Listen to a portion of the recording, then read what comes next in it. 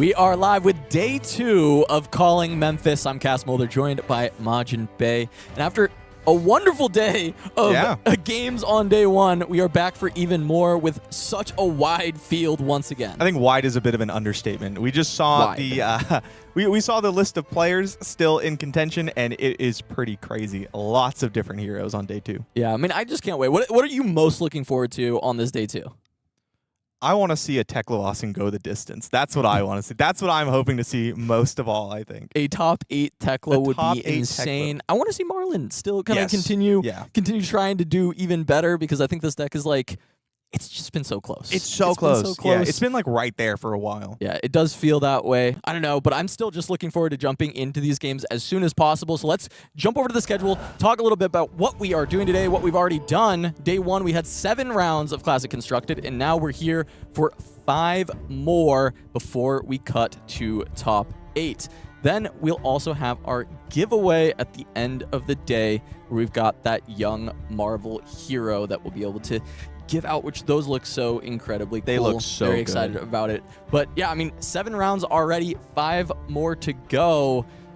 It's going to be a tough day of games, because you just, a lot of these players cannot lose anymore. Yeah, it's also, you have that day 2 pressure, where day 1, it's like, you know, it's the first day. There's not a lot of pressure. You want to do well, obviously, but day 2, especially coming in at like a 7-0, 6-1 record, every game has more impact, it feels. Yeah. And losing 1 could be the difference between a calling top 8, which is a very big deal, and just missing. Yeah, and make sure you stay to that calling top 8, because at the end of it, we will have that young Marvel giveaway. Look at these beauties.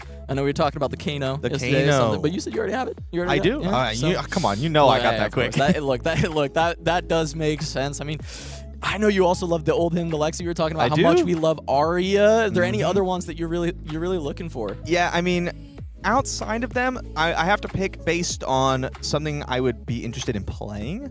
Obviously, I love Chain.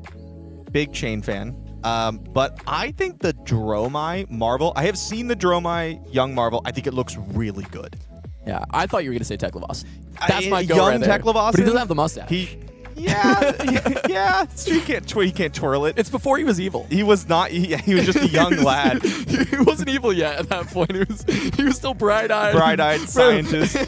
Well, our players are bright-eyed looking at the prize pool, so let's take a look at it as well. It's going to be a $20,000 prize pool for the calling, with first place taking home that lion's share at $5,000. There's also the gold foils for that top 8, the PTIs on the line, and some World Tour points. And the other big thing that we've got now are these tournament packs. These are an all-new participation pack for the major events, and the cards inside just look so cool. But our champion will be getting the coolest prize card of all, the Quick Dodge Flexors, as well as that trophy and the PTI, $5,000, 10 points. It's all so incredible.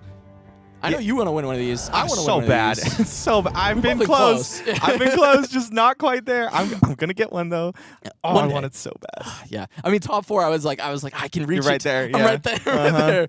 But once you hit top 4, I feel like you start thinking about it. You're like, you just got to win 2 games. I win 2 games all the time, and then you lose. How many games did I win to get there? It's like, a lot. Get 2 more, easy. All right. Well, we got to see what the players did bring for this calling, because it has been an insanely wide field. I mean, you said it's an understatement. I mean, look, it's 3 columns wide, lots of different decks, and at the top of the tables, it was Vynnset, Oscilio, Victor, and Valda. Valda and Vynnset definitely a bit of a surprise here. Vynnset been picking up in popularity, but being tied for the first most represented is a huge surprise.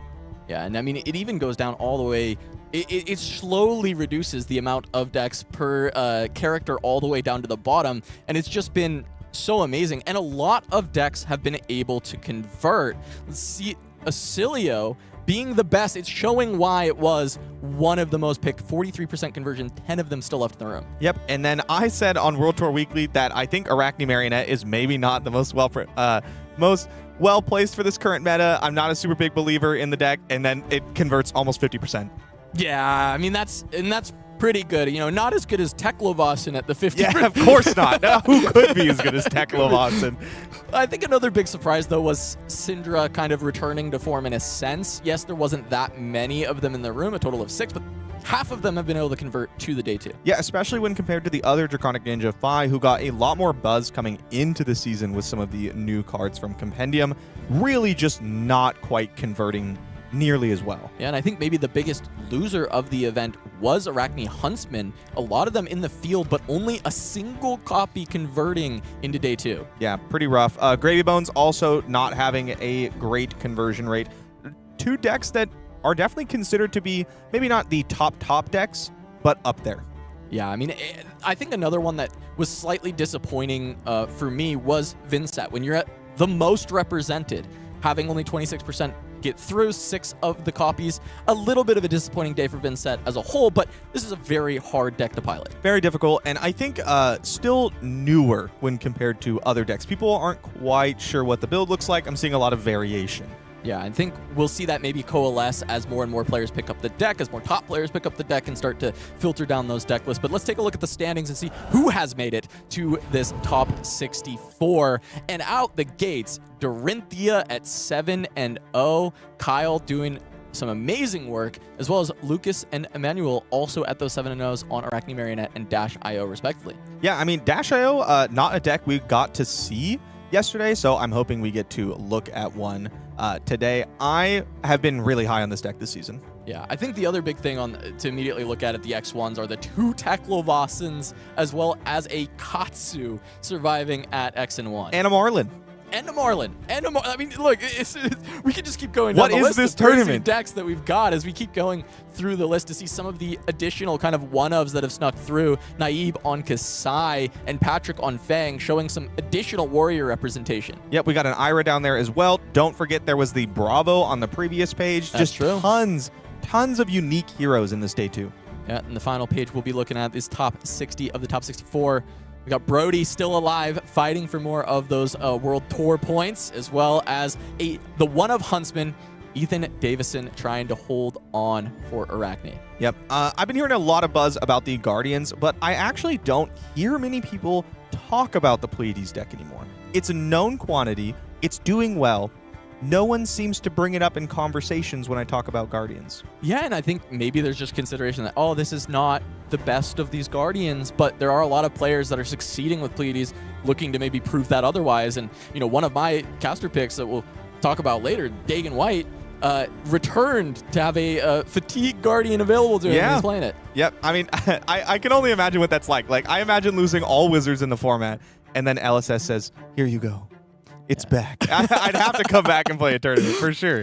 All right, well, we mentioned Brody still in the hunt for World Tour points, but there's plenty more players fighting for those as we look at the leaderboard. Jacob Clements still alive as well, and he is leading the table at 57 points overall for Player of the Year, $25,000 to that player who wins this. Yep. Brody Spurlock, decent jump down, but definitely still in the race, along with Christopher Iali, and then it gets pretty close from there with a lot of very familiar names. Yeah, and some of those names are still alive in the tournament. Andrew Rothamel, Yuki Lee Bender, still hanging out in this one, trying to add another 10 points and start catching up to the players like, you know, Brody and Clements.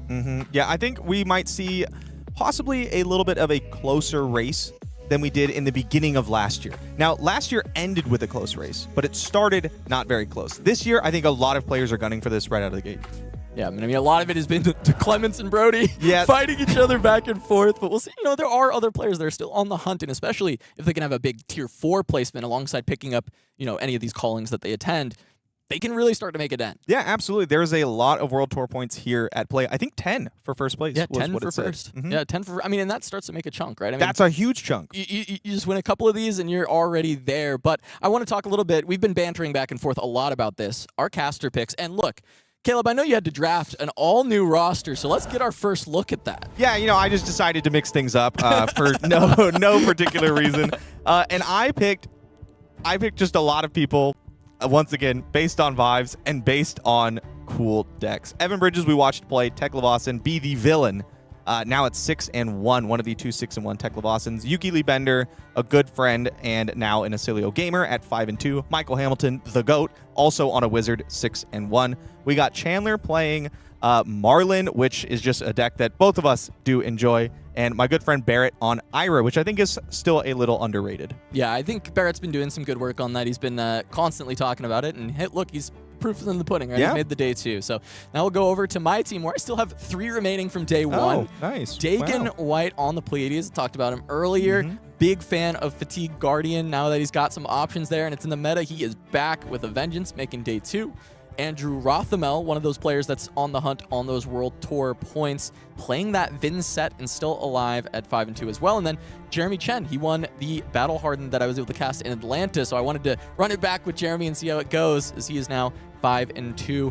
I picked up Austin Redington to add to my list. He is a Prism player that the last time there was a calling in Memphis, he was able to make that top 8 and see if he can return to form once again for this one. And I grabbed Caleb Kazkatsu. Yep, and great name. Really Yeah, good. great. I would say very name good buff. He might be the best Caleb I know. That's not very nice of you to say. All right, well, we got one more set of caster picks. We'll send it over to ManSant to let us know who he's grabbed.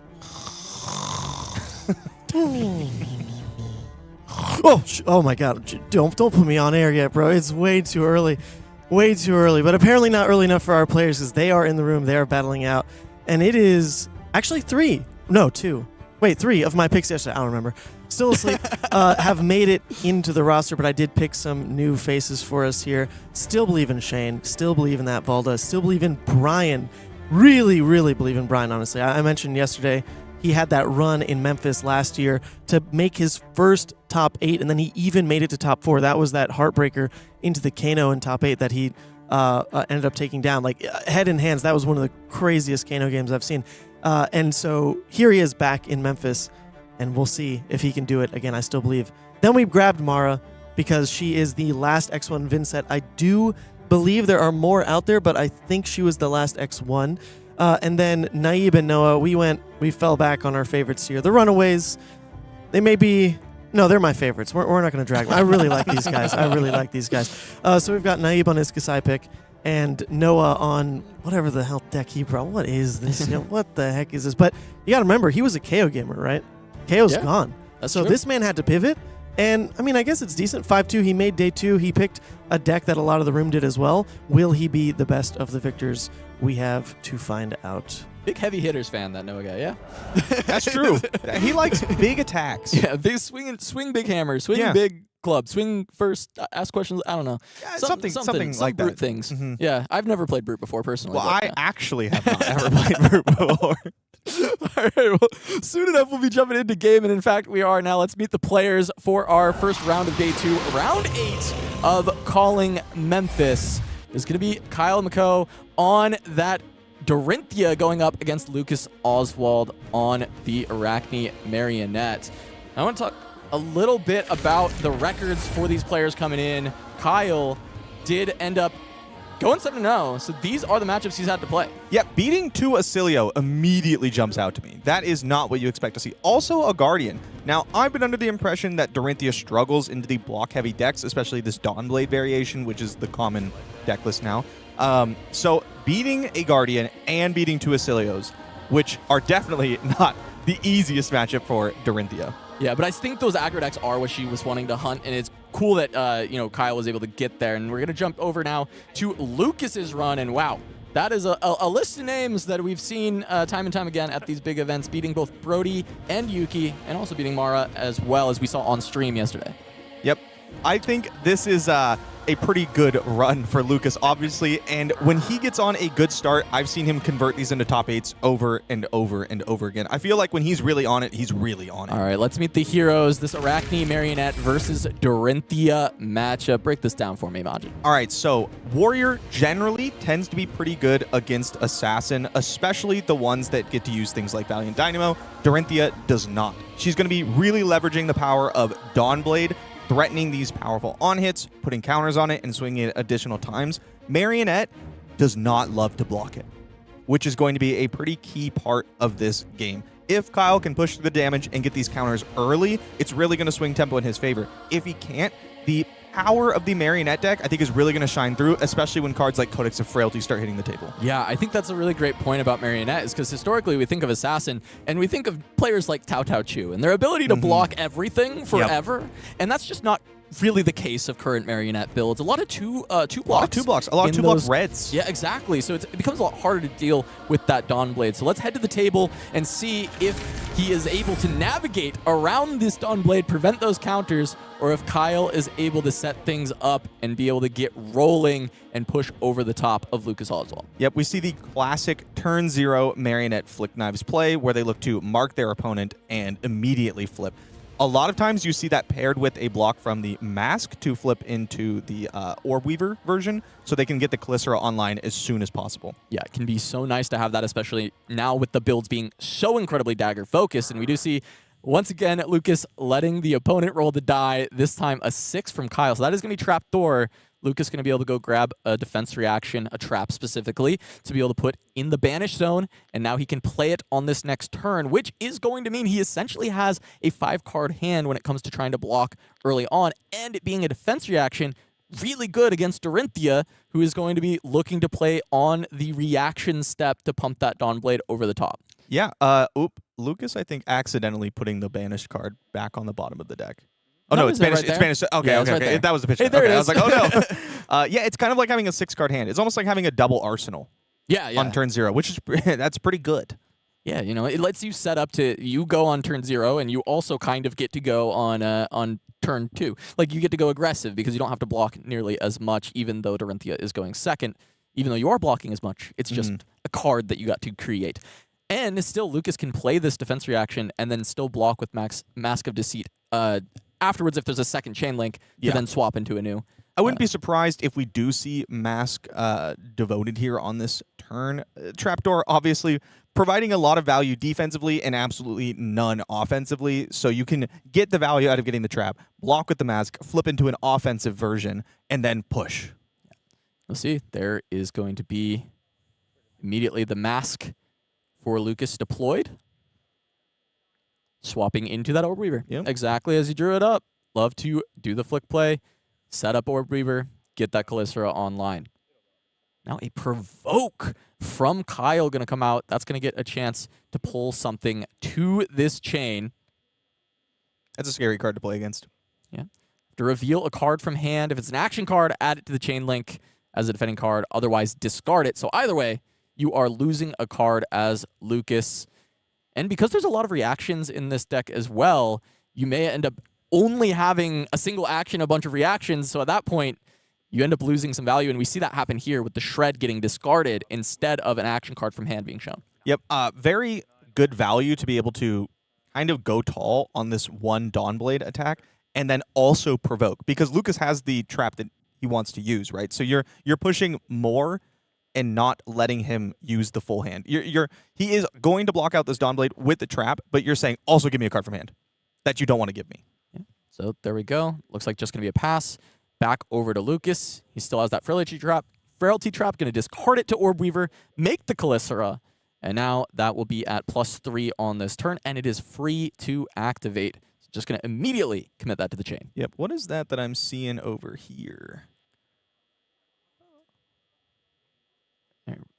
Blunton. Oh, Blunton. That's one of the new cards here for Dorinthea coming out in pen. When this defends a weapon attack, the attacking hero discards a card. Oh wow, that's pretty incredible here. Incredibly powerful in this spot, but it doesn't end up working out that well because of the fact that Lucas had just a Leave No Witnesses in hand and a Codex of Frailty in arsenal. So all it did was put the Leave No into the bin for Lucas to grab back. Yeah. But in general, though, good card for us to look out for. Amazing in this matchup. Yeah, I mean, no attacks in Graveyard for Kyle, though. It is a Dorinthea deck, so the Codex doesn't have quite the slam dunk power that it does in other matchups here.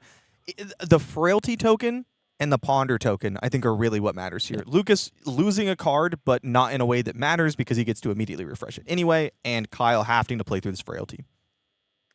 Let me see. We're just going to get the Dawnblade swing to start things up. See what reactions Kyle has in wait. But I saw another defense reaction grabbed by Lucas. Actually, a lot of traps that he's had in this. A lot of different ones. There's Den of the Spider, I believe, that he just picked up. So that is going to be able to mark Kyle if this is a pumped weapon. Yep. Keeping that mark going, pretty important for this Arachne Marionette deck. That is no surprise. Really powers up cards like To the Point, makes things like Mark of the Black Widow really scary. There it is. Perfect. Den of the Spider going to cover this Blade Flurry over the top, going to get the mark onto Kyle. So now Lucas gets to have this 3-card turn into a marked opponent for Marionette. Pain in the backside. Head jab with a little bit of some. Little sauce. Little sauce on it. Little sauce on it. Doesn't unmark Kyle once it hits. No, that's you can the worst remark. part. Yeah. And there we go. Savor Bloodshed into 6 go again on the Graphene Calycera. Yeah, this is where it starts to get a little scary. I mean, 6 go again, really strong. You can draw a card with the Savor.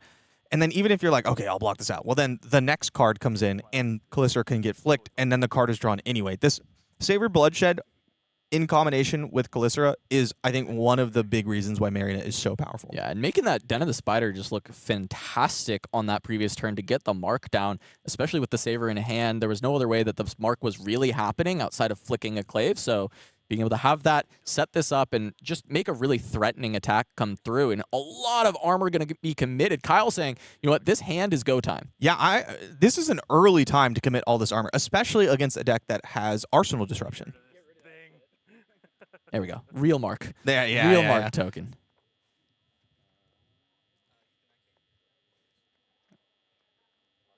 There we go.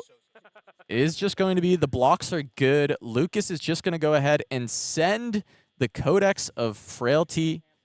Once again, going to be able to grab the attack. And there's still that Savor active. So there still is the potential to draw an additional card. However, because of the Ponder token, it would likely be wasted. And I think it may be possible that Lucas is down for trying to make Kyle block and leave the mark there. Yeah, it seems like Lucas considering Pain in the Backside because unlike Leave No Witnesses, which isn't attacking anything, right?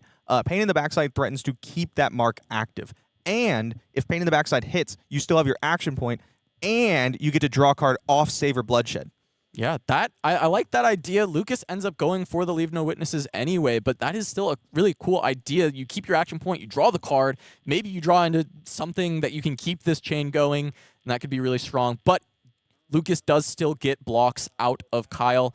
It is just going to be a blue-black 3, and then a Take It on the Chin, so an agility for Kyle, as we are going to roll for an agent, and it will be Funnel Web looking to attack that Arsenal. Yeah, definitely want to end this turn with no Arsenal if you can, if you're Kyle. Now, I'm surprised to see 2 cards devoted to on block here. I have to imagine that means Kyle did not find what he wanted to off of that Crown of Providence, because otherwise you would likely let some of that Leave No Witness damage through. That way you don't remain marked. I don't expect this to go to Fatigue at all. Oh, does have to Arsenal. Wow. Really not what you wanted to see. That is a tough turn after Kyle shoved armor to just swing Dawnblade Arsenal. Makes it really, really difficult. Now Lucas just gets to threaten with this Calycera, saying, you know what, if you just non-block this Calycera, I can just kill your Arsenal. Yeah.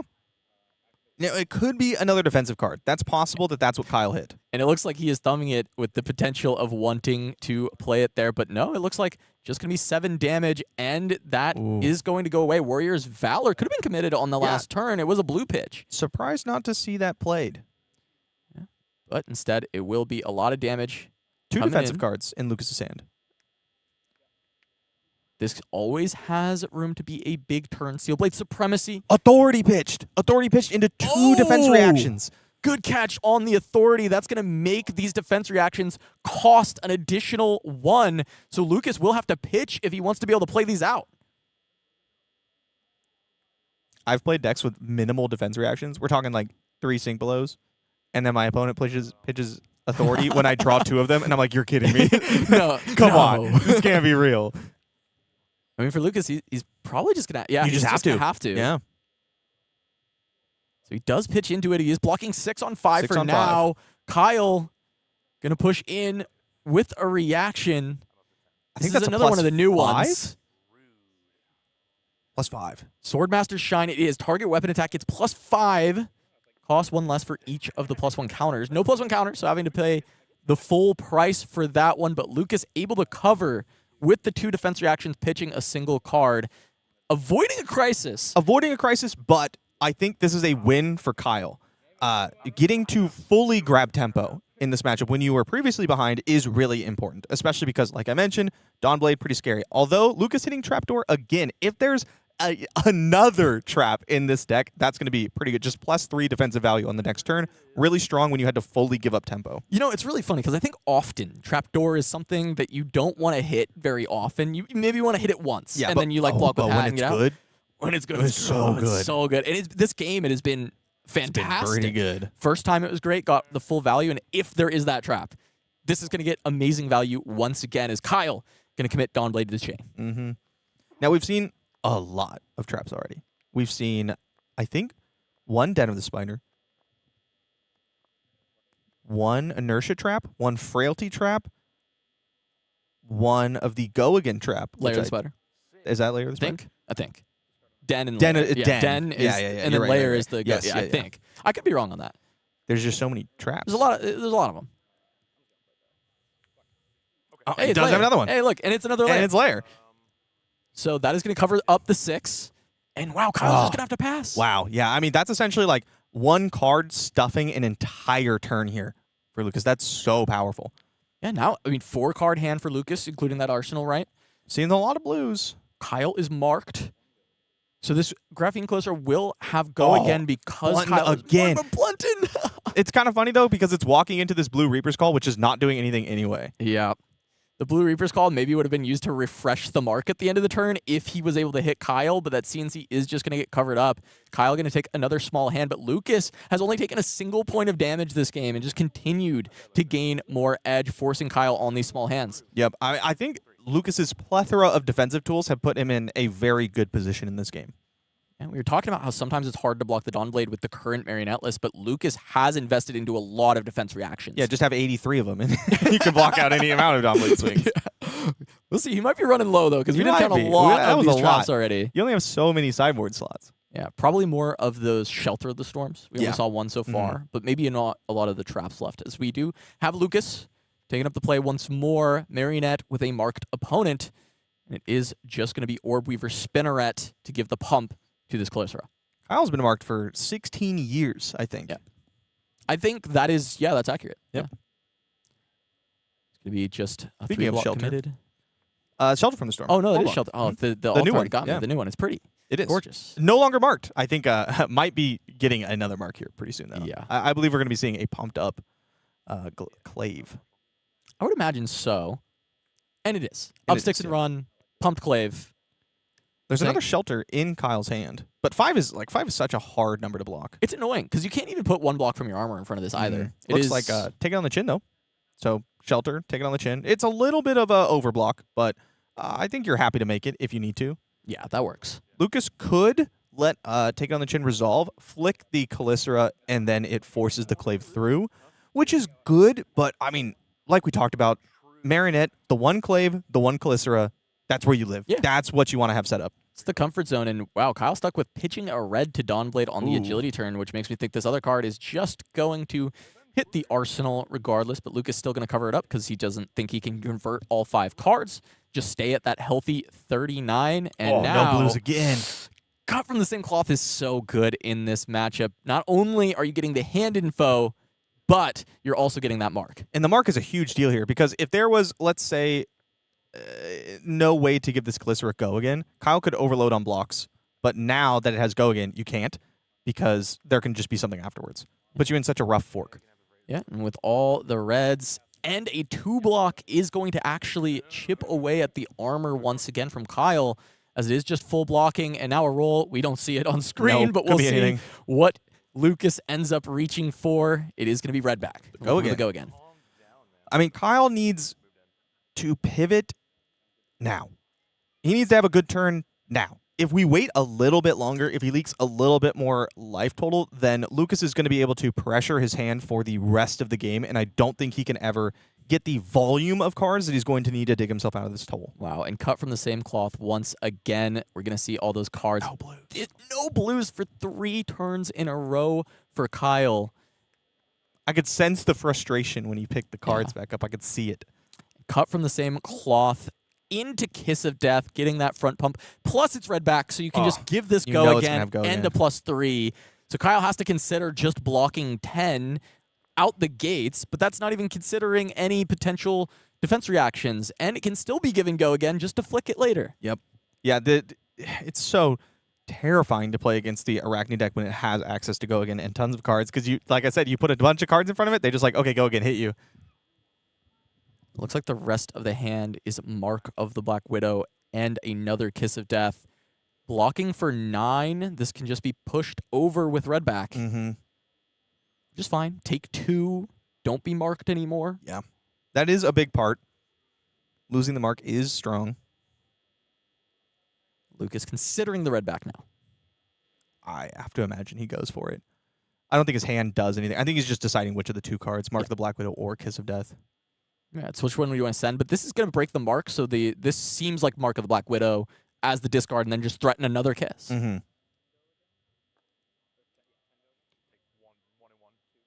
Couple of smooches headed Kyle's way. First one going to connect.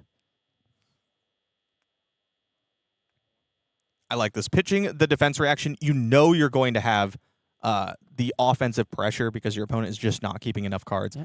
Arsenaling the Kiss of Death, we have not seen a single Tarantula Toxin yet, and I know that it's on Lucas's mind. Did Lucas just skip flicking the Kiss of Death, or did they shortcut No, he did. there? He just did it really They quick. just shortcut Yeah. it? Okay, cool. I just didn't catch it. He's too fast. He's so quick. Give it go with bolters. Okay. All right. Just wanting to threaten the counter, not let Lucas have the full 5-card hand, even though it may not be easy for Kyle to push this through and get the counter. Does? Looks like Lucas just going to let it happen. Which sounds good if you're Kyle, except you're 21 and your Marionette opponent with Tunic up just said, yep, I'm going to take all of this. Yeah, go ahead. Have a counter. Yeah, I will have my 5 cards. You won't Thank have you it for very long. much. Yeah. All right, get a start with just swinging the clave, wanting that mark, and going to make it awkward for Kyle, because if he puts a card in front of this, there may just still be a lot of pain behind it. Yeah, I was just going to say I'm never blocking this, and then he drew Blunton, so I would be Blunton's blocking great. this. That is a beautiful draw in this circumstance. Such a great answer. Yeah. It feels like a no-win situation on trying to block this Hunter's Clave, but I do think Blunton is a win It's situation. a win. Yeah, it's like the only one. You're basically going up 2 resources in this battle. You're trading a card for a card from the discard, but then you're forcing Lucas to pay 2 for the clave as well. Now it's going to be up sticks. We know there is another Kiss in Arsenal. If I don't have to, I'm never blocking this card. I have not seen Tarantula Toxin yet. You know Kiss was saved. I do not want to get got. Yeah. If your hand can convert, you have a counter. Yeah, you keep it. Just you know what? This is going to hurt. Uh-huh. And then we go. Yep. If I'm Lucas, though, and my opponent no-blocks this, I'm not sure what the last card Lucas has in his hand. I think it might be another Upsticks and Run, which he saved. I'm probably whispering this and sending Callister. That way I can flick the Kiss of Death after. Yeah, that makes sense. You didn't get the block on Black Tech, but you got 33 life, and I think you're trading the 1 defensive value for a bunch of 3 damage on offense. 3 damage into an opponent that is falling very low makes a lot of sense. We'll see what Lucas decides. The damage is taken. He's just going to pass Says no. the turn. He says, Send over to actually, Kyle. Caleb, that's dumb. I'm not going to do that. And there we go. Leading with speed. Oh, or not. or not. Or maybe. There we go. What? Leading with speed? I feel like Kyle is wanting one more resource. I feel like that's what's happening here. Because it's Glistening Steelblade as well. So that's 1, and then another 1. That's 2. Mm-hmm.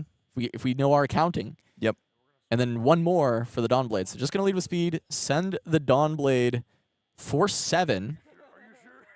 Oh, just snap Lucas no says block from no Lucas. blocks. Which means no go again.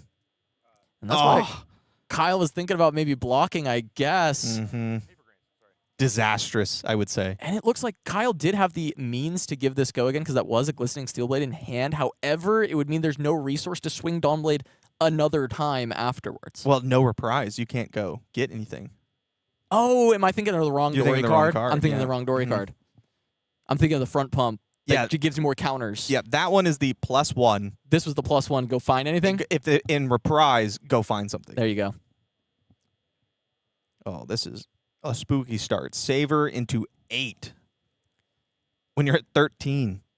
Now, I mean, the deck does have like quotation mark true damage, right? It's that Flick Knives is more or less unstoppable, essentially because we've seen Kyle go through a couple of shelters and a couple of take it on the chins.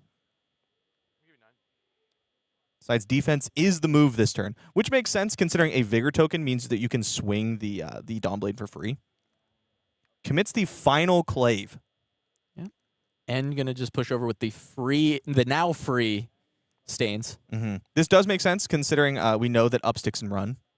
I'm pretty sure we know Upsticks and Run is in the arsenal. Gets to draw a card off the Saver. And the offensive potential of this deck with a full 5 cards is so strong. And there's the Upsticks just to get that Clave back. Oh, Tunic into to Clave. Swing it. Another 5. Kyle just going to put as much block in front of this as he can. Oh, no. And there's the Arsenal Destruction. Oh, that Iron Star response has been rotting.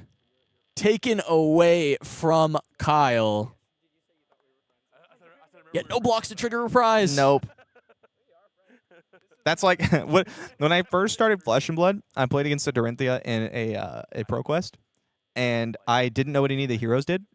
And so I was like, hey, how do I play against Dorinthea? And they said, okay, what you do is you either no block or you super overblock. And I went, okay, got it. And then my opponent was going first, and they were on Hatchets Dorinthea, but I didn't know the difference. And so they attacked with the first Hatchet, and I threw all 4 cards in front of it, thinking I was so clever, because that's what my friends told me to do. And then they just gave it go again and hit me for 12 with the other one. Oh, no. Well, as we saw there, Lucas sending 4, Kyle giving the last little bit of block that he can. And it is now going to be a cut from the same cloth into a Saver, into Codex, Kiss You. It's a lot. It's a lot of damage coming through. 7, 11 plus the on-hit of Kiss, which isn't going to happen. Decides not to flick for the Saver draw because he has the Ponder.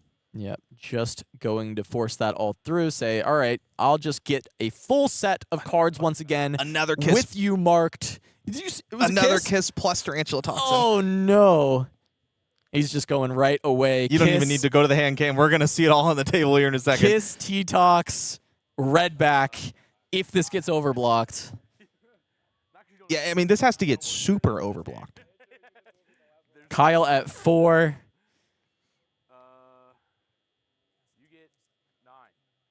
Okay, blocking 9, which is the only way I believe to not immediately die. Yep, there's... Oh, no, T-Tox, still die. Stains, red back, game. Luke is going to pick this up over Kyle and remain undefeated here in Calling Memphis. Yeah, that Arachne deck was humming. Yeah, I mean, that's the kind of Arachne game you love to see. Yep. Finding all the traps and D-reacts exactly when you want them. Then the kisses lining up back, Kisses back lining and back. up. Always having the blue when you need to go multiple daggers wide. It looked really clean. Yeah, and I mean, it's why the deck has been so successful for a long time. It has struggled to pick up some of the big wins, right? But it has constantly been a threat in those top 8s. And even after Assassin bans a while back, the deck has still looked good pivoting into that dagger plan. Yeah, absolutely. It's been pretty impressive at the Pro Quest level as well. And it does seem to be a bit of a favorite among a lot of players who have a bunch of experience on it. All right, well, we are going to head to a quick break. When we return, we'll have a light illusionist for you, so don't go anywhere. Calling Memphis will return right after this.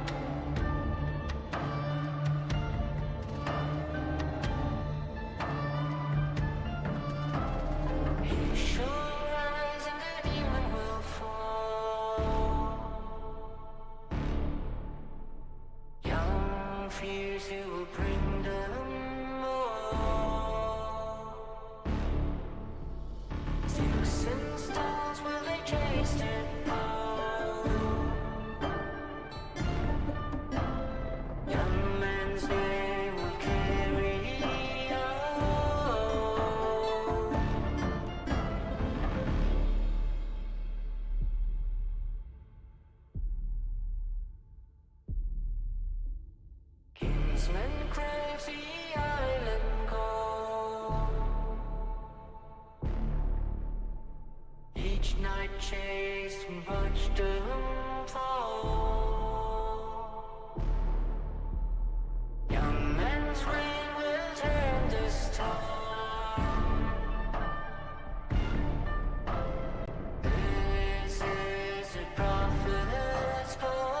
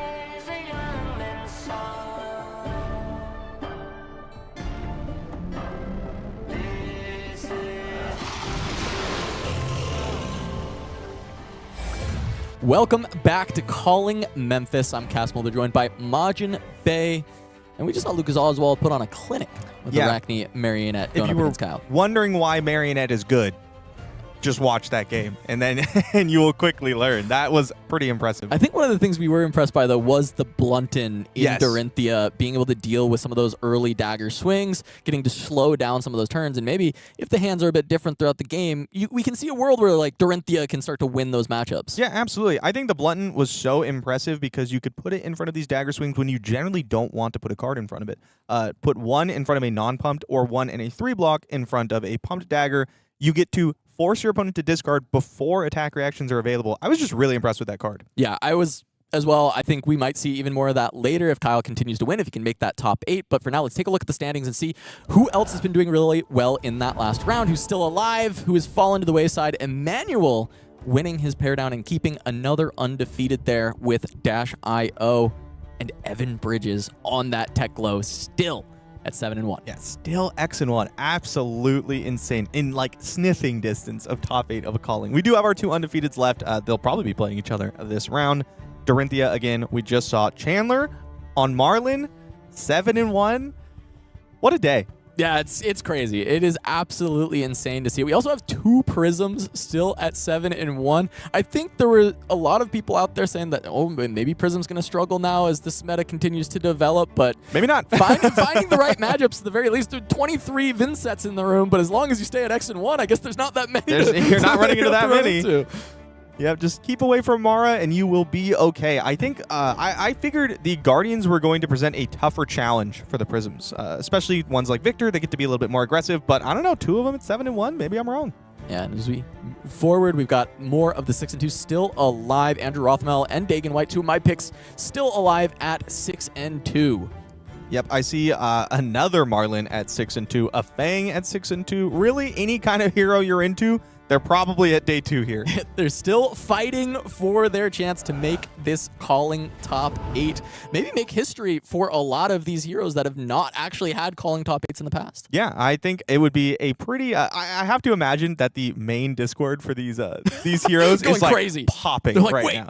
It might be time. The Teklo Discord's losing their mind as we speak. I would bet all of my money on it. All right, well, we don't have Teklo yet, but we do have Prism versus Oscilio. Let's go meet the players for this round 9 match. It is going to be the GOAT himself, Michael Hamilton, going up against Austin Redington, one of my caster picks for the day, piloting Prism at 7-1. Hamilton as well at 7-1. Let's take a look at the records, see what their road has been to this round 9. Yeah, I'm seeing Valda, a W. A lot of people theorizing that Valda was going to be an incredibly tough matchup for Oscilio. Hamilton showing that the GOAT don't care. He still wins those, but losing to a Slippy, which we did not see very many of during this tournament, and most recently beating a Teklovossen. I think this is actually my pick against your pick today. Oh, yeah, it is. It is, yes, because you did redraft. No, but both of these are redrafts for us. Michael Hamilton versus Austin. That's going to be great. Let's go ahead and take a look at Austin's matchups for the day. Austin has run into an Oscilio that he took down Andrew Cook in round 1. A very big win for him, and he's had to fight a bunch of other Guardian players, but also taking down, you said if any Prism is going to win this, it would be Kevin Murphy. Austin getting the better in the mirror. Yep, proving me wrong. Yeah, just rubbing my face in it, I suppose. There we go. Let's go ahead and meet the heroes. Talk a little bit about the Oscilio Prism matchup. This is a wizard versus an illusionist, something that you are all too familiar with. Played that once or twice. Yeah, yep. yeah. Okay. Tell me about this wizard, though, and how it deals with this illusionist. So generally, wizards really struggle into illusionists. I figured that this would be more of the same. Prism's Herald plan is really strong into low health heroes that have a lot of cards that have no block value in the bottom right.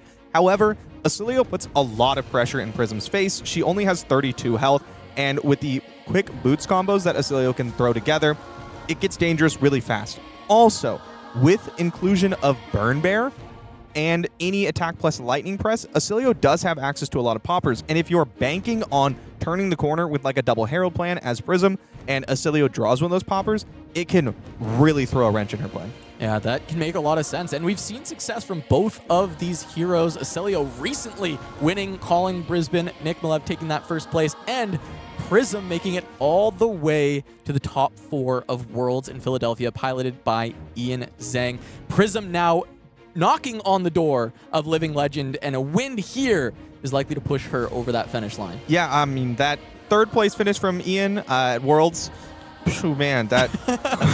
Yeah, I wonder who they beat to get there. Yeah, some scrub, I guess.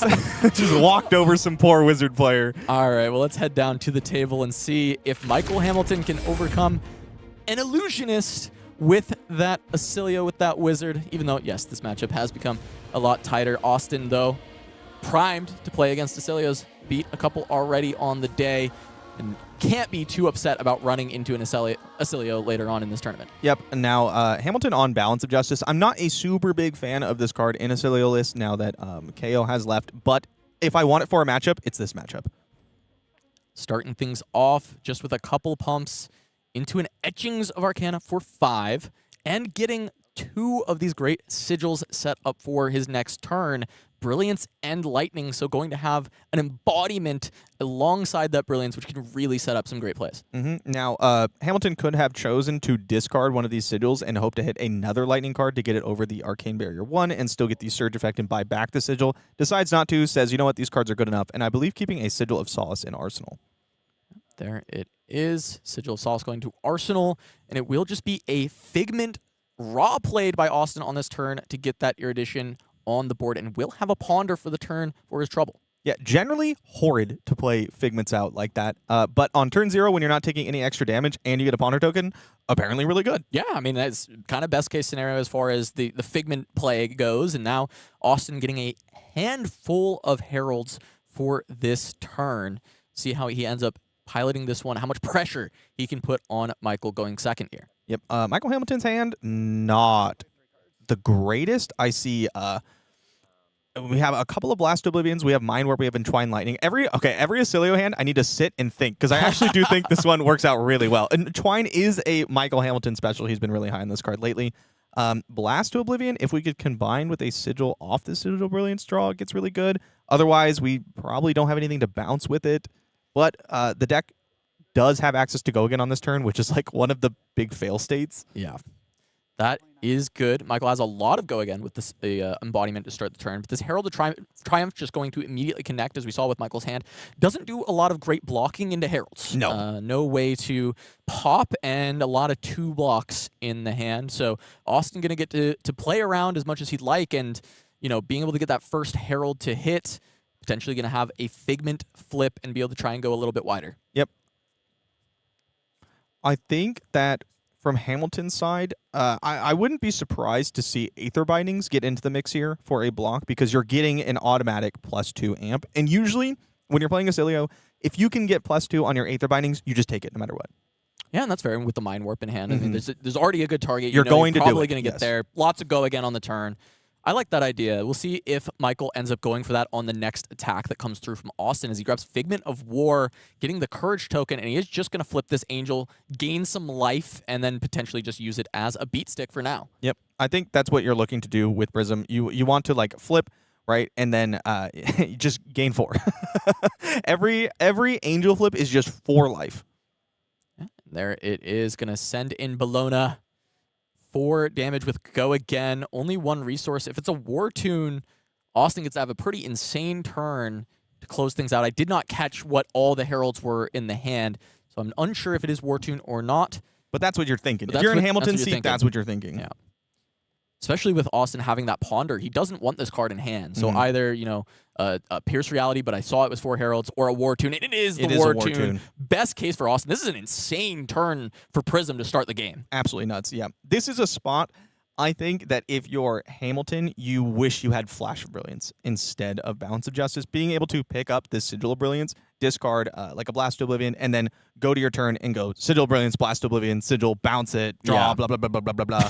blah, blah, blah, blah, blah. Yeah, et cetera, et cetera, et cetera, Mind Warp you. Yeah, that is generally the game plan for Oscilio is, Sigil, blah, blah, blah, blah, blah, Blah, blah, blah, and then, blah, and blah, then blah. we're there. That part's important, though. Yeah. It's Well, like you really have to focus on that part. Yeah, you do. It's like the draw the rest of the owl meme. All right, well, we do. he's going to deploy those Aethers. Good call from Majin here in the booth. Is just going to block 1, take 6, and Austin's going to get to go find another Figment to get onto the board. I think, like, you're a little incentivized to save it, especially when you have Balance of Justice, because you can go 3 block plus Balance to block Erudition, and then 3 block plus your other 2 equipment block to block an Erudition. But, I mean, I think you just take the value when you can get it here. This game's going to be... Usually it goes a little bit longer than you would think for this matchup because of the poppers and things like that, and both decks have to start blocking pretty quick. But, I mean, you're getting 3 value off this Aether Bindings. I think you just take it. Well, and also, I mean, just considering the start. Going second, Austin throws Herald, bang, bang. Angel Swing, Herald. Like, Sorry, bang, bang, bang. Like, how long is this game really going to go? Because, I mean, I agree with you. Yes, this game can go very long, but this might be one of those kind of exceptions where it's like, all right, well, I gotta find this combo now. Like, we got to go. And we're going to have a couple of Sigils pop at the start of the turn. Aether Binding. Yep. Going to be cashed in. Now, we don't know what's going to be drawn here, but right now, Blast to Oblivion does get to bounce that Spectral Shield, which is really funny. That is a thing that it can bounce, unless there is another Sigil. Of course, as you're saying, what the blind draw for Hamilton may change that plan. Yeah, I was surprised to see another Blast to Oblivion kept because you're going to be... Oh, it was a Sigil. Wow. Yeah. That's perfect. Let's take a look at Michael's hand. Sigil picked up to add to this, to go with these blasts. A lot of go again. The blast is going to get go again right out the gates from the embodiment if it wants. So it's just about getting that Sigil down, having something to bounce. And then Sigil Lightning is perfect. Yeah. Another embodiment Yep. for the other Blast to Oblivion. Other Blast to Oblivion. He's just too good. He knew. He's like, yeah, I'm gonna figure out a way to do this. So it is the Sigil of Solace in Arsenal that is going to enable this. Yeah, spell. It's not just getting to play the other Blast to Oblivion. It's not just getting another amp or 2 on Volzar. You also get another Aether Bindings of the 3rd Age trigger off this line. This is really big. It's going to make that Mind Warp come in for a lot more than we were initially thinking. Yeah, let me piece this turn together. So it's Sigil of Solace, bounce Sigil of Lightning, Blast to Oblivion with go again, play Sigil of Lightning, bounce your Spectral Shield, Nana Boo Boo, and then Mind. Entwine Lightning. Part. Yeah. Oh, can you fit them in? I don't think you can fit the Entwine. Yeah, you need a Lightning card for the in. Entwine, right? Yeah. So you might just be saving the other Blast to Oblivion, or you could be saving the Entwine Lightning. Right? You'll probably Arsenal Entwine. All right. There's going to be the bounce. Sigil of Solace. Gain the 3 life. Actually, very important So with important. how much damage has come through for Austin already. The disruption from the Mind Warp on this turn is going to be critical. It's so good. Especially like against blocking decks that want to block with at least some of their hand, Mind Warp's pretty good. But against decks that want to be bracing you, Mind Warp's incredible. Yeah, because Austin's in this spot where he's like, I got this big life lead. I'm going to hit you really hard. Prism sends a lot of damage. Mm-hmm. And seeing +3, and then when he sees this warp, not going to be happy about it. No. So here's the blast. Nana Boo Boo. We're not there. We're not there just yet. Oh, yeah. We're close. There you go. Nana Boo Boo now on the stack. Yep. The shield will get He's bounced. like sticks his tongue out at him.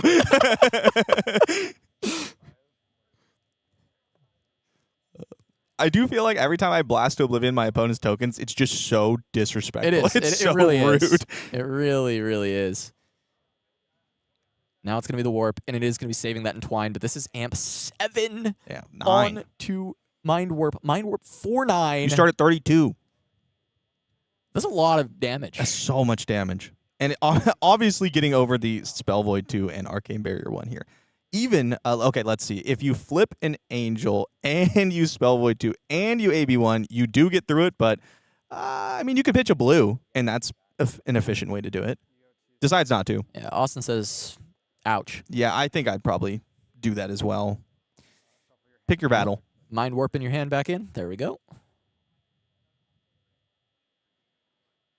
All right, so Hamilton obviously hoping that there's not a large turn. Now, if Austin can present like, I'm thinking like a red Triumph, a red Protection, Herald, push like a pretty strong turn with good resource cards.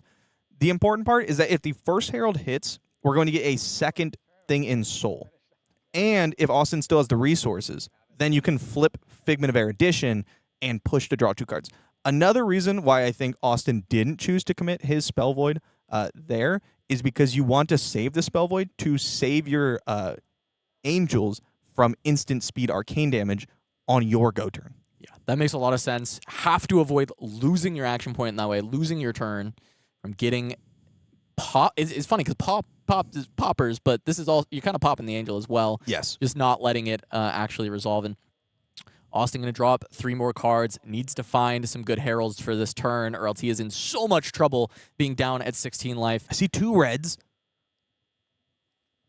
We got just a little glimpse of it. Looks like red Herald of Triumph, red Wartune Herald, and something else. Looks like a blue. Oh, maybe not even a yellow. Yeah, no yellow for the go again.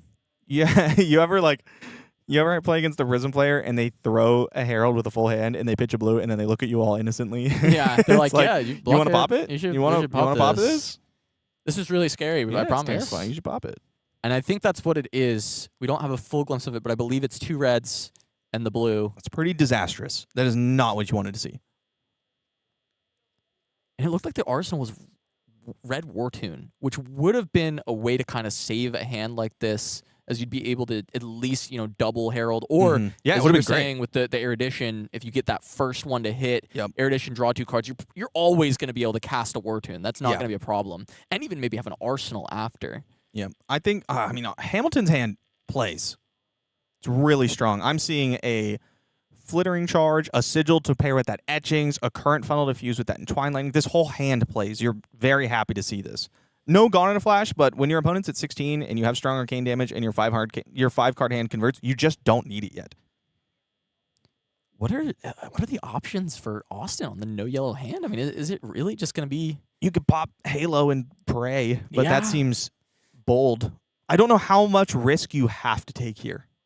There's some game states where you're like, I am so far behind, I gotta just roll the dice because that's the only way I win. I don't think we're there yet, though.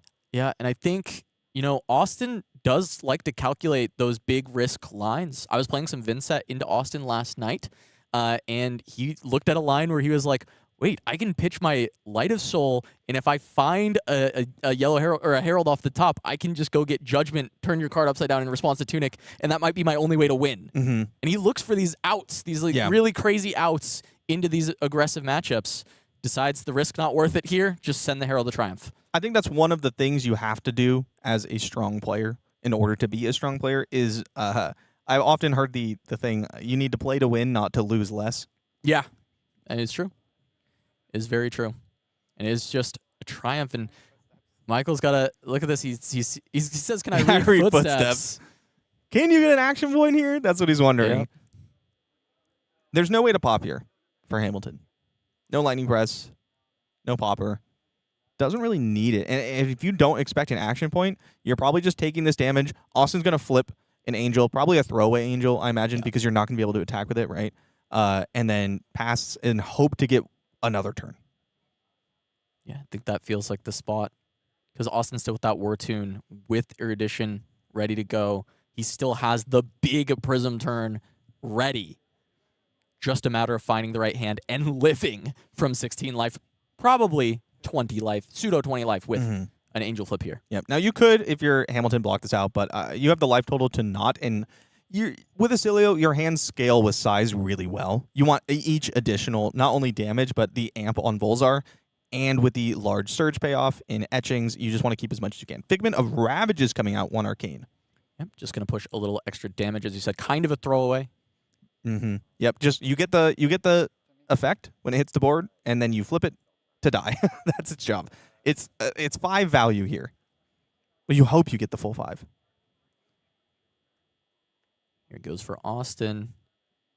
Yeah, I think you value Figment of Protection over the Ravages. Yeah. The multiple Spectral Shields, if you're able to turn the corner on this game, are very impactful in this matchup. Yeah, if you get Michael blocking and you can create a Spectral Shield per turn, you're just kind of 2 there. You're 2 per turn. Yeah, you're just in amazing shape.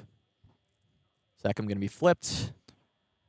Michael, Back over to Michael. living the Oscilio dream with just an embodiment of lightning starting off every turn. Yeah, that's true. It's only been 2. It's only been 2, but it is That's still all of very them. good. Yes, that's so true. How astute. Yeah, this time not going to matter too much because the Entwine, just not having to reveal info. I believe there are lightning cards in his hand. Yep, there is a lot of go again. This hand doesn't need the embodiment. It doesn't like it could do it all anyway, but it is so nice to have the option. Second going to get in front of the Entwine Lightning, and now Flittering Charge going to hit the combat chain from Michael Hamilton. Has that Sigil of Aether to give it go again. The only issue here with Hamilton's hand is that this Etchings of Arcana does not get over the Halo Spell Void if Austin decides to commit it. Now, popping Halo can be used defensively, but you really want to use it offensively on a big turn. Get your Figment, push. Yeah, and I think Austin's going to have to heavily consider, right, whether stopping a Sigil of Brilliance coming back or Sigil of Lightning, whatever Michael usually Brilliance. Probably Brilliance here. I mean, it would be Lightning if he didn't have boots. Oh, great point. Yeah, but the game is so close to being over. Well, it's not, but the life totals are close to being to 0 that you just get Brilliance because you just want to find something to pop your boots with and go. So I expect to see a Halo of Illumination activation. Or we could see a Figment of Protection flipped, but with that Figment of Erudition on the board, you really want that 2 souls so that you can flip and attack drawing the 2 cards. That's generally Prism's big pivot turn. That's what we're looking out for. Yeah, and I mean, with Michael at 14, the pivot turn from Austin is likely to threaten lethal, and it is now. Yeah. It has to happen. There's no more time. But it has to be now, and it has to threaten lethal in a way that makes it so Michael cannot just finish Austin off, because going to 5 here is a really scary spot to be. Oh, yeah, especially against a deck with shocks. I don't think you can let Michael have Sigil of Brilliance. Now, this next turn, if we do see the Erudition activation and the swing and the draw, is where Balance of Justice is going to come into play. It's going to give an extra card no matter what. You add a Sigil of Brilliance on top of that. I see Herald of Erudition in Austin's hand plus Light of Soul. Wow. I mean, this turn is going to be big. It's pretty big. Yeah, I mean, if you have a pump in Arsenal, I don't know what's in his Arsenal, but if there is a pump, this is pretty much exactly what you're looking for. It's still that War Tune here from earlier, right? We've not seen that War Tune get deployed. No, that was pitched to flip an Angel. No, there was another one that was there was a red in Arsenal. Okay, there was a red in Arsenal. Oh, another red War Tune. Yeah. Okay. If I'm remembering correctly, I believe we'll you. see. We'll see. We'll find out if I'm just we are gonna wrong find out. and blind in a little bit, but you really got to tank when choosing whether or not to use these big pieces. Yeah. I think both Illusionist and Wizard have these things where they heavily depend on a couple of very strong pieces. So Prism has their Halo, Oscilio has their Lightning Greaves. You can't just throw them away willy-nilly. these games don't go many turns, but they are very impactful turns with a lot of different decisions that can be made. I found that it usually goes longer than I think. Usually both players beat each other up pretty quick, and then both players kind of have to start like blocking and stopping what the other one's doing. Yeah. We'll see. We'll see. Hamilton's off to a pretty strong lead, but like we mentioned, Austin's got space to pivot. Now's the time, although Hamilton hasn't popped boots yet. Yeah, I mean, there is a big turn available for Hamilton if he can just find the pieces. Mm-hmm. He's looking for Gone in a Flash. For those true. of you who have not seen Oscilio do the thing. Gone in a Flash. I'm also hoping to draw the 0-cost Shock if I'm Hamilton, because that can really make things awkward with the Angels. Yes, Spell Void 2 is available, but any Lightning Instant can let you get over that. Yeah. Even the Sigil of Aether is actually quite annoying because Austin doesn't necessarily want to start the turn pitching By to pitching. AB. Yeah. Right? Yeah, You don't especially know what if else is happening. Especially if the next turn is just like Gone in a Flash 4 times. yeah, I've pitched to AB. Yeah, oh, okay. that's just Bang, bang, physical. bang, bang, Yeah, bang. Okay, cool. Very cool. Though still, I guess the value of pitching to AB there would be good because the Angel would still eat the Mhm. Gone in a Flash. But Does decide to commit the There we Halo. go. I expected this is what? Is that unsleeved? it is, yeah. He's playing with an unsleeved Halo of Illumination, yeah. Why? For fun. Okay. He said it tilts people. It's tilting me. well, then he succeeded, I guess. Yeah. Yeah, because we asked him that question last night, too. We were like, Yeah. why You're is like, it what is unsleeved, this? man? I was like, I got a gold foil. You want it? Yeah. All right, so it is committed, but what is the rest? Is possibly thinking about pitching to AB? Pitch to AB, Spell Void 2. Why pitch to AB? I mean, I guess if you just don't need the cards in your hand. Spell Void 2, take 3. Okay, no, just putting one card over there for safekeeping. Yeah, you just, Yeah. That's a special card. We like that card. Yeah. All right. Looks like Austin has thought out this turn, though, quite a bit because he was thinking for a while. Now it seems like he's ready to go. I may be wrong. But he's got a card. He's like, this is the He's pitch card. considering flipping an Angel right now. Oh. Probably protection.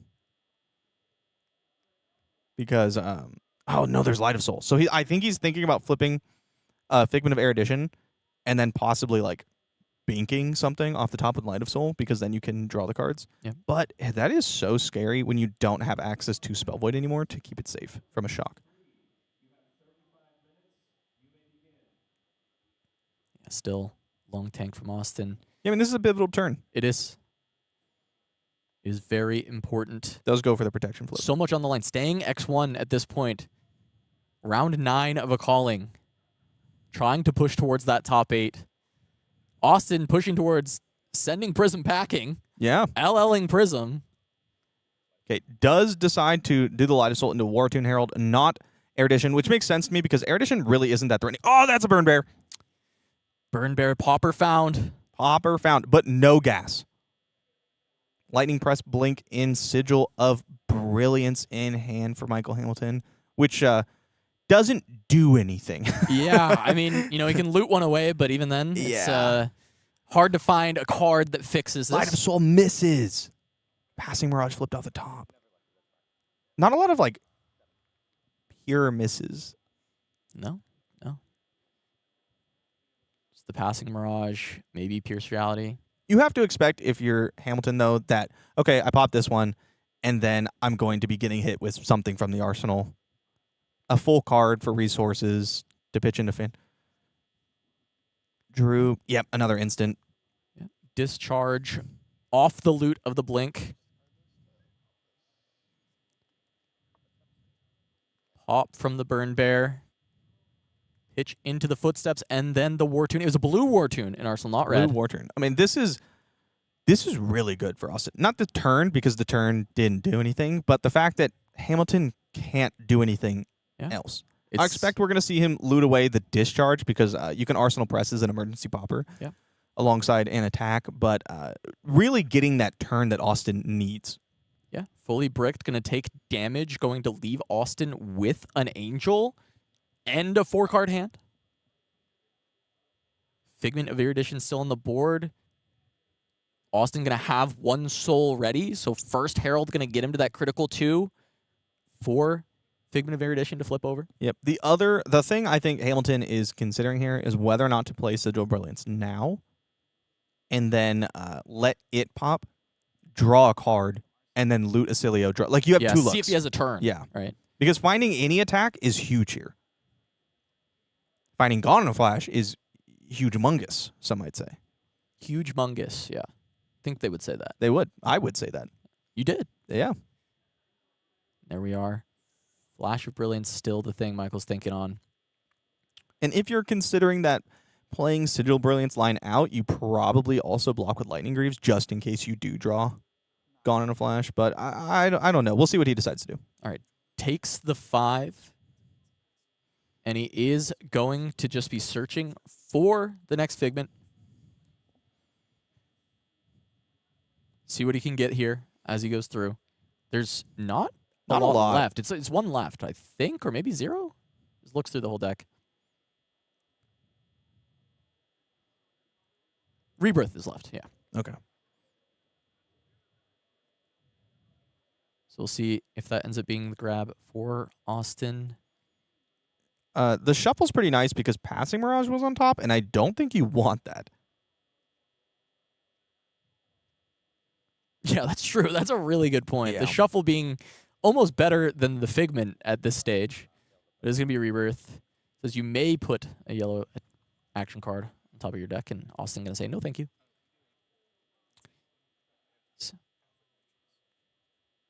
So it is going to go back to Hamilton's decision on that Sigil of Brilliance once again. I think he's decided not to take the line to play it out now. It is a little bit risky because if you draw brick, then you're doing nothing, and you don't have Sigil Brilliance on the following turn. Plus, we didn't see him block with Lightning Greaves, but Greaves and Balance could help cover Herald later, maybe valuing that over the speculative value of drawing Gone in a Flash and getting the +1 block. Yeah, I guess for Michael, if you're looking one turn ahead here, you're blocking 3 with your equipment. Balance is almost certainly getting triggered on Austin's next turn when you don't force any cards out of Austin's hand. Yeah. Though Austin did flip Rebirth, so doesn't have any cards in Soul to set up the Erudition, which makes sense. Yep. Michael's holding on to a 3-card hand, taking damage. What do you expect it to be? Maybe something. Yep. Instead, it's nothing from Michael here. Sigil Brilliance, activate Volzar to get over the AB1, force an Angel to die, but that's it. It's just going to be play another Sigil of Aether, Arsenal, Lightning Press, pass, which is not exactly the pressure that Michael was looking for.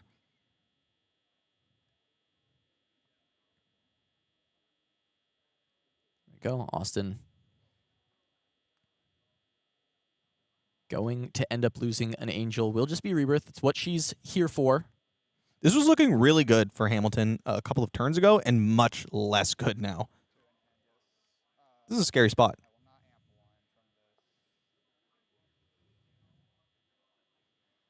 Now just going to play out a new Sigil of Aether and pass. Austin, 4-card grip. Angel of Protection already flipped. Figment of Erudition on the board already, but no Soul to work with just yet. Going to be a Herald of Protection to kick things off. Yellow in the pitch zone. It's a strong one, too. Now, Hamilton does have access to a Popper with this Blast to Oblivion plus Lightning Press line if he wants to take it.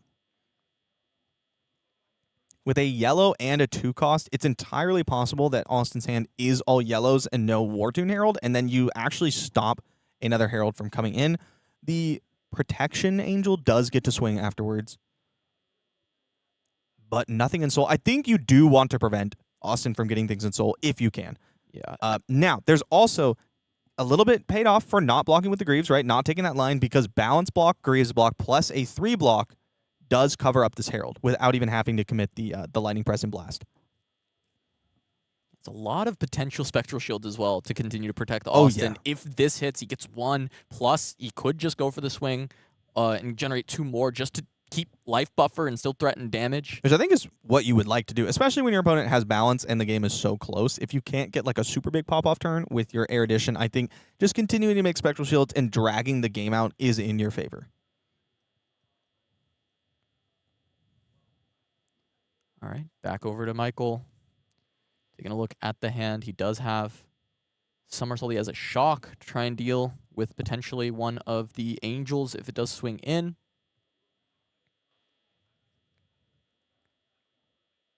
But not really good blocking prospects as a whole. Lightning Press, of course. Lightning Press to pop. I did mention that the Shock plus the 3 blocking armor does stop this.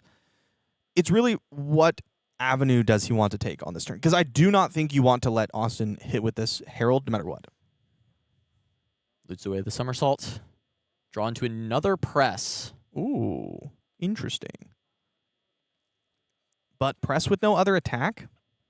Yeah. only attack would have to be committed. With Austin still having 2 cards. Go Footsteps, potentially another Herald, and keep the problems coming. I mean, you do get to see a lot more cards, right? You do get to see 1 off the Citadel of Brilliance, and then you get to loot again on your own turn. I expect to see the press from Arsenal committed, not hand. Give himself the most amount of options to Oscilio. Yep. There it is. Does Yes. Austin have the blue? Yes. Yes. I was going to say yes, the passing Mirage, of course, but But no, it there was a shuffled. shuffle. Yeah. There was a shuffle. Was not guaranteed for Austin. Now,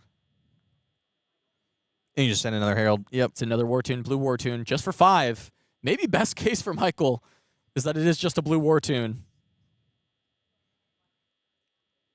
It's also, you really don't want to be giving Austin more soul, like I talked about, but with only 2 floating, no, I guess it hits and then Rapture lets you flip. Yeah. Erudition. Yeah, you get Looks the like health. blocking. Possibly taking another turn off. Block 5. Deny the soul. Still, it kind of worked, right? Got rid of 1 angel. Kept Austin off of soul. This turn off is less scary. It's still scary, Yeah. but it is, I mean, it depends on how you define worked. yeah, You're not like- hey, that's fair. You're not doing anything. Yeah. But once again, can potentially Volzar. You can Get Sigil this of over the top. Conductivity, Volzar over. Draws Comet Storm? Comet Storm Shock. No, I mean, you have the blue from the Sigil. This is an interesting spot. You could loot away the Lightning Press and try to find a resource card, but I don't think you can because it's like a pseudo popper we talked about. Letting this go. Pierce Reality going to pitch to AB. Covered up. As you said, Comet Storm Shock still can be cast. There is a blue available. It looks like that is what Michael will go for. Comet Storm for 5. Get that Angel. You're not doing any more damage, though. Nothing squeaks through. Austin's on 3 cards. No soul. You get to Arsenal the Press. I mean, with 3 cards, you know that your popper's good, right? Unless it's War Tune, blue. Is that Command and Conquer? Yeah. Yeah. Soulforge Gauntlet. A new, very strong piece of the Prism arsenal. Well, I guess it's not technically the arsenal. The equipment zone. Yeah, Michael Hamilton. Command and Conquer hits the field. Not what you expect to see out of Prism. I've been seeing Prism's weakest linking Oscilios, and their brain is like, excuse me. Yeah, Austin was talking about it quite a bit, saying, a lot of these little tech pieces for Oscilio, helping him out in the matchup. Every time I get a Command and Conquer swung at me, it's like, please don't do that. Yeah, I'd rather you didn't. Yeah, I really didn't enjoy this. Yeah. Herald of Victoria being read from Pen. Is going to have an instant to discard it until end of turn. Attack action cards your opponent's control get -1. Good That's way a cool to card. stop I poppers. haven't seen that card. Have to use a full card for it, but that effect is something that Prisms will pop their Halo to go get, so Now, certainly valuable. Hamilton's hand blocks. It does technically convert. It's just not like incredibly exciting. He could put 2/3 blocks in front of this and then go for the Sigil of Conductivity, Blast Oblivion, Lightning Press, it bounce Sigil of Conductivity line, which I expect him to take. It is like a half setup, half damage line. But when your opponent's at 7, if you can present that 7, that's pretty good. We still got some shocks left in the deck. Your opponent has to watch out for them. You are at 9. You have room, and your opponent doesn't have soul. Although, Austin gets to Arsenal. So even after presenting defense, Austin will have probably a 3-2-4 card hand. 3-card hands out of Prism, not very scary. 4-card hands out of Prism, pretty scary. Pretty scary. Especially with Figment of Erudition still Yeah. floating around. Difficult for Austin to actually convert it because the soul has been lacking. Michael has done a great job denying soul from Austin over these last few turns, making it tough to play around the most powerful card maybe in Prism, which is that Angel. Not Command and Conquer. That one's It's pretty good right now. That was pretty good. It was pretty good right now. We still have 2 more Burn Bears that haven't been seen on Hamilton's side. We also have not seen a single Gone in a Flash. Just going to be the exact line you were talking about here. Push the blast. Sigil of Conductivity. Now, Austin's probably thinking shock. Shock or press, right? You're expecting to get 3, 2, 4 extra damage on this, so you always block. And we'll see what Austin decides to do. 1 card committed. I saw is some likely red. the chance. I think there's Definitely yellow there as well. at least 1 red. Don't see any blues, but see what Austin is able to string together. You can't no block this. No. It's 7. Yeah, You you do a died lightning deck. you died a null shock, you died a consigned Cosmos shock, you died a lightning press. You just can't no block this. Plus, you don't want to go to 3 because then you're in danger of dying to a shock line on your turn, which is generally ill-advised. Yeah. Yeah. Dying to shock is Bad. ill-advised. Yeah, it's bad. It's negative EV. Yeah. Especially when this close Yeah. to making that top 8, right? Just a few more rounds that This you have close to to making the survive. top 8. This close to turning this game. I'm telling you, these games go a little bit longer than you think, Hey, right? look. Turn 2, they're blitzing each other, and then everyone has to kind of start blocking, and it drags on. And This is how most of my Oscilio Prisms game goes. And the decisions are so tough. They're They are. so everyone is so impactful.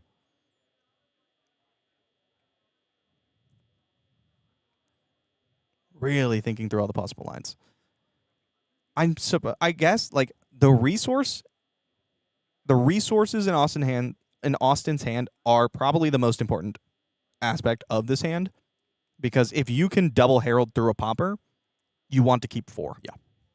And if you can't, you probably put 2 cards in front of this. Or he's thinking, I put 1 card in front of this and then I AB. It's kind of just like, do I think shock is more likely than lightning press? Now, you could think back to the last couple turns and be like, okay, what is most likely here given the lines that he took?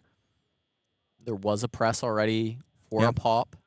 2 consigned to Cosmos Shock also played this turn, blocked with. Almost guaranteed it's not an attack.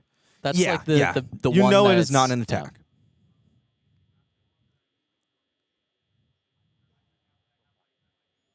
The stakes so high on the match. Michael Hamilton on Oscilio. Not a deck that you would often maybe think of Michael Hamilton No. when it's being played, but he's been loving it. Not generally Hamilton And deck. wow. Okay. Wow. Look at this. Gives up a B. No additional blocks. This goes to Soul when the combat chain closes, Yeah. which will allow Austin to get towards that second piece of Soul.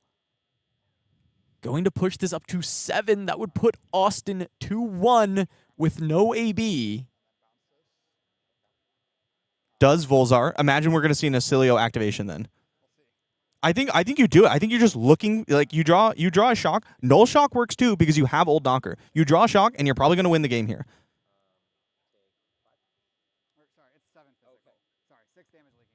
6 damage leaking through. Austin to 1 You're looking for shock. You dig Loot. 1 card deeper to burn bear. with the Huh. sigil. What is it? Not shock. It's I think not it's somersault. shock. It is somersault. It is somersault picked up by Michael Hamilton.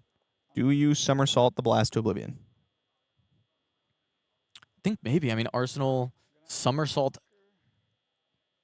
Oh, yeah. Yeah, you old knocker, Greaves, somersault blast to oblivion, and send it for Wow. 4. Give me 2 cards. What a play here for Michael. Gaining an action point, sending the blast for 4. This is not something I would have seen. This is not why in you this play spot. Lightning Greaves? in this Not deck? normally. I was just thinking, I was like, okay, and if he draws a shock, he can still Greaves. And then I was like, oh, that doesn't matter. That's not relevant. It's only relevant for somersault. What a line. It takes 2 cards from Austin, and one of these 3 blocks is just blocking for 1, and it must. Yeah, I suppose you block with footsteps, but you have Pitch, to pitch. but it's the Yeah. same. The same unless it's a blue. Or you can flip Erudition You after flip Soulforge Gauntlet. Erudition After, That's a good point. oh, it'd have to be after the combat chain closes. It'd have to be after the combat chain closes, which is fine. But still is fine. Yeah, I mean, I think the issue is that Austin's hand is really resource light. At least that's what I was kind of glimpsing. Yeah, we didn't see a blue. Very red and yellow focused. It's being held just far enough out of the hand cam that we can't zoom into it, but that we could see just glimpses. We're just catching corners of cards. It'll be a red Herald of Triumph going there and a red War Tune pitched to get the extra block. But now Austin stuck at 1 at the mercy of the shocks coming off the top for Michael Hamilton. With No arcane barrier. AB. Does have the option to flip the Herald, the Figment, I'm sorry, of Erudition to essentially make like a pseudo spell void. Burn Bear drawn by Michael Hamilton, and that is gone in a flash. Now, unfortunately, without the Lightning Greaves and the old knocker to go with it, but still very powerful card. Mm-hmm. You're thinking like, oh man, can I just Burn Bear my opponent? But it just doesn't work out very well because you take Herald of Protection and then they flip, and it's just really annoying. And then there's the Spectral Shield +4, +4. but there's no AB1. It's true, there is no AB1. It is 6. Empyrean Rapture has the pay 1 for prevent the ward 1. Yeah, so. Oh, Sigil of Aether. I was thinking you play Sigil of Lightning on your opponent's turn, but Hamilton just going to go for Sigil of Aether. I expect to see Sigil of Lightning. Wow. And it's a yellow. Into Volzar. No blue, so having to pitch a Rapture, but not going to have the floating to flip the Figment. That's big. If it was only a blue, I don't think you. No, maybe I guess you do just Volzar. Yeah. Yeah. So Volzar to try and push over.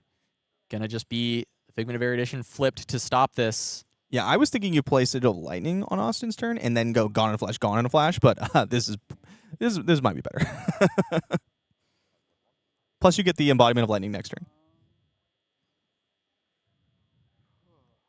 Let's see what Michael ends up doing with his action point. If he wants to send this, try and rip Considering. cards. You do. I think you can get yourself in awkward spots by not sending it. You just take the hand. Sometimes you just win because they can't block. Block 3, use the 1 floating. So potential to still send a Herald for Austin on this next turn. Or, I mean, you were talking about that weakest link. Yep. There's a world that can be the spot that's good here, but also a shock. Double can just Sigil do of it. Solace. Herald of Triumph. Gonna hit the combat chain. Blast to Oblivion, Sigil. No arcane damage, but Oscilio can look for more. And Herald of Triumph hitting means a flipped Figment. Which is just a nice casual 4 life. Pretty strong stuff. Okay, I'm Michael Hamilton. What am I doing here? Am I looting away conductivity?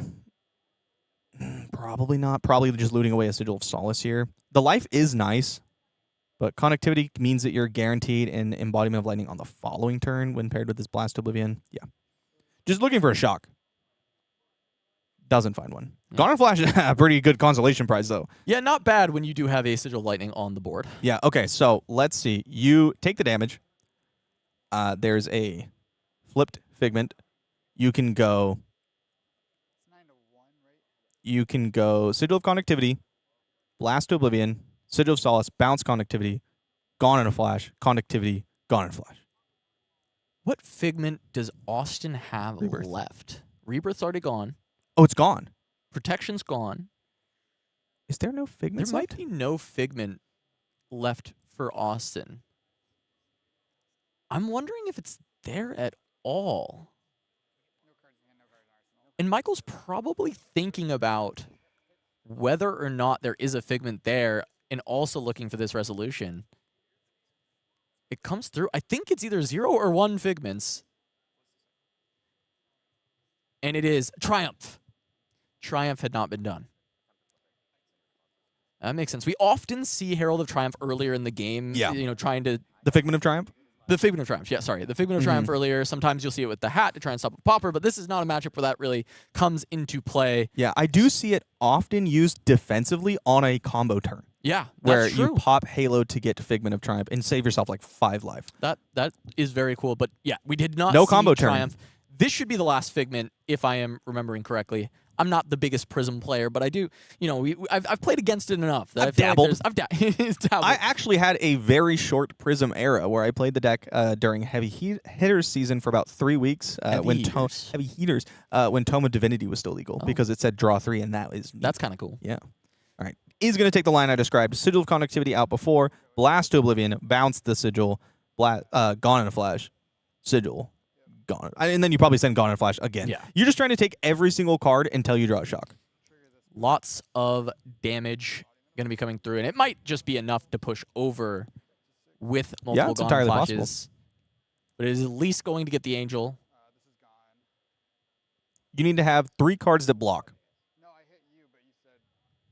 Oh. I didn't say block yet. I'm sorry. Oh, they just didn't go to blocks. They're just kind of figuring out exactly what should happen It's here. going to end up being... It's going to end up being fine. Yeah, they call a judge. Yeah. What's going to happen Easy here enough. is it looks like Hamilton is attacking Austin. Austin did not declare blocks. Hamilton thought that he was just passing through and letting the Angel die. What's going to happen is either Austin is going to block it, and then we're going to move to the next chain, and eventually the Angel's going to die. We're going to end up in the same place. Well, I mean, we'll just go back. There should just be basically the same. We head back in there.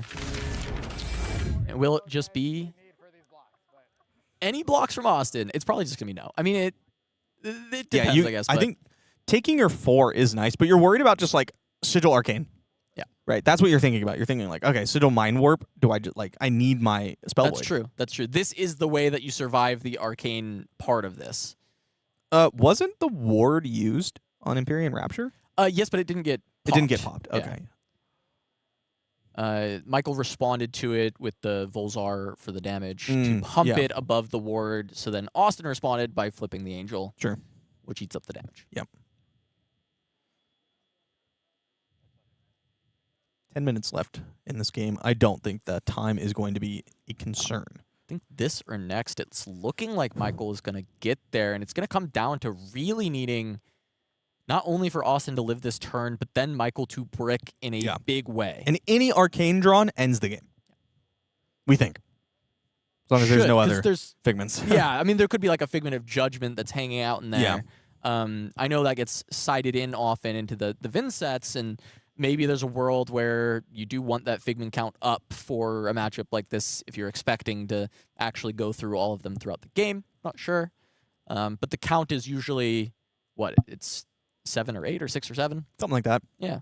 There is a line that Austin can take here where he pitches a card for Phantasmal Footsteps, blocks a 3-block on this, lets the Angel die next time or whatever, and then uses another resource for the ward on Empyrean Rapture and puts another 3-block in front of that to keep 2 cards to send a Herald.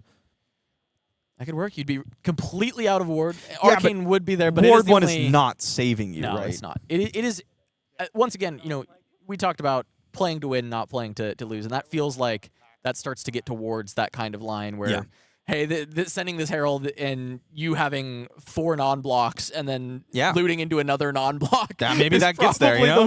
the way that this game is actually getting won. So I mean, I think that might be a Herald of Erudition in Austin's hands. So maybe that is the line. Is you just go like, okay, well, I'm going to Erudition. Okay, not Erudition, but it kind of looks Victoria similar to me. getting discarded in order to reduce the attacks on this turn, so the 3 blocks doesn't have to give up can the ward. matter That's instead of having to pitch. pretty neat. play Sigil of Conductivity, return this to my hand, Yep. and I will attack for 3. Bounce Yeah, this, just take another card. 3. You're just not going to likely have the action points to utilize like a big Gone in a Flash hand. So I think you just keep your opponent from attacking you at all and send it in there. Yeah, and we'll see. Austin is Arcane. just going to Arsenal, but that is Arcane found. It is a shock. It's a Common Storm shock. Yeah, I mean, It's an you just expensive you think you could send it here. I'm just going to my turn. Just send Comet Storm shock Yeah, I'm just for gonna be a like, lot of Arcane. Bang. What are you gonna do? Yeah, I'd probably go something like Flittering Charge into Discharge for the go again, close the chain, 6 you. I don't know. It's a lot of damage. Yeah, especially when your opponent has AB0 in Ward 1. But, I mean, just thinking through, like at this point, you're just looking at this hand and you're going, okay, what can my opponent possibly have? How do I lose? How do I lose this game?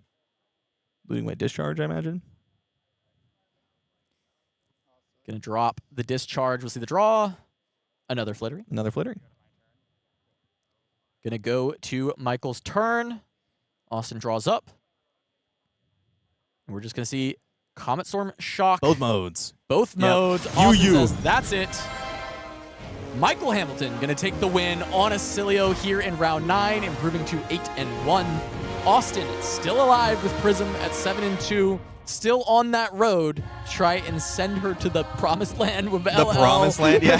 I mean, I think there are definitely going to be a couple of players that would be very upset to see Prism go right before Proto Yokohama, and then everyone else would be like, oh, wow, I just gained 3+ sideboard slots. no, I don't have to put any poppers Not my here. That's poppers? amazing. Oh my goodness. With it, there'd be 0 illusionists in Classic Constructed. Yeah. The Prism LLs right now. That's true. The Burn Bears maybe going to come out of the Oscilio deck, potentially. Yeah, but they're so cool. They are cool. And you know what else is cool?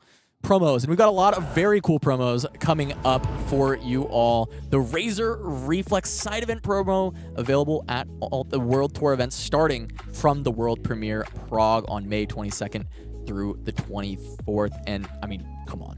Come on. That's a pretty nice promo. Yeah, that is amazing. Now you got to start putting Razor Reflex in your Arachne decks. Yeah, I got to start putting it in my Oscilio deck so I can play it. There we go. Up next. Not working. But see, what we got next is Flow State Embodiment in the National Championship 2026 competitor package. And it's going to be that lightning action. And it's cinema. It's cinema, pure cinema. The cinema pose. The cinema pose. Speaking of cards I'm going to put in my Oscilio deck. Flow State Embodiment. Instant on the chain link, you can create a embodiment of lightning or a lightning flow token, which is very exciting. I'm looking forward to it for the Aurora decks. And we'll take a look at our last one, which is going to be that Runic Wreathing, the National Festival promo. What could it be? Yeah, it seems like a 0 cost, 4 power, 2 block with no text. That's so weird. Yeah, that's crazy. That's really, really weird that could be that. It's not like there's no text in the corner disclaimer saying that it's obscured for now until more is I don't know. I don't know how to read. I never learned. well, that's good because there's no text there. That's for true, you to exactly. read just yet. But that card is so cool. It does look really cool. Look, I'm looking at playing a Runeblade soon once again with Aurora, Aurora coming back. And so some of these promos are already kind of looking like they might be heading to that deck. Yeah, and I think if you're looking to see some Runeblade in action, I think we might be about to see a little bit more here. Oh, we sure are. Valda versus Vynnset on its way. We will be right back, but Calling Memphis continues right after this.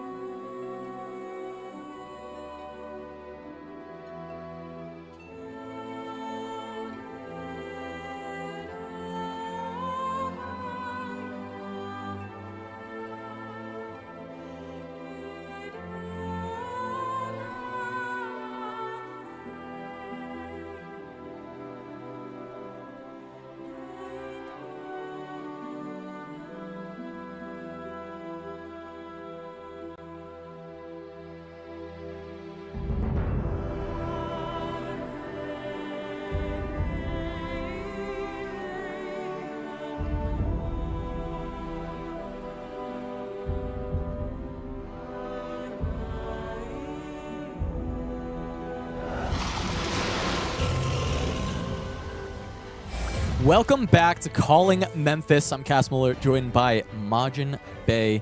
We just got to see a really banger of a game between That was a Michael great game. Hamilton Yeah. and Austin Redington. I guess your caster pick getting the better of mine on the day, but what we Austin's do. still alive, That's what we seeing do. if he can make that top 8 and LL Prism potentially. As we take a look at the standings, let's see if there are any other Prisms maybe looking for that LL, because she's the most contentious. And in fact, Ed Bracamonte's also at 7-2, still live. So the LL watch for Prism, everyone at home is seeing yeah. whether or not they have to prepare for this deck at PT Yokohama. Yeah, I mean, Prism LLing right now this close, it would definitely be a bit of a shock, I think. I wasn't expecting her to even be in range just yet.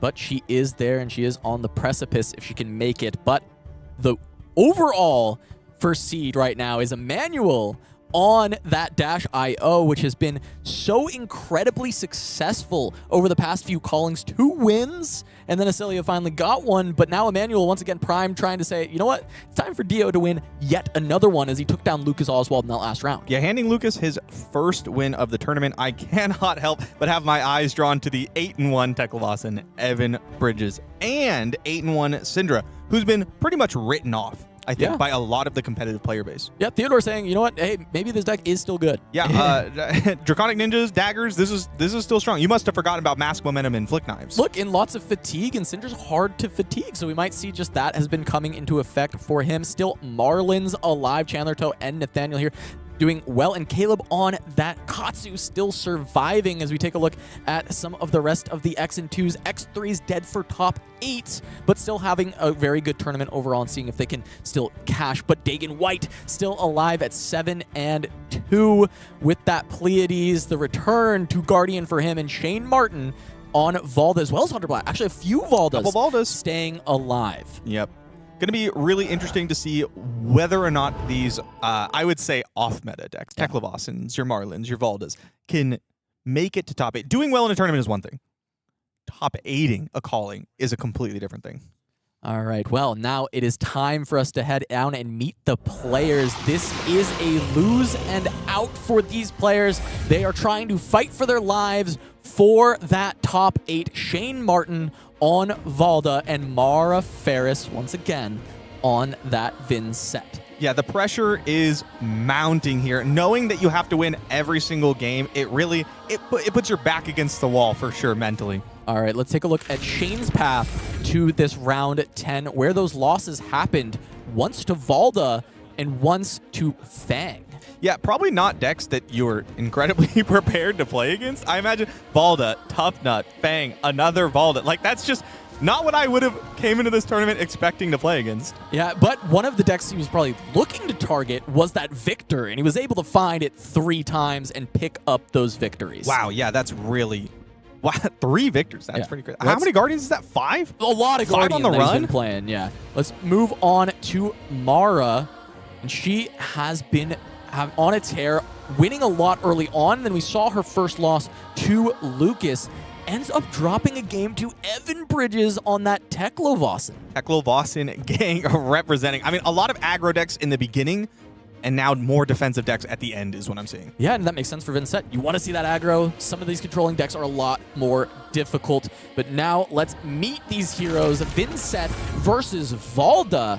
How's this matchup feeling for you? Not one that we have seen many times so far in the history of Flesh and Blood, but maybe one we'll see a lot more with the representation of both these heroes at this calling. Yeah, the first line of Valda is not going to be brought into play just from Vynnset's own effect. Valda's going to kind of have to force this, but whenever an opponent draws 1 or more cards during an action phase, create that mini Seismic Surge tokens. At the start of your turn, if you control 3 or more Seismic Surge tokens, cards you own with Crush get dominate this turn. A very powerful ability, especially against heroes like Oscilio, who looks to be drawing a lot of cards. Now, generally, Vynnset can struggle into these Guardian-esque decks with a lot of blues that block really well.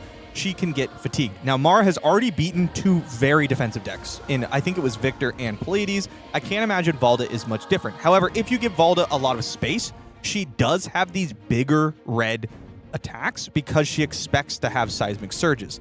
And if you're playing against a more defensive deck, you often have to take off turns as Vynnset. So what I'm looking to see is whether or not Valda can capitalize on these off turns. Yeah, and that's the big thing. I mean, we are going to head down to the match and see if Mara Faris is able to set up those big combos or if Shane can crush her in her tracks as we get into this game of Valda versus Vynnset. Looks like Arcane Barrier in the helmet slot for Shane.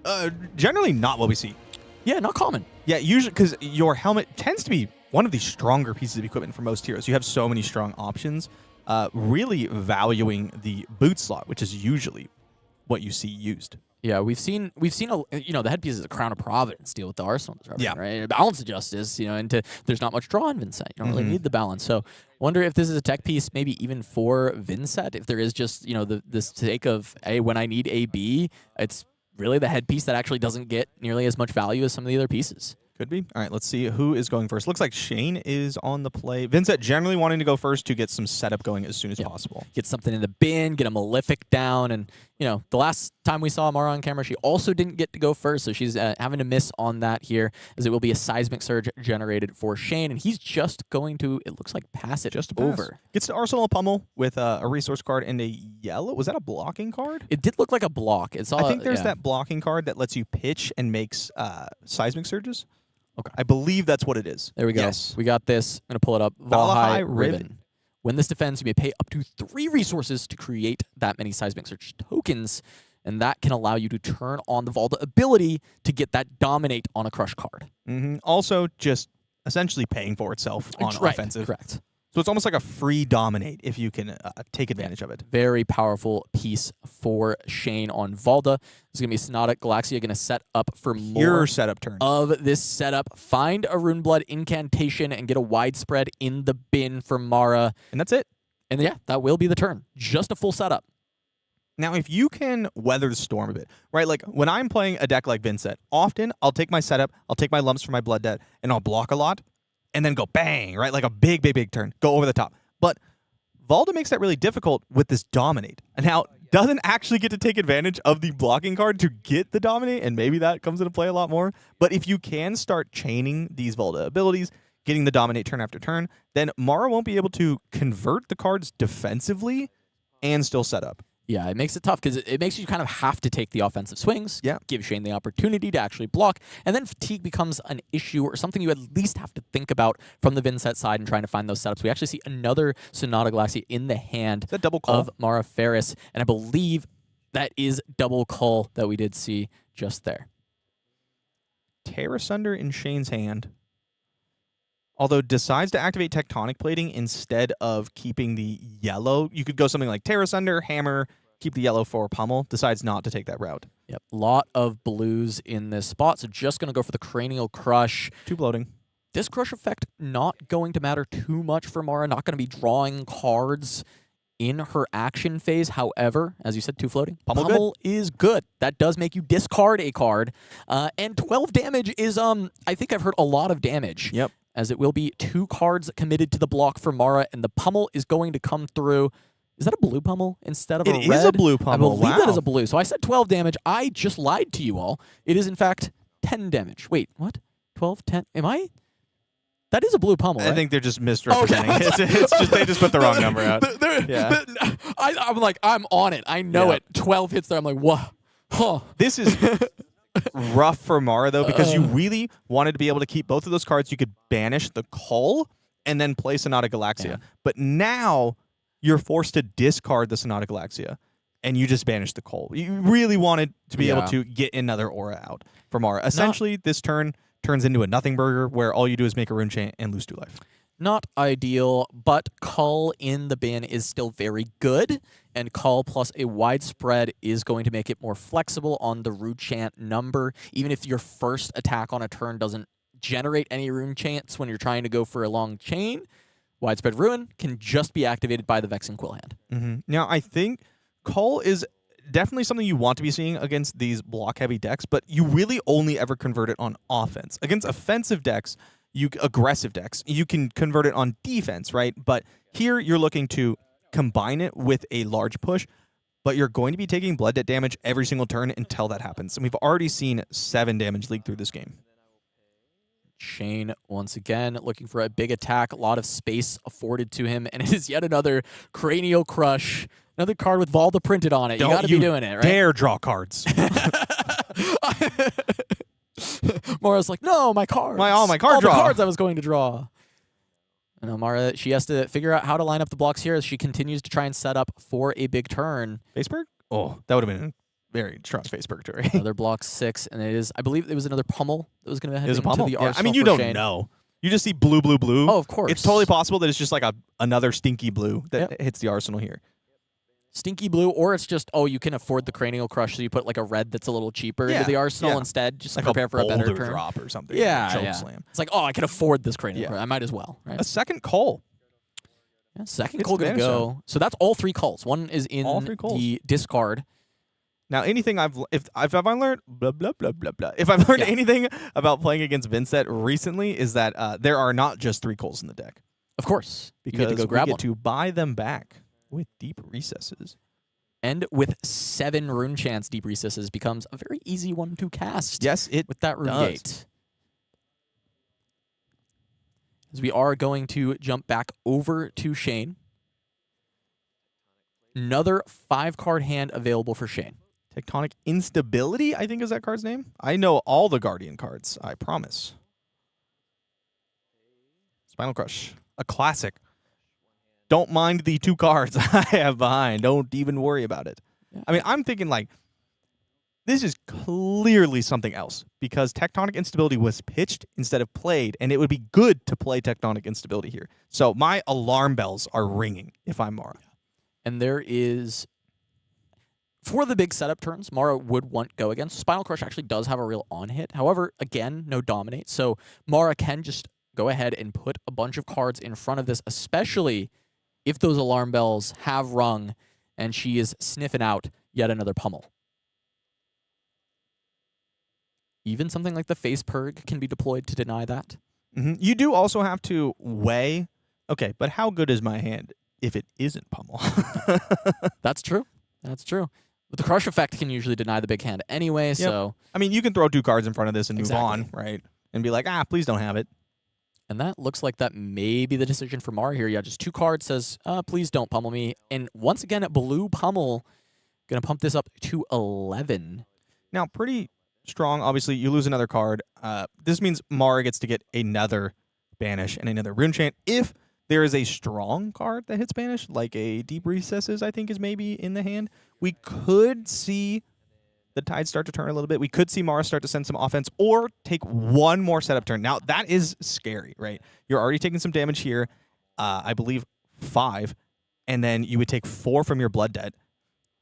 But Shane's only on a 4-card hand, only 1 Seismic Surge. If you can convert from there, you could have a monster of a turn. Yeah, 4 Blood Debt is scary. Deep Recesses means triple cull as a potential. As you were talking about earlier, Deep Recesses gets to go recur that from that discard pile. Okay, Machinations in Arsenal. A lot of options available. Yeah, I mean, that's the go again. Talked about how Vexing Quillhand can make the follow-up be that widespread ruin. Yeah, really wish there was one Malefic Incantation. Unfortunately, that pummel taking that away, because if there was a Malefic Incantation on this board, you could easily go 3 wide. You could do something like Deep Recesses, and then, you know, let the thing happen. Tunic, Creepers, Machinations, pop your, let's see, that's one chant. You could Vexing Cool Hand for the 2. I guess it's hard to get another one. Yeah, meanwhile, Shane going to set up a little himself. Seismic Eruption going to be played at the end of Mara's turn as Mara does pass. Ends up taking the damage. And now this is going to be a dominated attack coming through. It's a boulder drop, and with those Seismic, there is 2 Another floating for a pummel Another in the pummel. hand of Shane Martin. And for Mara, it's like, okay, well, 2 What are pummels the were played, odds? but they were both blue. What are It's the like, if they're odds? blue, where are the Yeah. red pummels? When my opponent plays a blue or a yellow pummel, I get scared, because Yeah, I that was means like, there's no. so many pummels. There must be the reds too, Mhm. right? And, well, we know the answer to that because we did see Shane with that, I believe, red pummel in this hand. Now, Phase Purgatory, a great way to insulate against pummel. Can't do it with Dominate. Valda removing that ability to block with Phase Purg, plus the 2 cards. That's where the issue comes in. not able to discard the pummel. Yeah, and I mean that is tough. That is Boulder tough drop is going to correct. push that crush effect through. Card gonna have to go back to the top of the deck. Yeah. I mean, if I'm in Mara's spot, I'm looking to probably block with 1 card and then just try to just rip it as best as I can. You still lose 2 cards if this is a pummel. We know it is. Mara doesn't. I mean, you could keep 2 go again cards. You could keep like a Shadow Puppetry, and you have a Machinations in your arsenal. You can kind of hope for the best, except for you have to banish a card, so no, that doesn't work either. Yeah, it's like -2 cards. 1 goes to the banish zone, and you have 2 cards if you don't block at all. Mm-hmm. And that's taking all of this damage and hoping that your pop-off is enough, but I'm not seeing 40 damage on this pop-off. I'm seeing, you know, a big pop-off turn, high 20s, low 30s, but there's still full armor suite for Shane, and yes, it could be triple cull, but that still leaves a blocking card available. I think Mara can triple Gate. Rune Gate Yeah, I next think turn so. with only keeping the 1 card to banish. I see a Deathly Wail in hand, so if you block with your 3 block, you lose Shadow Puppetry and your incantation. It's Dominate. Can't block with 2 cards. Yeah, I wonder if she's just thinking about what 2 cards she wants to keep, if she's assuming pummel here. Mm-hmm. I'm just trying to figure out what turn plays, but as you said, the Deathly Well is there. It can go to the bin. You could keep the Shadow Puppetry and lose the other 2. Yeah, I mean, you still have 2 know go-agains. you're losing a card. Yeah. You don't know about the pummel. That's true. What are the odds they draw it like 3 turns in a row? Come on. Yeah, the question you have to ask yourself is about the pummel. The Dominate, looks like Mara missing out on that Dominate. So Sometimes you I have to forget too. rethink. Sometimes you like start with, okay, it's Dominate. I can only block with 1 card. And then you think through all the iterations of your options. And then you go, wait, why don't I just block with 2 cards? Yeah, it seems better to block with more This cards. seems so much better. Yeah. So we'll see. Mara decides to end up still blocking. I do think if she was going to commit to 2 blocks, we might just end up seeing The Purg. 1 go through. Gonna keep maybe the Mordred. Yeah, possibly looking to use the Mordred. Yeah, which, Mordred with Deathly Wail. with Deathly Wail works out. All right, Mordred. Gets 3 block involved. And the Purg just for the life. Yeah, to deny And the crush stopping the effect, crush. but now the pummel, 3rd pummel from Shane. That's going to get 1 on the top from the boulder drop, 1 discarded from the pummel. I was like, blocking with Face Purgatory is so weird. It's going to be 11, but Mara doesn't know that. Sometimes it's easy to forget that players don't have access to the information that I have. Yeah, I mean, I think I put that Face Purg in front of there every single time. It's just unfortunate that it's been pummeled. Very reasonable. Yeah, very reasonable idea. Just saying, okay, I don't the dominated boulder drop. I don't want to let this through. There was, you know, all the seismic surges popping on this turn anyway, so you kind of expecting have to kind of go for this, have to have the boulder drop come through anyway. It's going to be dominated, you know, all these things going through your mind. And then at the end of the day, yeah, there's a pummel. Yep. I do think that, like, this is what Valda can do. She can be a more aggressive Guardian. And when you're taking these large setup turns, that's an issue. All right, what do we have access to? We have, I mean, we got to go. It's a lot. Yeah. I mean, it's go time, but Mara only has an arsenal. I mean, really, it's just this 1 card, the Machination, since the Deathly Well is added. I mean, you say just an arsenal, but this is like a 30-something damage It is. turn. It is. Because there's also an arsenal of cards in the Yes. Banish Zone Oh, nice. that Mara gets to work with. Being that Shadow Hero, she's been taking the damage every turn to set this up. But now, I mean, now it's like, okay, do you want to take 5 to set up 1 more turn, go to 8? Shane might kill you from 8. I think might is maybe lowballing it a little bit. So- I think it's much more expected that you could see an aggressive hand out of Valda than you would maybe like a Jarl, right? Or Pleiades. So what's the line now? I mean, starting with Deep Recesses, there's Creepers that Machination's out. Get an action point, give go again. That's 3 wide for the attacks. Yep, you have to go can something get the like rune chance. Creepers. You're going to, let's see, Creepers, blah, blah, blah, blah, blah, blah. That's Quill Hands only 2. There's no, can we without not get the 3rd chance? Without starting with Deathly Wail. No, but you can't. You'll never get enough for Deep You'll Recesses never get if you enough start for with Deep Recesses. Deathly Wail. Yeah. Sometimes I wish I was good at this game. Then I could see the lines. Yeah, because it would have to be Deathly Wail would have to damage both of them and then close the chain, then Quill Hand to cast the Deep Recesses. Yep. It's, oh man, it's so tough. it's almost like it's just like, man, if we didn't get pummeled, this Yeah, is it'd be so really good, right? Yeah, it's gonna be great. This hand's- I mean, you'd get to keep 2 more cards if there wasn't a pummel. I think no pummel there. Mara puts Shane in the danger zone from 40. I think we would have seen an insane pop-off. Yeah. So all those rune chants get to come through. Deep recesses will get to grab something for Mara. When do you start calling? Soon. Yeah, Yeah, probably, you right? like you really don't want to let Shane convert this hand. He knows there's 2 calls. Like he is going to block at some point. At some point. Or he's not. Or he's going to say, Yeah, you know what, I'll whatever. lose 2 and I'll still I'm gonna hit present you. pressure. I'll just play one of these big attacks. There is a call in graveyard for Mara, too. Yep. So if you want, you can triple call.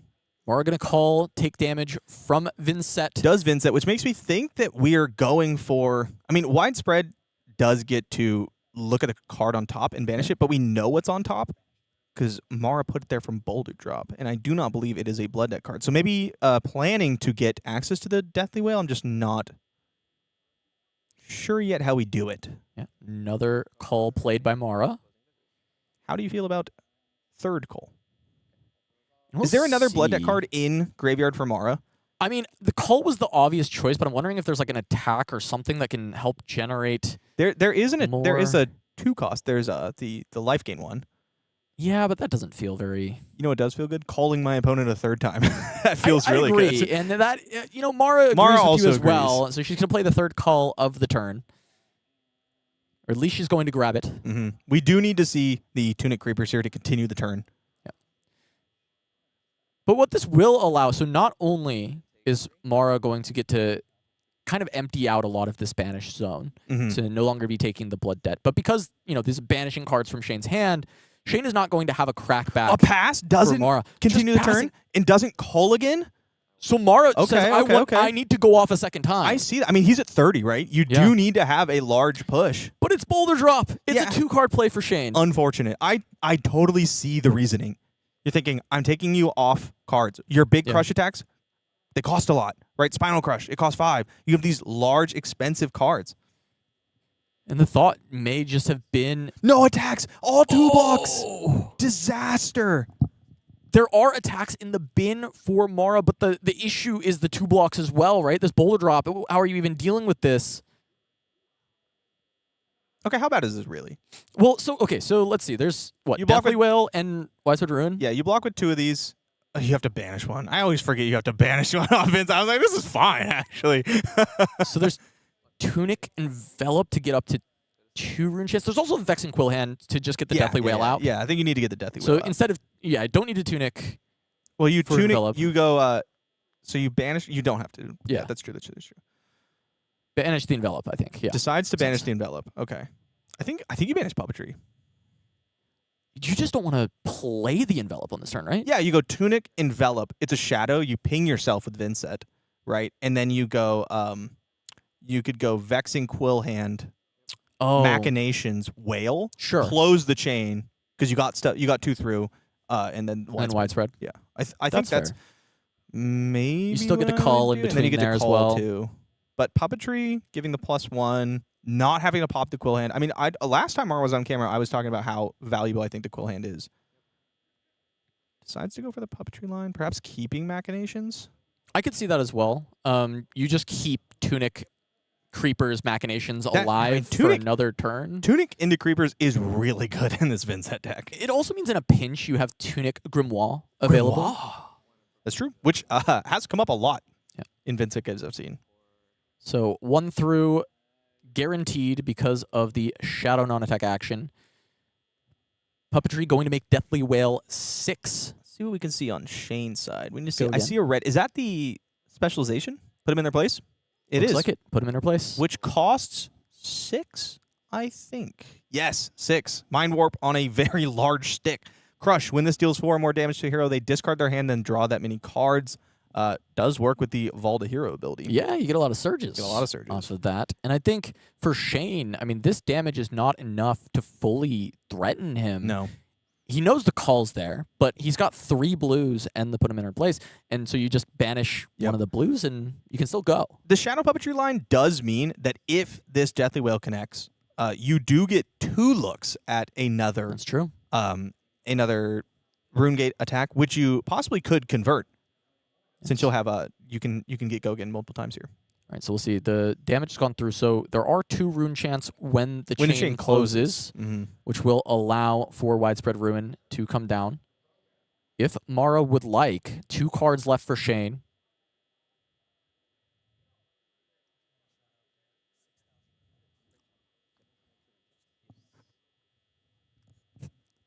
All right, lots. Shout outs to all the viewers in the chat, all 6,000 of your eyeballs watching us here, getting to see if Mara Faris can find the way back in against Shane.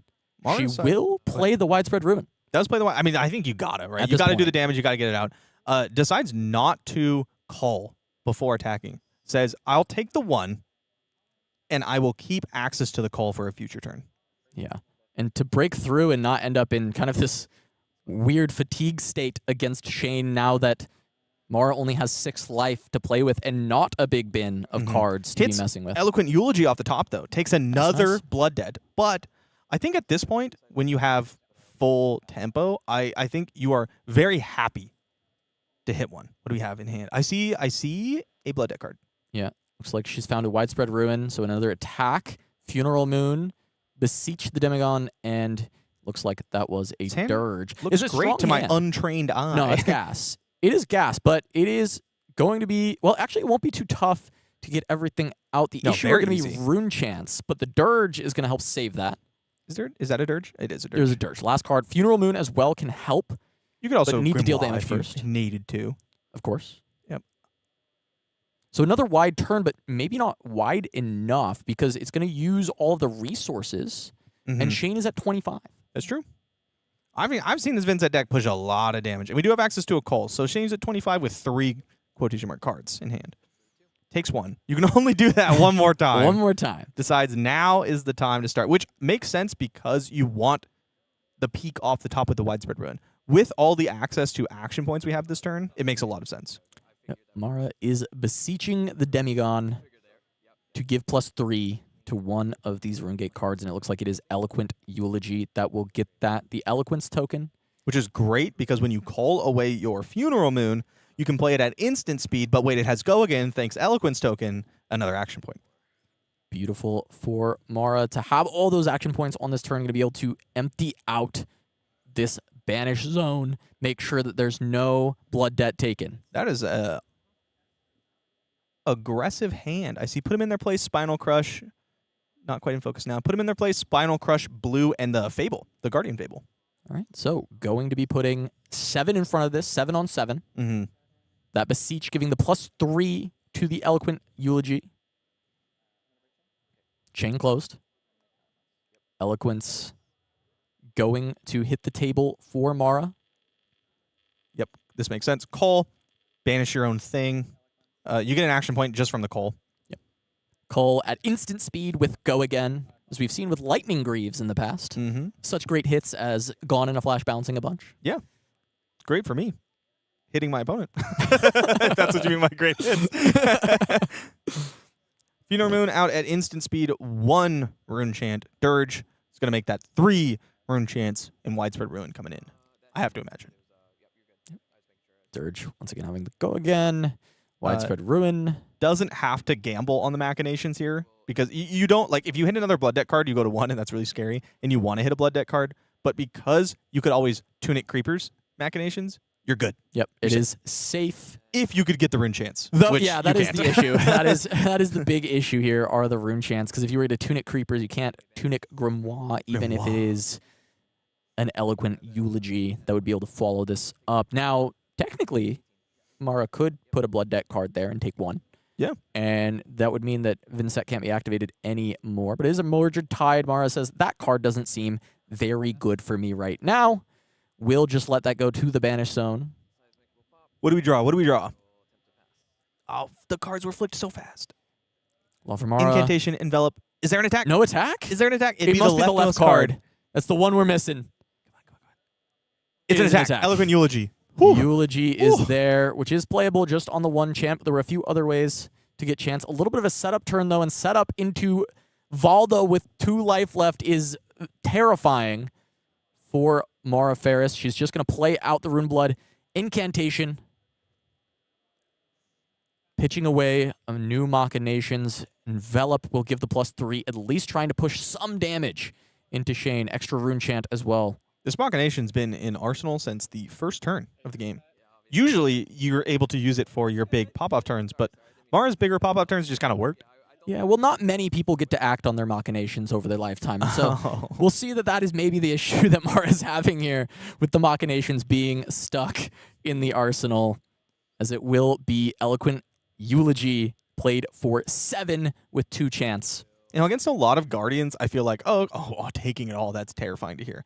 You can just go like, oh, okay, I'll block a lot until the Guardian gives me space, and then I'll banish something and I'll push damage. But Valda, with access to all those pummels, dominate if given space.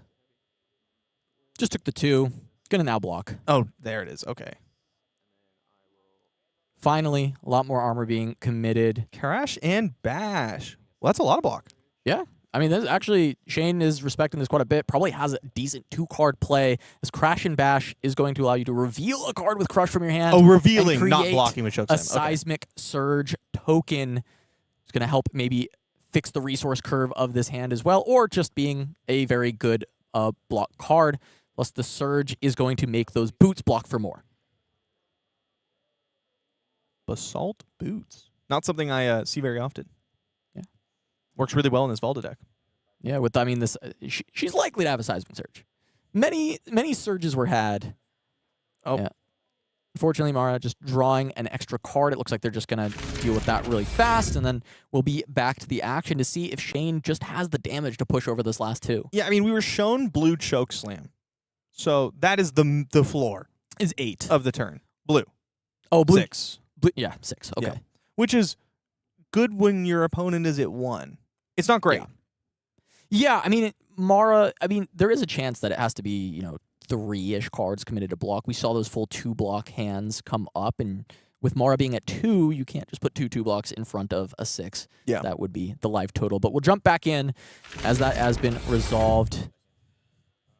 Card just back to the top is the resolution for this 5-card hand with the hidden card error, as we do have Mara going to have to see how the blocks line up into Shane's swing. Terra Sunder. Does that 2 actually equipment just block. work? Two Okay, equipment that block. is just enough, yeah. Though Just if you do want barely to eat enough. Tunic and Creepers, I mean, Yes, that you would be a do way get to do both so. of them. But then leaving Vynnset on a 4-card hand with enough rune chance to pretty much do most of the things the deck wants to do. I don't know if Yeah, it would that's be, exactly what you're looking to do here. It'd be 2 chance and an Eloquence, which is pretty nice with a Yeah. full grip of cards. 2 chance, Eloquence, still got the Grimoire. The Grimoire. But no Tunic would be available No Tunic, in that no Creepers. case. Oh, yeah, this isn't the Make a Rune Chant one. Oh, Grimoire the Haunt. So this is actually different book. Eloquence.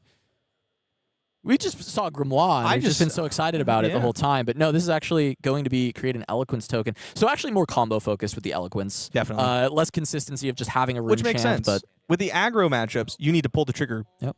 as soon as you can pull the trigger. But against the slower decks that don't pummel you 3 times in a row, you need things like the Eloquence tokens because you have to have these very large turns to get over the top. yeah, unfortunately for Mara, she's got an Eloquence token already from the Eloquent Eulogy, but not going to be able to keep a large grip of cards to really leverage it. It's going to have to be a small hand. It's going to be just 2 cards committed to block against the Chokeslam from Shane. So not a huge punish this time, but Mara being so low is not able to keep the big hands necessary to really start pushing up against this Valda. 2 chance generated at start of turn, Rune Blood Incantation, and the hero ability with a Deathly Delight going to the bin. Now, I like this line a lot from Shane because it lets him arsenal that Terra Sunder. And you're expecting to not have to give up your full hand on the next turn. And Terra Sunder with an attack action, anything larger than a 4 is probably just going to end the game. We see Shane looking at Deathly Delight with 2 rune chants. It's only 7 damage. Does have Go Again from the Machinations. They have finally And Overpower. escaped the arsenal. Overpower as well. Could gain a life here for Mara, which is nice when you're sitting at 2. does not escape Tear Asunder on a large attack. It does not. It does not. Now, there is a card left for Mara. Probably not going to flail at this point with the life totals, I have to imagine. I'm really not sure, though. I could just be playing out that Machinations to get it out of the arsenal to put something more desirable in it. Flail is basically free on this turn because it It's true. damages It Mara, does refund. but then You're right. Deathly Delight will heal. Good point. So there's a world that it is just the Flail in that sense, but Rune Chance first. Shane gonna Shane, take the take it. 2, then go for the blocks. It's the nice thing about having a 2 instead of 1. You can still Yeah. Flail Mm-hmm. on a Deathly Delight turn and get it back. That's a good point. And then, I mean, again, one, like, ending the turn with no Rune Chance isn't the best because then you have 2 on your next turn. But ending the turn with 1 Rune Chant from Flail means you'll have 3 that opens up your Deathly Wail lines, your Widespread Destruction lines.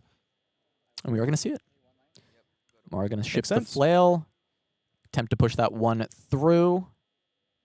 No armor block really for Shane, so he's probably just going to have to let that hit and give a Rune Chant over to Mara, but he's looking to finish the game on this turn with Mara going to be at 3 after that Deathly Delight goes off. Before you pass. We've seen it before. Seismic Eruption going to give those +3 Seismic Surge tokens, and 3 is the magic number for Valda Seismic Impact to give Dominate. Not even going to necessarily need the additional Dominate from Tear Asunder. I think that's a blue Disable in hand, sending 7 Dominate. Seismic pops. Let's see. You can block 5. So, Pay for plating. not dead. Oh, wait, that's a lot of 2 blocks in Mara's hand. Does she even have a 3 block? She needs a 3 block to 1, live. 2, 3. There's a 3 1 block. 3 block. But it's the only attack. The only attack for Mara is the 3 block. And if this passes over, then Shane is just going to have a full grip with Tear Asunder. Damn it if you do, damn it if you don't at this point. Mara going to have to commit the 3 block to the blocks alongside the equipment to go down to 1. Shadow Puppetry in the arsenal, not the kind of pressure we need here. Just no other attacks.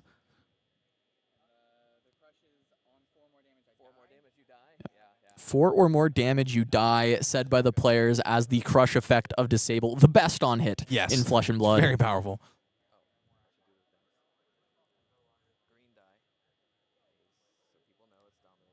We're going to line up that Deathly Wail. It's always these moments where it's like, wow, I really don't want to block with this Deathly Wail. And you're looking feels for terrible. any other way And you that know, you can survive. You know there isn't one, but you keep looking anyway because Yeah. it's so You're bad. just hoping that maybe if you look at it the 4th, the 5th time, Mm-hmm. that there will be a different 3 block that suddenly appears within your hand. Double check all your equipment again and again. Banish Besiege, play out double Malefic. Please draw all defense reactions. that's what's going to Yeah. happen here. Yeah, there it is. Oh, I see a bobble. Something proxied in Shane's hand. Another Fable for the deck. Yeah, double Fable. Seismic Surge going to pop. Shane with the Tear Asunder in Arsenal. I see a And choke, a choke slam in hand. And it looks like a lot of blues available. Tear Asunder going to be played. Leyline. Oh, okay. Oh, okay, cool. I was trying to Yeah. figure out what it was, Leyline. And it is going to be the fist bump. Shane Martin on Valda Seismic Impact. Going to take this over Mara Faris and keep his hope of top 8ing alive. Yeah, I think those pummels. We haven't seen a pummel focused Guardian in a minute, and it was very impressive in that matchup. The pummel after the pummel after the pummel, forcing through these crush effects, keeping Vynnset off anything super powerful. Goes to show how strong that card still is. Still After good. all this time, Still good. It turns out giving +4 and discard a card is pretty strong on effects that need to deal 4 or more damage. damage. But you know what else is really great are these early bird specials. They're going to get a lot of value for you, just like Pummel was providing value for Shane Martin in that game. You can get a free side event voucher when you buy your package during an early bird weekend. You can take a look at these calling packages that are amazing with all the beautiful foils, and you can see that little extra bronze ticket that you are able to pick up for both the premium package and the Go Again package. And here are those dates for those early bird weekends. The one for Prague is right now, March 21st to the 23rd, actually. We are extended for one extra day on this early bird weekend. And you may want to screenshot this screen, save it for later if you're looking to go to any of these upcoming events, as these are all those early bird weekends. Yeah, I don't think I was like, oh man, maybe I should get the early bird weekend for Vegas. I'm going to be there for Minneapolis, but I don't think you have to do early bird weekend for nationals. Yeah, maybe not, but for the calling part For the calling, of it, calling you can and absolutely. I stink, so I'll probably have to play in the Get calling. it anyway, so that you're ready That for way I'm the prepared. calling, because we know your track record Scrub. with nationals not very good overall. But we do have a couple of players with great track records coming up for this next round, and they are playing Marlynn and Prism. Very much looking forward to this matchup, so don't go anywhere. Calling Memphis continues in just a minute.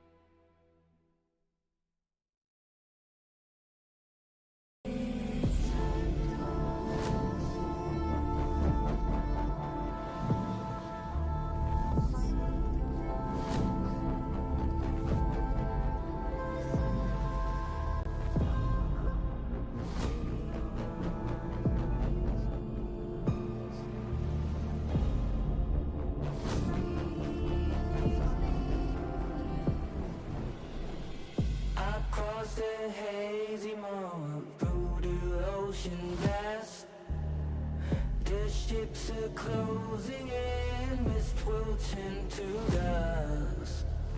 Beyond the murky cloud, the story will unfold. The dragon of the horizon, history untold. Almighty gods of war, lead us fame and glory. We shall be victorious, all will know our story. They came from frozen plains, waltzing through the storm. The shadows of the north, the name will numb the foes. Beyond the distant land, the legend will be told. The dragons of the horizon, history unfold. Almighty gods of war, lead us fame and glory. We shall be victorious, all will know our story.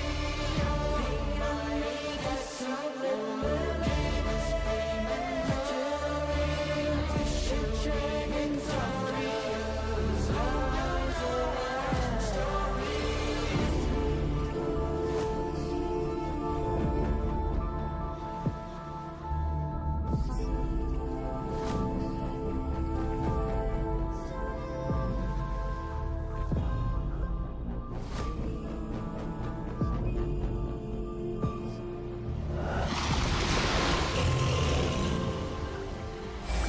Welcome back to Calling Memphis. I'm Cass Mulder, joined by MajinBae, and we just saw Valda, Seismic Impact, making a big impact. There was some impacts. Pushing towards that top 8, and I think it's about time that we check in on our rivalry, our caster picks, and see how your picks are doing. Yeah, all of my players are still alive. That's crazy. Not a single one died in day 1. Isn't that nuts? Oh, yeah. No, I was like, well, no, okay. No. All of them made day 2, which is I think incredible. Yeah, Evan you Bridges, didn't have to redraft your whole team. No, that would be absurd. Evan Bridges 8-2 on Teklovossen, keeping the dream alive. Yuki unfortunately grabbing that 3rd loss, still putting up a good performance. Michael Hamilton 9-1, top of the standings here with a couple of other players on Oscilio. Marlynn 8-2, and Barrett unfortunately grabbing that 3rd loss. All right, let's check in on my picks. Many of them surviving from that first day, that first just like draft. Me. However, now having a little bit less success on this day. I've got 1 pick still alive for top 8 with Austin Redington, who I believe will be in our feature against one of your picks. Against one of my picks. Again, but Dagan, Rothermel, Jeremy Chen, and Caleb Bolly all falling to 7-3. A lot of them in this last round, they ended up taking that final loss. But now we have Ethan Mansant. What do we got? I don't know. Oh, the first X4 is spotted. Wow, how unfortunate. But I've got my ride or die, Shane. Been calling it. He is so close to locking that top 8. With the way it's going to shake out, it's pretty much win this round at X2, you should probably be locked. Okay. So going into round 12, if you are X2, you're good. You're good. And he needs it. Well, no, so he needs to win this round. Round 11. Going to the next round. I see what you're saying. Yeah, so he needs to win round 11, and then that's it. If he loses this round, it's like a maybe. We don't know. We'll have to see how it shakes out. Okay. But that was my pick, man. That was my pick. Shane Martin, we just got to see him, and he's still there, absolutely catapulting past some of my other picks, unfortunately. I didn't even notice that was my own head-to-head with Mara, so a bit of folly there. They can't both win. Team kill. They could both lose. I'm glad we haven't seen that on camera, but they can't both win, unfortunately. Brian also out, Naib also out, and Noah also out. And actually, something to note: this means there is not a single victor left live. Really? Wow. Yeah, on the full standings, if we were to look at them, there's not a single victor left alive. So the Guardians that can make it, I believe, are 2 Valdas still at the moment. 0 victor. Who would have called? I mean, what a breakout performance for Valda. Yeah, and everyone should have known that Teklovossen should have been your defensive back and not Victor here. We knew that. We talked about it so much on day 1. Don't check the VOD, but we did so much throughout the day. We were talking about it, and you heard Ethan say it. This is potentially a winning in, probably not a losing out for these players, but it could be, right? So it's like between the two, it's nearly on either side, but not quite a guarantee as we get into this game. So a lot riding on the line as we go down to meet the players for the feature match for this round. Yeah, I mean, a lot riding on this game. You want to win so bad. Locking that calling top 8 feels incredible, and going into the last round knowing that you have to win to probably be in is just the worst feeling. Yeah, Chandler Toe versus Austin Redington. We've got the Marlynn versus Prism. This was a matchup back in High Seas that I did not mind as Marlynn. In fact, I liked getting this matchup during that meta when I brought it to Pro Tour Singapore. You had a lot of poppers, you had like Tar Pit Trap, and we'll see if that's still... I know the deck has changed quite a bit, but let's take a look at the journey from Chandler as he has made it all the way to round 10. He's the one who took down Dagan White to get him out of here. Fatigue matchups, this is something that Marlynn can do pretty nicely. Yeah, I mean, when you can send all of your reds for 10 overpower over and over again, that's pretty good, and kind of not quite infinite, but being able to continue to make those harpoons from her ability and send them in for 6 makes it really tough for these defensive decks to defend forever. How do you fatigue that? It's very, very tough. As we jump now over to Austin Redington, we did see that loss to Michael Hamilton, but he also faced a Pleiades in round 10. Both of these players kind of eliminating the Pleiades that we had seen doing very well. Yeah, that's 4 Guardian wins. Yeah, I mean...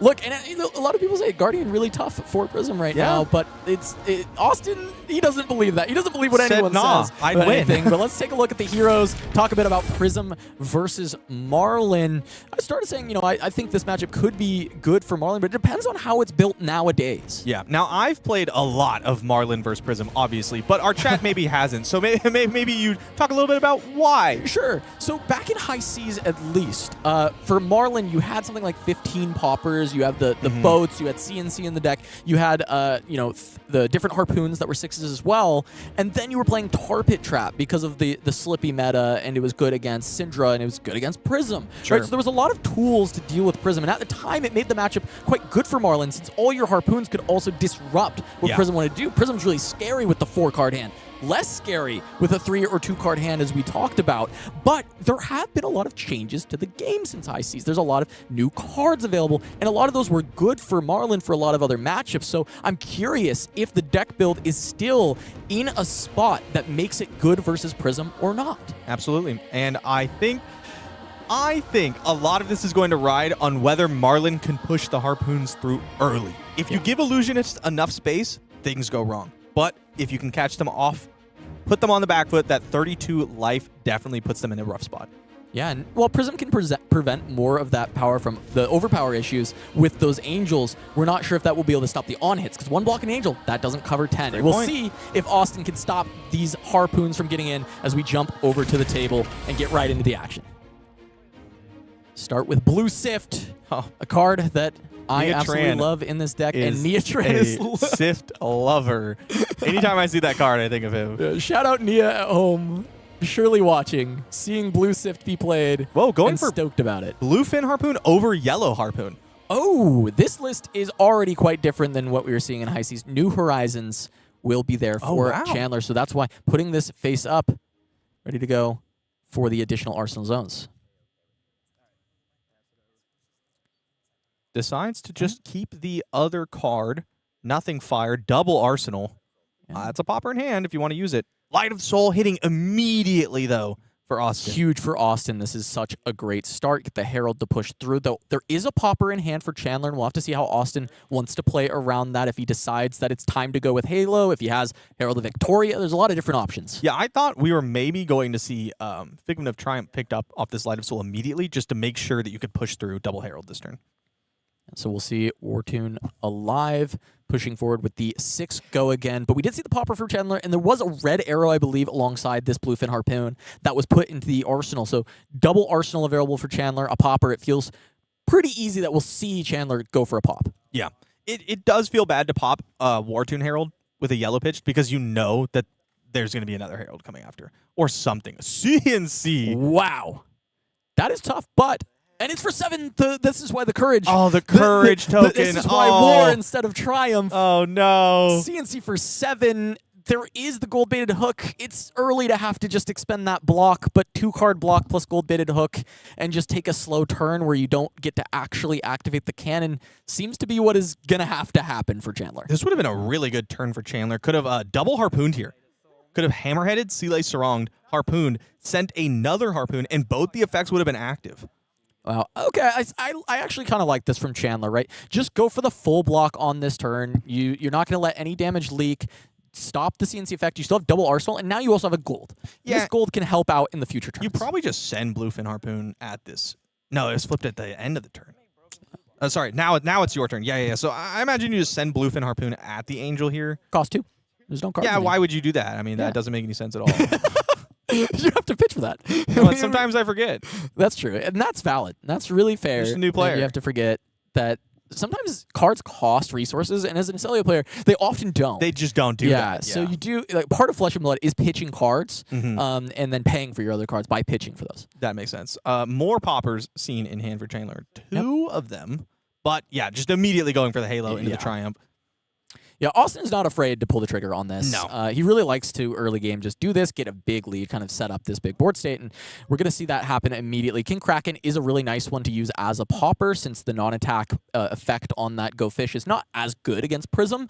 However, it's still 6. You just bring it in. You've got 6s, why not bring them against Prism? The last game I ever played with this Prism deck was a situation similar to this, where I was ahead, I was feeling good, I haloed, cracked it, and drew Figment of Triumph, and I went, yep, okay, I'm good.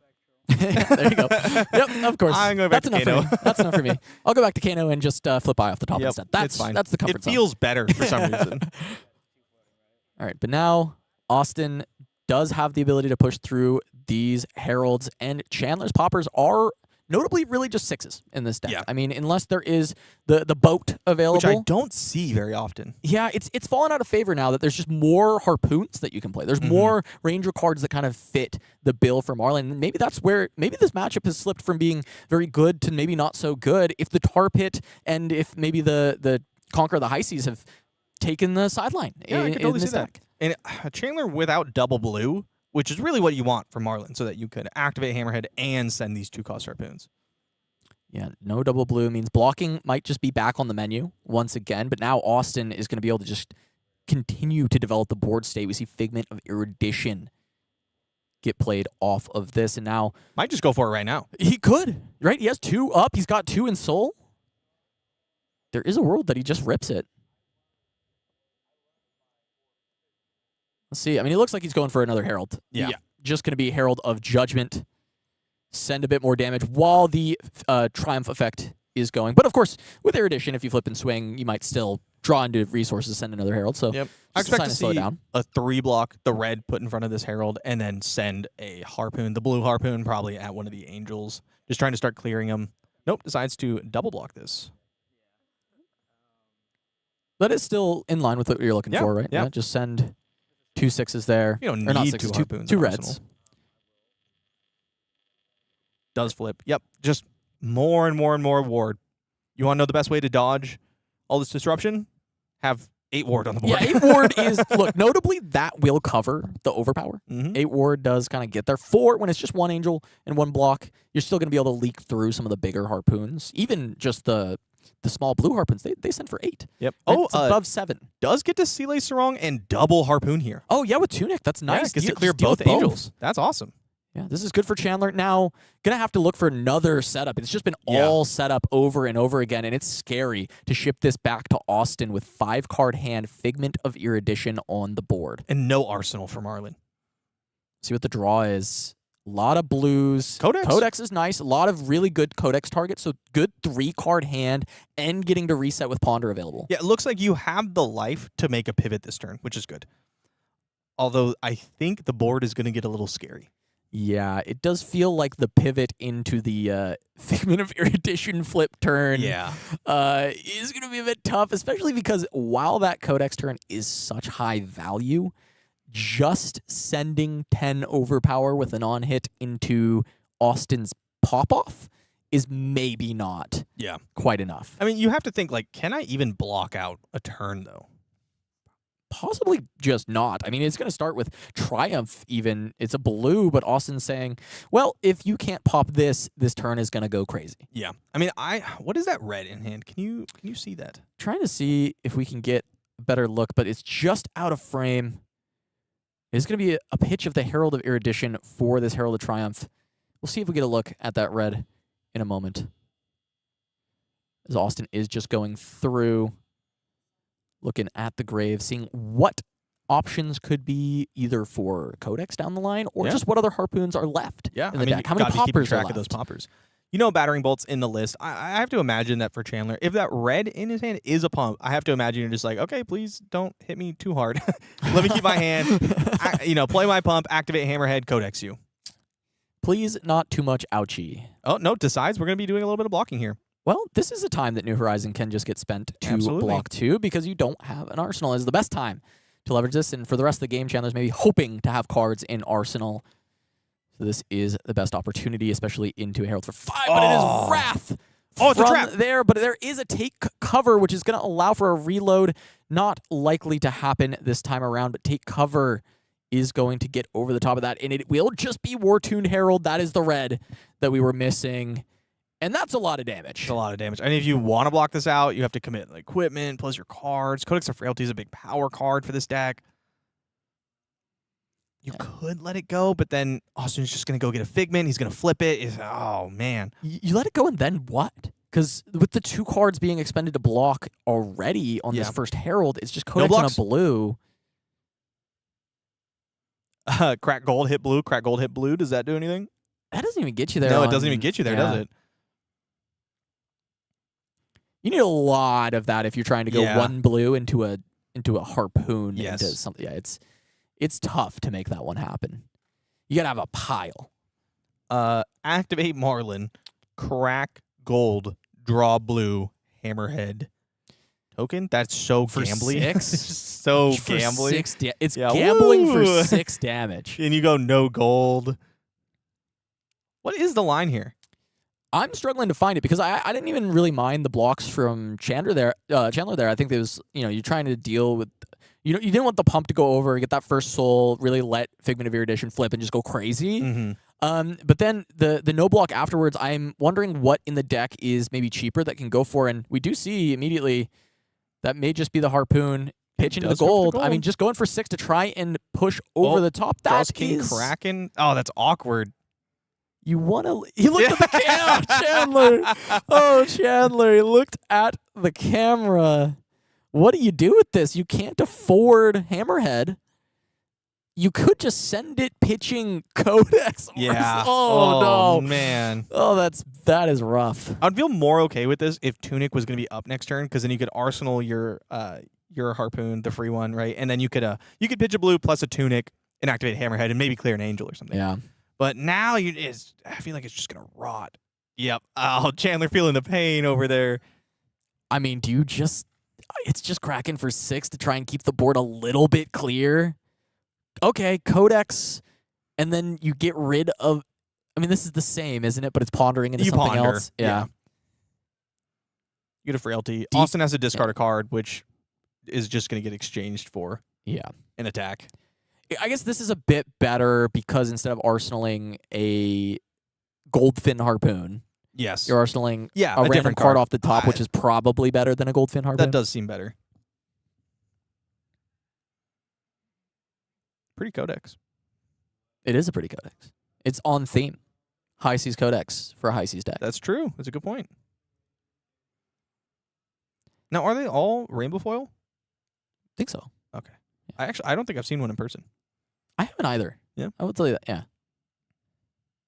I see ALS. Oh, Austin Austin could could just just play ALS. But this King Kraken doesn't matter. It kind of doesn't. It's getting sack him. Yeah, I mean It's getting ravages. You would just play ALS and then King Shark would attack it and you'd be like, okay, I guess I went up an arsenal. I guess the thing is if he doesn't, he just reveals ALS. Yeah, It's not an attack. It's not discard. I mean, he does have to the only thing is you play ALS, it gets attacked by King Shark Harpoon. You don't take any damage, you keep your Angel on board, and you get an attack in your arsenal. That's true. But is that good? Or you just go to your turn and you start attacking? I feel like going to your turn, just attacking? reveal Yeah. the ALS and then just swing. I think that's so much better. Yeah. But you got to think through these things.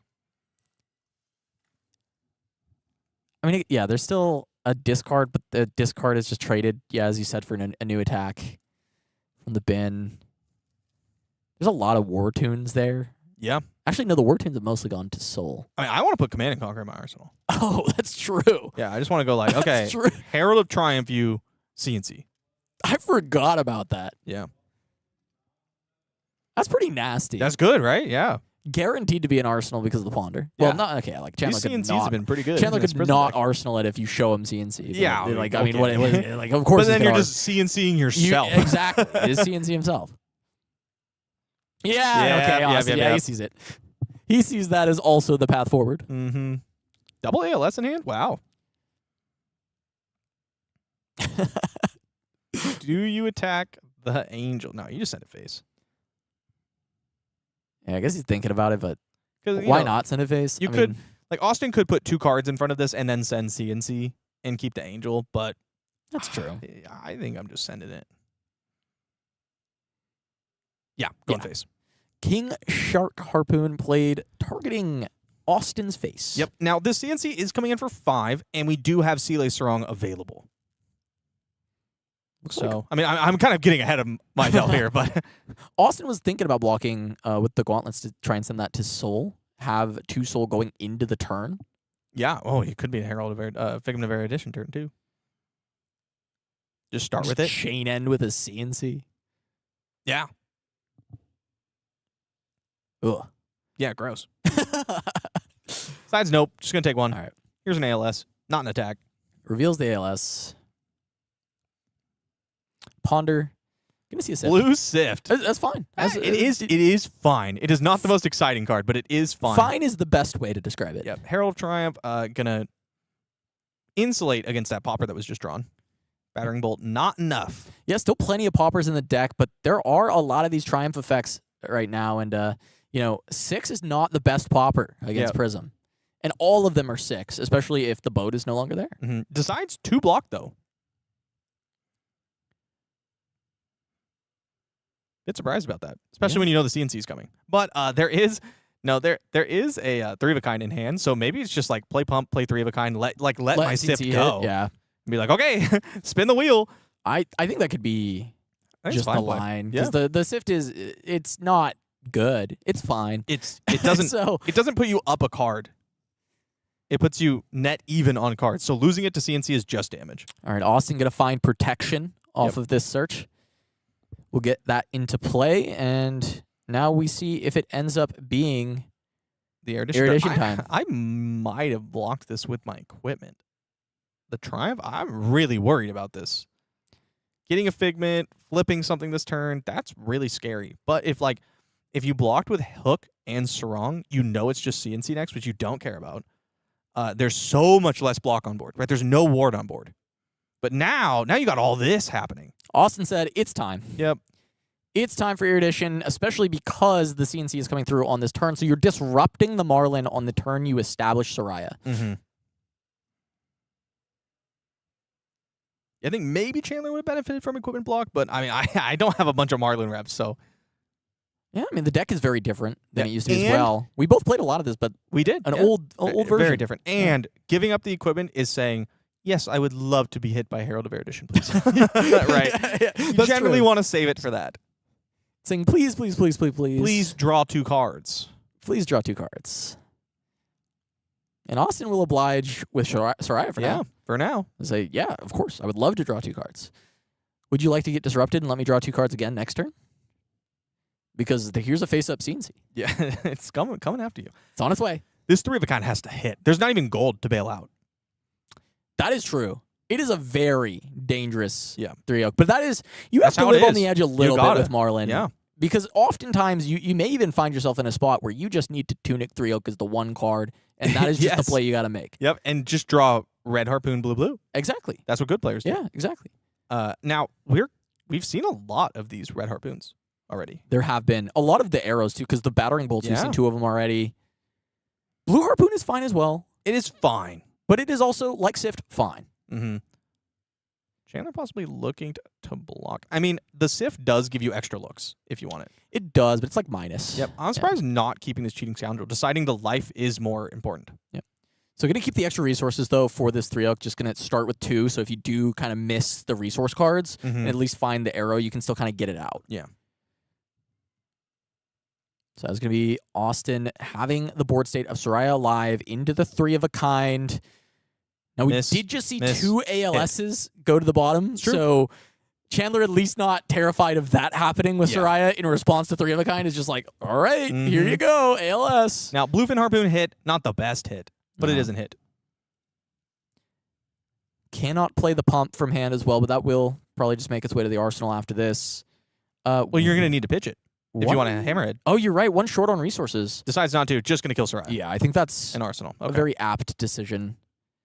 Go to Quiver instead. See what you find. Yellowfin gonna be able to make its way into the arsenal. So cheating scoundrels gonna be able to pump this up on the next turn. I mean, Yellowfin, relevant on hits. Oh, it hits. Yeah. All the harpoons really kind of do hit Mhm. in this matchup, Herald of Triumph, definitely the go-to Herald in any matchup where your opponent plays a lot of 6s. and there are so many. There's For a Chandler. couple of 6s. Not in hand though. Nope. Which doesn't matter for Herald of Triumph anyway. So if blocking wants to be done, it will have to be done in this way. Burdens of the Past, another blue for Chandler Toe. But 7 block committed to the Herald of Triumph. Going to deny the soul for Austin. It really just needs like 1 turn off from Austin to be able to actually start relevantly disrupting. I mean, Austin's taken 1 damage. Austin is not given an opportunity for Chandler to do much of anything. Oh, and here's the turn off. Pierce Reality. Okay. Terrifying card. everything's +2 now, and you're low on poppers. Yeah, I mean, you've seen a lot of triumph effects at Yeah. least, and the angel has already come from the hat. So It's better than getting hit. yeah, well, hey, that's true. Yeah. Yeah, it is better than getting hit. All right, Yellowfin Harpoon probably going to come in here. Yeah, that will be an on hit that Austin has to care about, and finally does not have an angel protecting him. And no soul. And All right, no here we soul. go. We've sent a Harpoon at face with relevant text. Yeah, 8 is not easy to cover. There is the ability to block with gloves, flip a figment, and block with a card. No soul. Oh, block with... doesn't it end at the... It would be end of turn, so you're right. No Yeah. soul means this can't happen. Mhm. Yeah. So there actually is no way outside of like a soul shield, Soul Shield. for Austin to cover this, which if he does have soul shield in the deck, I think this is a matchup where it's pretty appealing. Yeah. Oh, man. I think there's a lot of blues in Austin's hand. There's a He's got a figment, figment of rebirth. and then at least one blue Spectra. I think that's a blue Herald and some other color of Herald. Just a little bit too far forward for us to catch it. Blue. Fully. Is that 3 blues? If he has nothing but blues and is getting hit by a yellowfin right now, Chandler may crash out. Yeah.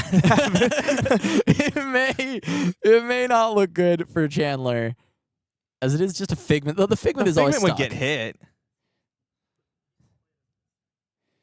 The figment is always stuck unless that is the whole turn for Austin is I'll just play the figment. Yeah, You- I mean- you can time walk me basically. And We did get, as Chandler, we did get the Pierce Reality turned off, but now Pierce Reality is on the board. And it turns even these blue heralds into difficult to deal with threats. So like even if the play is like, oh, okay, you can take my figment, here's a blue herald for 7. it Still really good.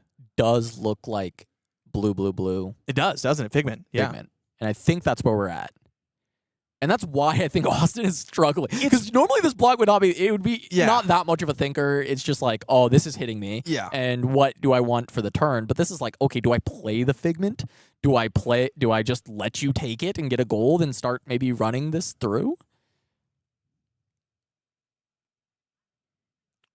What's Empyrean Raptor doing out there? Interesting. Just talking through the line, maybe with Chandler. He's like, these are the things I'm thinking about doing. Yep.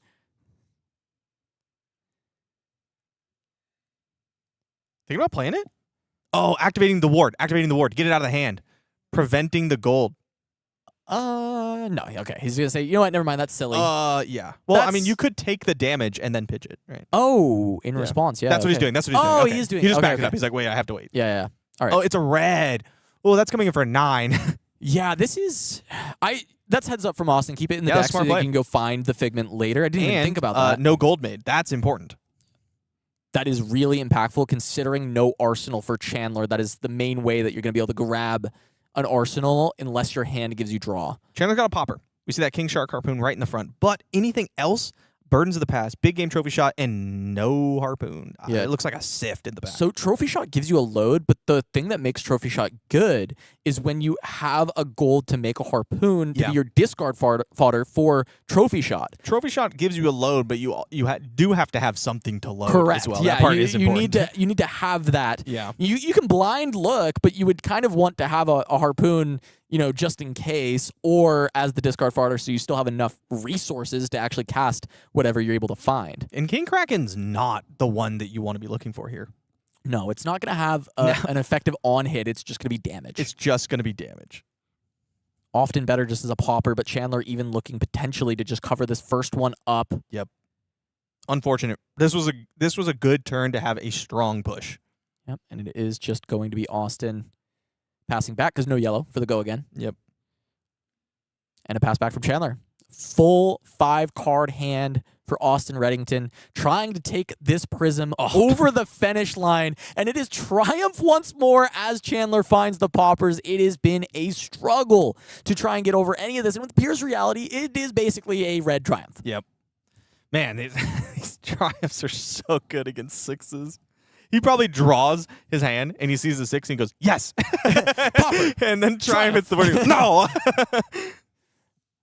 Yeah, and as we've seen more of this Marlynn deck, I do think there probably is not Conqueror of the High Seas or Tar Pit Trap. We've seen Yeah. a lot, which were two of the big reasons this matchup ended up feeling good for Marlynn historically. So I could see this being something that has flipped. If you're losing your 7s from the deck and losing Tar Pit Trap, which can also just prevent that Herald from going to Soul as a 1-card block 3. Absolutely. The 7th power, so relevant against these Prism decks that are just going to keep trying to send Triumph into you any chance they can. So will Marlynn looking for that calling top 8, looking for that deep run Chandler on the precipice, still potentially alive with the loss here. Same for Austin, looking to LL Prism at this event.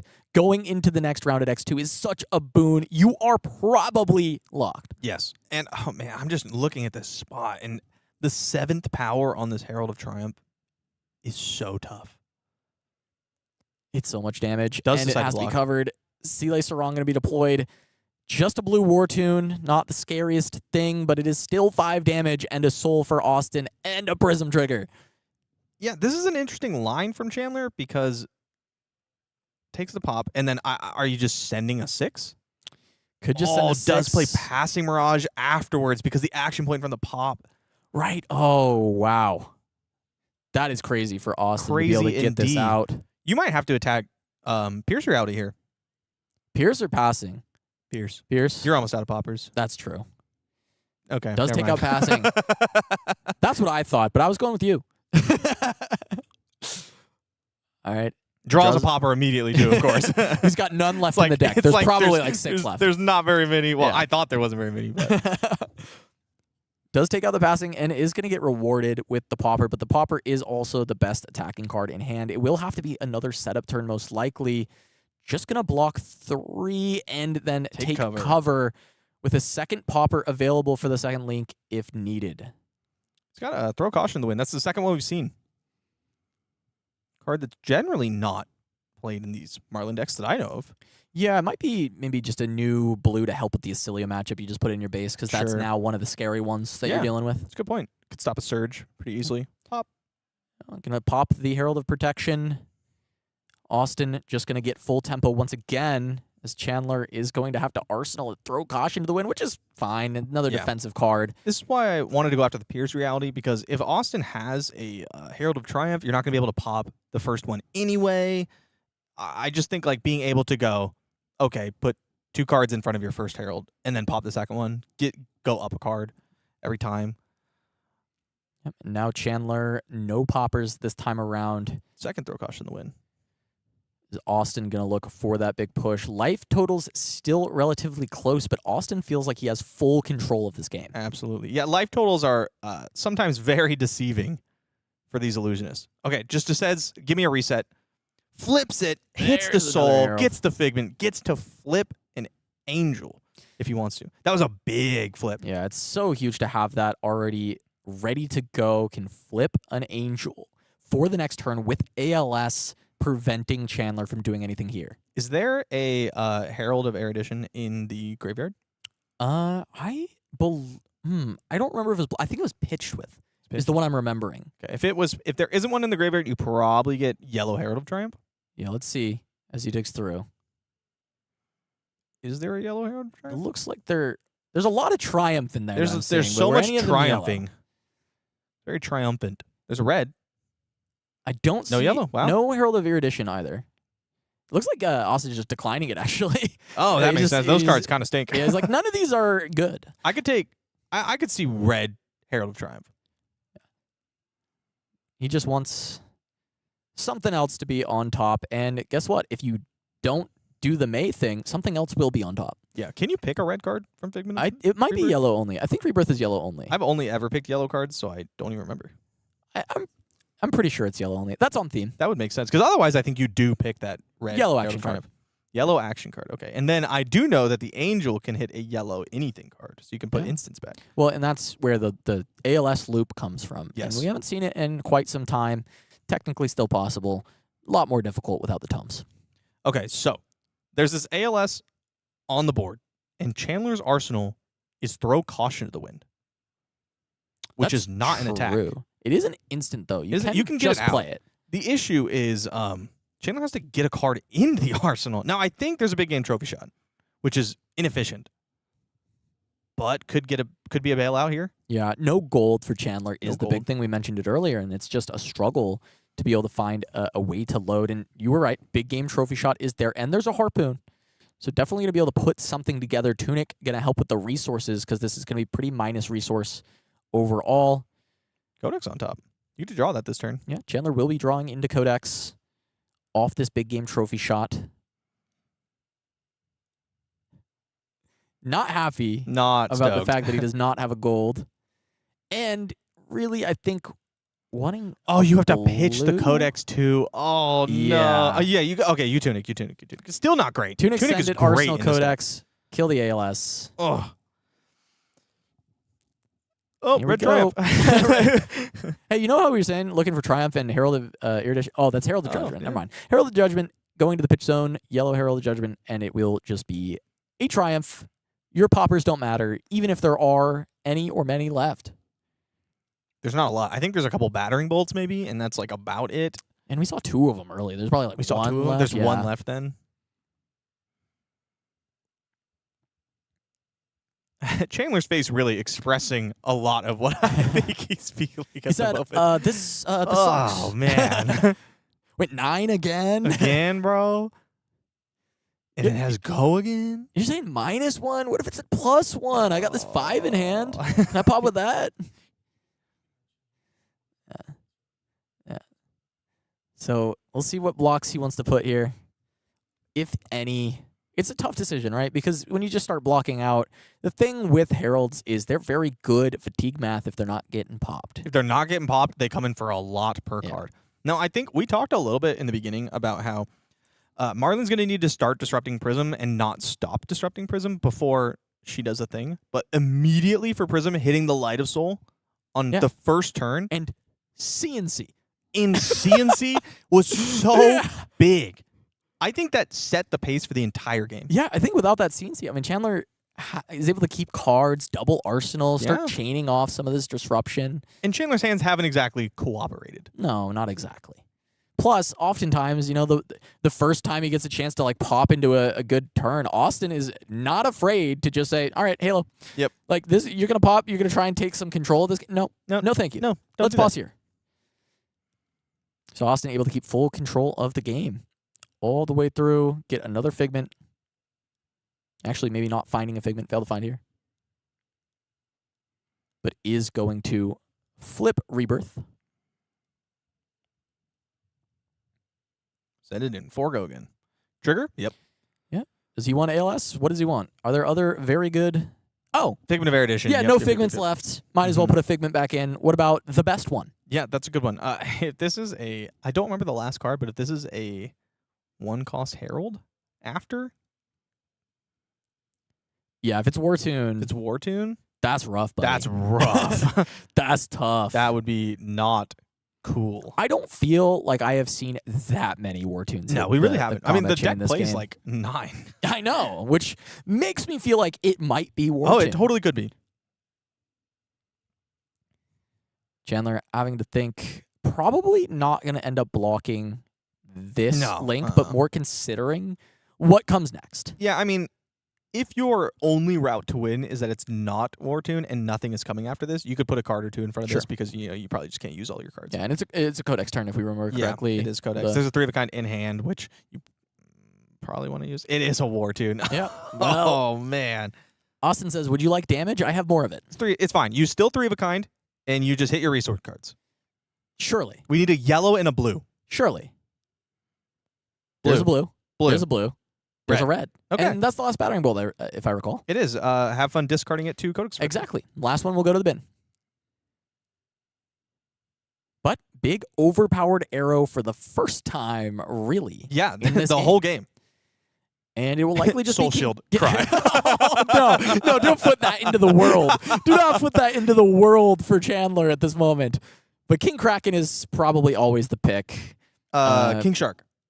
That's the one I meant. Yes. Yes, you did. That's what I said, isn't it? It is. Don't yeah. rewind. Mhm. Yeah, King Shark Harpoon. Gonna look for attacks. What's Chandler thinking about here? It's not battering bolt. Yeah, King Shark. Maybe just going like, man, this is not as good as I was. You like- could have been thinking, okay, Is he yeah, thinking looking about battering because he thinking about battering knows bolt. that the Erudition is in hand because it was put on top. Figment is yeah. true. Figment of Erudition is in hand.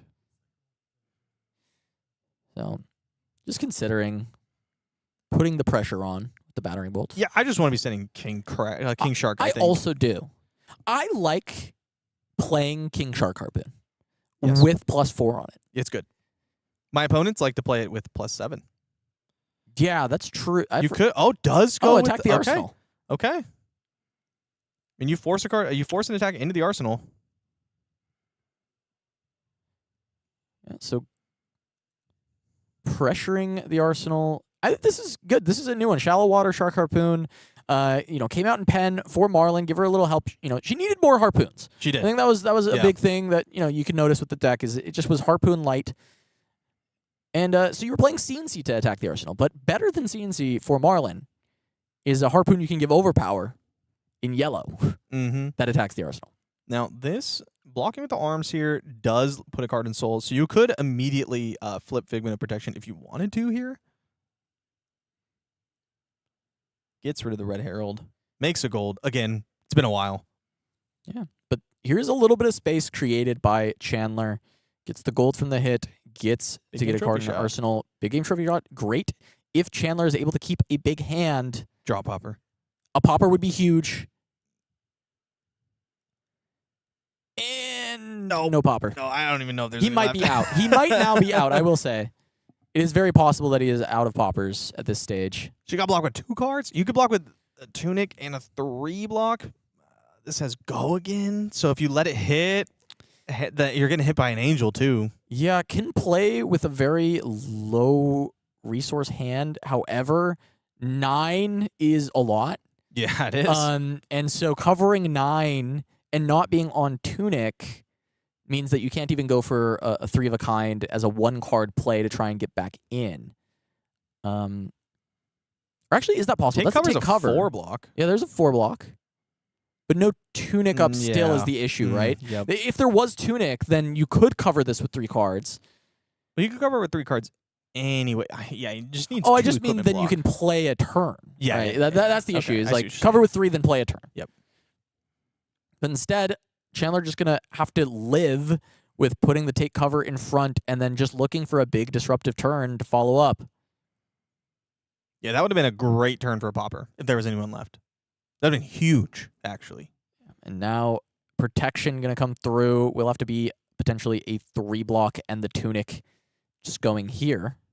Yep, losing the Tunic. You keep the gold, and then you probably just 3 of a kind, sack the gold to Marlynn, big game trophy shot, try to make something happen here. Yeah. But I mean, you Get did, ALS to look, response. You did. I mean, yeah, very, very possible. You did say he's got a Oh low. my God, there's ALS. No, no. Picks up the ALS right at the edge. 3 of a kind. Does Austin do it to him, or is there just better for Austin to do? I feel like there's not much better Not than much better. ALS in response. Oh, for big game trophy shot, 3 of a kind. Oh, he's even my letting him play God. more. Because yeah, you wait for Hammerhead activation. Yep.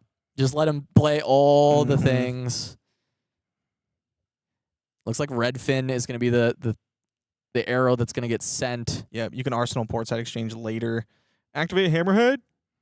In I'll stop you there. response, I have a response. sorry. Oh, this is gonna be brutal. Is he letting it go? Oh, he says I have a response. Oh, no. Oh, no, no, no, no, no, no, no, no. Arclight Sentinel in response to Hammerhead.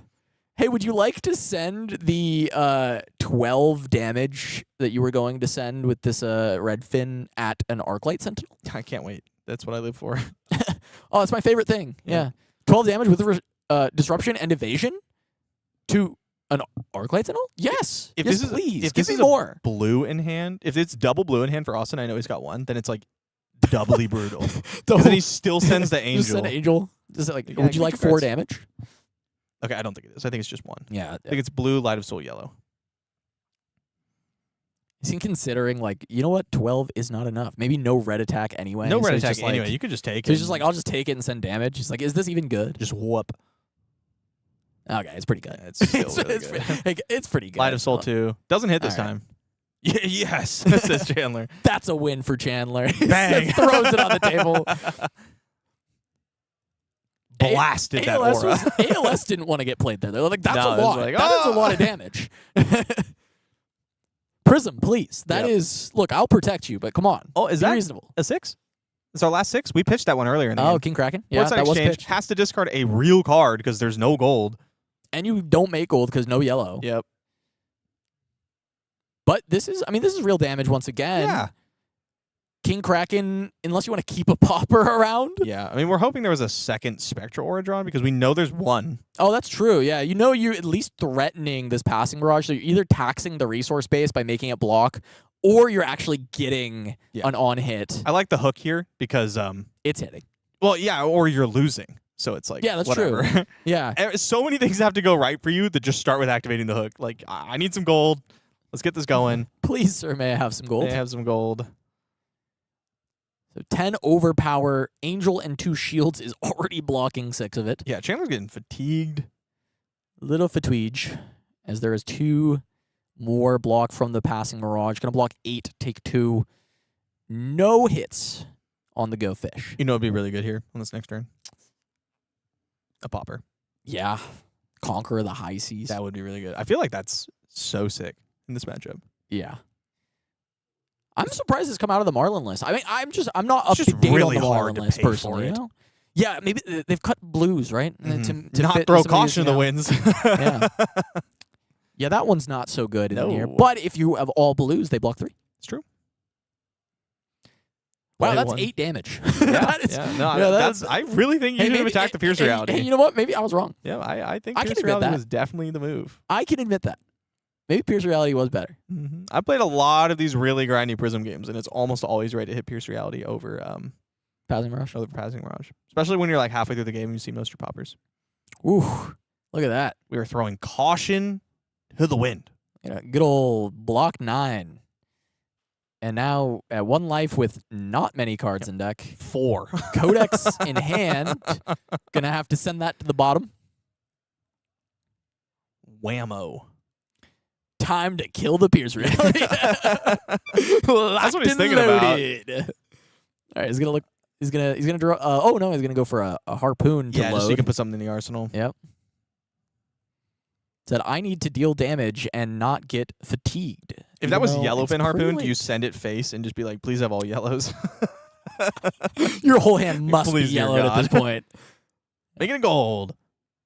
Yeah. Well, now only 2 cards needed to block this, and the gold very nice. You know, you need gold at this point because those are your arrows. Yeah. Your arrows are those gold tokens, and you need to create as many as possible. But this is 6 into 6, going to take the whole hand for Chandler. I think he's got 1 hand left. Yeah. Yep, there it is. There's 4 cards. Pass. And Marlynn getting fatigued by Prism. Now, fatigued by damage. You can't really fatigue the Marlynn if they get to attack you. Yes. But damage can do it, and Austin is going to make it to 8-2 with Prism. Live for top 8. Live for Living Legend for Prism. Yeah, I mean, that would be a pretty monumental change to the meta right before the Pro Tour. And Austin has said that Memphis is magic for him. Last true. time he was here in Memphis for a Last call, night he was telling us this. he made top 8.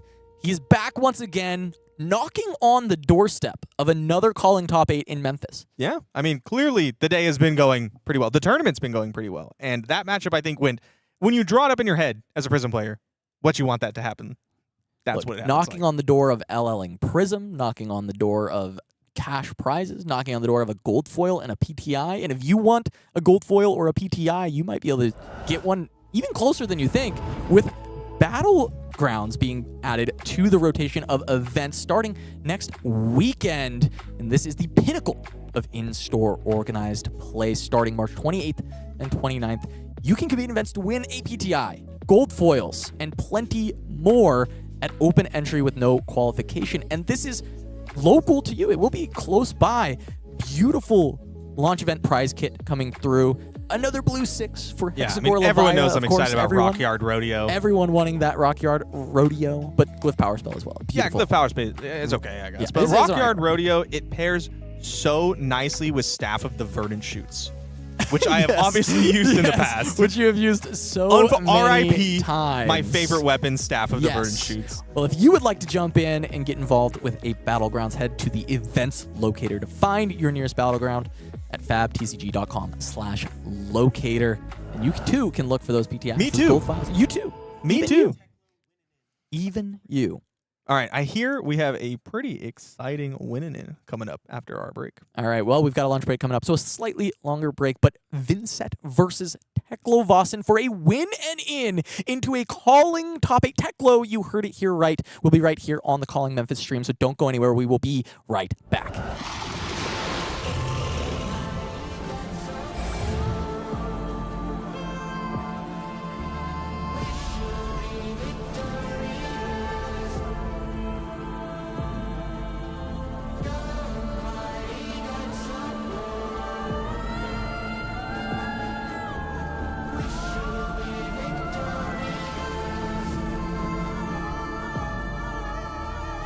Beneath the boundless sky, the voyage carries on. The dragons of the north, history and told.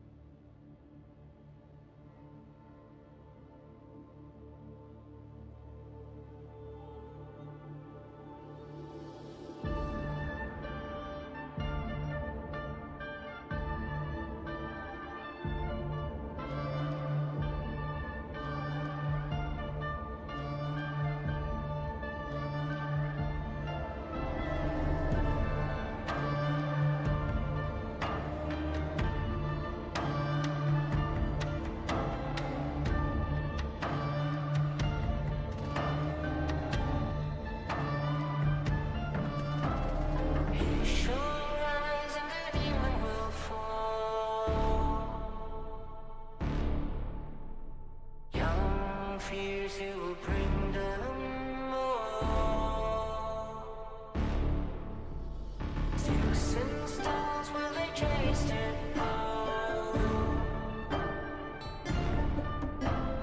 Young men's way will carry on.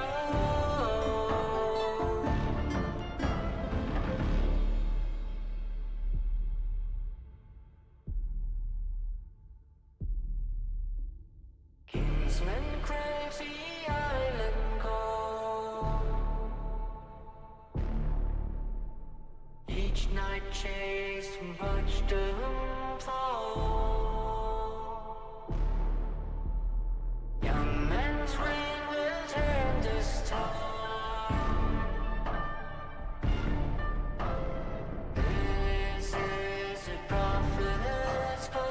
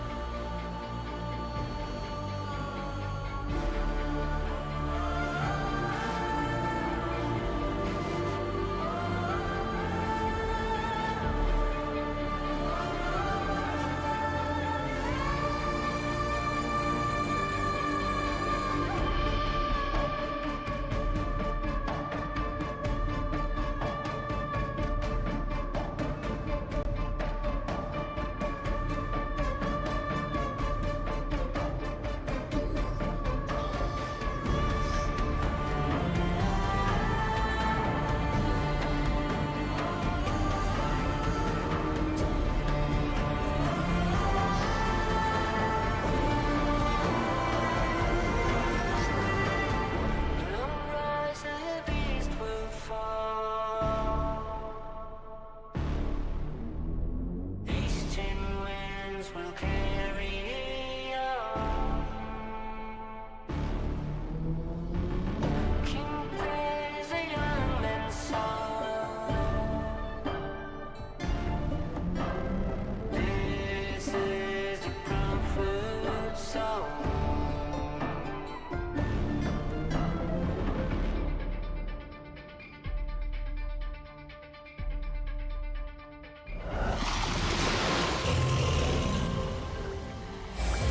Welcome back to Calling Memphis. I'm Cass Mulder, joined by MajinBae, and the final round of Swiss is upon us. Winning in's abound. Winning ins abound, and not just any winning in. We have a winning in for a Vynnset Teklovossen matchup. All right, well, let's see the standings, see who is kind of at that pinnacle, trying to fight their way into the top 8. This top 10 is looking like that will shape up to be who our top 8 is. 8 of these 10 players going to make it. All of 1 through 6 very likely locked at this point.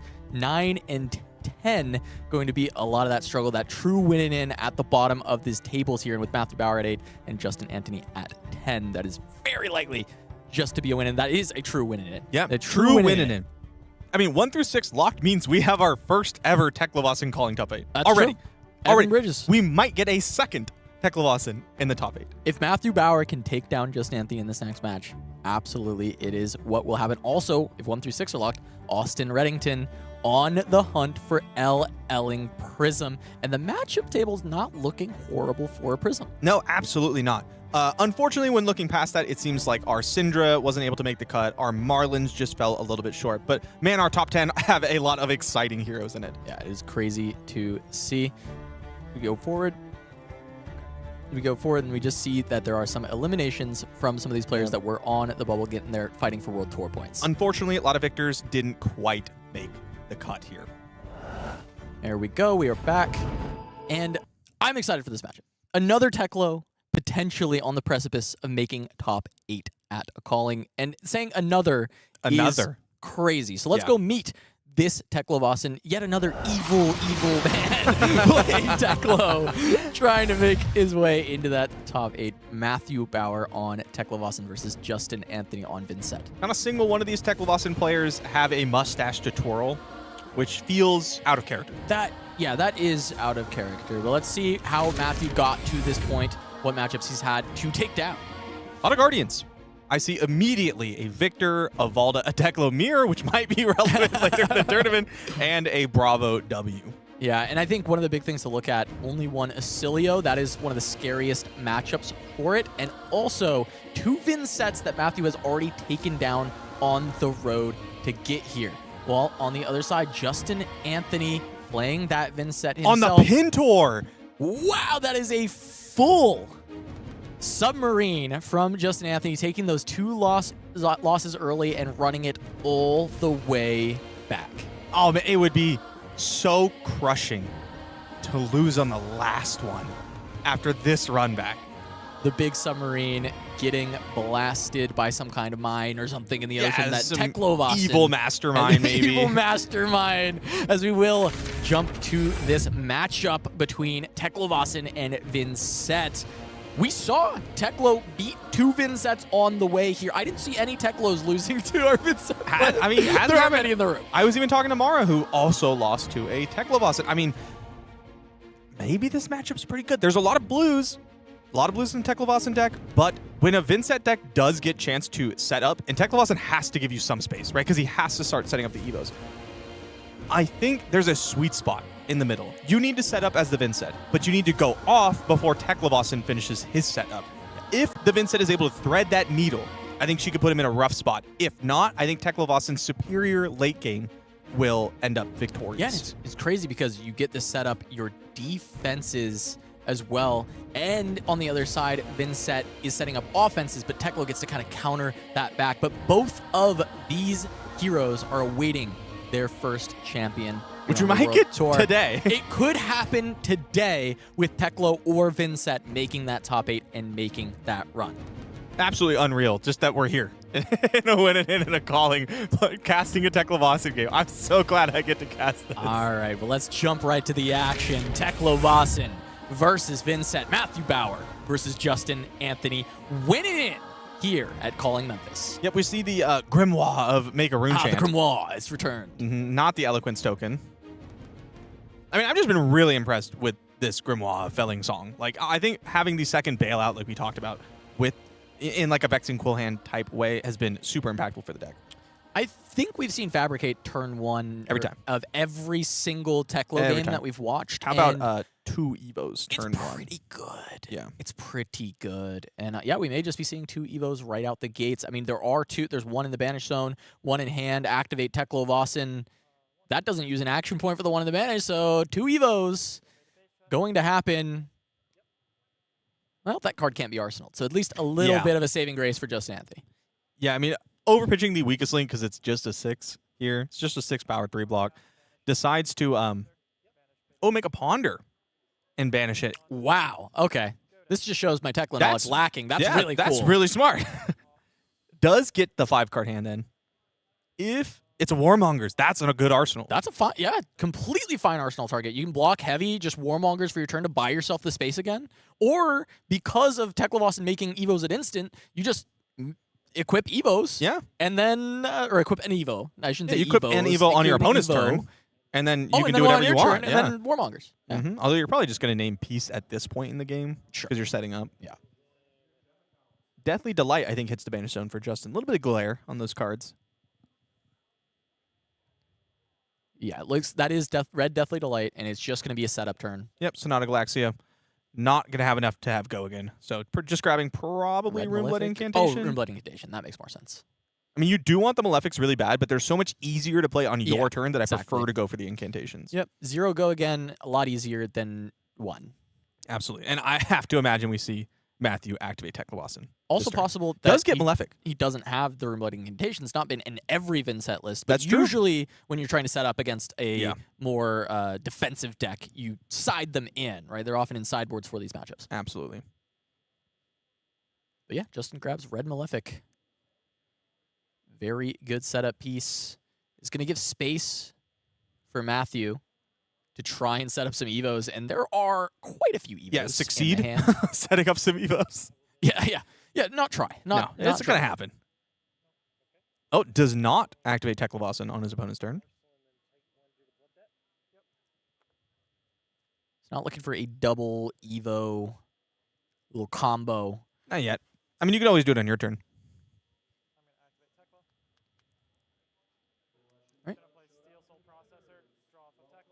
chest piece going to get played. Trigger, 3 resources. That's why. Okay, I see it now. I You see the vision? I see the vision. And now you just can equip another one. Legs. Yeah. Hey, And that's Beta, pretty the good. beta base set is so insane. I keep saying that every time we see Teklo on screen. The beta base suite is insane for this Yeah. deck. And if you're wondering how that Steel Soul processor was equipped to the chest piece for just the 3 resources, Yeah. well, that is that beta base. Well, I in was wondering, action. so I'm glad you told me. You were wondering. I was. Oh, that's great. That's crazy, though, because you play this deck. Yeah, I do. Every now and then. But now arms even picked up for Matthew Bowar, and I believe that is the base arms in the Banish Zone currently for Matthew as well. However, it is the only blue that Matthew Bowar has That's in true. hand currently. Yeah, I think hoping to get like a blocking turn going. You could always just go to your turn and throw the arms on, right? It's not super Yeah, exciting, yeah. but you can. All right, now seeing Funeral Moon sent to the Banish Zone for Justin Anthony to start off this turn. Do we have more Rest of setup the hand. pieces? Yep, rest of the hand is going to be Deathly Whale. Is that Sonata Galaxia? Yeah, Galaxia. sure is. Yep. Galaxia. You'll find another aura. Last time in no Runeblood Incantation. I wonder if it is just Malefic once again. There was a card pitched. Is there a bigger aura Yeah, that well, he could have? it has go again now. I oh, believe. right. Yeah, Yeah, because just paying you're for the go again. Yeah. X equals 2, therefore go again. Yeah, you can still go grab a 0. Malefic. Malefic. Seems to be the operative one, but the go again. So still actually wanting to play out a turn, or just maybe another aura that exists. Just Funeral Moon, just to get another. I think Rune if you Chant. could, you would like to take one more turn. Yep.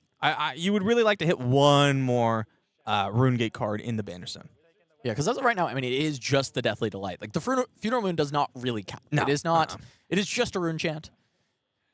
Can play it on this turn. Mm-hmm. 2 more cards in hand. Did miss what that last card was. It is a Beseech, I believe. The +3 on the next Oh, Rune okay. Gate card. Which is a good Arsenal target. Not something you really want to be playing right now. Not something you're super excited to keep in hand. Not the worst. Missed what made its way to the arsenal for Justin Anthony as well. Could have been a Shadow Puppetry. Just gonna pass the turn. Asking Bowar if he wants to do anything. He says nope. So Funeral Moon not even gonna get deployed. Just happy to have that in the arsenal of tricks. Yeah, I mean, it can be really strong Banish with Zone.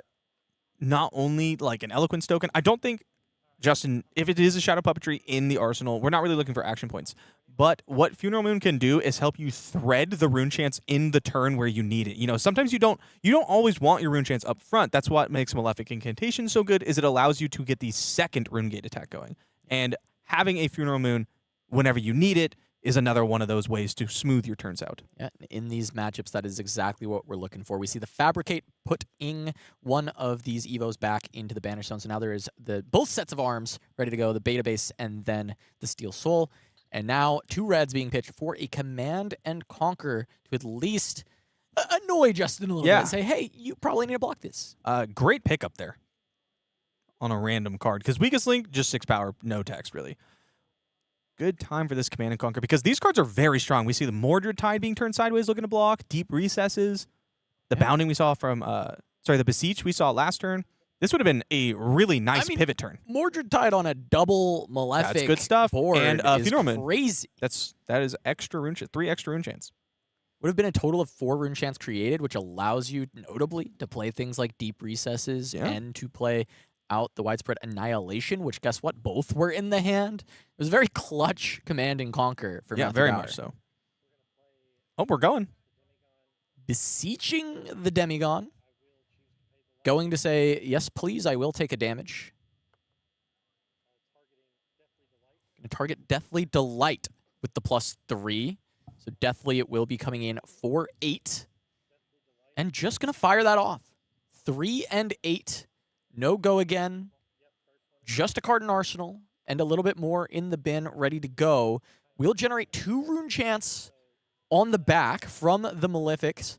And has the Funeral Moon, if any damage happens, which it has. It has. Because of the Shadow non-attack being played and the Vynnset ability, which means you could end this turn with 3 Rune Chants and a Rune Gate 4 in the Banish Zone, which does line up really nicely to play kind of a tempo game plan instead of the full combo. Yeah, I mean, you basically buy yourself some room here, right? You're pushing a lot of damage without losing too much of your setup. You're getting about the same amount of rune chance on the back end. You still have Deep Recesses, which is one of your big power cards. Matthew has a pretty good answer overall. Is going to just say, I will pay into the rune chance, and then ends up blocking with the War Machine and one Warmonger's D-React. turn. Another D-React in hand, and that's a great call. Warmongers has been sitting in that arsenal. Matthew holding on to just another Shelter of the Storm. Going to be a nice, easy, send the Warmongers, arsenal a D-React. Yeah, and if you're Justin, you're hoping you draw Malefic, Deathly Whale, right? Of course. And you go, oh yeah, peace. Anyone who played against Viscerai in Living Legend knows that feeling. There's one Malefic. Malefic, Runeblade Incantation. Runeblade Incantation. And the Deathly Whale. That's basically and the what Deathly I Whale. said. There you go. So you might end up having to pitch the cull for that to exactly work out. Yeah, but I think that's fine. You do have to choose because the cull pairs so nicely with Deep Recesses. Obviously, you would like Deathly Whale, but you have 9 copies. So I wouldn't be surprised to see Deathly Whale pitched and Cull picked as the card. That's his yeah, advantage. that's fair. Yeah, to try and set up more of that ability to push through Matthew's hand with a big combo. Mm-hmm. Warmongers, Justin gonna say peace. I picked up the official War and Peace tokens, the cold foils nice. that look so good, and then I realized that if I pick the same thing as my opponent, I don't have one of each. So now you need another set. I need another set, I guess. Yeah. I gotta go play more side events. Yeah. Well, so notably, War picked for Matthew Bowar. Yeah. So at this point, with these extra Evos ready to go, wanting to be able to put some threat down, War can be a little awkward with this hand, but it really is going to be a block-heavy setup, which unfortunately into Peace, not going to matter. So Cull going to be brought back by Justin, and now he still is going to probably pitch that Deathly Whale, right? So now it's just going to be Malefic into pitch Deathly Whale into that Runeblood Incantation. This is so many rune chants ready to be set up by Justin, really getting things going, but instead going to deploy the Tunic to actually get the Runeblood Incantation down instead of pitching the Deathly Whale. So wanting to maybe IP the Deathly Whale to get it into the banish on the next turn, which is reasonable, but it does use the Tunic counter and gets it away from being used for creepers. So very interesting decisions here from Justin. I could see it working out later on, but he is just, he's going to just call now. Because you want Cull in the graveyard. Yeah. So that you can Deep Recess his back. That right? makes perfect sense. So just going to call now, put the Deathly Whale away so you can still draw up, and there was no Cull in the graveyard yet. So the Deep Recesses now has Cull as a target. Now this is I remember in a couple of rounds I've talked about Vynnset setting up and then having a big pop-off. This is what that looks like. 4 rune chant generating auras on the field, 3 powerful cards, blood deck cards in the banish zone. And I'm seeing a lot of defensive cards in Matthew's hand. Yeah, Matthew has 2 D-Reacts in hand, 1 D-React in arsenal, and now a blue Ripple Away. He's under War, so I mean he can cast Ripple Away, but also IPing that Ripple you want Away to save into that. all this. You want to save that is Ripple Away. Pretty crazy, Yep. considering how much rune chant generation is available. So Matthew is looking to IP that and get at least 1 turn of just denying Justin this giant Malefic pop-off. Yeah, I mean, discarding Ripple Away, it stops 3 rune chants, so it sounds like kind of a wash, but that's not how it works with Vynnset, because Vynnset needs the rune chants to generate on the back end. That way, they can go multiple chain links wide. So we're just going to see Teklo Leveler kick things off for Matthew Bowar because he is under War, and now just Anthony deciding if there is any blocking to be done. Oh, 2 more Coals plus Envelop. I'm definitely going to be missing that Tunic resource on this turn, but you could just keep the other Coal in hand. I'm taking this. I mean, it can be set up again, realistically. It could be. Get a call in the bin. I mean, it's like it's not perfect, right? For a setup, you could actually just go with this double call. There are 2 attacks in the bin. It's a lot of pressure that you're going to be able to put on. Absolutely. For Matthew Bowar, and we're going to see a call go into the banish zone. This Ripple Away is going to be very strong. It is, especially if Dirge happens. Oh, okay. I mean, if Ripple Away gets discarded now, you just don't go. Yeah, you just wait. Gonna Ripple now. Is gonna Ripple now. Okay. So no rune chant from the Runeblood Incantation. That's a nice heads up to maybe wait. Give yourself another turn.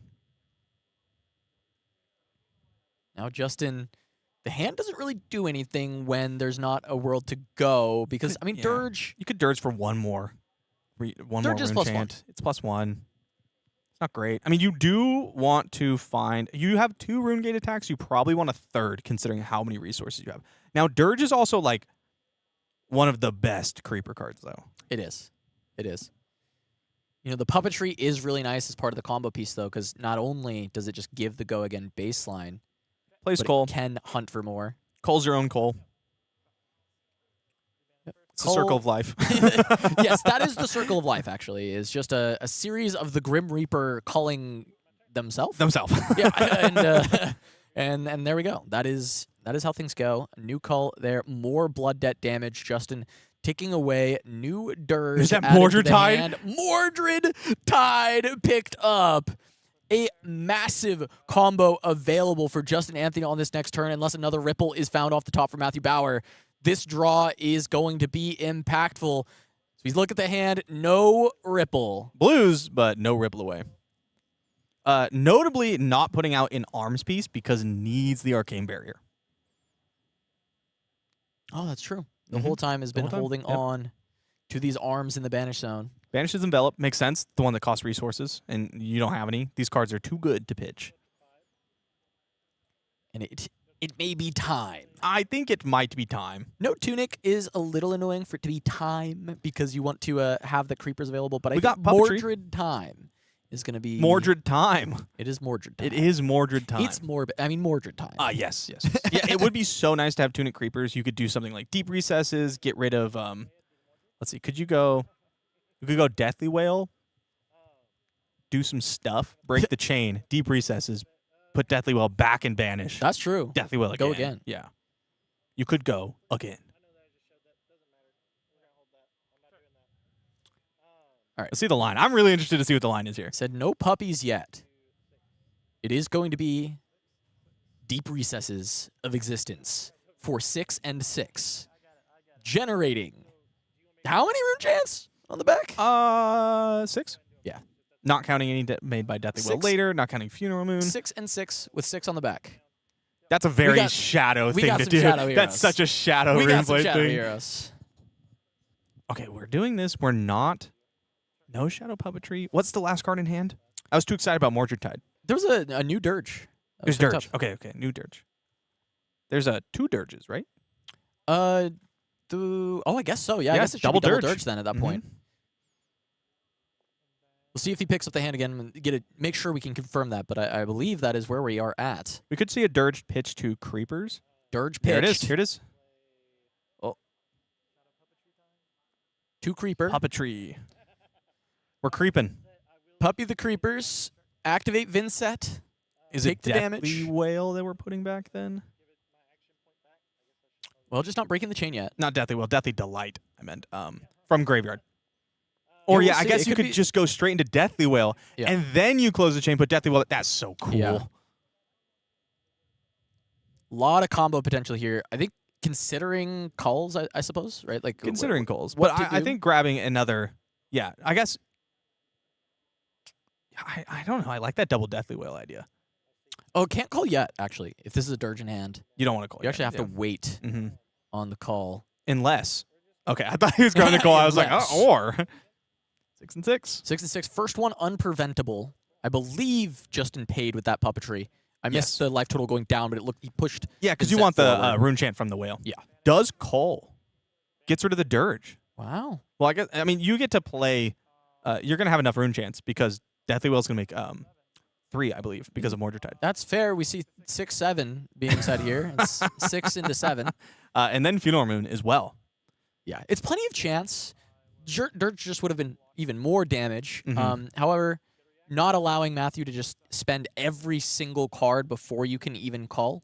Still nice for Justin at that point. Basically kind of trading 3 for 3. It would have been +3 from the Dirge because of Mordred Tide. Yeah. And then 3 block from Matthew Bowar. Kind of same similar. at the end of the day. But now Justin has free reign at this point. Cleaning up that combat chain is going to get this trigger, going to banish something from each. Have to imagine it's that Deathly Whale Just again. yeah, just read Deathly. Let's just go again. Yeah, I love the idea of going like Deathly Whale, send it, then play Funeral Moon to stack up chance on the back end. And you can just do it again. You can just combo again. I mean, you probably don't have the Blood Debt stuff built up, but you can find some things. There's a War Machine Yeah, that get can rid be of that. banished, Get that out of so here. that can't get re-grabbed. Though Arms, Or, being the way to re-grab is the AB. There is some consideration to get rid of Rippleaways because sometimes Ooh. Teklovossen play Remembrance, and that would be a pretty good one to Little pick. spooky. Yeah. But I'd probably just get rid of the War Machine. Get that crap out of here. All right. Justin now, Deathly Whale once again. And it will get to create, those 3 on the back Again? again. Because both of the players have taken damage. And Mordred is still in effect. Yep. So I want to see a Funeral Moon played. Yeah, you might as well Funeral- just get the extra value out of this Funeral Moon. Yeah, in the even turn though- with 5 chance. Yeah. Even though, yeah, as you said, weaving the chance can be a little bit better. I do think if you can get +1, that does feel like a reason to cast it. Yep. Play it. Spellbound Creepers doesn't have a counter on it, but it was used. I'm pretty sure. It absolutely was, because there was no go again. There on it is. that. Oh, they heard me. Hey, they got it. It's under control. More armor block deployed for Matthew Bowar. And with how big this turn is, I then send my eyes towards the life totals. 29, 26. That's Kind of flipping it. That's a lot of life still for Matthew A Bowar lot of after life. how After big that, this turn yeah. was. Justin decides to keep the Funeral Moon. Probably maybe looking for like a Eloquence combo. Yeah, notably, it would allow the second link to still be 4 chance with the 3 Malefic Incantations. Oh, goes for the arm piece. And then Evo Recall, I believe, is going to be Which has Arcane this Barrier. one. And that does have AB. So deciding to replace the AB and also... Is Plus this 1 a intellect. base? Yeah, this is a... I was thinking it was a base, so +1 intellect for Matthew Bowar. He's so smart. I wish I was smart. And War Machine is going to be Another what gets Mordred recalled. Tide on Justin's side. Shadow Puppetry, Mordred Tide. I see a Rune Gate attack. Yeah, and Evo Recall often being good to be able to grab Singularity towards the end game if it's Yes. ever gotten banished, especially for the boost versions of Teklo, even though this is not a boost version. But in this spot, it says, oh, you banished a War Machine. It's kind of for funny. me. It's like, yeah, That's maybe kind of nice. now we know maybe not to do that. Yeah. I didn't think about it. I Evo didn't know Recall's not to really do it. not on my mind when I make my decisions. I didn't even recall it was a card. Now, this feels... It looks really good. You have Shadow Puppetry. You have Mordred Tide. You have the Rune Gate card in your banish zone, but you're firing off into 5 full cards. Yeah, 5 full cards is scary, but I mean, that really is... Mordred Tide, once again, with the 3 Malefics, is Good. just kind of... Yeah. It feels like go time once Suppose it's good more. enough. Not enough attacks, though, right? You just No, gonna you get the want one but more. You're triggering the Mordred Tide and getting 3 bonus chance. I mean, it's still +3. You're hoping to hit something off the Widespread Ruin. So I imagine we'll see him pay 1 life into the Shadow Puppetry, hoping to hit on the physical. Instead, though, just Nope, going to be goes with the Machinations. 5 into 6. Overpower, go again. Unfortunately, defense reaction. Now, Overpower generally really good into Teklovossen because you can't block with the equipment as their actions. But defense reactions Defense are pretty reactions good, good, yeah. and we have seen from Matthew Bowar and Evan Bridges, both of them packing quite a few defense reactions in the deck. Also block cards. Yes. Not, well, I say cards. I mean, it's Still Soul it's- Series. No, what yeah, is it? it's- Is that? What is that one called again? I can't remember. But it's +1 for every Evo, and it starts at 1. Yeah. And so it is a block 5. Block 5. Love that card. Quite good. I want to say like Steel Street Enforcement or something, but I'm not That's sure what if it that's is. right. It's like that Steel it? Street Enforcement. Yeah. All right, cool. That's kind of sick. Mhm. All right, block and a Fate for Scene. Sees a pair of booties on top. Gonna put those that on booties the to the bottom. But go again, I have to imagine not really doing anything here. Do you Funeral Moon now? I'm still doing it. I want for those 2 rune chants. the go up to 8 chance. And I want to not take more damage. Yeah, just leaking. Mm-hmm. A little bit of leaking. All right, Okay, the Malefic take one. Incantation's gone. Creepers died. Matthew Creepers able died, to keep him that's alive. true. So that would have been maybe another reason to go Another for the reason for the puppetry, ping. Yeah. so that you can guarantee that damage, because it was the turn where you only needed to deal one. Just one. Yeah, I think I would Next have. turn would be harder. No, but no, yeah. because you just don't activate them again, and it stays at 1. Oh, that's true. Just 1, 1, 1, 1 until you Yeah. activate them again. Yeah, I think I would have liked to see the That's puppetry there. The creepers seem just like such a strong tool in these defensive matchups. Oh, it's almost necessary. for some of the Oblivion! wide Oh, we were turns, 1. but wow. We have 7 chance now. 7 chance. Oblivion just needs 6, which needs to be exactly 6, though. Wait, we could have played it on Matthew's turn. Could have played it in response as well, I think. Or, yeah, just Matthew's turn. Just Matthew's 6 turn. chance. With that, Oblivion.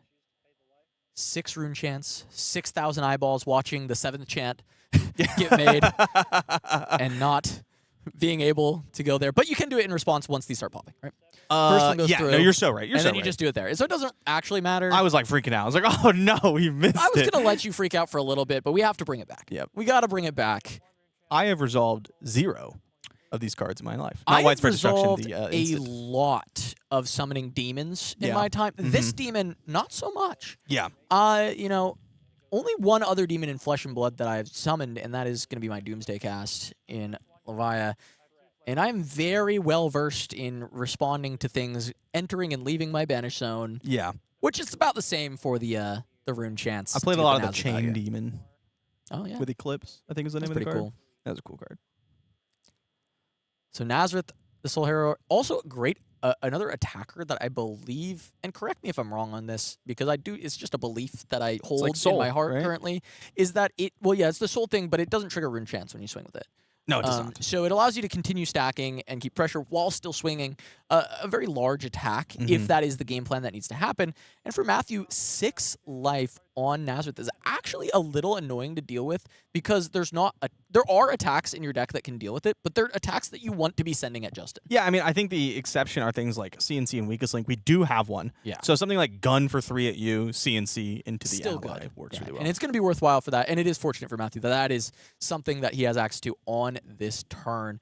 Arsenal likely to go away on this one if he has to let things hit and still just kind of deal with Nazareth. And I do think taking some damage to deal with Nazareth is going to be worthwhile. And funny enough, banishing a card from Soul could be relevant if this If was Singularity. later in the game, if Singularity had happened. But it is very unlikely for Nazareth to be around by that time. Yeah, I think we are also not likely to see a Singularity unless it like ends the game because going 0 Arcane Barrier is very scary. Yeah, it is a spooky prospect. This unblockable arcane damage into widespread, Yeah, it's rough. so rough. It's rough. Unless your Arsenal's D-React, you're D-React. just you're bummed. Yeah. And I don't believe it was. I don't think think it that is. was It's it, War, was it it's the War Machine, Oh, it is the War Machine. Mhm. All right, that's right. which would attack for 9. 9 overpower. Get another Evo recall. Go find that thing again. Oh, to put it back again? Yeah, because Yeah, it's gonna go to yeah. the banish zone. Oh, decides to okay. block with the CNC. Not going to be going after the ally this turn. Oh, did Justin not pay? Perhaps Justin not. may not have paid. Perhaps not. I mean, you're going to get it through because you just attack with the ally. Yeah, that's true. Stays on the chain. There's a decent amount of armor block. Does it cover 6? No. Not quite. No. Covers 5. Mm-hmm.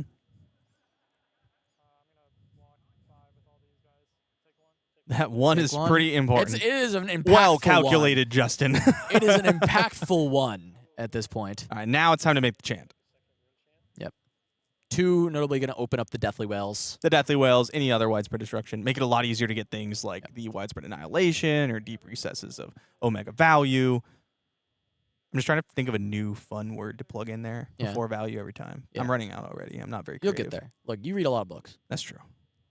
You'll find your way. So, chain closes. There is going to be the Arsenal destroyed. No blood debt for possibly the first time in It this is. match. First time in the game. And Deathly Whale grabbed for Justin with a lot of good auras to play down. 2 good auras, yeah. Gonna drop 1. He sets the hand down just as I wanted to look for it, but that's okay. So we are Yeah, getting Runeblood a chance to Incantation, play the- Malefic Incantation. This yeah. seems pretty good to me. You go Malefic, Runeblood Incantation, attack you with my ally, keep my chance. Yeah. That's awesome. It's a really good setup turn with the Deathly Whale in the bin. I mean, that's what we're talking about with this Nazareth and how it can be so crucial against these setup decks, these very defensive decks, is you're still putting pressure while you're getting to set up a big stack. Have you considered just attacking, though? You could also do that. There was a go again piece, right? Yeah, Shadow Puppetry. Use the so you Tunic for the Runeblade Incantation instead.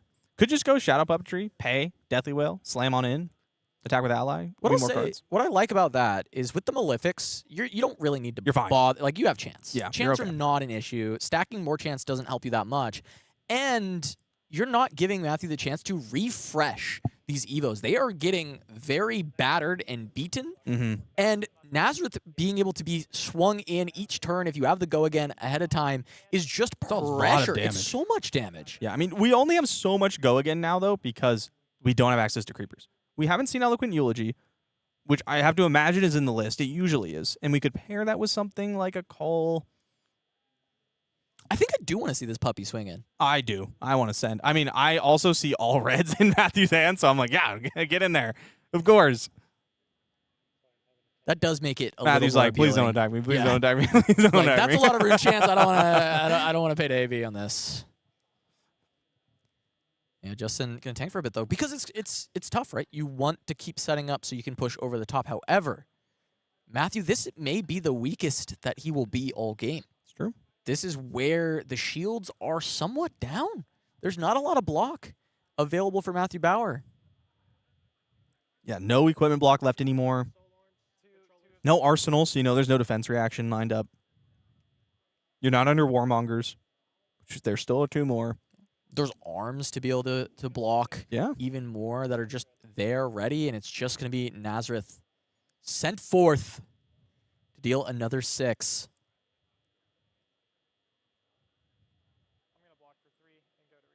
Okay, going for the defense reaction. Okay, block sink below will sink one of these big boys. Now, Ghost Protocol, hits the blue. Okay, That's got there. big. I was like, I'm a little bit worried about hitting this this blue. And Ghost Protocol attacks for 3. I wonder if you're supposed to go like pitch one of your War Machines or a Terminator tank, send the gun in to Nazareth, and then Ghost Protocol. Yeah, that would be another nice way to clear it instead of having to send a War Machine into Nazareth. But that will be what It'll do Matthew it. goes for. But if you hit a red Yeah, here I mean, off that's Sink Below, another turn that Nazareth just keeps to accrue value. you do nothing. Gets paid off. Takes the risk and gets paid off. Yeah, lots of blues in this deck. I'm just so... Playing the odds. I just hate risks. Oh, and once again, Ripple Away found at a very crucial time.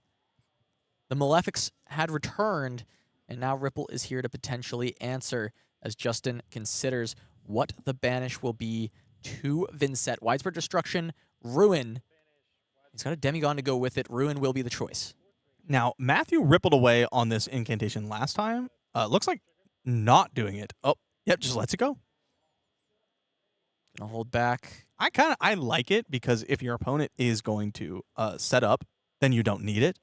And if your opponent is going to go off and you discard Ripple Away, they just won't. They'll just take the turn. But Ripple may still find space. Matthew Bowar, Pay 1. Ouchie. little ouchie. Now the Ripple Away will be able to deny the second gate. Yeah, it also makes Deathly Whale less good. It does. Does. Now you're going to get 2, so it's going to be -1. You'll still get 1. And we have access to both Vexing Quill Hand and the Grimoire. Yeah, but they'll also be The at Grimoire. -1 unless it's just action cards that are... No, it's... It is action cards. It is action cards, okay. Mhm. So those will still help get over the top of that Ripple. It's a close game. Yeah, it's really tight. Going to start with Widespread Ruin. 5 and 7. The puppy giving it go again. 1 Unblockable Arcane.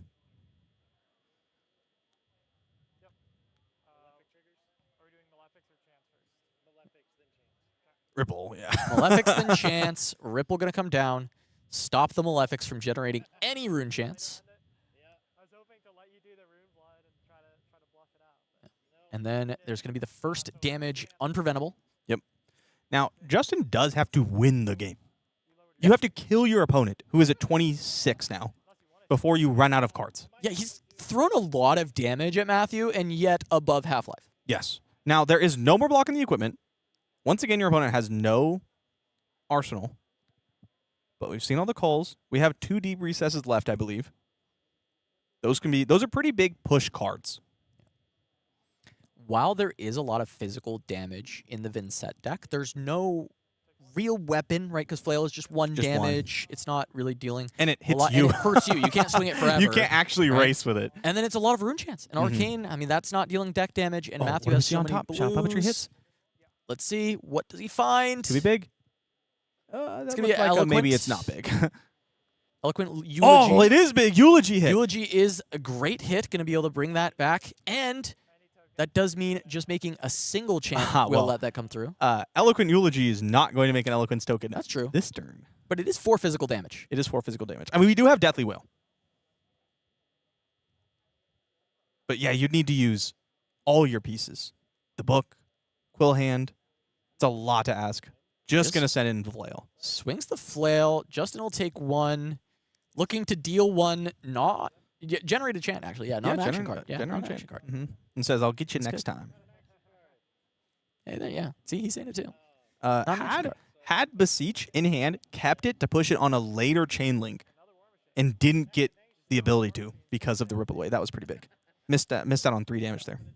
And now Widespread Ruin going to banish 1 from each side. It was another War Machine from Matthew Bowar, so losing a lot of damage. Yeah. A lot of these big hits coming out of the deck, and Justin just machinations. It's not going to increase the blood debt, not going to add to the combo pieces, but there is a pretty good setup banish zone already with the Deathly Wail and the Eloquent Eulogy. Now, Justin needs an action, but was that a Funeral Moon in Arsenal? Not catch it, but He we flipped it for a second, and the I rest wasn't of the exactly hand sure. here. Dirge, Deep Recesses, Widespread Destruction, Demagon. That's a pretty good hand. That's a very good hand. Now, no go again. Yeah, which is for- why, if it was a Rune Gate non-attack in Arsenal, would be really good, because you could pair it with the Eloquence token. That's true. Is just going to be Runeblood Incantation triggering. If it is that Funeral Moon, That'd be big. that is the chance. Try and find a little bit more. Because he's got the Beseech, so he can guarantee that the Eloquent Eulogy will happen and that the Eloquence will be generated by dealing damage to himself with a Shadow non-attack. So Beseech first. If he selects Eloquent Eulogy, I think you're right about that Funeral I think Moon that's in what it's going to Arsenal. be, yeah. All right, there we go. All right, Yep. I think that is pretty telling to us that it is in fact a Funeral Moon. Nope. Oh, I thought he put it back and picked something else. Okay. Yeah, 3 and 7 paid into Vynnset. One unblockable. Gonna keep chipping away at Matthew, but it is trading life, and he is down on life. So Yeah. not gonna be able to do that 22 times to kill Matthew. You're gonna have to find some damage elsewhere. And if you get a little cheeky with it, they'll just Terminator tank you and you die. Yeah, exactly. So This is going to be a big push, though. 1 rune chant in the back. Plenty of rune chant gen available still. Hits, make an Eloquence, you make a Rune Chant, get the action point back. Could Dirge into Deep Recesses. Probably just want a Deathly Wail, though. Take the rune chance this time. Just line up the block. Remember, this is for a win and in to the top 8 of calling Memphis. Loser is out of this. No chance. Matthew Bowar trying to put another Teklovossen 2 Another in one Teklovossen calling. in the top 8. Half of the Teklos that showed up trying to make it into the top 8 to calling if he 8. wins this game. All right, Funeral Moon, Justin trying to be the only Vynnset to make it as well. make the action point, get the Rune Chant. Okay, it's Dirge and the other card. Dirge lets Deep Recesses be widespread. played. Yep. I mean, you could go with Vexing. You could go with Grimoire here and save a card. Dirge, pretty powerful at unlocking turns that otherwise don't work. It's true. Kind of depends on what you want to be doing. If you could like Deep Recesses here and get a Coal and then try to push that way.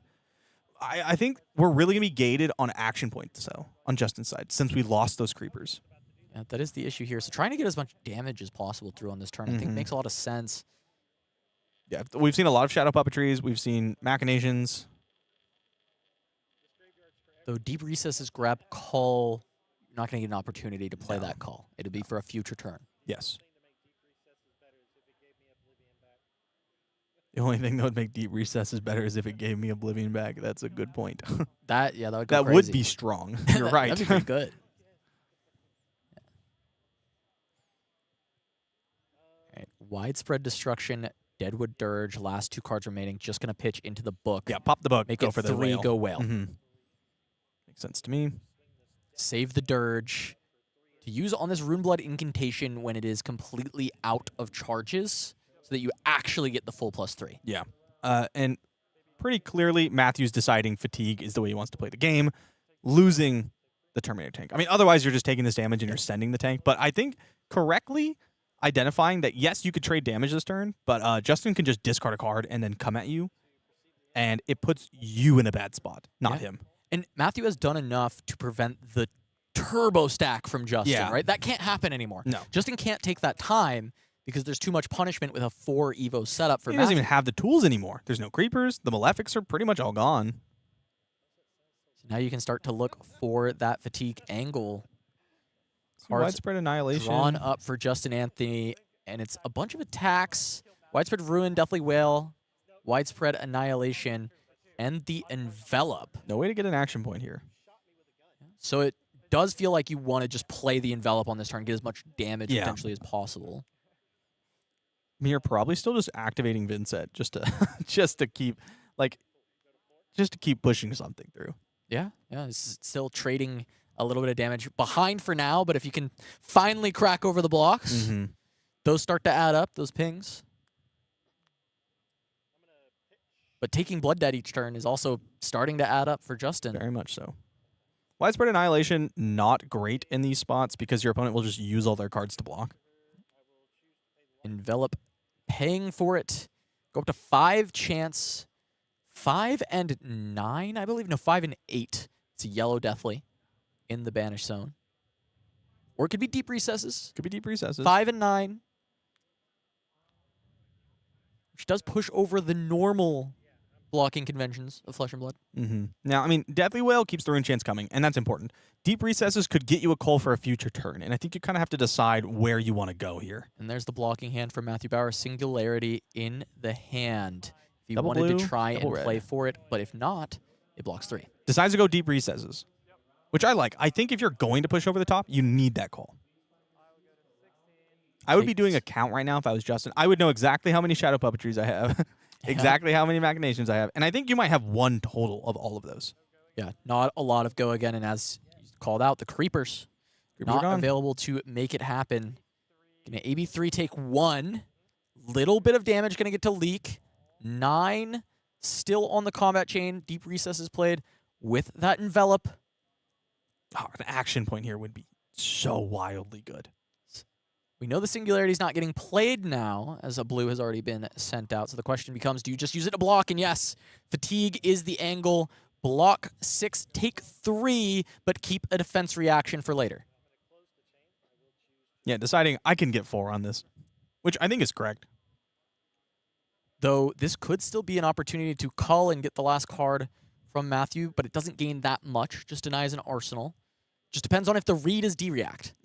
If the read is D-React, it might be fine to cull here and get another attack in the bin, but using it later to push damage makes a lot more sense. Yeah, and you call your own, isn't it a Dirge?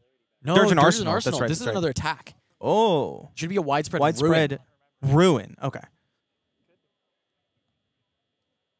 It's interesting. You'd have to have the read. It's exactly defense reaction. Exactly defense reaction. Yeah, I mean, And even then, it's questionable. It's probably good. It's probably good if you have the read that it's a D-React. yeah, it's a little spooky because getting all these attack actions out of your Banish Zone is going to be really hard.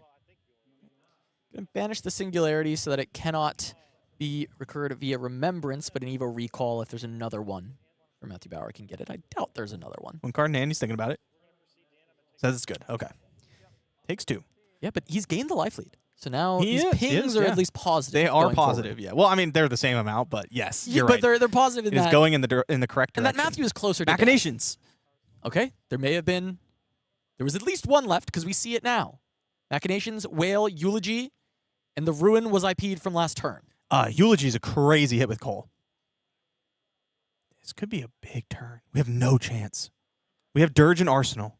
Yeah, still though with the Vexing Quill hand. Yep, Vex and Quillhand left. I think we're gonna be using it this turn. Like the one chant, Eulogy goes in. Dirge gets you to Whale. Whale with Go again gets you to Eulogy. Yep, Machinations. Eulogy can get the Cull with Go again. Not quite enough chance total for that whole line. Actually, you can I think they're because of Quill hand. let's see. Yeah, because you go Quillhand. You could so Quillhand here if you wanted. No, you Dirge, So Dirge here to 3. You Deathly Whale. You close the combat chain. You could Vexing Quillhand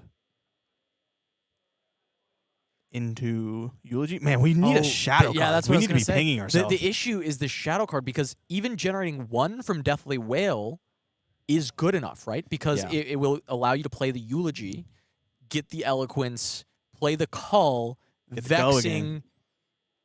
Yeah, Cull with Go again. Yeah. Vexing to play the Widespread Ruin that you then put into the Banish Zone. So it's all possible, But we don't have but the- you need a Rune Chant need to to get hit through. Matthew. Wait, is there how many blues is there? 1? 2. A Ripple. Ripple away. Ripple can change the Oh, math that a could bit change too. things. Well, it completely would stuff the Deathly Whale, allowing another card to be played. Well, there'd still be the Vexing Quill hand idea. Just going to start with Eloquent, Eulogy, Goes for with the Go Eulogy. again. Okay. With Overpower. And Overpower, he says. Which, I mean, the defense reaction is going to come in clutch here if Matthew decides to use it. Is there going to be a decision to pay for the 1 Rune Chant? Do you use the blue? There's 2 blues in hand. Yeah, you probably pay for it. You're fatiguing. You think there's something else coming. Is that 2 blues? Are you sure that's a blue? I can't remember the art for the Ghost Protocols. No, you're right. Because Pretty sure that's a red. one Ghost Protocol is red, the other is blue. That Yeah, looks like a I'm red. pretty sure that's the red one. That looks like a red. Ripple being the only blue. Which could be a pretty big deal. Justin desperately So you can needs see there, damage to get through. Ghost Protocol, Architect is going to be the Pitches red. the red. Holds on to the Ripple away. Sink below. Can shift the Ghost Protocol. Look for maybe another resource card. Finds it. Just going to be Just Flail. the flail. Flail does mean when the combat chain closes. Oh, we've taken will be damage. an We've taken damage. Eloquence. Wow, that's so smart. So then Cull will be able to be played. Blocks on the flail? Okay. Combat chain closes. Eloquence. Discard Ripple away. Discard Ripple. Deny the line. Damage has still been dealt. Cull can be played, but no action point can be gained from it. And Justin going to have to IP2 into the next turn. Great play That from was Matthew. Take such 2 a from Blood great Debt. play. He That can was keep gaining the lead from the Blood Debt. such a great play on both sides. I think that's just all attacks on Justin's side. The Eloquence is so important for that Cull in the Banish Zone. And Matthews sets up not only getting a new Evo on the board, which is at least 3 life, right? Probably 5. Also putting, I believe that was War Machine? Looked like the War Machine. War yeah, Machine? I think so. So not this hand, but the next hand.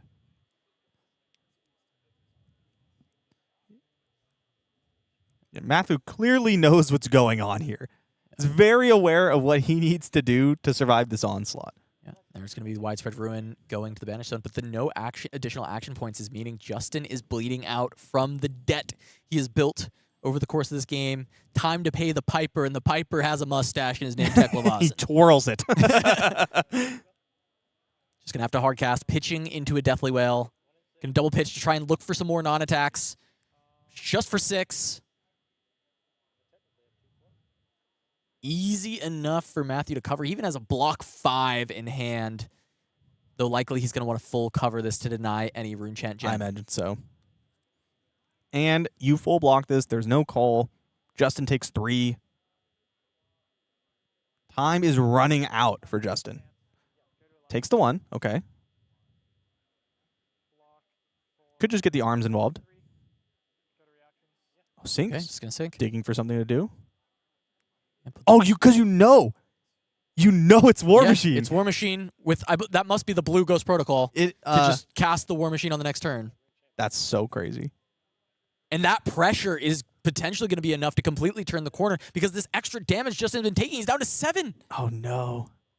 War Machine for 9 overpower. Get your arsenal. Turns off face Purg. Turns off face Purgatory.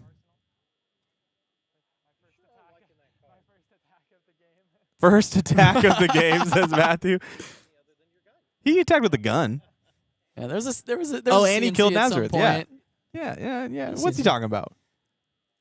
He attacked 3 times in a 14-turn game. That's so many attacks. Come on.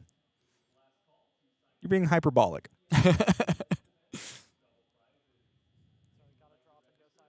9, destroy your arsenal. No recourse for Justin Anthony.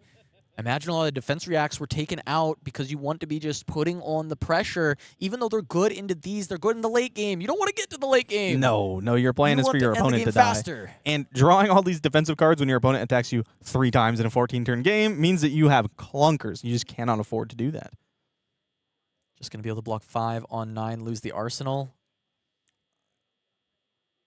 Yeah, and then the Blood Debt is just a problem. And there's just no way to clear it. No go again. No way to clear it.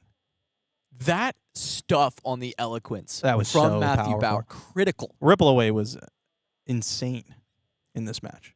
Rippling away the chances of Justin making the top 8, trying to clear the path for Matthew Bowar and his War Machines to stomp his way through to the top 8 here at the Calling in Memphis. Lose the Dirge. Never thought I'd see the day where we put a Teklo in the top 8 of a Calling, and yet But what about 2, maybe? I did. Well, we did see that coming. Yeah, we talked. Yeah, of course. plenty- Yeah. of Obviously, we course. knew that was coming. Of course, we knew 2. The surprise was that it would be maybe only 1. Incredible stuff happening in Memphis for this Calling. Justin going to start with a Malefic. Good to bring the Rune Chance back, but does not help with the problem of the Blood Debt ticking away. Envelop going to pay. Wow. I mean, needs the damage to go through in order to play the call. Yeah, has to get the call But out. going to 1 at the end of this turn. Yeah, will be forced to take a Blood Debt. No go again possible for Justin Anthony. 3 and 8. Take the guaranteed 1. Malefic gets a Rune Chant. Cull can now be cast at instant speed. And it is, yep. It's going to call and 2 D-Reacts in a blue. Yeah, I have to imagine you go like discard Shelter, put the arms and the Steel Street Enforcement in front of this Arsenal Favor Scene. And then you are so insulated. That is pretty sick. Yeah. I was just thinking double D-React, but the other mode is even better. Yeah, it seems stronger. I mean, you could send Yeah. the gun, but like, whatever. Nah, who cares? Justin can't use all his cards anyway. No action points. You just are trying to hope for Justin to bleed out to this debt. Oh, come on, you want to see 2 Teklos in top 8? I wanted Justin to make the miracle run, though. Yeah.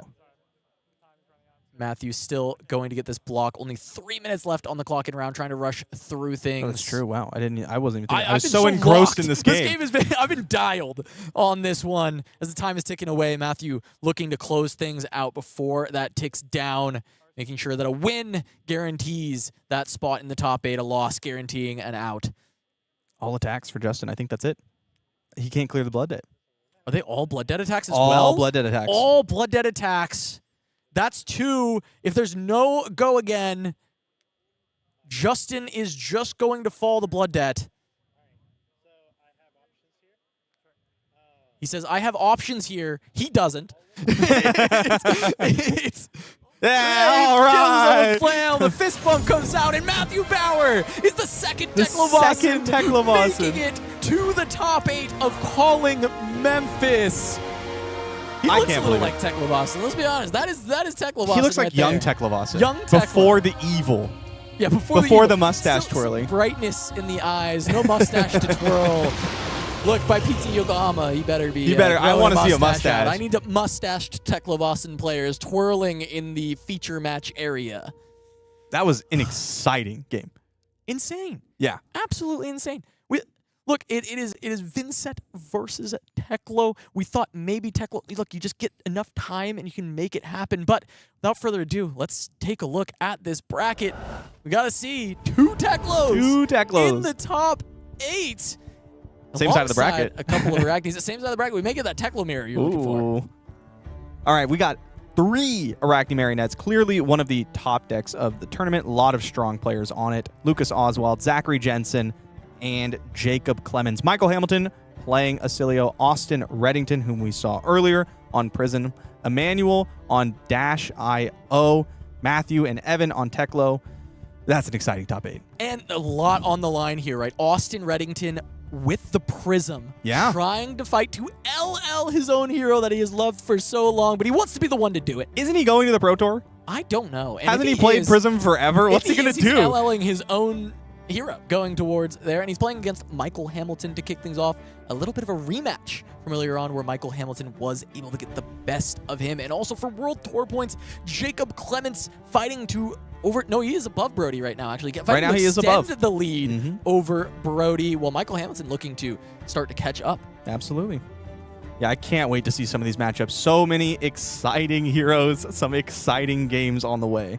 Yeah, it is amazing. I cannot wait for this top 8. It's going to be so incredible. I mean, looking at some of these matchups, do you have a pick to win when you're looking at this bracket? I mean, I got to root for the GOAT here, Michael Hamilton. I think this is a pretty good bracket for Oscilio. The Dio is pretty scary. Marionette matchups generally in the past haven't been the best, but I do think Oscilio has gotten better into the Assassin in recent time. And if he makes it through and runs into one of those Teklovossens, I mean, that is like a horrendous matchup for Teklo. Well, you did say he is one of your picks today in general, so let's take a look at those caster picks, and you can talk through that. Evan Bridges and Michael Hamilton. 2 in the top 8? Wow. Okay. That I picked from the beginning of the tournament? That's so crazy. Not just today. Actually not goated. Just today, but 2 of them in the top 8, the Teklo and Michael Hamilton on the Oscilio. I still have Austin Redington fighting with the Prism. OG picks. No, he was not one of my OG picks. Not one of your OG picks. Not one of my OG picks. One of my picks for today. That's true. That is coming through. And Austin, I believe in him to LL Prison. Get her out of here. Yeah? You Get think he's going to do it? I think he can. I do think, the fight against Michael Hamilton is going to be a really big test. And if he can emerge victorious there, it's going to be a big one. I can see the road. Yeah, I think can see the road. The lineup looks really good for Prism if he can get through Michael Hamilton. Yeah, and so we'll see, and we'll No, see Mansan's no, picks as well no, here. no, Looking pretty good. Pretty great picks. Where are they? Shame rhymes with Everything's shame. grayed out. Shame Do you want me to rhymes spell it with out again? shame. Oh my goodness. A lot of D's? D-R-O-P.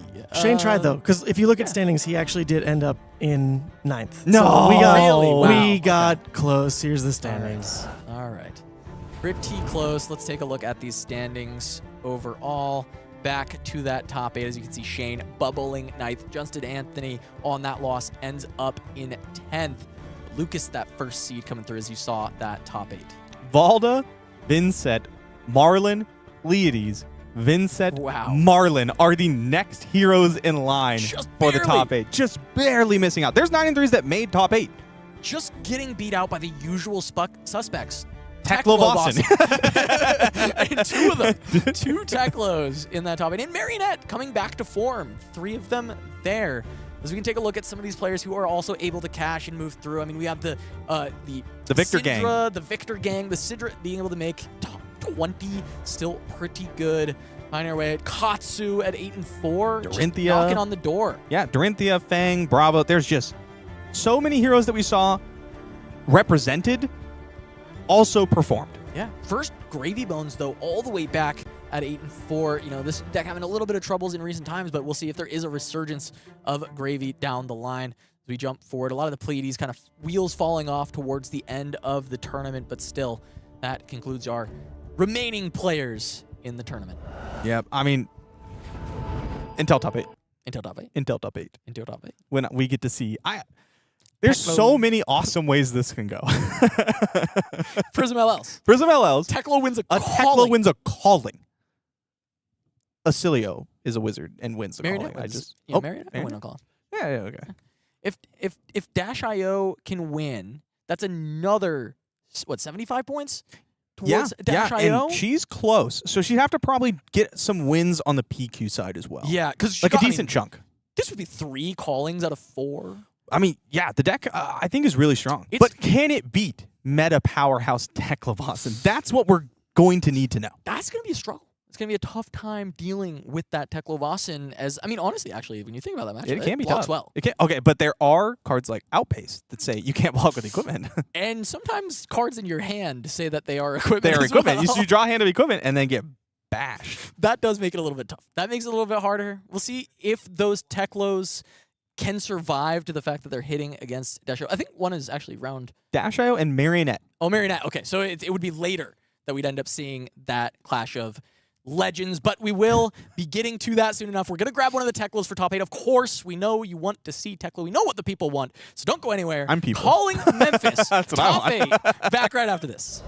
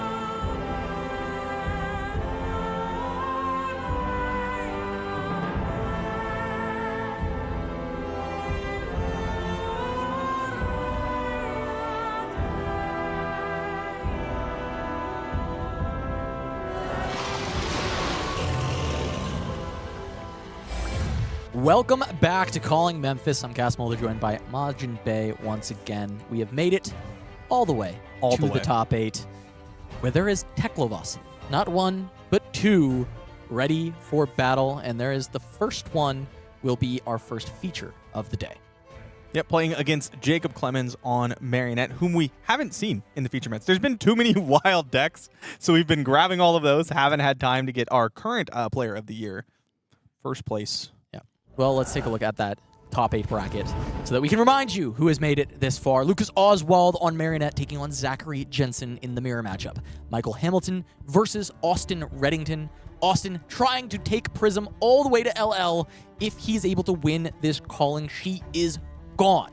There's Emanuel versus Matthew Bowar on the Teklovossen. One of our 2 Teklovossens in the top 8. Jacob Clements facing the other of Evan Bridges in this top 8. And that will be our feature, Jacob Clements versus Evan Bridges. 2 Teklovossens in the top 8. Yep. I mean, obviously, Teklovossen is the big thing in this top 8, but I'm going to be definitely watching that Prism. Oh, I want to know if Prism is going to LL. Will Prism be here at Yokohama? I don't know. Look, it's still up in the air. Still up in the air. I said on World Tour Weekly multiple times that I think she will be there. All right, well, let's look at the LL leaderboard so that you can see exactly how close she is. 937 points. She will get 75 for winning a calling, and if I know my math, which I don't, Carry the that one. will get you over 1,000, and Prism will Living Legend. And also, Dash.io, honestly, is kind of on the doorstep, and there is a chance for her to win her 3rd calling out of the last 4, gain another 75 for herself, and push Dash.io ever closer to Living Legend. With a monstrous PQ weekend, it could even make that possible. It would have to be a monstrous PQ monster. weekend. It would have to be a pretty big one. I am less... I don't think that's going to happen. I'm not worried about it. I'm not really worried about it. I'm also not playing Dash.io, so I don't have to worry about it. That is fair, but Prism is going to be that main story. Yes. That is something we're going to be watching. It's hard to call it the main story when you have the Teklovossens here, but Living Legend is so impactful. It changes everything. It's going to change sideboards at Yokohama if she's gone. It's going to change so much about the format, and we will have a chance for that to happen. But Teklovossen versus Marionette's going to be that first round that we've got instead, while we still wait and see if Austin can continue his run. Yeah, which I'm obviously very excited about. But I'm thinking about that Prism thing. LLs, I think, are the most impactful thing that can happen to a meta. Oh, yeah. They're the biggest impacting things. However, it's going to shake up things for Yokohama if Prism leaves. But things already feel so shaken up, right? Our most represented decks were tied at 8% of the field. The entire field is so wide open. So if Prism leaves, does it get wider open? I don't know. Does it get narrower? Does it narrow? It could. It could. Because a lot of people were actually thinking Prism started becoming a worse and worse pick for Yoko because the Guardian resurgence. But then yet we look at Austin Redington's past beating few Guardians. games, and he's just beating Guardians over and over again. He says, "No, this is favored. Actually, Actually, fine. I'd just win. Actually, I'd win. Yeah. No, So I'd win. maybe Prism actually is still a decent pick for that Yoko. Maybe Austin is showing all the Prism players out there that wait, hold on. You can still play this. You can beat Aggredex. You can still play this. You just send some Heralds. You can be Guardians. So guess what? Guardians free. Free. Apparently. Marlynn? Apparently free. Marlynn free. Free. Yeah. So what Brutal. did she even lose to? Well, Oscilio. We did see it on Oscilio, camera. yeah. Oscilio. Michael Hamilton was the one able to get Still the better close. Still of close Austin. game. Yeah, it was a very close game. Yeah. It really could go either way in that matchup, just with how much damage gets presented by the Prism, and Oscilio has to find those correct pieces to slow things down. I would agree. And Prism also probably good into Teklovossen. I would assume so. You'd think. I would think. Because the poppers are 6. They're all 6. Even though they're 9, they're actually 6. Yeah, and you have equipment when you have space. You have the gun to clear auras, but do you get that much space, though, against Prism, think right? Like, it's so. hard to get space. We against Prism. might find out today. It's true. I mean, look. If the Teklos Wrong can side of the live- bracket. if they can So live they'd a have to- few rounds, yeah. and by a few, I mean they have to make the final. Teklo would have to make the Teklo final, and Prism final. starts here. Top 8. Let's meet the players of our first match here in the quarterfinals.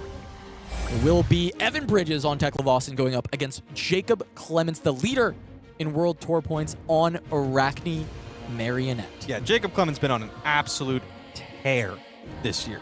Also, pushing Kano in Silver Age to the forefront of everyone's mind pre-banned and restricted announcement. Evan, we saw him play earlier on Teklovossen. the villain. The villain. The villain, I would say. Laughing his way to his top 8. Twirling his mustache. Well, let's look at his history Maniacally through the laughing. tournament and see the trail of destruction that Evan Bridges has left in his wake here on the Teklovossen. Wow, look at Two that. Boltons in a row? A little bit of a preview, though, on if that Prism final happens. Austin Redington was a round 12 loss. That's true. For Yep. Evan Bridges. Prism loss, losing to Lucas Oswald. There are Marionettes here in the field, in the top 8, 3 of them, and losing to Oscilio. Now, we expected both Oscilio and Prism to be not great matchups. Losing a Marionette matchup earlier. Yeah. I don't know. I really feel like this matchup could go either way, though. All right, well, let's take a look at the history from Jacob Clements at this event. Taking a round 1 loss to Huntsman. No Teklos all day, so Dodge we know Teklo the whole tournament? It's That's really crazy. tough to dodge that Teklo, the entire time, but did not actually see it, and then just losing to Lucas Oswald in that final round. But of course, already locking in that top 8 berth.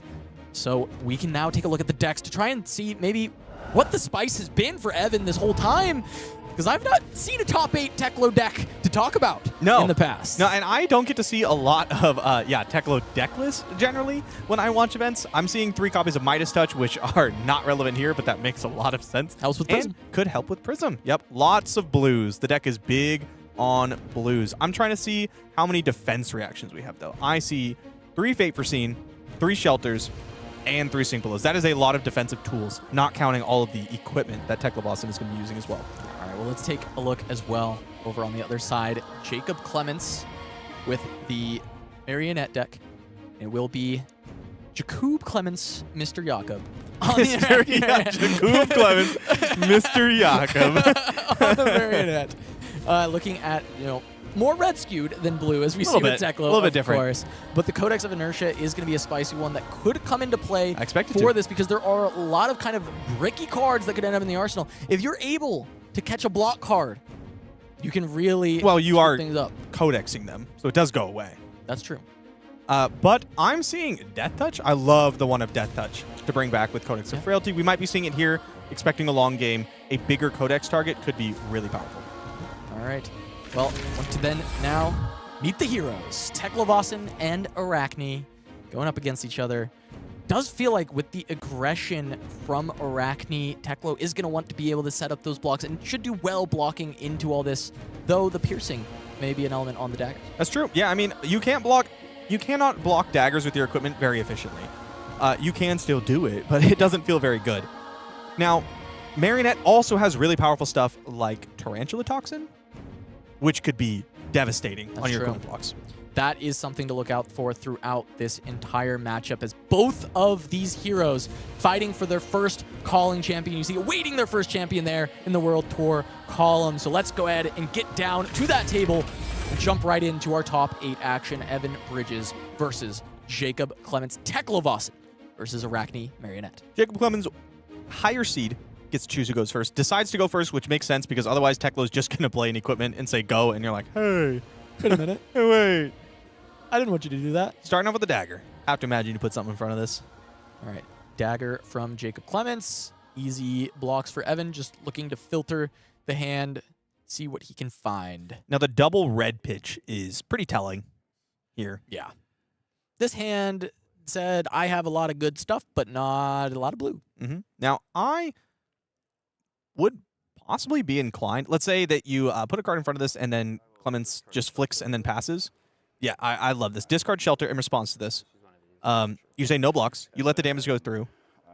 And then you could even... Nope, you can't activate Teklo and put your arms on. I really wanted to do that, though. Yeah. But just going to block. The flick's going to come through, eat one of these. That's just going to happen. Orb Weaver. Yep, there's a Calistera. Doesn't even have to... Discard Shelter, discard Ripple, maybe. Oh, Discard Ripple would have been Discard Ripple would've been insane. funny. Jacob, though, of course, just wanting to get rid of the 100 Clave, doesn't mind that it gets stuffed by that Shelter. He would like to have the mark, but the Calistera is more important. Any beta base? Speaking of juicing.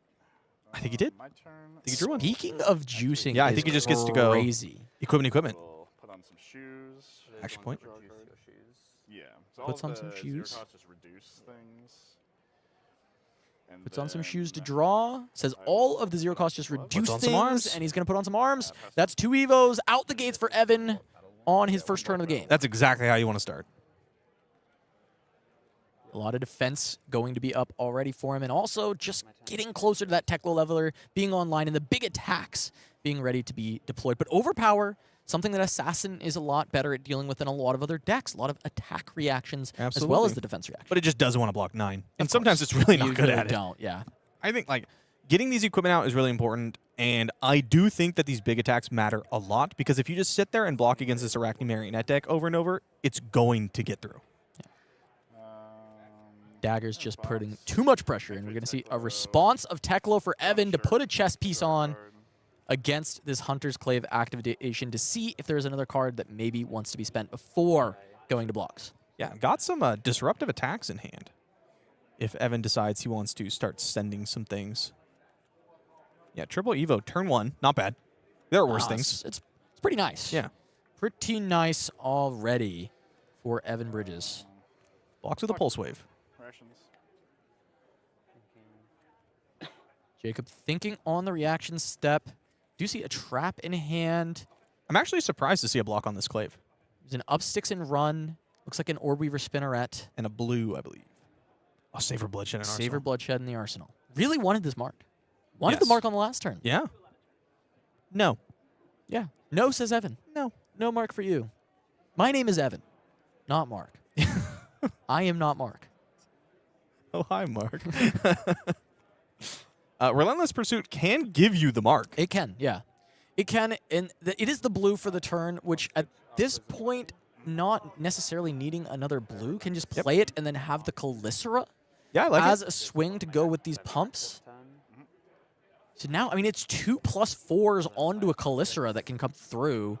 And a +3, actually. It's actually just plus a lot. This is just a lot. It's Yeah, just a very, very, very large deck. Yeah. 9, 10, 11, 12, 13. 13 attack coming through on this Calicera with Savor active to draw and go again from the mark for the Calicera. So kind of out of nowhere, this Relentless Pursuit actually paying some dividends for Jacob Clements. Yeah, that was very clutch. So Lined up much damage. really well. Yeah, so much damage. And the card draw. Looks like Evan was like, wow, I may have stuffed the turn a little bit, and I've got this, Terminator tank. Maybe can start sending some big attacks through, but instead, let's just put 9, a 10. pile of equipment there. 11, 12, am I counting that right? 3, 6, 9, 10, 11, 12. Take one. Did count that right. Take one. Jacob's going to get his draw, but the mark goes away. Take one, get rid Yeah. of the mark. Yes, it's a card. Yet that is not exactly what he wants, but not being marked is still valuable for Evan. Why block right now? Why block with all the equipment right now? When you know the draws come? Yeah. And you have another turn. That's true. Ascends under the trapdoor for 1. Yeah, I'll take it. Yeah. Very cool. You got me. He starts laughing, twirling his mustache. And says, only one.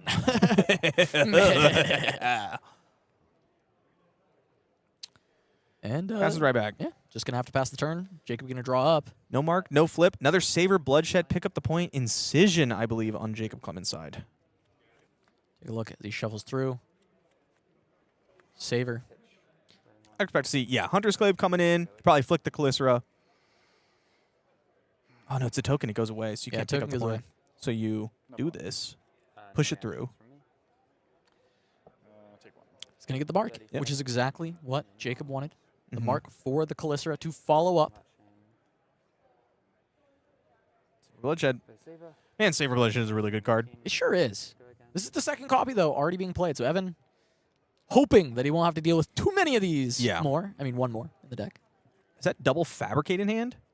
Ooh. Looks like 2 Fabricates. I mean, you can give +1 defense on your stuff, so, like, it's fine. Yeah, no Evo in hand to discard to it, which is maybe one of the better. Yeah, one of the better or modes. banish, You're not just discard, going to probably tuck this under something, which is not And really what you want to be doing. an Evo permanent I Yep. control. Yeah. but exactly as Evan is saying. It's fine. I mean, you do get a lot of block out of this. Yeah, there's a lot of Evos already in play, equipped. It is a block 3. Here. And then I'm going to block. It's a little bit more than that because it lets you block the arms for 3. Yeah. And as you see, Evan does not push forward the Steel Soul Controller because of the Tarantula Toxin. Tarantula Toxin. We'll sync that. Could have used the Fabricate for another defense reaction. Yeah. Decides not to. Yep, but Incision going to push this up to 9. Try and get that draw with the mark, the go again ready. Another card in hand for Jacob as well. You're no longer marked and I draw a card. Going to push damage a Codex Codex. Frailty. Picks up the graveyard nonchalantly. Don't worry about it. Don't worry about the card I drew. Wait, there's no attacks here except for under the trapdoor. Mm-hmm. Could send a 3 and then Codex back a 3. That's not very exciting. Codex maybe going to want to sit in the arsenal, but it's when you don't have good plays for it, it's always a little scary. Yeah, to I be there. think maybe you just take a turn and arsenal it. It is just 3 damage though because you get the ponder. That's true, and you know you're forcing the discard. That's the little scary thing though, because Evan does have like a big attack. Yeah. That he will just kind of get for free in his arsenal because you can't attack the arsenal. I mean, I think, yeah, if your opponent blocks, you probably Codex, Yeah, just free damage. and then you know you're not getting hit with like a War Machine or something, right? And a Codex anyways. It's gonna be. It was the War Machine, right? Terminator Tank. Yep. Now, Yep. Evan, I believe, wanted to keep this blue and the Scrap Trader because then you could activate like you could Scrap Trader, make 4 resources, activate Teklovossen, and play in one of the big Evos at instant speed. That's the one that discards. Not gonna be able to keep the one that it. destroys Arsenal. Yep. The one that discards. Yeah. Terminator tank, the discard, not the arsenal destruction. And then I'm going to discard.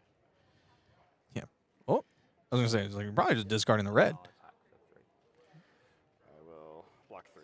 Gets the block out now, Oh yeah, because he still has the +1 from the Fabricate, so he still gets 3 value on that block. and no threat of Tarantula Toxin blowing you out. Yeah. To the point, was picked up on the Ponder token by Jacob Clements. Okay, good. We've seen that card be very good, especially in multiples. Yeah, yeah, we did see a full stack of them. Oh, Jacob dropped. Clements' hand is 5. monstrous. Tarantula Oh Toxin, Kiss of my. Death, Incision, Scar Tissue. And then it's to the point. And to the point in it's just- Arsenal. It's just it is put Kiss down on the table and then put every other card you have on the table after Evan says no more blocks or these are the blocks. Then you just dump everything. Just Kiss of Death. Questions? Yeah. This is I'm how in for much damage? 5. All of it. All of it. Now, Clements could block this with 1/3 block. I mean, you have attack reactions. You can easily block this. Yeah, the question is now, it's for Clements. He's like, oh, why is it disruption? Yeah, It's come on. so- look at Why this- did I give look at this to you? Beautiful, beautiful hand. Figuring out how to actually deal with it. I mean, of course, you have to keep the Kiss. You really want to keep the Tarantula Toxin. That's the best one, but it is the only other 3 block.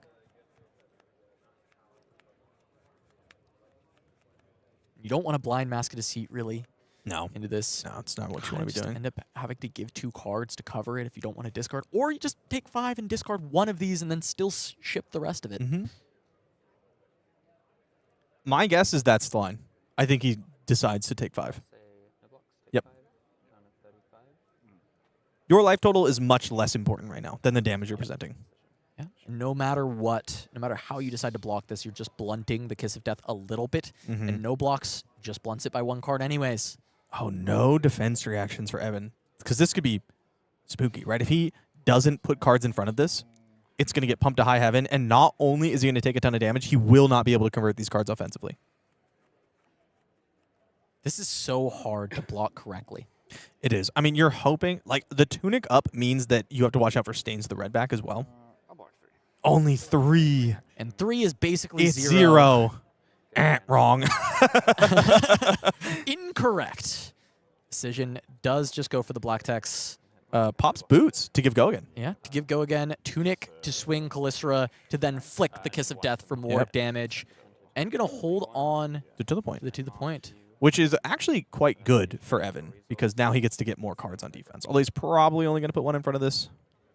This gets to come in for 2. Yeah, Evan does get to block. Yeah. Evan taking a lot of damage. Flick the kiss at you, so you take another 2. 2 more to Evan from the flick of the Kiss of Death. 2 cards in hand. 19 for Evan already. Marionette just kind of running over the life total. Even though Evan had the early start with the Evos, he's just had no space. Mm-hmm. 1. Oh, and that Black is- Widow is a good card. Even less space. Yep. Sigh of not relief. Okay, my turn. Okay. Play Ghost Protocol Architect. I will tutor an Evo that costs less than 3. I will go get a hat. Nice beta base hat. One of the new cards, Ghost Protocol Architect. The entire Ghost Protocol cycle. Oh, it only attacks for 1. I thought it attacked for 3. Again, no on hit. My mistake. Just going to speed for Ron. Get the additional 4th Evo, critical 4th Evo. Yeah, very important one. And now it's much easier to get the other ones online. Yeah, and They'll all be cheaper, except the arms, if you put another arms out. critically also just making those attacks. We saw that 5 overpower looks a little sad. Not nearly as good as 8 3 more than that. overpower. Yes. 8 because of the frailty will be 9. Although it if would have not just been under a frailty. little bit extra damage. There's no extra disruption, right? Jacob's still just eating it. Yeah, that's true. Jacob would still be at 32. 32. Yep. And in commanding position. Much larger number than 19. Yeah, I would say so. Jacob Clements just looking at a 5-card hand with Black Widow in play. Gross. Close combat chain. Activate Teklo. Needs to find a defense reaction off the top here. Draw a card. Base draw. Oh, it's a block card. That can't go to Arsenal. I mean, it's great at blocking. That's good. It That's is- good. It is a block 5, but Yeah. a D-react would be block 4 and to draw a card. And now here comes the defense reaction a little bit later as cut from the same cloth is going to add +4 to the next dagger attack and is going to give Jacob the full lay of the land for this attack as he knows he's swinging in to a sink below. A sink below and a 5 block. That really helps when you're on Jacob's side. Is that another cut through the same cloth and a stains? It is a stains. It is a cut from the same cloth. I believe it is a trap. A trap. Well, no, it is a +3 pump on a Black Widow. You mean? It sure is. Oh, it is not under the trap door, not an actual trap, which Okay. would be a Yeah. +3 pump. Instead, the cut from the same cloth may have to be that pump instead. But stains, now you know you can pump above, sink below if there is just a 5 block put in front of this. Yeah, I mean, you're probably just putting a 5 block here. I mean, how do you put more? Yeah. Like there is 5 on 5. Excellent. Yes, very good. Block The 5. good news is if you get something banished, you can banish these Evo legs. That's true. You know, good news. Good-ish. It's something. The okay news. Yes. I mean, the one good thing in the sea of bad news. The news. It is news.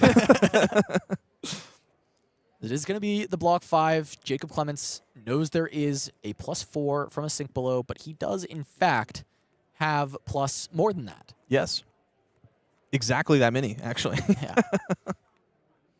Yeah. He has +4 in the arsenal as a to the point, and Evan is marked. And then there is even just the activation of Black Widow, which is another 3 that's already above the sink, and there's also this Stains of the Redback to push it even further, which is free because Evan is marked and will allow for the swing of the Hunter's Glaive afterwards. Jacob's just going to let that one through. Mm-hmm. Have another look. Remind himself. Let's see if it changed. No. Clave for 5. Now, we know that this Clave can get up to 12. So you can pump this, but you can't give it the... Yeah, it won't banish. Ah, will not get the banish. So now Evan has some thoughts. Some thoughts on what to do because Black Widow's text is somewhat offline at this point, but this could be indicating another stealth card as a follow-up, though there aren't as many in this deck anymore when it's very dagger-focused as Jacob's is. +1 from the piercing because he blocks with legs. To the point, going to take it to 10. Sink to help cover, but there is still more action if Jacob wants it, or he can just look to Arsenal. Was that a scrap trader picked up? I did not see. We'll see if we can get a little quick look at Evan's draw. Scrap Trader would allow a play to happen on this turn. I mean, technically, but then you don't do anything. That's true. So, it's like, That's true. woo. Yeah, that's true. 4 resources is not 7 resources. No. Yeah. Well, you need 6. That looked like scrap That's trader. right, because Yeah. the all of those nice little beta bases. Just going to pass it back. Jacob is going to revert back to Marionette. Now, I see one of the beta bases here in Evan's hand, which makes me think that he's going to be looking to keep that since it only blocks 1 and use it in combination with the scrap trader to get some kind of, probably the hat, if he's got one, which I don't think he does. So now, once again, Callistra to lead, to go again from Jacob Clements. Take 2. Take 2, no reactions. Evan's running No out of longer space. mark. I'll swing my clave for 1 go again. 1 go again for Clements.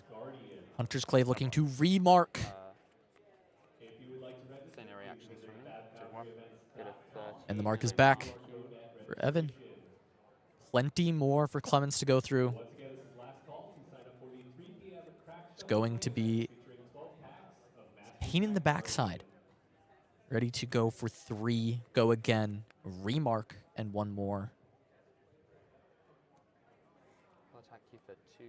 On hit, it gets go again. I would equip, but all my slots Yep. are full. Whittle. This is Whittle from Whittle from Bone. Bone, I believe. Trying to get a Graphene Calycera when it attacks a marked hero. Just another way to find a Calycera if you don't have one, but Jacob already having one, so not going to worry about that. Block 5 I'll play Stains. on this. Stains going to give it go again, pushing to 5, but that is Blocking exactly equal to 5. 5. And now another Whittle for 2, so a bit of a stinker 2 go again. for Jacob, but 2 go again. Yeah, I mean, this What a is, I think both players are pretty fine with this. Evan gets to block out, not take any damage. He gets to set up an Evo while arsenaling a defense reaction, and Jacob gets to roll a dice while arsenaling pain in the backside, which is a strong turn extender. The roll is 3 Orb Weaver, going to set up potential for some kind of flick play re-equip of the Calycera. It's my turn. I will play Scrap Trader. Is there a hat? So Here's that Scrap Trader player you're talking about. legs and arms. No hat. Gain 4 resources. Legs and arms. Spend Activate 3 Teklovossen. Teklo Draw a yellow or a blue, and you get to double Evo here. to equip the legs, which draws me a card and gains me an action point. Blue. Is a blue. Oh, it's the hat he wishes he could play. He has an action point, but he doesn't, doesn't have the It is resources. the blue. Yeah. Yeah, you just got to play the arms. Gun arms. And this gun rocks. It's so good. Gun for 3 go again. Maybe this is where some of the damage gets to come Maybe back. this is where the tides turn. Tide's turn for 3 go again. D-React wants to go to Arsenal, and the arms cannot be equipped with just the blue. It can. No, it can't. I lied. Well, do you think he missed this? I'm not sure. He may just want to IP the head, but it is that is a bold decision Wow. to make. I think he misses it. It looks like he's looking at it now. I missed it. I didn't. You strangely. didn't, yeah. Of all the people in I this just- in this room to catch this, it is the non-Teklovossen player. I just looked at the sea of equipment and I went, yep, all the Evos are 3 now. Oh, no. My time tunic goes up to 3. Needed that extra defense. Tunic to 3 for Jacob Clements. I'll play a Saver Bloodshed, 3rd saver. and then I'll attack with a Graphene for 5 go again. 5 go again with the graphene. Lots of equipment in this hand for Evan. Yep. Jacob's hand, not incredibly powerful. Yeah, Whittle from Bone, the 3rd copy of that. Looks like an Incision. incision. Now, one of these blues can be discarded to Orb Weaver just to get a little Right. bit extra stuff. And, you know, we might be flicking this Calycera, it remakes one. Yeah, it can be nice. So the hand does convert because the other blue pitches to Clave and Calycera. Again, the second Calycera. It's going to be some good damage for Jacob Clements. Some pressure through. Pain in the back. Pain in the backside from the Arsenal. Put those feet in front of it. Threatening to remark. I think you just block with equipment anytime you can knock it Tarantula Toxin. Block 3. Still can... Oh, no. Yeah, stealth attack, right? Yeah. Can't on this. 12, you're no longer It's a good marked, point. draw from the Saver. 3 on pain. Flicks for the saver draw. Did all this, still have 4 cards. Up sticks and run is the pickup for Jacob Clements. So another front pump. Break the chain and send that through. And Evan didn't get to block with equipment to capitalize on the broken chain. Jacob with the under the trap door, the up sticks. The Whittle This block's good. is going to pitch. Potentially a swing just Ripple from Wake the... only stop actions, right? Yeah. Yeah. Making sure that the Orb Weaver ability can't get stuffed by Ripple Away. Not Going to send the clave forward. No reactions from me. No block said, just another poke. Down to 11, Take 1. and I'll mark you. close the combat chain. Combat chain closes. This is pretty brutal. Gets to remake Calicera and then attack with it again Activate because all it's the new. Discard and make a graphene. New Graphene with a front punt And then I'll of the up sticks and run and the +3. This is for 8. With go again once again. Block 4. Take his 4 damage. I think you want to take it. Get rid of the mark token. Does have the D-React that was put in Arsenal. Yeah, I mean, you are getting low. I'll make this. Incision. Going to pump it up to 11. D-React, you stop some of the damage, stop some of the bleeding, lose the mark, but single-digit HP going forward for Evan Bridges. Terrifying spot. I mean, you have a little bit of space. You hope on the next turn just a 4-card hand on Jacob Clements' side, but Tunic is up. We have the Clave plus Calicera lineup. And I'm back to my base form. Back to Clements. See a defense reaction. I see 2 defense reactions for Evan Bridges. See what Clements can put together. Codex of Inertia. Take with the mantle. Take As up well. the mantle. A blue. Play Codex of Inertia. Starts with Codex. Good to resolve. Wants to see. Defense wants to reaction. add.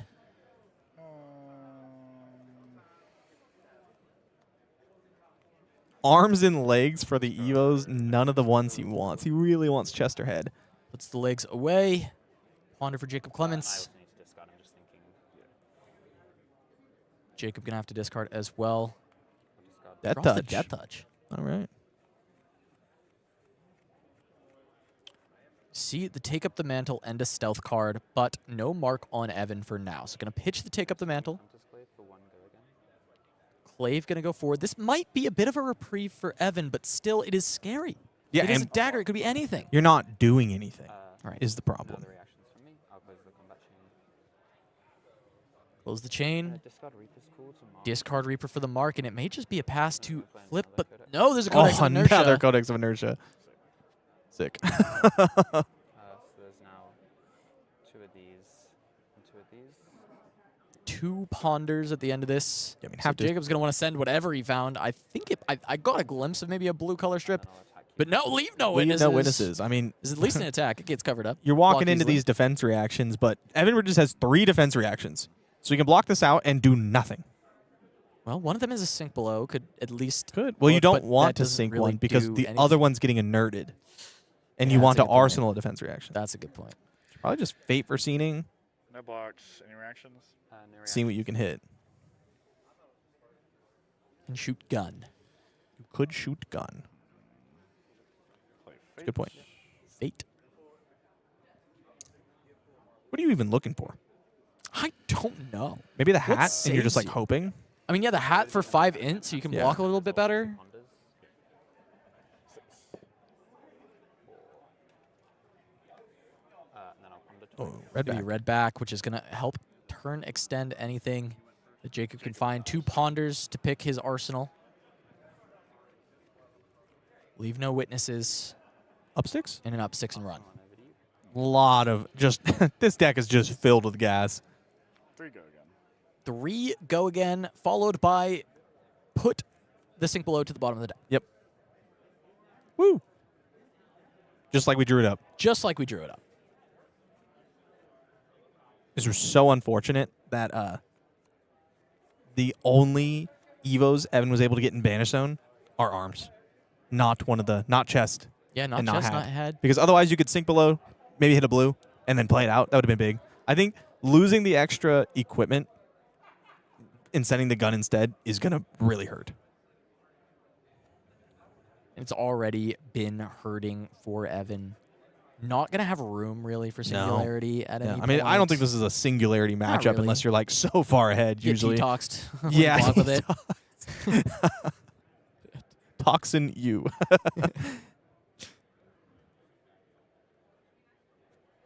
But even then, just not finding space to send the big attacks at really any point in this game. 1 War Machine was cast, and it was before 4 Evos were developed. Jacob really was thinking on this block, which is a sign of a good player because I wouldn't have even looked at my hand. Yeah, I would have said, I mean, like, no yep, box. yes, sir. I got red back. Surely I can convert. I'll take 3. Looks like a Tarantula Toxin may be in the hand yeah. for Jacob Clements. No blue, but the Tunic counter for the Calicera. And there's a mark. Spooky spot to be in. 3 with Mark of the Black Widow. Going to threaten the banish from hand as Evan is marked. Face up +3 from the red Face back. up +3. Face down plus more. Yeah. From the cards in Jacob Clements' hand. I think this is a fair block, blocking 6, but Yeah, I mean, what do you do? this turn is going to get ugly. It's red back. You can't block more. Like what? Yeah, if you 'cause it's block just more, go they again. just red back and send something else. And they want to pump daggers anyway. That's what they're really good at. Now, can just even stains of the red back for free, pump to 6. Don't even have to pump it over, but I think you do, You do. just for the banish. Yeah. Just make the D-React be there. Mm-hmm. Any other actions? No other reaction. I have nothing, so I'll take 3. Yep, Down to 5. Evan takes 3 down to 5, loses a card. Jacob Clements with go again with the Tunic for the Graphene, with the Tarantula Toxin to pump it to 6 and Oh, reduce man. whatever the block is, and an up sticks to add to it. This is going to be 4, 5. No go again, because there is no Evan mark. says, I think this may be it. You put 6 in front of it, it gets pumped to 8, and you're only blocking 3. Block 3. Is it T-Tox? It is T-Tox, and that is Jacob Clements. Moving on to the semifinals, our first Teklo has fallen as Jacob Clements looks to continue to extend his lead on the race for Player of the Year. Jacob Clements played very well. Showed why this Marionette deck can be so powerful when given a lot of space. A little sad to see a Teklo go. Yeah, not giving any time, and time is what He needs Teklo it. needs. He Yeah. needs to grow up, grow the mustache. He needs to so grow he out can the twirl it. mustache. Yeah. Because if you don't have enough time to twirl, there is no time to block everything out and make it towards the end. Very true. there. There's no time to send tanks at your Yeah. opponent. Well, let's take a look at the bracket and see where everything has ended up after that quarterfinals. After that win from Jacob Clements, both Teklos are Teklos gone. have been And defeated. Prism. And Austin Redington has fallen to Michael Hamilton, meaning that Prism will not LL today. It Not will take today. the PQ season, I believe 9 wins there, to make it happen.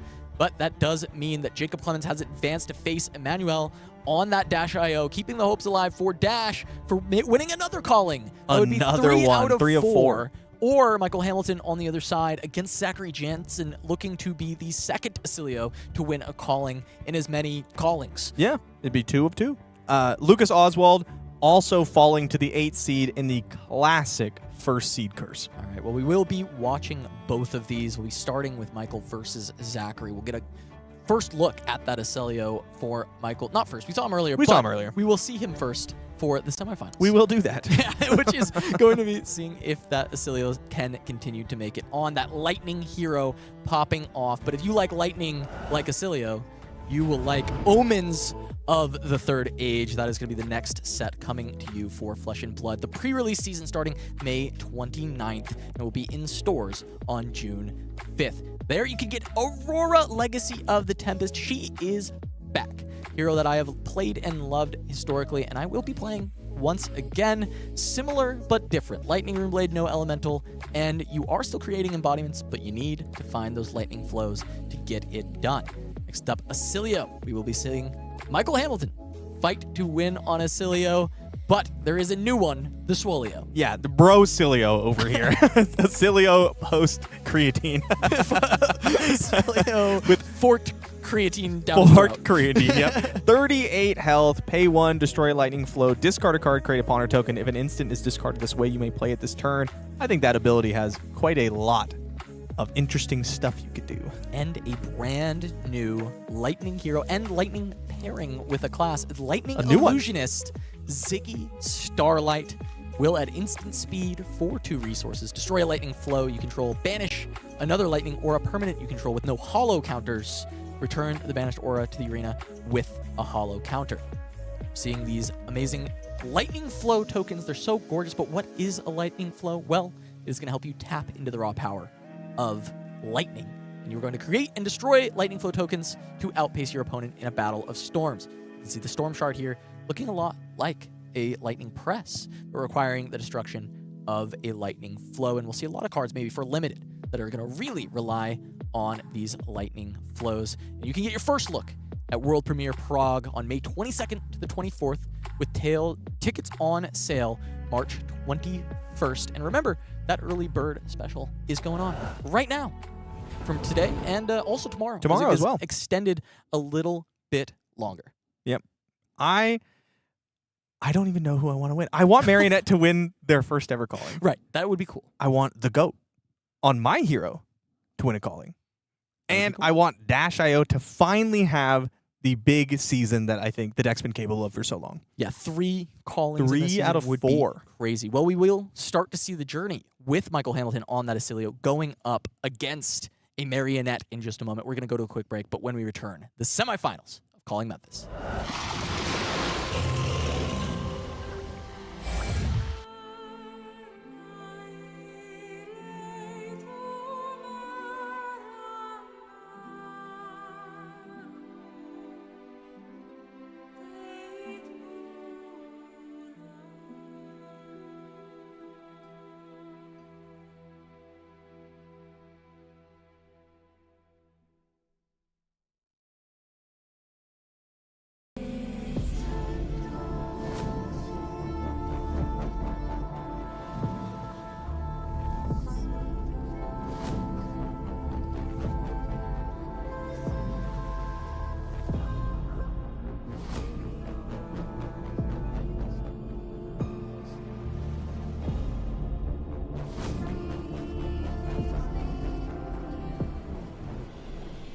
Across the hazy moon, through the ocean blast, the ships are closing in, mist will turn to dust.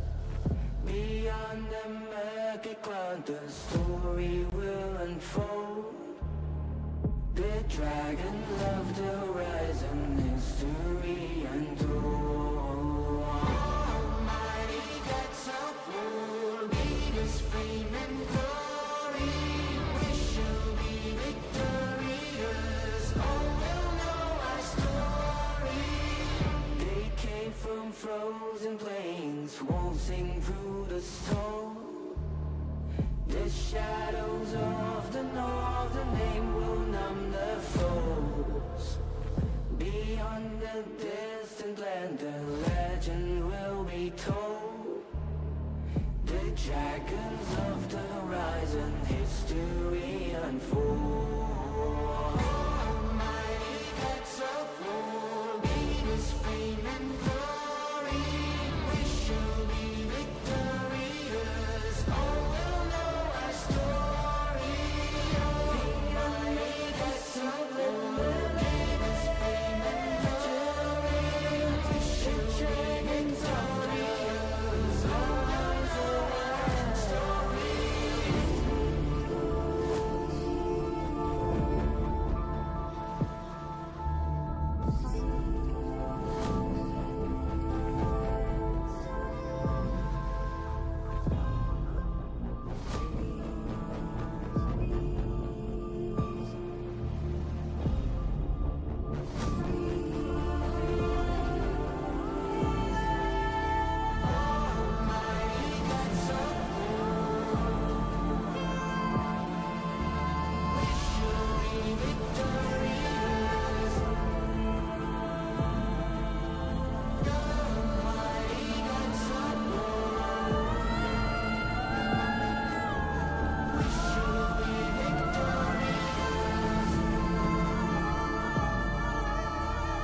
Beneath the boundless sky, the voyage carries Welcome back to Calling Memphis. I'm Cass Mulder, joined by MajinBae. The Teklos may be gone, but we still have some amazing action to go here for Flesh and Blood. It's got Oscilio versus Marionette to kick things off. A classic matchup. I mean, if you've been playing in the last season, you're familiar with this matchup. Now, let's take a look at that bracket and remind you of what our semifinals do look like. Will be Zachary Jensen on Arachne Marionette versus Michael Hamilton on Oscilio, and that will be our first feature of the semis. We will be seeing both as Emanuel Corps-Ortiz on Dash.io. We'll be going up against Jacob Clements on Arachne Marionette. Yeah, two pretty interesting matchups. Again, these are all matchups you'd be familiar with if you've been playing in the last couple seasons. All these decks are pretty popular, especially among top players. Lots of play in these matchups. You really don't have room to make mistakes on either side. Yeah, very aggressive Yes. semis as well that we've got here. You know, Oscilio, very fast. Arachne Marionette now has become less of a controlling deck and more just going to be going pedal to the metal with those daggers. They control your life total. They That's do, what they do. that's what And they're they doing. They're control it controlling your well. They health. make it go down. Yes. Generally. Yeah, controlling it that way. Yeah, often sending it down to the dumps. But let's go ahead and get down to that table and look at these players. Let's meet them. It's going to be Michael Hamilton going up against Zachary Jensen. Oscilio versus Arachne. And we've got the propeller hat. The propeller hat. In full form here for Zachary Jensen. Let's go ahead and take a look, though, at Michael Hamilton's player history. They played already round 12, and Michael Hamilton got the better of Zachary Jensen. But overall against Marionette, not all wins, and Assassin in general has been maybe a bit of a struggle. against 2-2 against Arachnes in this tournament. Yeah, so we'll see the other side, Zachary Jensen, and how much he's been playing against Oscilio. Only 2 others, but he got those wins before losing to Michael Hamilton. So a matchup he's been familiar with. He's gotten to play it a bunch. He's been happy with it overall. Very, very good for Zachary Jensen as he's going to be going up against Michael here. But let's jump into Michael's deck list with the Oscilio. And you can talk to me about this Oscilio list. Yeah, so tell me how you're feeling. Hamilton's Oscilio list is a little bit different than some that you might have seen. He is on 3 copies of Entwined Lightning, which is something that we saw played very early on in the list and kind of removed quickly thereafter. He's also on 2 copies of Aether Spindle and 1 copy of Seduce Secrets. So we'll see if he decides to seduce those secrets in this matchup or if those end up staying hidden, because it can be nice to see the hand of an assassin to try and know exactly what you have to play around going forward. But speaking of assassin, let's take a look at the other deck list. Zachary Jensen, St. Havoc makes finals. Well, 1 step away from doing just that here in the semifinals. Once again, the Codexes of Inertia. Spreading Plague, not going to be useful here. Good against the Fatigue decks to try and get more of those Blood Rots, so a lot of those Fatigue pickups. Just going to be full gas, no breaks. Naming your deck something like yada yada top 8 incoming seems like only positive EV, because the only time your deck list name is going to be shown is if you top 8. Exactly. So it looks like you just called the shot. It is so perfect, but it is time to meet these heroes. 3 Amulet of Echoes. Good catch. Beautiful catch as we go here, talk about this matchup. And you can tell the people exactly why Amulet of Echoes is such a big deal that you saw in that deck list. All right, so Oscilio really is looking for these Gone in a Flash combo lines. He wants to go Gone in a Flash, instant, pop the boots, get Gogan on the instants, Gone in a Flash, Gone in a Flash, Gone in a Flash, Gone in a Flash. Amulet of Echoes says, and it stays on the board, it says, if your opponent plays 2 cards with the same name, you can activate it, and if you do, they discard 2 cards. It basically stops that. It says you do not get to do any of that nonsense. And Arachne Marionette being such an aggressive deck, if you're able to stick an Amulet of Echoes and keep the pressure up, it's really tough for Oscilio to match that tempo without reaching into his bag of, Gone in a Flash combos. All right, well, it is time to go to the table to see if Michael Hamilton on Oscilio can find another calling win for this hero, or if Zachary Jensen is going to be able to push forward to that final on Marionette and have a chance at being the first one to do it with the hero. All right, Hamilton put Zachary first. Yeah, I have seen this from some Oscilios. You put the Marionette first and you just try to draw cards to block. Yeah. Because it is a tempo matchup. And he does find some amount of block. And Cloud Cover, you could stop the flick. Cloud Cover going to be nice to deny that mark, not allow that to kick things off. The hand from Zachary Jensen, though. Scar Tissue and Kiss of Death to set up for his next attacking turn. The pressure is already going to be here as we do have a flick. Is the Cloud Cover going to come down? I will take 1 from the flick. Does Take 1 not. from the flick. Well, you want to Cloud Cover the Clave that's attacking you, because it can still be pumped. That's true. So if you Cloud Cover the flick, you're only stopping 1. Is just for the next attack instead of prevention. Yeah, it is just the next instance of damage. Prevent 3. Michael is now marked. He would be marked from this Clave anyway. He would be marked from the Scar Tissue. Lots of ways to get marked. The cloud That cover. will prevent The next 3 damage dealt to me this turn. Okay, so you did take them Or on. sorry, the next time I would be dealt damage. Yeah, it's not the next 3. He's Specifically, verifying not the what next 3. I was confused Yes. about. Thanks, Michael. Yep. I was Now- like, which type of prevention is this? The mental next or block all of is it? the other one. Right, correct. Yeah, there's the 2 types. Yes. Closing the chain. I am closing the chain, Passing the turn. and is I'm that what it passing. says? I'm moving to Arsenal, Okay, I am going to cast a Sigil of Brilliance. of course. Okay. I'm going to cast a shock. And goes for the shock. Says, you know what? I'll take the 4 damage. If Yeah. you want to attack me afterwards and go off Arsenal, that's your prerogative. I will trade. I will trade with you, and I get the card back from the sigil. I'm getting an extra card from the sigil, right? Gonna go up to 5 cards on the first turn. It's like Michael arsenaled instead of Zach if Zach decides to attack. I like this line a lot because very often, it's not in this case, but very often you'll see the Marionette's arsenal a dagger pump here, and they can't even use it, even if they wanted to. So red back is going to get found for Zachary Jensen. Going to be able to go again to the Kiss of Death, which is not bad. Not bad. It's not the most ideal. It's not the most explosive, but the go again there does mean the flick and the damage can continue to come through. An Amulet of Echoes Amulet of Echoes drawn. found immediately Now, for Zachary Jensen. I think what you meant to say was that it's Orb Weaver in 20 seconds. Yeah, you know what? I did mean to say that. I know. Now we'll see if that Mask of Deceit is deployed immediately to get that over. We've actually seen this time and time again from the Arachne Marionette, so we'll see. Interesting. There are a lot of physical attacks, so Yeah. will be time for Zachary to block. Interesting hand from Michael Hamilton. He's got Gone in a Flash, Entwine 2 spells, and Electromagnetic Somersault. So he can double Entwine Lightning, but then send a spell, but there's actually no way to amp. Yeah, I mean, no sigil on the board. You'd have to pitch. No, Just no, do no. so? There's no lightning cards. Sorry, Somersault, Somersault. You're so right. Somersault. You But can it's pitch. very- You it's- pitch. yeah. It's fine. You pitch the other spell. You It's- probably just Mind Warp here. It's still just not much amp. It's not. No, you steal a card from your opponent. Either you Etchings and you try to get back your Sigil of Brilliance and then go off the next turn, or you Mind Warp your opponent. Sorry, I got stuck on Entwine Lightning isn't lightning. Okay, resolving. There is Entwine Reveal gone in a flash. You're totally fine. Here, why don't? Oh, Let's get new down Oscilio? dice. Bro Cilio? In the middle. Bro Swolio. Yeah, not going to be able to run Entwine Lightning. Bro Silly Yoked, I hear Yeah, chat. Bro This Silly chat Yoked. is on. Bro Silly Yoked. Oh, yeah. That works. Oh, is that Mask of Deceit? Is this going to be... Hey, you did mention that might be Mask of Deceit. which one is it going to be? Down to Is it going to be 34. Orb Weaver? Orbit on his Weaver. There we go. There's going to be an Electromagnetic Somersault going to bounce this Entwine. And this is why Entwine is in the list. It's to help convert hands. This Aurora deck looks pretty good for Michael Hamilton. He's just getting some reps on Aurora before he goes He's back. getting ready to go. Uh-huh. I've done this one before.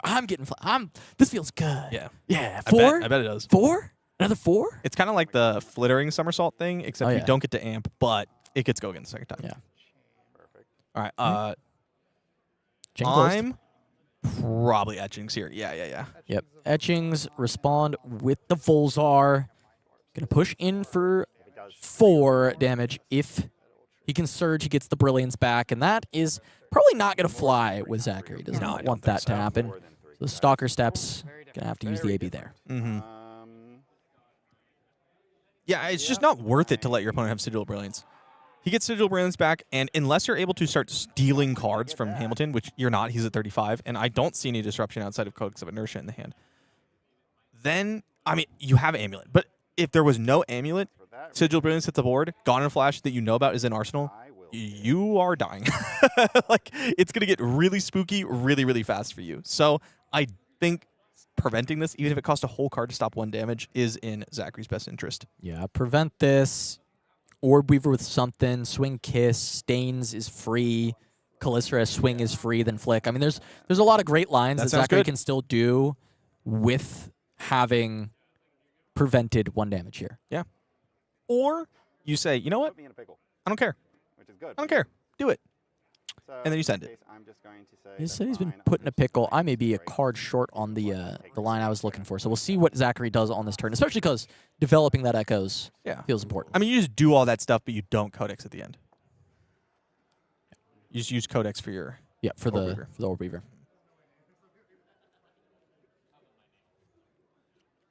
Another Gone in Flash picked up. It's true, the Calycera will have go again as well. Yes. All right, Oh, buddy. that's a strong hand. Codex Flittering on my charge. Oh, he's Oh, got but play. Somersault is rough into Amulet. plays Codex now. So trying to get rid of this Gone and Flash, you can't sit on this Gone and Flash in Arsenal because the inertia token will send it to the bottom. But if Michael can just pop off, Yeah. if he found enough juice to just go, Yep. then this does not help. But the Amulet of Echoes, it kind of insulates in that same way, I suppose, right? You make it so it can't stay, but the Amulet's also here if Michael tries to go. Sure. But why? What I'm confused about is if you Kiss of Death, you can then Stains, and then Codex. You make this play.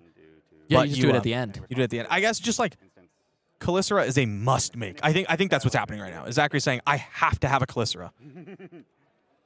That resolves. Yeah, I expected the Codex to be the fodder for the Calicera on this turn, but Yeah. instead valuing that inertia token towards Michael Hamilton, and it will just be Calicera for 4. Now the Somersault, a lot more awkward now that Amulet of Echoes is on the board. I wouldn't be surprised to see a block 5, pick them up, Flittering Charge, Discharge, Gone and Flash, go. Yeah, and just, I mean, that's just a It's lot not of great, damage, but it and is you what it take is. nothing. Yeah.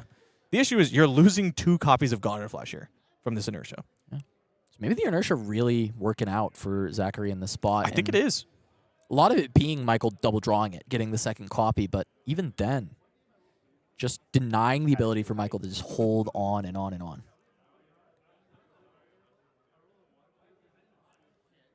Really thinking through all his options here. There's also a spot where, like, I totally respect just going, because there's the inertia token. So what if you just go like, yeah, whatever, I'll take it. And then you go Flittering Charge, Somersault, Flittering Charge, crack it, do it. I dare you. Yeah, do it. That's what I'm probably do it doing now. here. Can I ask a question away from the table? All right, judge question. Yeah, Michael says he would like to ask a question. Yeah, I mean, what Which I is like right. about that line, you have to be creative when you're playing into Amulet of Echoes, Yeah. right? Big skill check for the Oscilio deck. But if anyone's got skill, it's Michael, Hamilton. you think so? A little bit, probably, Yeah, for sure. Yeah, a smidgen. yeah So- touch. I'm thinking you Flittering Charge, you Somersault, and then you play Flittering. The issue is if Amulet gets cracked right then, you cannot give Flittering go again.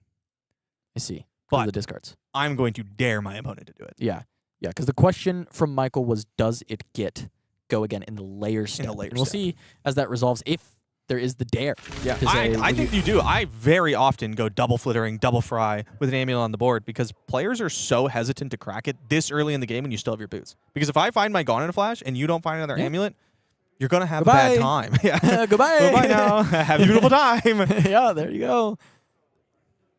So 4 go again, still here, Michael. Tanking on the decision still, because it is tough. You are going to have to say, you know, do you want to crack this? Like, you are offering the chance to lose a lot of value. If Zachary is bold enough to crack that Amulet of Echoes. You also, at this point, you don't know what's coming after this Calicera. It has go again. The arsenal could be Codex of Frailty or something, right? Yeah, that's always scary. And if I decide to block, I'd rather save it. You lose your mark token here if you let this hit. You can make your decisions after. Yeah, I just don't see a spot where he's blocking now. All right, so going to take the 4, lose the mark. Next swing is just a Kiss of Death. With and no cards. No cards in ability it. to flick it, No no T-Toxin. reactions. It's kind of a value to put a 3 block in front of this card. It is. Block 3 to block 4. Yeah. True. True. That. My turn a lot simpler. And I think that's fine. You could just block Gone in a Flash, and then you make the Flittering line that I was talking about. And then I will remove that. Zachary either pops the Amulet to stop the go again from the Flittering, I think I kept go again. and you're like, okay, whatever. Yeah, I really like this line.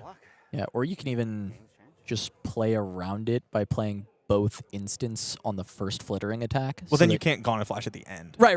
You Yeah. wouldn't get the Gone and Flash. And you just don't want to do that. Because I think if you go Flittering, and your opponent cracks Amulet, I think you are in a great spot. Yeah, it's very good.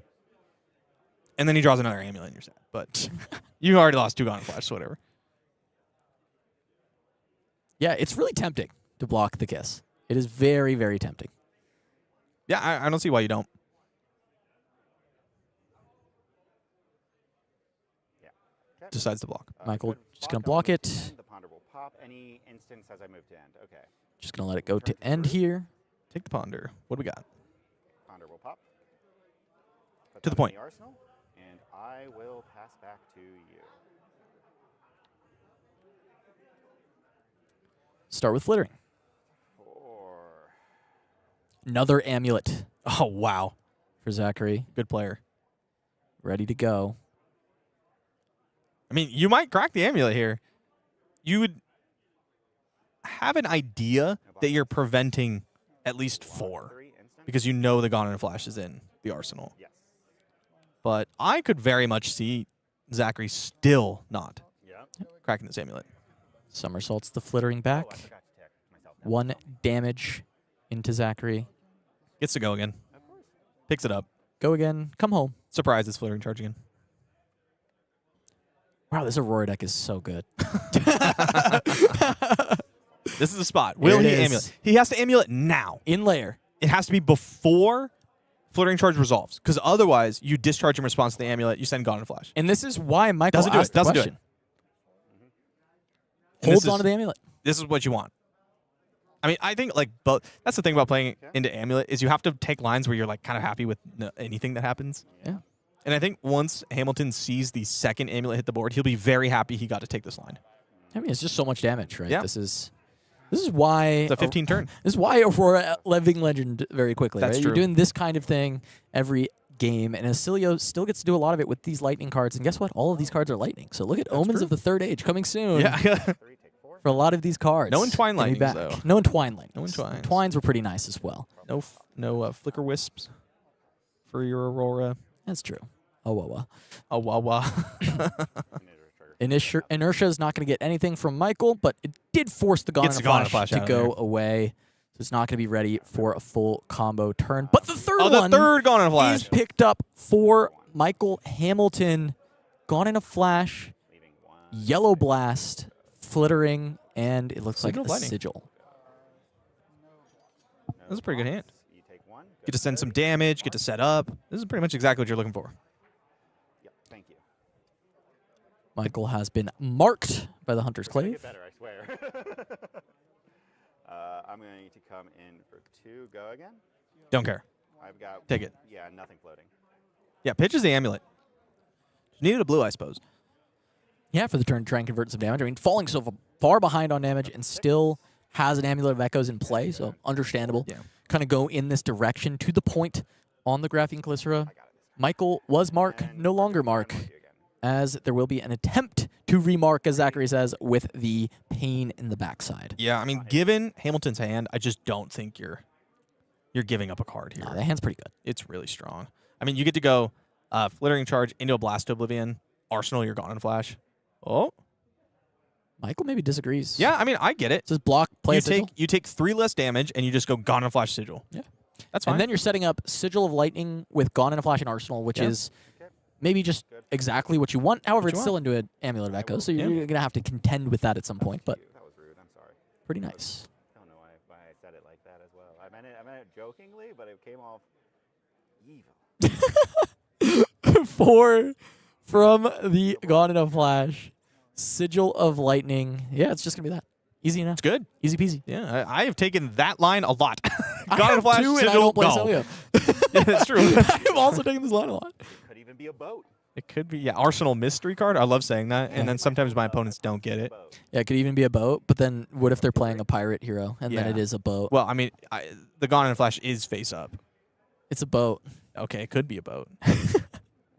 Something nice, though. It's the best of all time. Yeah, this, It's a is boat. this, hold on over here. We got Ooh. Kiss of Death, Tarantula Toxin, Scar Tissue. That looks painful. Yeah, that's poisonous. Yeah? Yeah. Poisonous. Venomous, A poisonous kiss. one might say. Now, you're generally not going to get full value T-Toxins against Oscilio. Full grip. 3. Generally. This is so fun. Laying the 3 next to the kiss, and it's just you just like flip them over, you know? Yeah. They're all going there. I am putting things on this. Hey, look, these are coming here. Yep. Hey, Michael, watch out. I haven't seen Hamilton's hand yet. Yeah, I did not catch it either.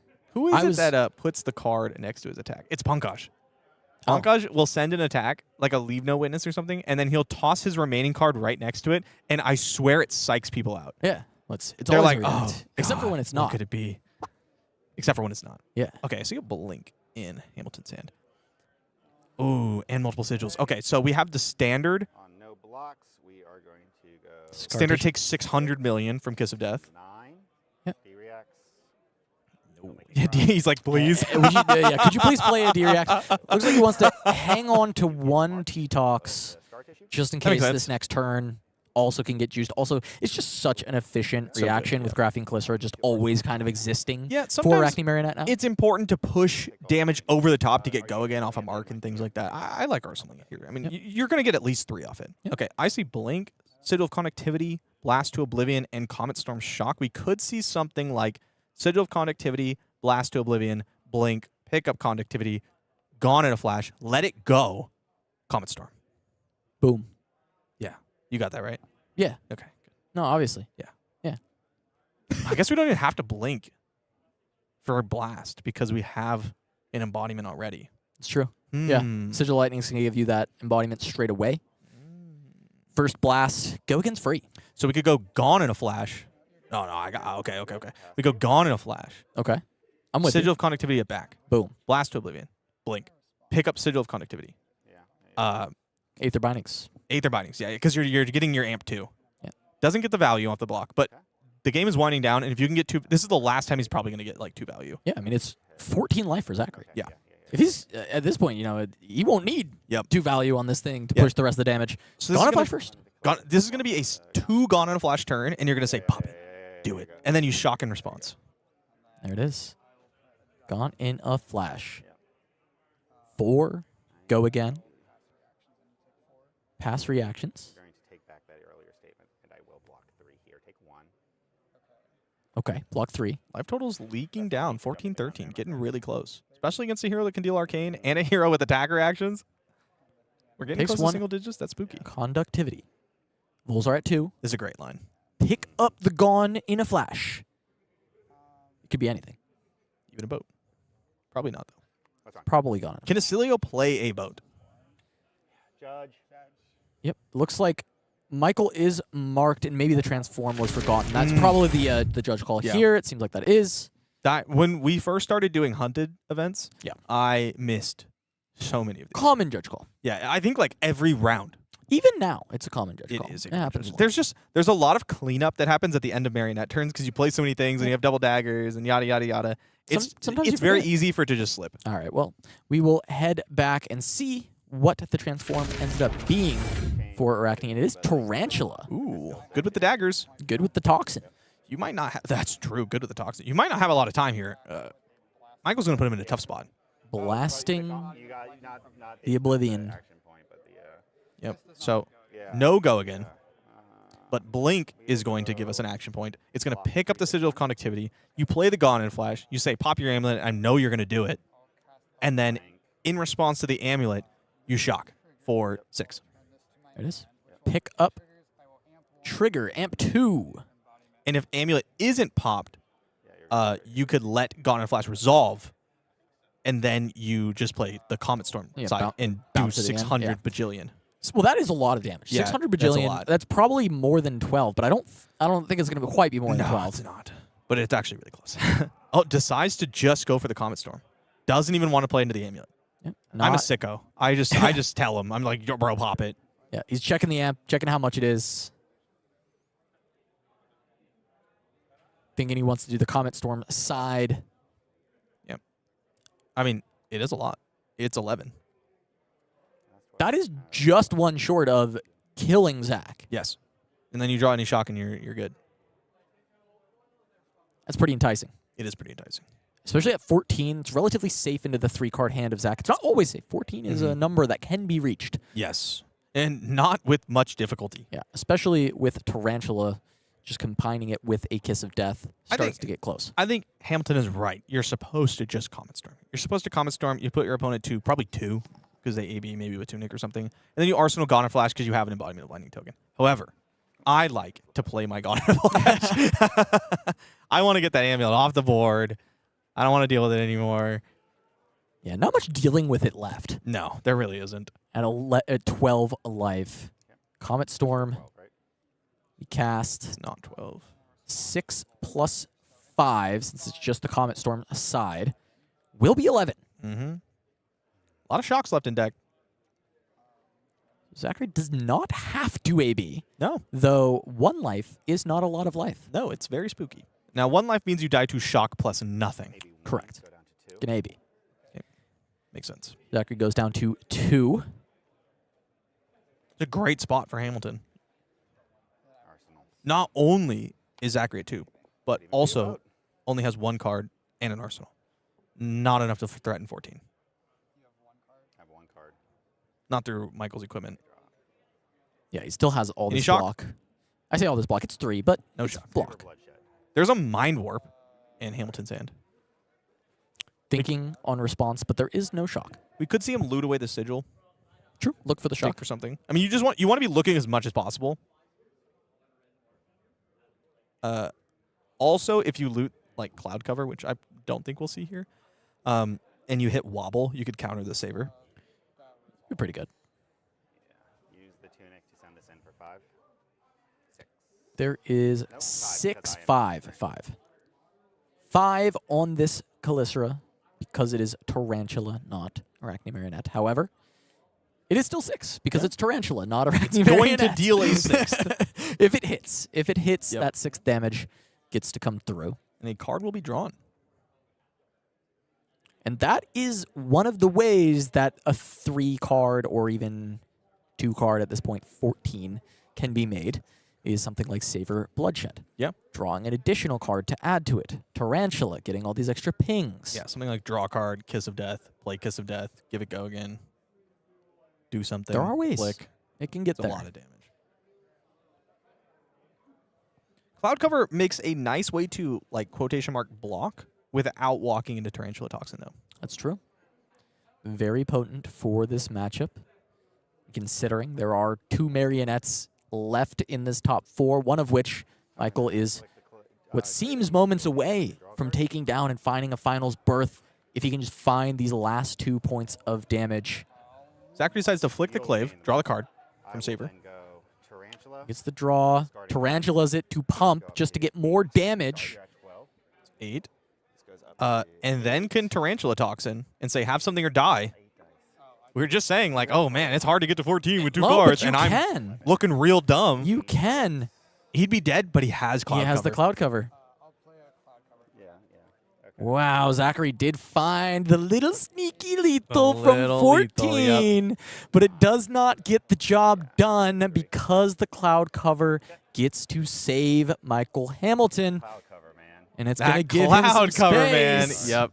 Yeah, wow, saving him. Okay, pass to you.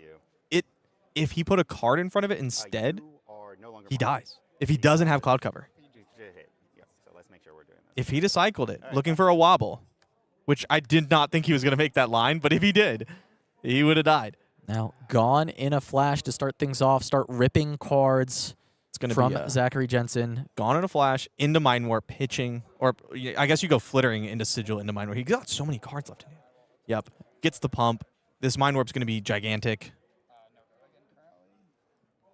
4. Give it go again. Sigil of Lightning. Sigil reducing the cost of Volzar Reducing to the cost 0. of Volzar to 0. That's an important part of the deck. Mind Warp, respond with Volzar. Good game. Amp 3, good game. Michael Hamilton gonna make the finals of another calling. Oscilio, 1 game away from being a back-to-back calling champion. Hey, this Michael Hamilton guy's pretty good. He's pretty good at Flesh and Blood. I love seeing new players succeed. So you hate to see him win it. Well done. Masterfully Poor Michael. played. Beautiful. I love to see Oscilio played well. That deck Yeah. is intricate, and especially when you're playing into a deck like Marionette that puts you in a lot of tough spots, it can be hard to navigate. And I think he did an incredible job. And that cloud cover, incredible. So- He's got to be kissing that card after this Yes. game. Yeah. That is why he's like, I'm Not never. a kiss of death. Look, no, kiss of life. A kiss of life. From the yeah. cloud cover. Take a look at the bracket to continue on. See the semifinals. We got Michael Hamilton waiting in the finals for his matchup against either Emanuel, Corps-Ortiz, or Jacob Clements, either Dash.io or Arachne Marionette. Still some more aggro mirrors to be played. Yep, and we'll see that pretty soon. Pretty soon. We're going to see how this this one works out. Yeah, we're going to get to see the second semi-final match on stream. Will be exciting to do, as we do have World Premiere Prague coming up. If you want to see more of these lightning heroes coming through. May 22nd to 24th. Coming up, World Premiere Prague, Omens of the Third Age. And the tickets are on sale right now. The early bird special is happening today and extended to tomorrow if you want to get one of those extra tickets for your calling package. We do have that this weekend only for World Premiere Prague. May 22nd to the 24th is coming up. You do get the World Premiere package with these beautiful World Premiere packs with 1 of 3 duality cards and 1 Omens of Arcane. And look at these full arts. Gorgeous. They are Gorgeous really full pretty. arts of these 3 different, very cool lightning people from Volt Haven, I suppose. Yeah. You know, we push forward. We have those 3 all in cold foil. 1 of 3 at random. Cosmic Duality goes. It's so It goes crazy. so It looks so crazy, so unreasonably insane. I mean, they're all good. They're all amazing. I'm just like, damn. Yes. Yeah. That's no, why. I agree with you. Next, you do have that Calling Premium package where you can get that Cold Foil Astral Strike, 1 of 3 of the Lightning Flow counters at random. And you see those bronze vouchers? If you want one more this weekend. Early bird. Early bird. That's where you can get it. You're also going to be getting this cycle of the Flowing Storm Strike, Meteoric Rise, and Voltic Impact in Rainbow Foil. And each of the unique Lightning Flows with that beautiful additional flavor text that is going to be different on each of these lightning flows, which I think is my favorite. Which we part of it. knew the whole time. We all knew. Well, I knew. I always knew. And the whole time. That is World Premiere Prague, May 22nd to the 24th. Make sure that you buy your tickets now if you want to go before they sell out. Who knows? They might. They might sell out. Yeah. They do sell. World premieres do sell out. That does happen. That is a thing that world premieres do. Especially when you can get that extra bronze ticket from that early bird. Well, I am very excited for those Lightning Heroes, and we do have a Lightning Hero in the finals. But up next is our second semifinal. It will be Dash.io versus Arachne Marionette. Don't go anywhere. You won't want to miss it.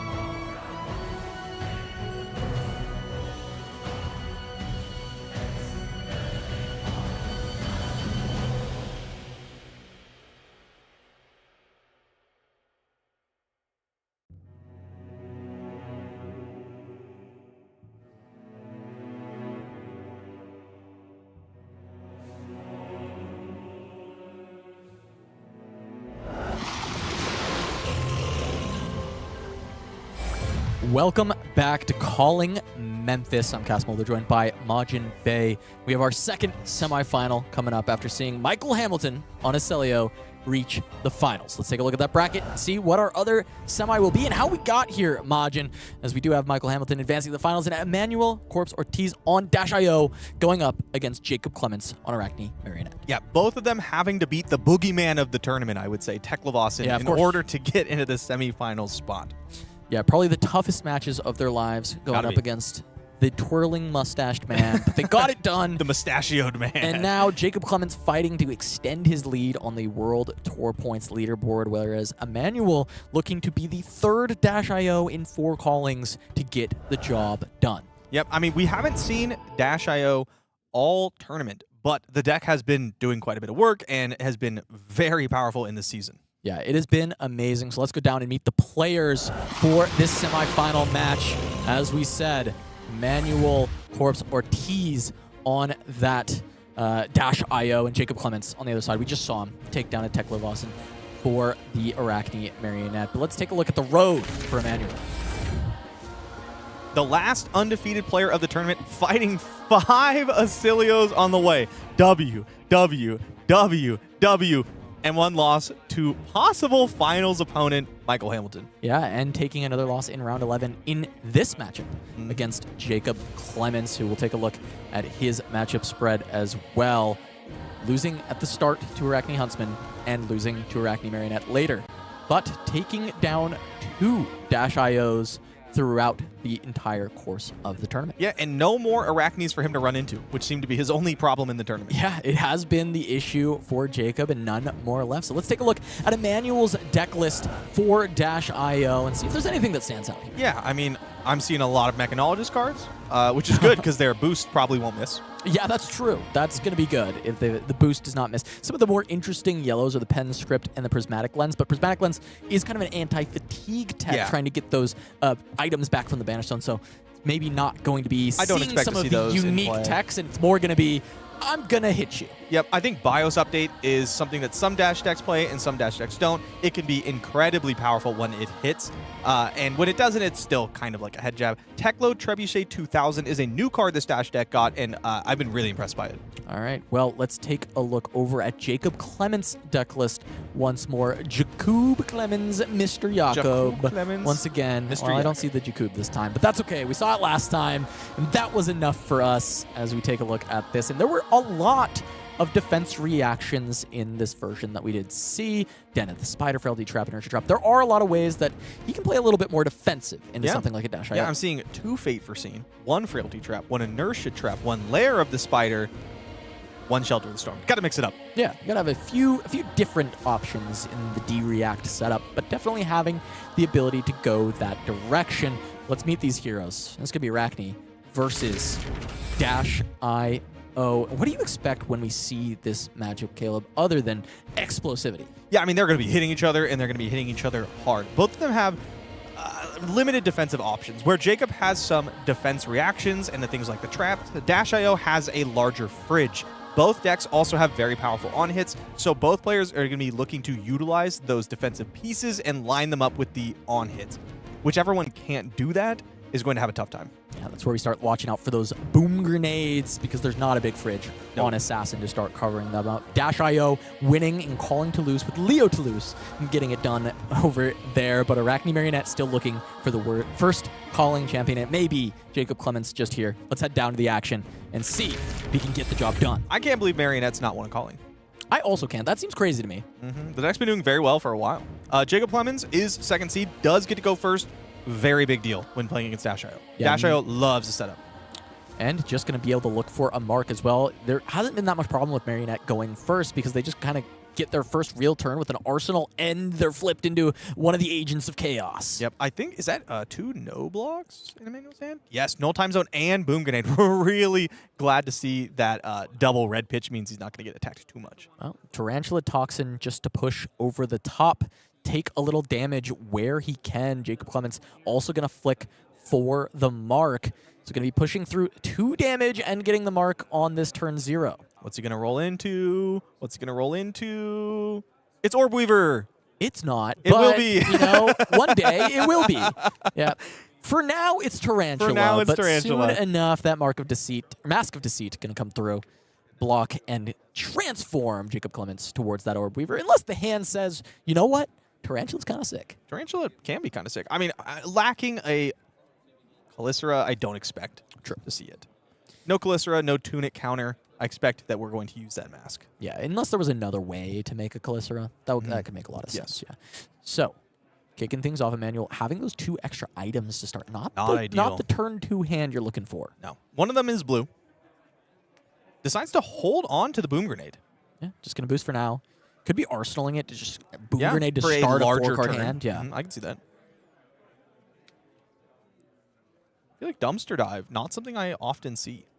Not the most common, just able to grab that, item from hand, get it into play. Maybe a little bit more item heavy than we've seen some of the other decks. The ratios could have been different. Hard to spot that. It's also an intermediate deck list. These cards are really strong when you're playing matchups where they don't want to block. Yeah. Right? Where you're just racing. Things like Oscilio, for example. That's true. There's a lot of Oscilio. There's one in the finals. There is one in the finals. Yeah, it might come in handy in about 50 minutes. Yeah, depending on if Emanuel can get over the hump that is Jacob Clements, the World Tour point leader, never going to be a slouch for you to actually take down as a... Wait, it is Orb Weaver. Oh, wow, it's Orb Weaver. Wow, that's crazy. We must have misspoke earlier. Yeah, when we said Tarantula, what we meant Orb Weaver. was Orb Weaver. Yeah, Jacob been on a run this year.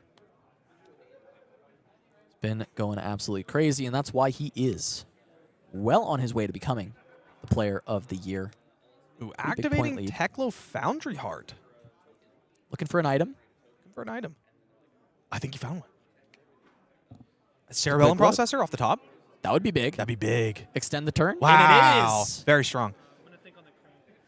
Thinking on Craig. Yeah, I mean, this is a matchup that is not going to go long enough that burning 2 cards out of your deck is going to be too terrible for you. It's possible. It's possible. It's just unlikely. And trying to find that item when this hand is a bit of a stinker and you need to create some pressure really heads up for Emanuel to find the Cerebellum Processor. And now he gets the action point from cranking it when it enters. Now he's going to heist as well. Nothing in there. Nothing in the bed. Still 5. 5 go again.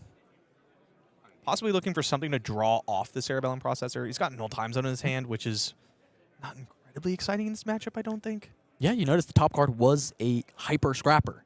That would also not do anything if that was the draw from the Cerebellum, and so Emanuel needed to find something to do. Now, he can play the Null Time Zone, just end the game, or end the game.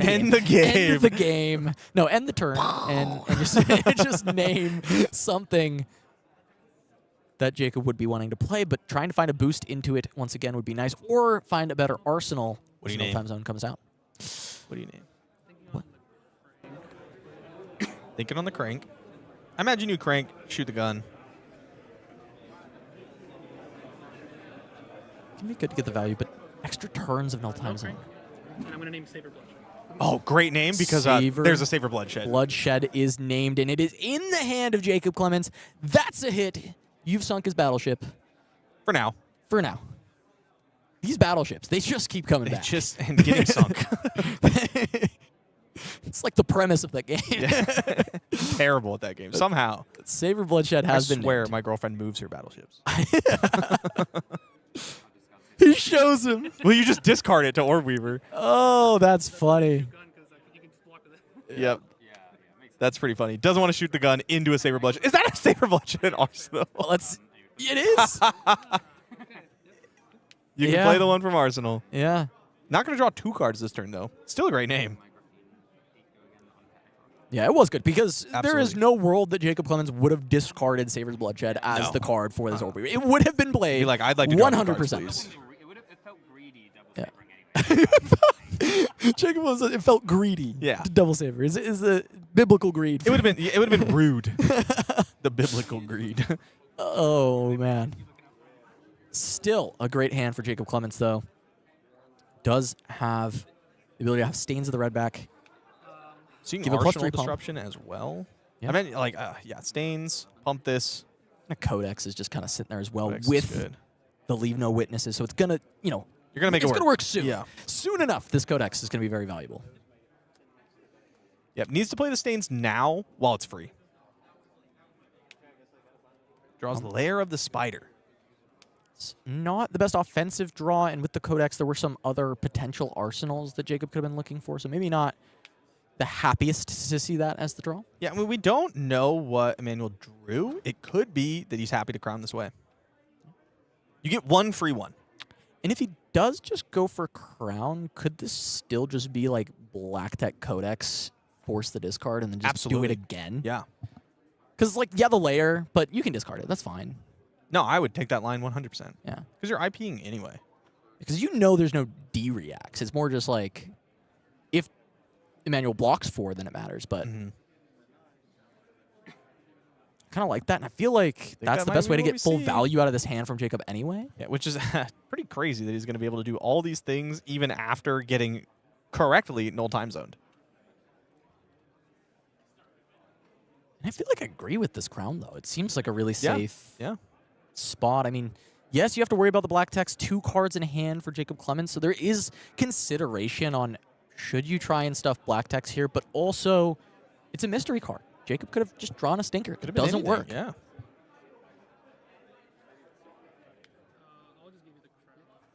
Just the crown. I think we're going to see the black deck. I like that line a lot. Immediate. Yeah. From Jacob like, Clements. yes. Yes, I will do this thing. Third hyper scrapper. Yeah. Get Not that going to be a red, so no silver. Getting towards the black tech buyback. The black tech It's buyback. actually relevant. It's, Yeah, it has come up. Not often relevant for Arachne Marionette, but it does come up. Brutal. Yeah, that's strong. Let's see how strong Emanuel's hand is. Because you could just push more equipment in front of this. That's true. Which would be a pretty incredible start from Jacob to peel 3 pieces of equipment this fast on one hand. On turn 1. This is going to be discarded, but I believe you choose first. It's into the frailty. So whatever he puts in the arsenal, even if it protects it. Yep. It could be a heist. Could be a 0 cost. Depends on what he's got. And heist would be lovely if there was an item there, but I believe... just keep banishing. Yeah, just find one. I mean, at a certain point. At a certain point, you just got to find one.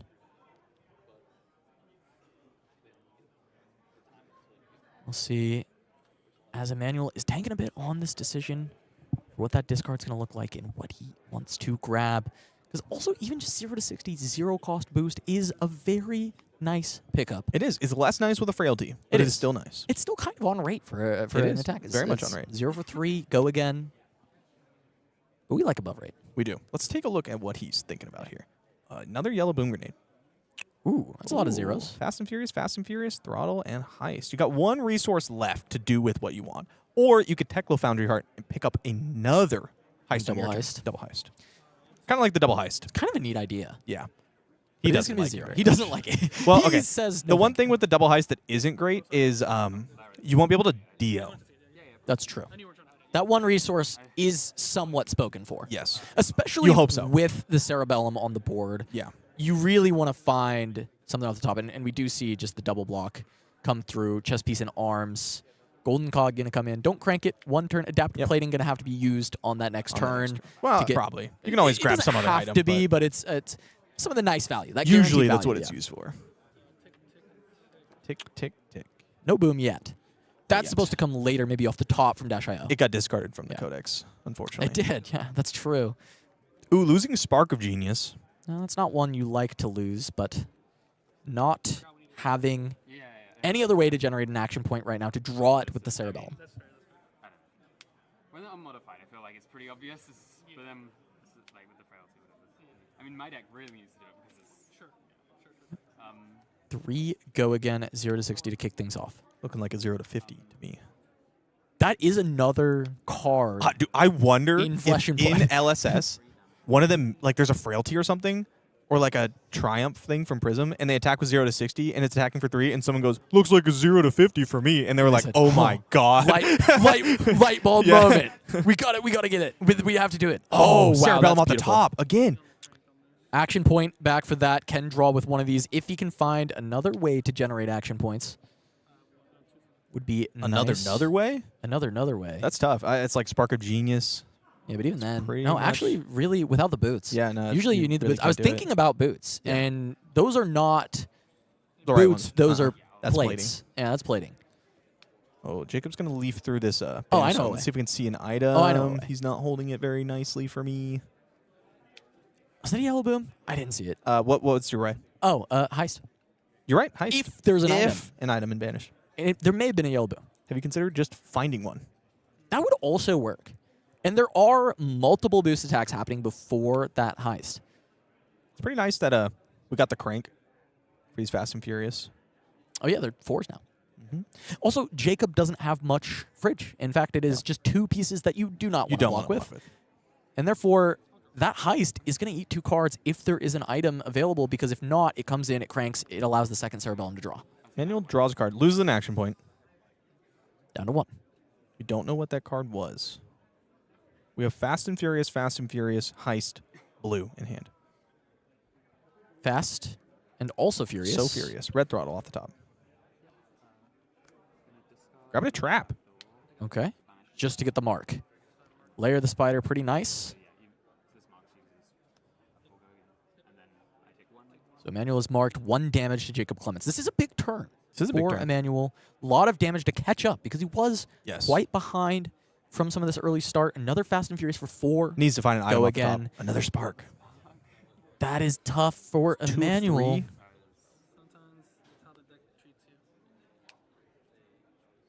Has access to Teklo Foundry Heart and still 1 mystery card. I think it's Soup Up. It's Soup Up Red, which is not going to banish.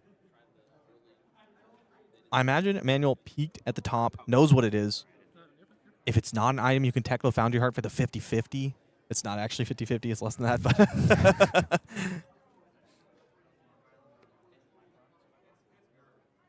really wants this heist to threaten something. And it just depends if there was that boom or if I was seeing things. Because it may have come earlier from the Teklo Foundry Heart. The good news is that I'm going to assume that there is no boom grenade in Banish Zone. Yeah, you feel like this turn is easier. Yes. If it's there. Like, Emanuel would be a little bit quicker about just I think so. some of these things. But he's getting blocks already from the Fast and Furious, which means the heist is going to be something that Jacob is going to get his hand stripped. And the cards from Jacob, I think, actually are... I mean, if he's blocking, they can't be that good. Yeah, he would wait. Probably, yeah. See if we can get a glimpse. Looks like an Orb Weaver and potentially a Leave No Witnesses. They don't combine very well. No. They do if you're marked. And you have Tunic on 3, which, oh, look, all those... Oh, wait, that actually does kind of combine. All of Marionette's cards combine. If you're marked, if your opponent is marked, the world is your oyster. They are all the strings of the puppet. Yes. Closes the chain. Gonna activate Teklo Foundry card. Dig a little bit. Nope. Nope. Misses again.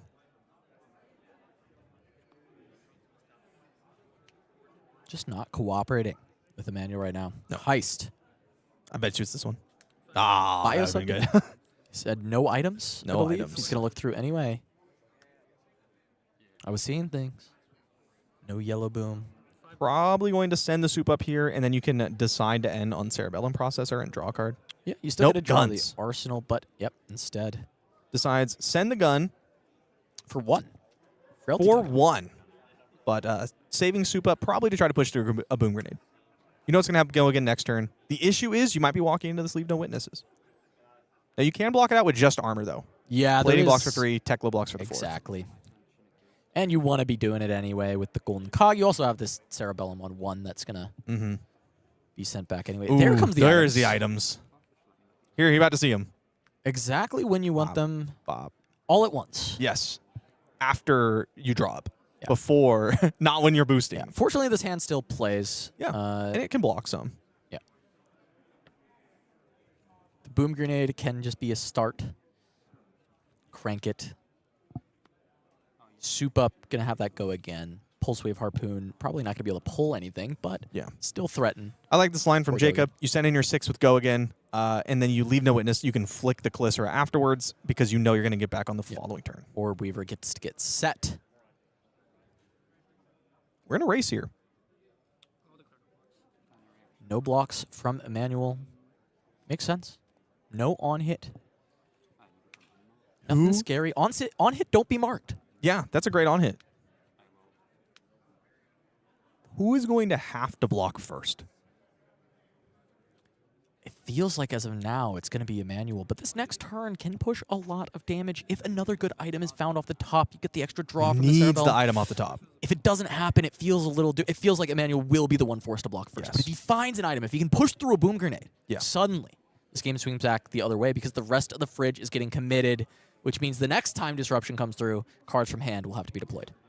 Keeping both blues. There was an extra blue that That's blocked. true. But throttle for 4 is maybe going to be necessary on this turn because Jacob can't block the breakpoints that well. The armor block's not going to come through unless he finds D-reacts.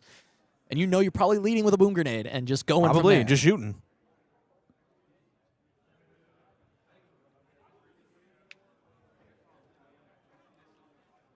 They get on the flick.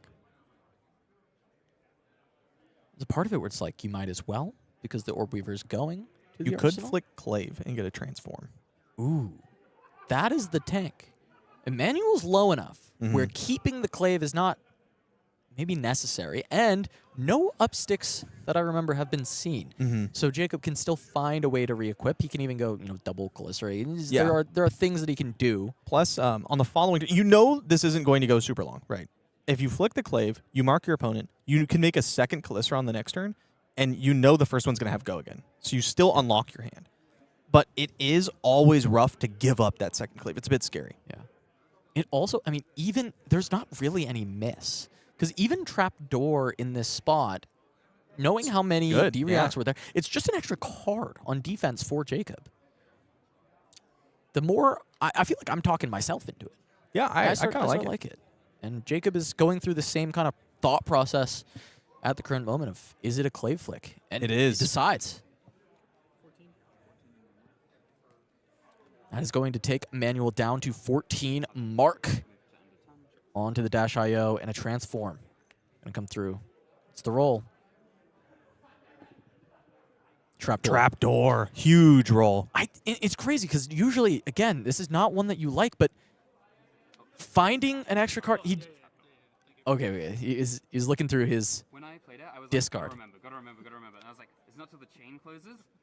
So he's Chances of remembering going down. if it managed to suit, as soon as chain link was resolved, I would be much better. But I always remember when I see it in yard because I'm always like, it's not meant to be there. I just scoop the. It's going to start to look. Oh my god, man.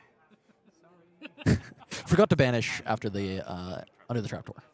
That's what it was. Yeah. Okay. Yeah, that's what they're talking Yeah, about. I For was, anyone I in was chat trying to who figure it out. was either yelling at him or not, according to Jacob. Just forgot to banish it, realized it was not meant to be there, and now he looks for another trap. But we know there were more, just depending on what Jacob decided to keep in, and I figured there'd be some amount of traps he would keep in. You do want to block a bit in this matchup, and at reaction speed to respond to maybe a boom grenade off the top on something you didn't cover can be really nice. So Yeah, or just +3 health. Even just looked at it like that, it's very yeah, strong. like, oh, if I hit trapdoor again at some point, it's just 3 health. Great, yeah. So while less aggressive, this will buy Jacob the space to get aggressive with the double graphene hand. And as you said, it always plays. The mark is there Always plays. on Emanuel. You're going to get one turn where it plays. Yes. Then you have to think about the future. Then figured out. But that's future Jacob's problem. With the life totals already getting low, there might not be a future Jacob. That's completely true. He just has to hope he doesn't hit like a Saber Oh, there's Bloodshed. 0 and- pumps. And Jacob's saying it's all, Wow, all attacks. all attacks. This is not what you wanted. This is the fail case. This is We it. said it always plays. It doesn't play if this is the hand. Soup up to start, but it does block. Trapdoor It's true. can just look to cover. Boom 4s are grenade awkward, and into there's trapdoor. 2 4s coming, at least. Realty Trap, this was from Arsenal. Oh, wow, huge. So this is going to cover for now.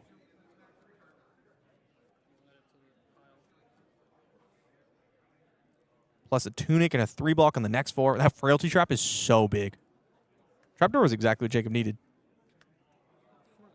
4. Needs to find an item on the top. Pulse Wave still looking.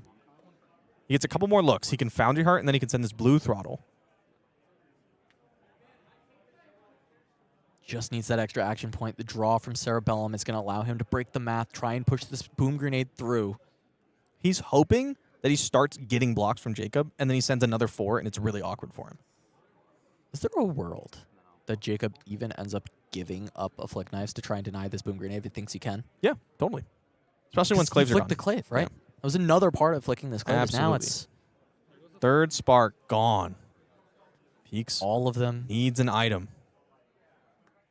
Looks like he's Doesn't still find it. missed. Just boosting. One more chance. Because again, Off the top. Attack with your blues, banish your reds. That's the motto I live by. Attack with your blues, banish your reds. that's the strat. That's how I play Dio.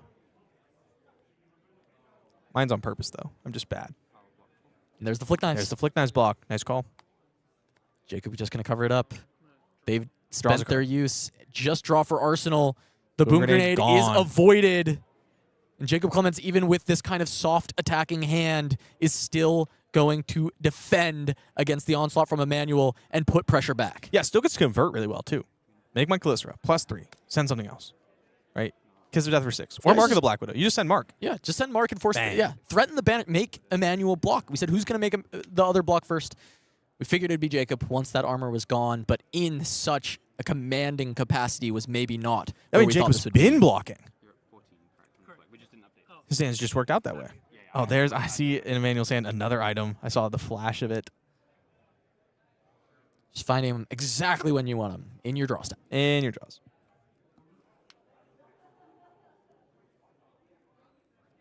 So Mark on the combat chain, and Mark for Emanuel. If he is hit, he is in fact marked. He will banish a card from hand. Feels like putting 2 cards in front of this starts to feel better, but all these items are disappearing after this turn. And Emanuel would have to try and find time to set up again. He's been set up. He just hasn't Yeah. found the payoffs. Just can't get it to to work. go with it. Not pushing that boom grenade through last turn. Not finding another item for the Cerebellum draw. Brutal.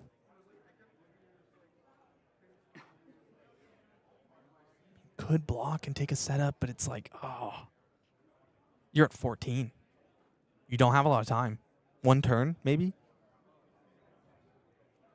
Give Jacob a full hand. It's a full 5 cards.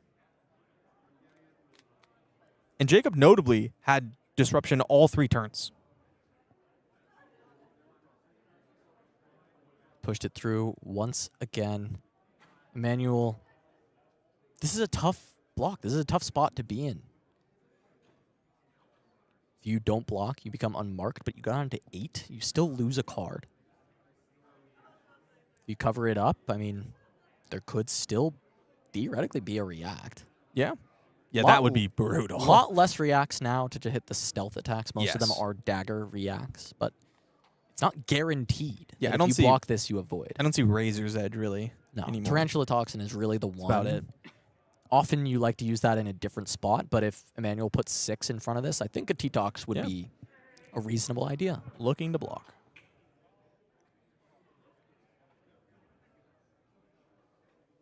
Emanuel lining up a block 6. Look to potentially set up an item that he drew. I think it's a boom grenade. Another red boom grenade. What's unfortunate is that not likely going to be able to attack with something and then deploy the boom grenade without cranking. So a card might even go wasted here. That would be probably backbreaking for Emanuel. Pretty bad. Yeah. Already behind in value, losing a lot of value, hemorrhaging value on some of these items. Hemorrhaging value. And not at any fault of his own. No. Just is what it is when you are boosting. This is the other side of the game with Dio. This is like a when I play Dio versus when my opponents play Dio kind of Yeah. thing. Oh, absolutely.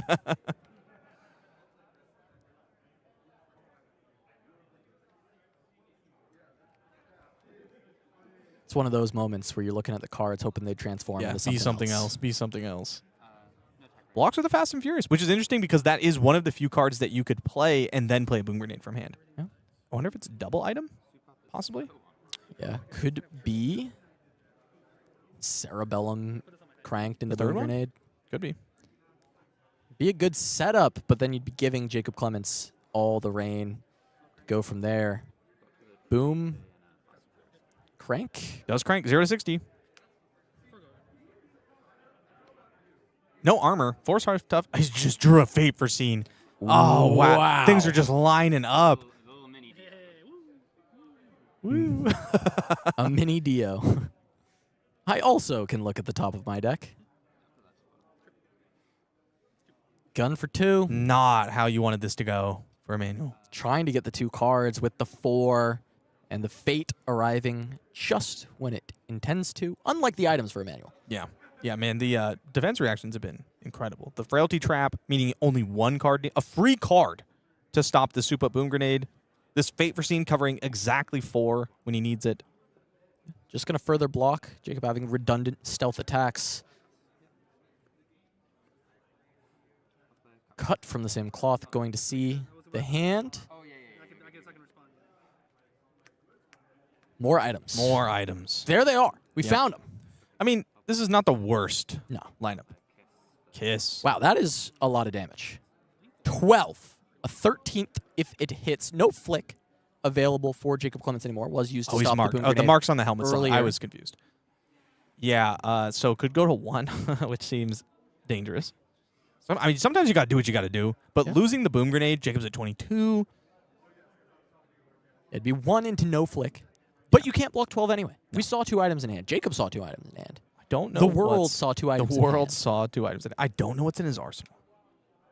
I don't know either. Because last turn, if it was like a 0-cost attack, You would have played it. you'd play it. Try and push through the boom grenade. So it's either costed, an item. We know it's not a Spark of Genius. Yeah. I mean, 3 of those in the banish zone. you could. You wish this card's just like blocked. You block everything but like 1. You lose the mark and you say, okay, have a go again. Okay, convert. Yeah, convert. Oh, you can't. Oh. That could be like a way into it, but when a lot of your cards don't block, it just doesn't work anymore.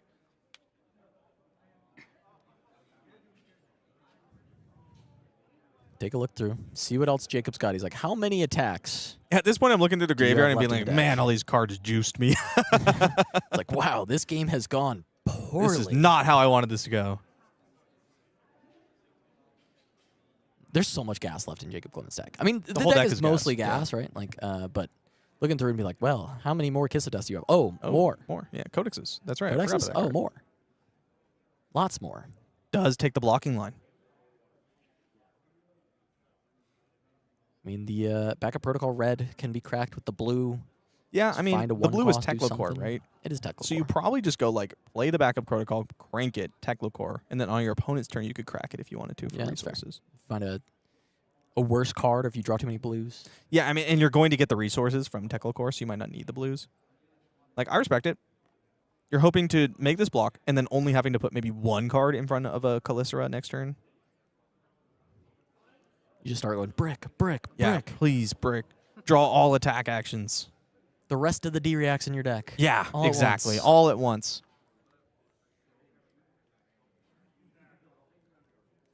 Because 22 is a lot of life. With no item setup, that's really tough to get through. I mean, I've seen Dios do it before, but usually it involves some sort of item, Spark of Genius, which we just don't have access to anymore, all 3 being banished. We've seen multiple Boom Grenades go. 2 Cerebellum Processors are gone. Block 6. Take Down to 7. 7 to 7. Half of his health that was remaining now gone. Chunked away by Jacob Clements' Kiss of Death. If you were at 9 or 8, you could like no block a Calicera and gamble. But 7 spooky. What do we got? What's Jacob Clements draw? This hand will tell the story quite a bit. Oh, it's really good. He just put it down. But if you saw those 3 attack reactions, just know there is, in fact, a Kiss of Death Yep. with them. Uh-huh. Kiss of Death, attack reactions that go on Kiss of Death. Pretty much the... The only tough one is that Stains the Red back, because Emanuel is not marked. That's true. So it'll probably either block for 3, or it'll hit the arsenal after the Kiss of Death potentially marks with that scar tissue that was in hand. I don't think there's going to be a spot to block. I think Emanuel's just going to play Teklovossen. Yeah, it makes sense at this point, right? Crank, Yeah. backup protocol, Teklovossen out there. I think you just need this hand to be a brick. And it is not. It is not a brick. It's really not. But like, okay, let's imagine it's not a brick, right? Okay. You decide, it's bad if my opponent doesn't draw a brick, therefore I'm going to crack this and I'm going to attack. And Jacob goes, yeah, okay, no blocks. Yeah. And kills you. And they're like, oh, no. And if you play this out and it's not a brick, he kills you. So your only route to victory is if Jacob Clements' hand is a brick. Yep, and having this to set up your next turn to be big enough to start threatening Jacob, but it is a kiss of death to start. Emanuel with a little Like, smile, oh. like, oh, I'm in for it now. aren't Oh, I?" I'm in trouble. That's not what you want to see kick things off. How many blocks can you even put there? No blocks. Have it. There's T-Talks. There's T-Talks. There's to the point. You've seen a lot of the attack actions drawn already. You know it's not Codex because Codex would just be played. If it was like no pumps. You have to throw at least one card in front of this. Probably just one. I don't think you ever get back. I don't think you ever get back in the game if you have to put one more than one. I think you're right. You just don't. You just can't win. Well, Yeah. I noticed it, and I was like, it might be better to say. I mean, you can ship a lot of the hand and really hope for another brick, but then Jacob just holds everything. And if they were dagger reacts, then guess what? Jacob does have daggers. Yes. So those are also gonna deal damage. So you hope that it's all attacks, and this kiss is just by itself, and you put one card there. It's gonna be two blues. Send me to the moon. Send me to the moon. Ouch. Clements will oblige. 3 over. We'll be taking 4. Taking 4 damage down to 3. Arsenal the Stains. And a mark. Now I'll go to the end of my turn. Arachne triggers, and I'll transform. I'm gonna respond to that. Yes, of course. I'm Yeah. gonna Activate Attack Respond Protocol. to the transform. Ooh, another blue. Okay. Lots of blues this hand. handle this. Well, block 6 kind of makes sense with that many blues. Plus, Emanuel would have died. Yes. Had he not put the second card there, so at least a little bit more game to play. It's essentially an extra card for hand with the Teklovossen in play already, acting as the pitch card. Grabbing 0 to 60 means we got some cards that cost resources. Thinking about it. Could go with Zipper Hit. 1 more damage for 1 more resource. Depends on what's in Arsenal, which we still are not sure. Just deciding between the two. I mean, again, we're in a spot, though, where you're just not going to be able to take Jacob off cards. And with this, You can go right. with the attack reaction that's going into Arsenal and flipping, Funnel Web just means that all of my cards are all of my A+3 cards are a reaction. one time.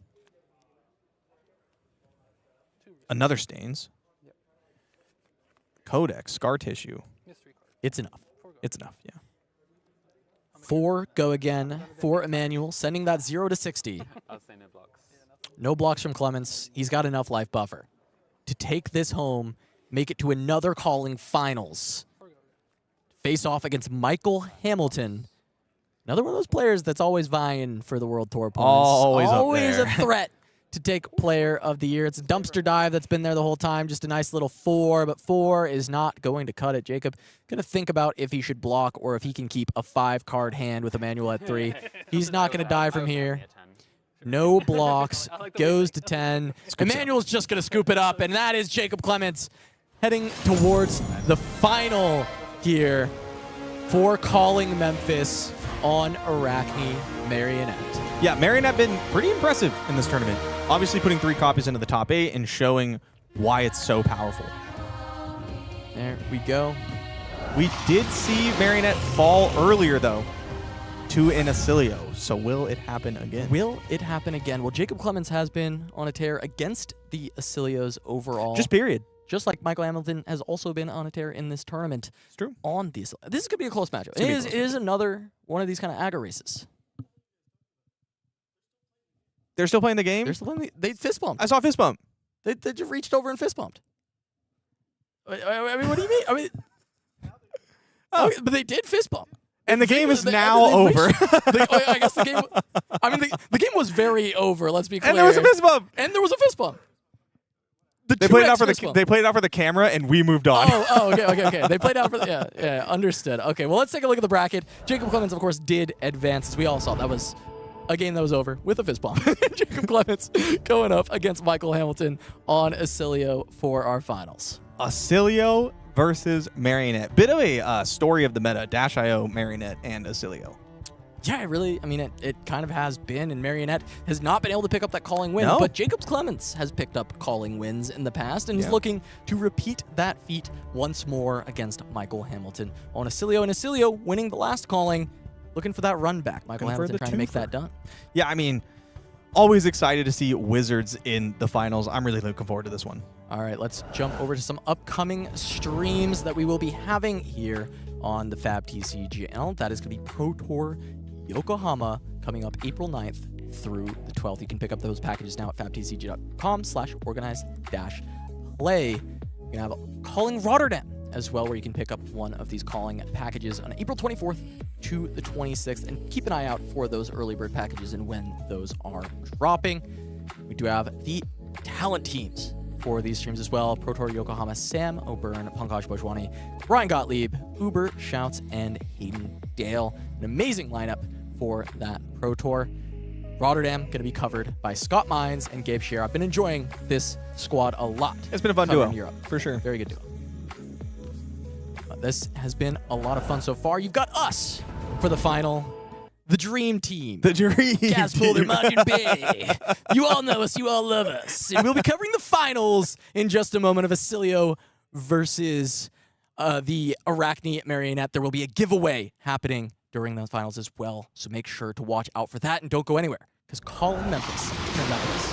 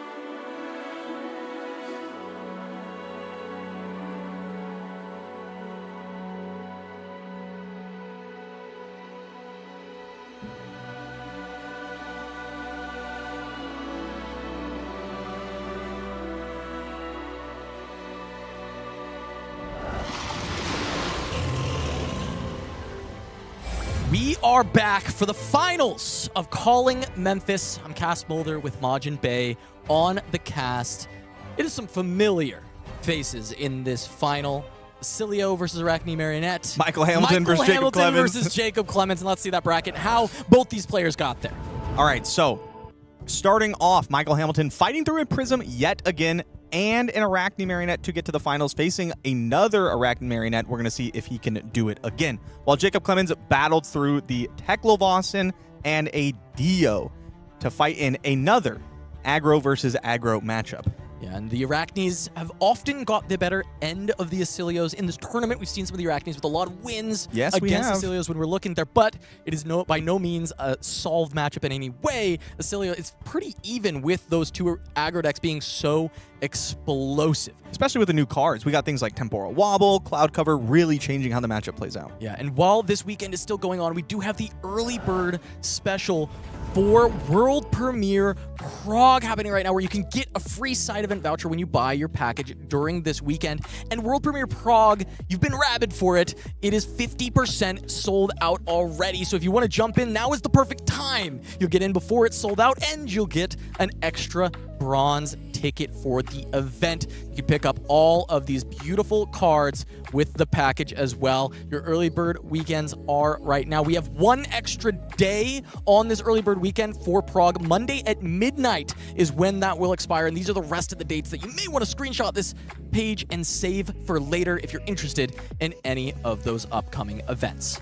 Yep. All right. I am excited to get into this finals. We do have one more thing we have to mention, though. If you've been watching, we've been talking about these young Marvel heroes and the giveaway on the stream. Yeah, and right now, all you've got to do is be active in chat and be present during this finals. Be watching, be cheering on your favorite. And at the end, we will have that giveaway conclude. And so now, let's go meet the players who have made it to this final here at Calling Memphis. And that is going to be Michael Hamilton on Oscilio versus Jacob Clements on Arachne Marionette. And you've seen both these players many times before. Many, many times. I really feel like no introduction needed.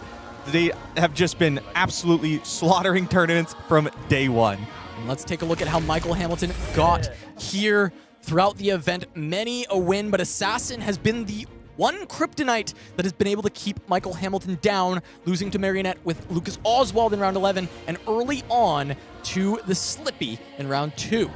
Going over to Jacob Clements, though, he has not had to play an Oscilio yet. First Oscilio of the tournament. See if he can take down Hamilton as we take a look at Hamilton's deck list. A quick review as we've seen it earlier in the day, but mention any of the exciting differences that are here. Yeah, I mentioned earlier that Entwine Lightning is something you don't often see in Oscilio lists, and we know earlier that Michael Hamilton does like to bring it in this matchup.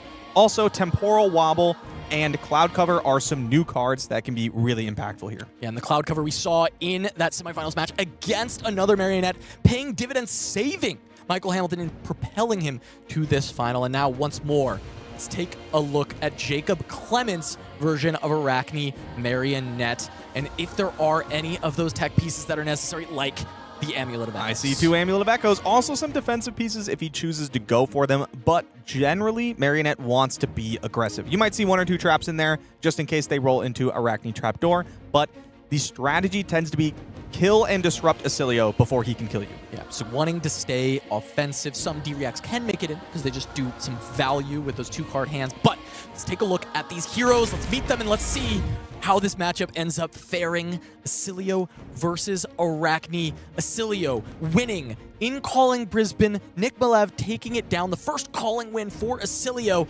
Arachne yet to find one, and Jacob Clements could stamp his name on that World Tour spot where it says awaiting their first champion. Yeah, I mean, if anyone's going to give Marionette their first Calling win, Jacob Clements is the person to do it. Yeah, I mean, it does make sense that he would be the one to kind of stamp that ticket, as he's won many callings before. He's a well-established player, let's say. Yeah, there's almost like there's a point system that tracks how well he's been doing, and it is the World Tour point system where he is the leader currently. Yeah, in this theoretical system, he would probably be doing pretty well. Yeah, he'd be doing great. As let's take it down to the table for our grand final here in Calling Memphis. Michael Hamilton, Jacob Clements, Oscilio versus Arachne. Jacob Clements, and it good is player. Amulet of Echoes on turn 0. Every time I do something like this to my opponent, I say skill. Draw the tech piece on turn 0, skill. Well, and it must be with Jacob Clements and how many times he makes it to these finals, as Michael Hamilton is laughing in the face of the amulet. You can't be afraid of the bell. You must embrace it. I think you play, I feel like I play against Amulet of Echoes in over 50% of my games. I think it's just the standard. That was before the timer. Probably doesn't count. Yeah. Before the timer probably doesn't count. I'll have to take it back. Yeah, okay. And then play it again. We're going to have to drop new hands, sorry. Yeah, there we go. Just going to go for the Hunter's Clave. The classic start for this Marionette. Clave into Flick, into Transform, into Orb Weaver. Yeah. It could be any hero, but it's Orb Weaver. It is, yeah. Any of the agents of chaos. Hamilton discarding Blink, looking for a little something else to do. Entwine Lightning, very good at converting cards on his first turn. Could also block for 2. It is nice keeping that cloud cover as well as an option. I wouldn't be surprised to see him put a couple of cards in front of this. Looking to stop any kind of pump, and then using the cloud cover to stop the Flick. The issue is, if you put 5 in front of this, and then use the cloud cover on the Flick, and get attacked for a lot, if it's like Kiss of Death Pump, that's pretty bad. But there aren't a ton of combinations of cards where that's going to happen to you. Yeah, that becomes an ouchie. That's what that, Ouchie what that indeed. is. But Michael lining up a 3 block just to start things off is a Comet Storm. A stamped one. Flick. Cloud Gonna cover. get cloud covered. Got the pump, though. Damage prevented to the point to push over the top, and that mark is still going to happen. Just 1 damage coming through, but notably, Michael Hamilton is marked, and we will see a transformation into just any agent of the Chaos. 6 ones. Well, it is possible that it can't be Orb Weaver if Michael Hamilton just were to send a spell. However, there's an Entwine in it. It's going to be. That's true. There's going to be some attacks being sent. Hamilton thinking about activating Volzar, probably looking to ditch Blast to Oblivion. I think he's going to decide to do it. Weighing whether or not keeping the guaranteed lightning card for Entwine Lightning is worth having a card that really doesn't do anything at this point in the game. The ratios must be good enough that... Yeah. It is a 4, though. odds. So if you keep Blast to Oblivion, you're guaranteeing that you have at least a 4 into a 4, but yeah, decides to get rid of it. Okay. Anything else? Or? It's not a bad turn going second, is even just getting the 8 damage out. It's not amazing. You want to convert to as much a little value bit as more. possible. And to be honest, drawing into 2 different cards, that very likely to extend that turn. Yeah. Funnel Web is the hit here. But actually, Orb Weaver. See if the Mask of Deceit is deployed once again to do just that. Hamilton draws the lightning card needed. Comet Storm. Double Sigil of Aether. One of those probably not going to stick around. Yeah. Could play it out and then send Comet Storm, but that's not incredibly exciting.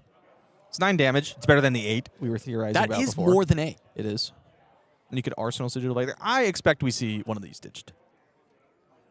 Jacob Clements on the other side.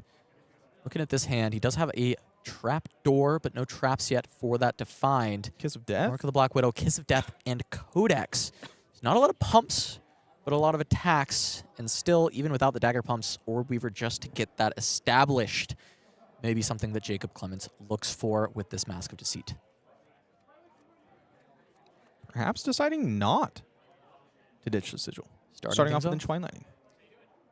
If you're going to ditch Sigil of Aether, you do it now because of a possible CLV. So what happens here will give us some insight. Yeah, it may just be the line you were mentioning. Play out the Sigil of Aether. Could be.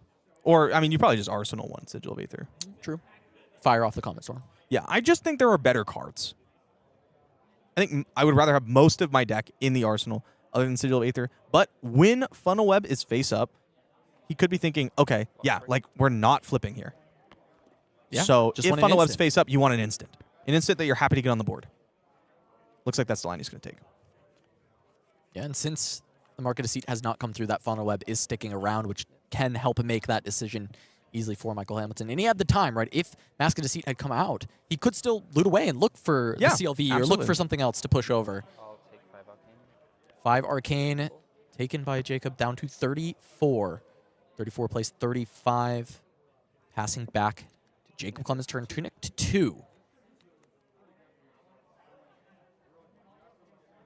I'll attack the 3. Mark of the Black Widow with the Funnel Web gonna threaten hand and arsenal on this first attack. Spooky spot to be.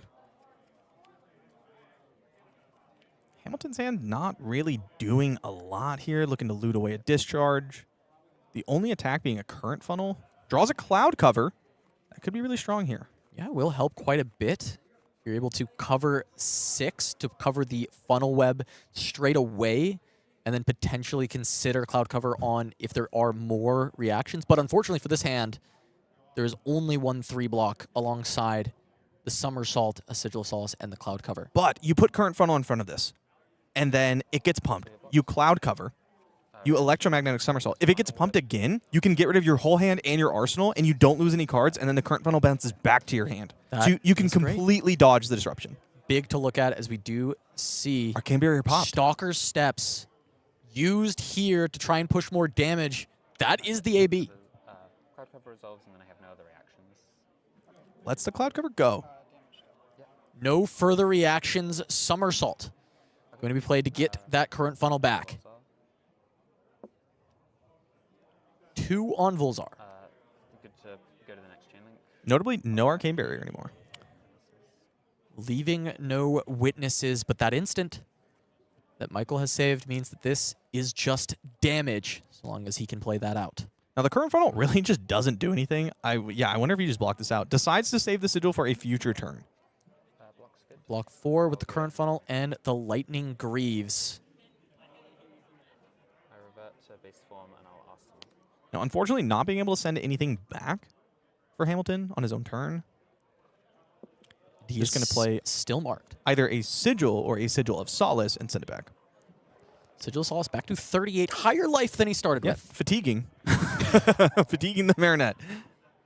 Wrong way too much. Oscilio. Yeah. Generally a very defensive deck, as you're saying. Yeah, as you know. So much block value on all the cards. Average block value through the roof. Yep. First Gone in Flash found. Alongside some cards that make it play pretty nicely. Flittering Charge. Another Sigil. An Electrostatic Somersault. Now, we have to watch out. We talked about Somersault and Amulet of Echoes earlier, but if you play 2 of the same card, you can walk into that Amulet.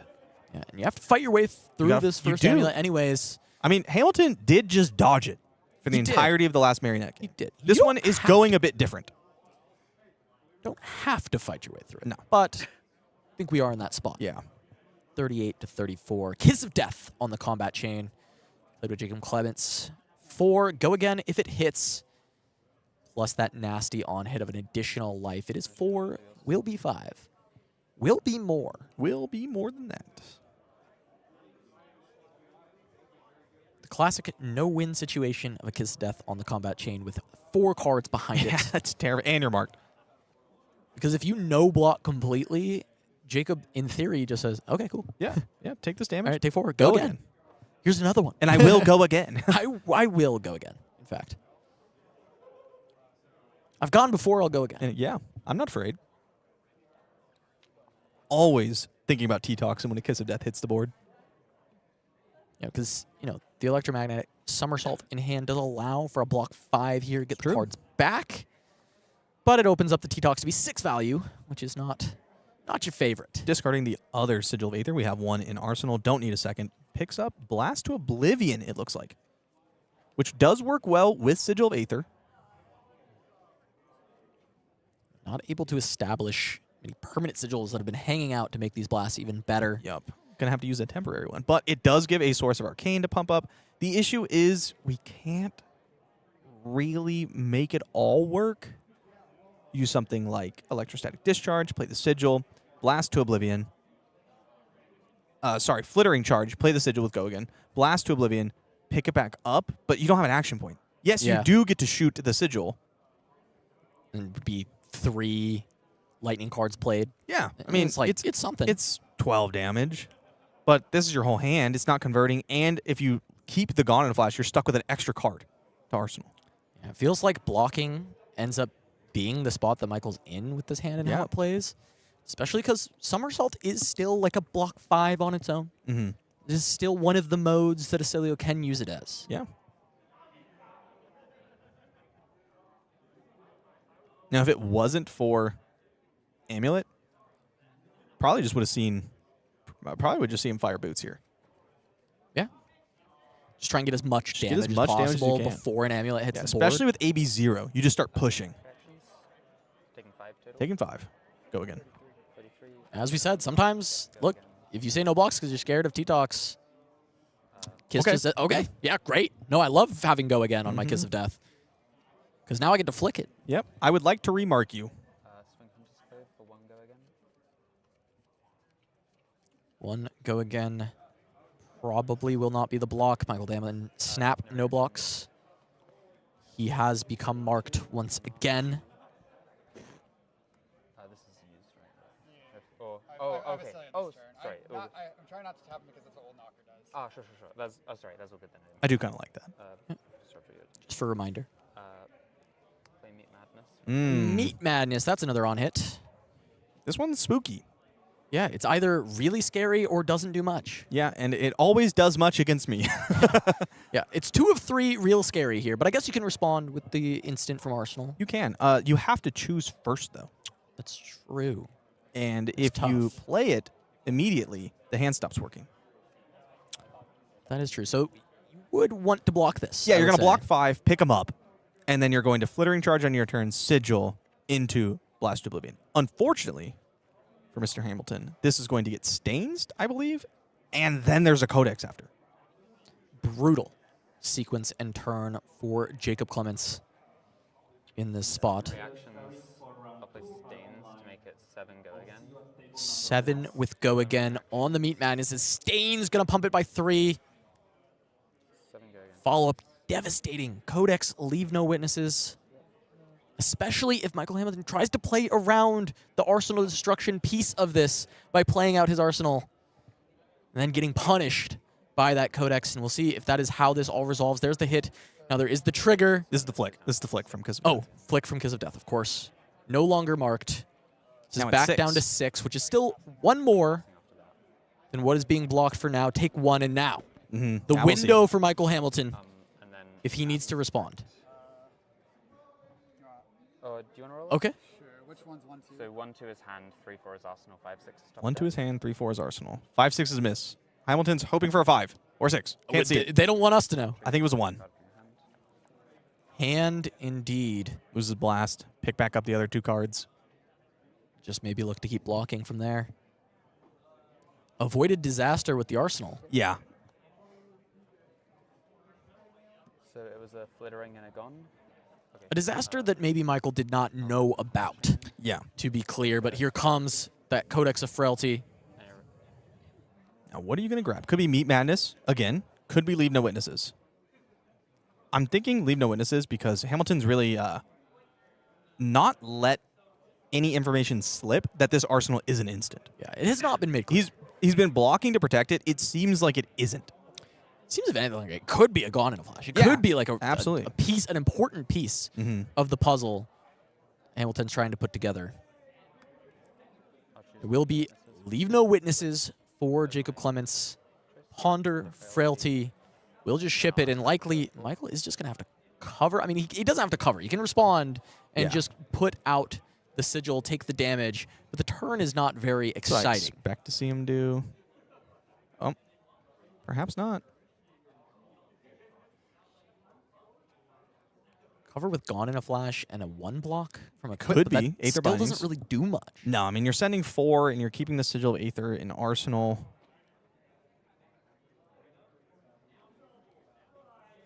Giving up the Flash of Brilliance as well. Okay. block's good.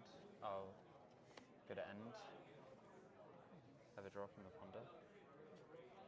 The Ponder Blade Token Break. Resolving. Let's see if I can see what it is. Good to draw from Ponder, yeah.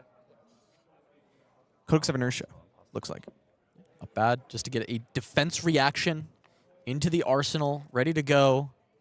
For Clements, I mean, there's an attack. Can just fire that off if he wants. I think it's a Codex of Inertia. Oh, Codex of Inertia. Yeah. Sorry, I thought you... No. Inertia Trap. Codex of Inertia. Now, Clemens, things have been going Clemens this game, I would say. But no Calycera yet. And the deck definitely operates a little less efficiently without that powerful dagger token. Less explosive, but an up sticks and run grabbed. Grab? Potential Okay, I for mean, another Clave. could grab Clave back again, which probably flicks. yeah, reflick it to save room for the Calycera. And then you could block with Mask.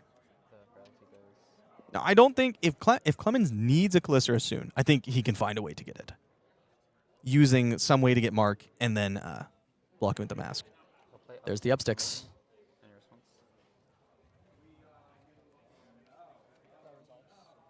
Up sticks resolves. I'll pay 1 to retrieve. Hayes to Does return retrieve. it.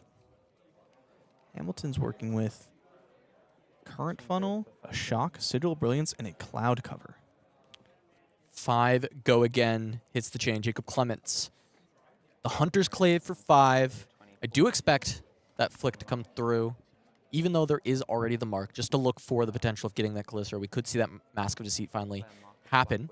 Mark of the Black Widow going to now be threatening the hand of Michael Hamilton and threatening go again with 2 cards left. Yeah, no equipment blocking left. Cloud Cover, kind of fake here, since it can get flicked.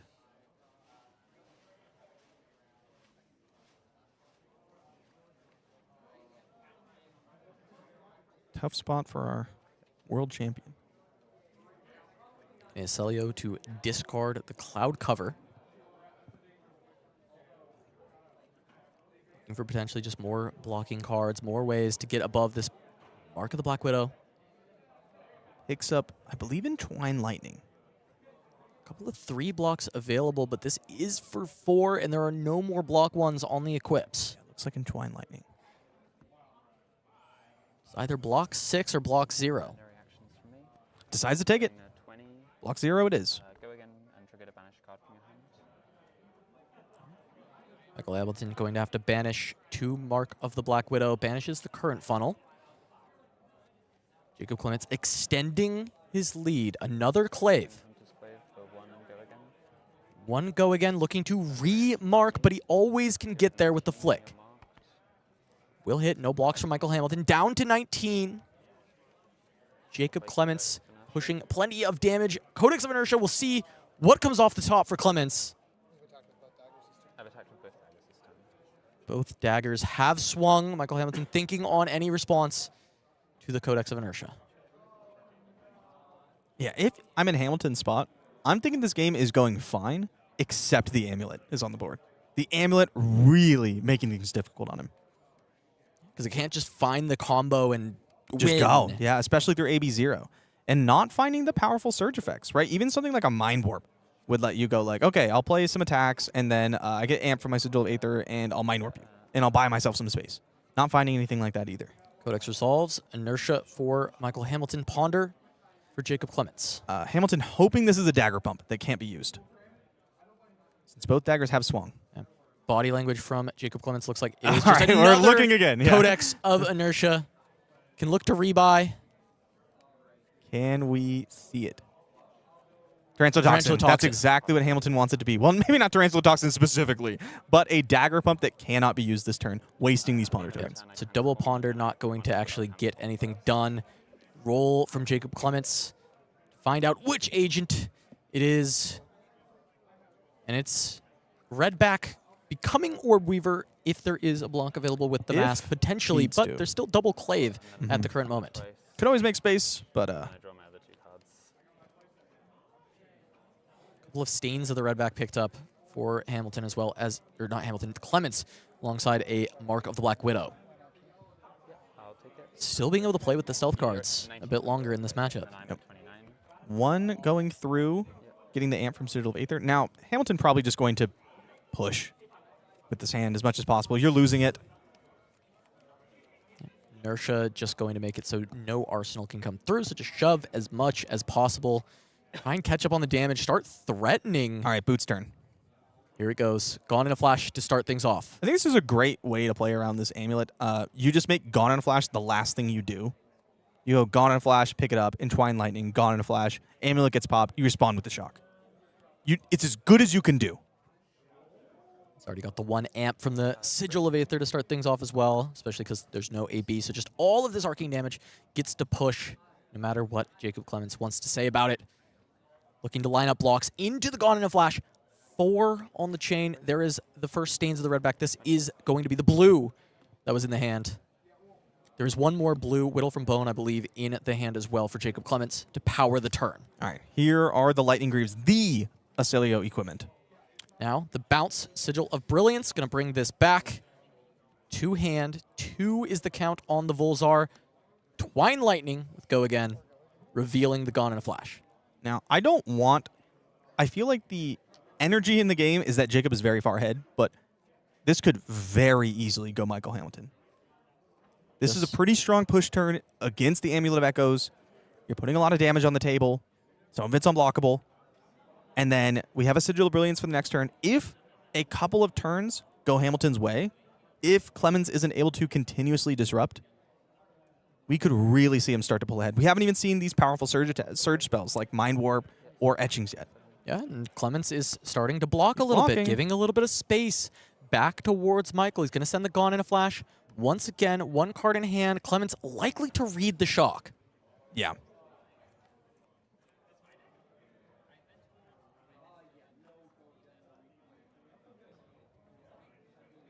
Hamilton can't keep the card anyway, but he could bounce the Gone in a flash back. Yeah. The cracking Amulet, if you're in Clemens' spot, you're assuming cracking the Amulet buys you 4 life. Because it means that you cannot get attacked with Gone in a Flash one more time. Does So not could just block. keep it. But with Boots gone, it's like, okay, how relevant is this? Down to 23. Hamilton with the shock. +4, +1 from the Sigil of Aether, +5. That is a shock for 6. 6 Jacob unblockable. Clements cannot prevent any of this. So the life totals have been started to even up, 19 to 17. So Michael Hamilton starts to bring this back, but that is all the combo equipment down, and it just is the Aether Binding to see if he can find a little bit more from that on this next 5-card hand. Now, Clemens just tanking on this Amulet of Echoes. Is it worth 4 life? Do I need to keep it? We know that Gone in a Flash is going away anyway because of this inertia. So if Hamilton is allowed to keep it, no Amulet popped, he will just send it for 4. Yeah, sends it for 4. Is it worth? I think you He has crack to. it. It's- I think it's you four- crack it. it's here. 4 life. You're getting and- low. Yep. The equipment's being gone. I think Yes, that's exactly. As you It's- pointed out earlier, that is the big Yep. And there's indicator. no lightning embodiment. If there was a Sigil of Lightning instead of a Sigil of Brilliance, it might be a little bit different. Black Widow Mark the coming Black Widow in. for 3, not 4, because it's Redback, not Marionette. However, Michael is marked, and we know about the Tarantula Toxin, and the stains will be free because he is marked. Or you Now, could just +3 You it can with just the +3 with the Redback. It does give +3 and go also again. They free. all do the same thing. It is stains of the Redback or Arachne Redback. Yep. One of the two. Now, Hamilton's hand works pretty well. I think he's just going to say no blocks here. We have our first surge in Etchings, which is going to get pushed through. No blocks. Makes it 6 go again. Blanking the Tarantula Toxin in Arsenal for this turn. Yeah, it has to wait until there's an actual dagger to be swung. And no longer marked. Seeing what they have there. Oh, the microphone. Okay. Hamilton's got double sigils. He's going to ditch one. The question is, does he ditch Conductivity or Sigil of Brilliance? I think he ditches Conductivity. You really need every single card here. I expect him to activate Etchings here to get the +1 amp. I think you just don't have a lot of space. You have to take it. Revert to base Marionette. Sigil of Brilliance going to pop at start of turn. Aether Binding. You do know you're going to get another one, though. The thing is, you're about to play Sigil of Brilliance, and you're probably going to get another Sigil. Do you think you can save a hand with Arcane again? It's giving 1 or 2, but 1 here is so much value because of the Surge. It is. I mean, you're going to get the Surge anyway because you're going to play a Sigil of Brilliance, and That's there's true. no Arcane Barrier. That's true, so But- you'd get the amp. Saving the Aether Bindings, let's say you draw a Mind Warp next turn, means you can block with the rest of the hand, pop Bindings, and Mind Warp your opponent. Now he's saved Just lets it go. the Aether Bindings What's he for draw? potentially just that. A Gone in a Flash. Gone in a Picked Flash. up. No way to get the action points this time for it. A great Arsenal target, though. It is. Especially Amulet's gone. You can make some things really work here. Reveal Brilliance 4. Go again. Michael liking this Entwine, really enjoying the Aurora cosplay Yeah. for this deck. I mean, the and Entwines it's have been really working. good for him. Been really impressed. I do not think there's a Sigil of Lightning in the graveyard. Because that would be the pick. Yeah. Sigil no, of I Lightning don't- to I don't- unlock this Gone in a I Flash. don't think we've seen one played, so it will just be Brilliance again to try and find other pieces. Yeah. Could be Sigil of Aether. Could. Because it's really difficult to... it'll be difficult for him to convert with no embodiment, no boots. It opens up like the other option of blocking more and just hoping that you hit some more gas off the top. Yeah. I mean, you're also at 13. Marionette can put 13 in your face easy. Last time he was at 14, and Marionette had a 2-card hand. And Yeah, put and 14. he almost died. Cloud Cover saved him. I mean, and with Tarantula Toxin and Arsenal. Hamilton's got to be wary. At this point, he has to be wary of this position against Marionette. No Calicera, so not as worried about that, but it is just going to be Taking the gamble. a random gamble on the Mask of Deceit to find an agent to try and push things home for Jacob Clements. This is a big roll, and it's a 1. Black Widow.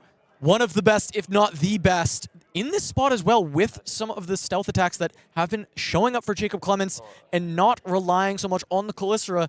This is the old school best one to find. Now it's kind of Orb Weaver is what you like to see, but the old school best one was Black Widow. Double pain in the backside for Jacob Clemens in his hand. I think it's pain in the backside, leave no witness. Something scary, probably. Yeah, if it's a stealth card, that's exactly what Jacob Clements wants to look for. You just go pain, stealth card, use the leave no to get the Black Widow. Plus the Tarantula Toxin. If it's a Kiss of Death, this game is in rough straits for Michael Hamilton. We'll have to see if we get another chance to look at that when Jacob Clements picks up his hand. It's also just so much damage. Pain in the backside It is. already. Maybe we will just end up seeing another Brilliance picked up by Michael Hamilton and hopefully a lot of blocking into what do I draw? Is it damage? Let's draw some good stuff. Please give me a Mind Warp I can bear with these gloves. You'll have to decide on the Aether Binding before you see the cards you draw. Off You just the have to crack sigils. it. You just got to get rip there. it. Uh-huh. But I think this might be the line for Michael. Is it just... I mean, it depends on what he draws up as far as the blocking goes, but... Yep. Clements decided to random mask into Black Widow. You have... His sirens are blaring. Yep.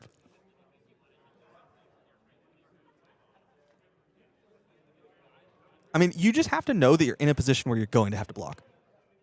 And if you're going to have to block, you need the cards. If you need the cards, Brilliance is the pick.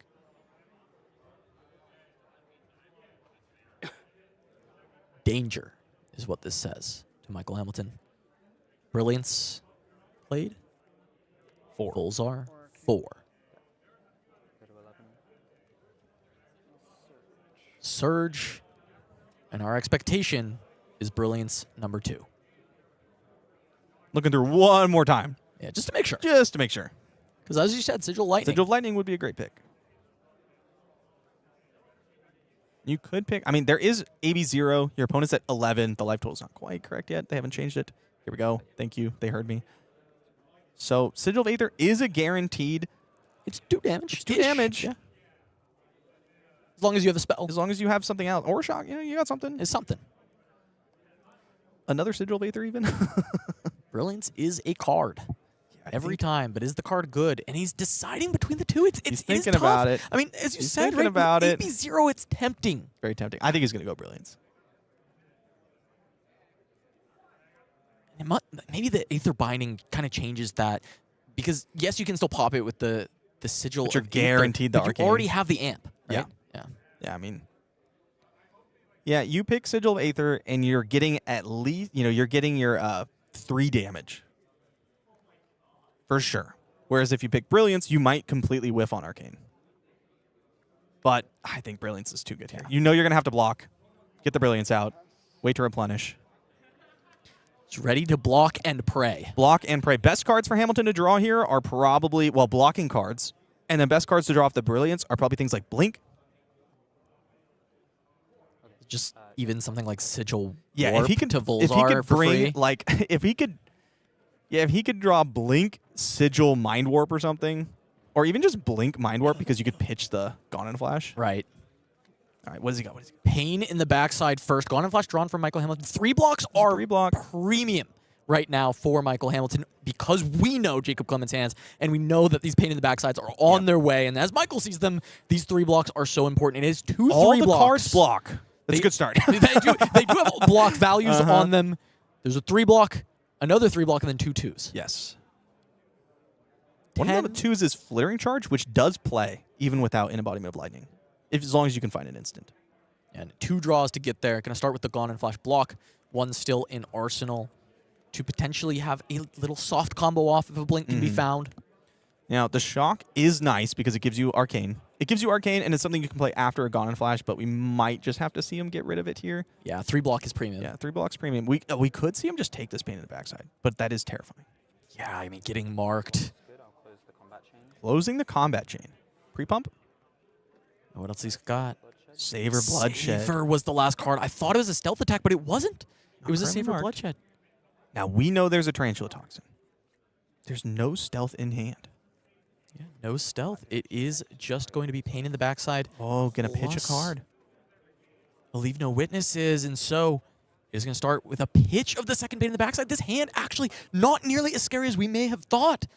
No stealth card for Jacob Clements means that there is no ability for this Black Widow to actually banish. get the banish from hand. And yes, there is a Tarantula Toxin, but no stealth card for it to go with. It can compare with the dagger, but Callister is when it is 6 value, Yep. not just on a the plus Hunter's 3. Clave.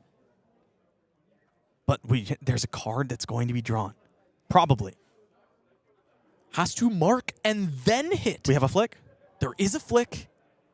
You can flick right now. So if this is not blocked, you're flicked. You go down to 7. Jacob Clemens draws a card. And that can threaten the Black Widow if it's a That stealth can threaten the Black Widow. attack, or no, Orb Weaver wouldn't do it. No way to pay and then That's true. push over. true. So Orb Weaver Spinneret doesn't get there. Has to be a stealth attack. Well, there's a card in hand, right? Right, but this is assuming, I guess, if Michael blocks. Oh, assuming he blocks. Yeah, if there's any blocks. Don't think he's going to block this.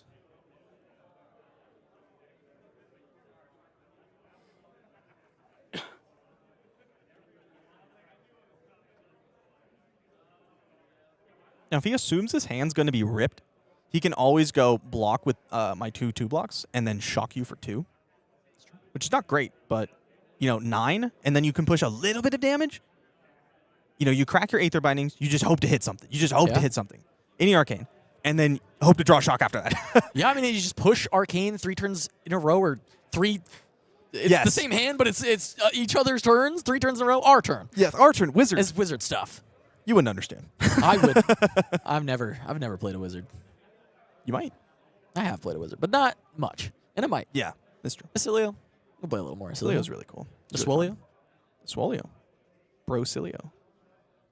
Hamilton trying to see, maybe counting reacts, counting everything. Just figuring it out. What do you have left in your deck? What are the ranges? What's most likely? How scared am I? Very. Yeah, very. That is the answer. Well, I don't know. Is Michael Hamilton ever scared? Does he feel fear? Does this man feel fear? True bravery is feeling fear and trudging on towards it. And I think Does block. Michael Hamilton may feel some fear as he is going to put 5 in front of this Hunter's Clave. I'll flick Clave at you. Flick the other Clave, and then this is where the Tarantula Toxin comes through to try and make the draw happen. And this is when I was saying he finds a stealth card off this. This is I was seeing the future. Yeah. And this is the game state that I'm talking about. Up to 8. No reactions. We'll take 3 down to 9. Draw. Codex. Codex. It is not a stealth attack, and you can't just use it to find a stealth attack and still keep a card Just to gonna discard a Black Widow. Leave no witnesses. Leave no, save the Codex Take it. for later. I'll take 4. I'll keep my flittering. Hamilton cannot cover this. Cannot cover it. You could give it up, but I think this is your last turn. Yes, no blocks. Blocks, no reactions. Flittering charge, amp 2 from the 2 sigils leaving. I got 1 silver. Another Sigil Brilliance. That would have been a decent draw. It would have let the Flittering Charge have go again, plus it could have given amp for free. Could have made Volzar free for any Arcane. I mean, we're thinking that things have to go well on these 2 draws. Hamilton no longer marked at 5. Clements on 11, no AB. Codex in arsenal for this potential next turn. 2 Sigil of Brilliance on the stack. Gotta If find the some Binding Arcane. of the Third Age has responded, we're heading to the Omens of the Third Age, and this is Omens of the cards to be drawn. Will there be a spell that comes through with it? There's the first, and a draw. Wobble. That's getting looted. There's the second. Amp 2. Mind Warp. Mind Warp. Mind Warp off the top. Wobble and Mind Warp. Needs to find an Here instant. Comes the loot. Needs to find an instant to keep the flittering charge live. Wobble? It's a Instant. It's a sigil! Sigil of conductivity for Michael Hamilton. Oh, this is the that perfect gets draw. The go again, and those are And both the lightning, Volzar. and the Volzar's free. This is exactly what he needed to find. This Mind Warp is coming in for 6. Unblockable. 6 unblockable. 6 unblockable. Clements' hand is getting warped. He cannot plan his next turn, but he doesn't know that yet. Does he find a block? 4, 2 mystery cards. I would be surprised to see a no block. I'd be really worried about a Lightning Press. Lightning Press into dying to a shock on the following turn. Lightning Press into dying to a shock now. Yeah, Lightning Press into like a Surge card would be really bad. Because it's already amp 3. Yes, Volzar would have to be paid for as of now. With no AB, this spot is strenuous for Jacob Clements. 4 damage. It's just strenuous. This has just been a strenuous game for both of our players, I think. The tide turning a little bit. This is going to be razor thin. This is where you take your time. Yeah, you got to take You breathe. Deep You got to think breath. through everything. Checking the graveyard. What do you got? 3 amp already possible. Now, we've seen a Comet Storm Shock, 2 Consign to Cosmos Shock, something like that. I don't know if Hamilton's bringing in his Null Shock in this matchup, because he's got to bring in the Entwines and the Cloud Covers and the Wobble. Those shocks so crucial in this end game. Yes, this wizard may not play Storm Striders, but we're still not looking at that full safety on your own turn. Does block. Gives the equipment playing around CLV. Gonna give 4 block the flick. No longer Losing the flick's deemed a big deal when you don't useful. have a mark. Go again. Sigil on the board. Warp for 6. Warp for 6. Clemens says, take 6, go to 5. Lose some cards. It's even. Draw. These cards 2. just might not work. It's entirely possible. The shuffle comes through. It could be 2 pre-pumps that are reds. And then the turn is... What's in the arsenal? Codex of Frailty is in the of arsenal. Frailty. That's right. Always going to be able to find an Find attack something. no matter what. Yes. But Clements does not want to have to discard to his own codex. Oh, it all is going to come down to these next couple of draws from both players. Pre-pumps into Codex Kiss is likely That's to interesting. set this game on fire for Hamilton. He'll have to full block, and sometimes Oscilio doesn't find that. Yep. Or find Shock plus a bunch A of lightning lot? cards. How much? Yeah. You'd need Shock, like a free Shock, and 3 other lightning cards. 3 That's the whole lightning hand. instants. Yeah, you need the entire hand to cooperate to push over in response. 5 life is some room, though. I mean, sometimes it's not for Oscilio. Okay, drawing 2. Pass Hatchet. after this. Blue. Saver. Saver is a front pump. This works really well for Jacob. Saver into Clave into Codex. Sigil of Solace drawn for Hamilton. Plus a 3 block and 2 no blocks. Sigil of Solace able to provide that space without even having to think about the blocking. Just 3 life. Could loot here. Looting the blink. Looking for a wobble.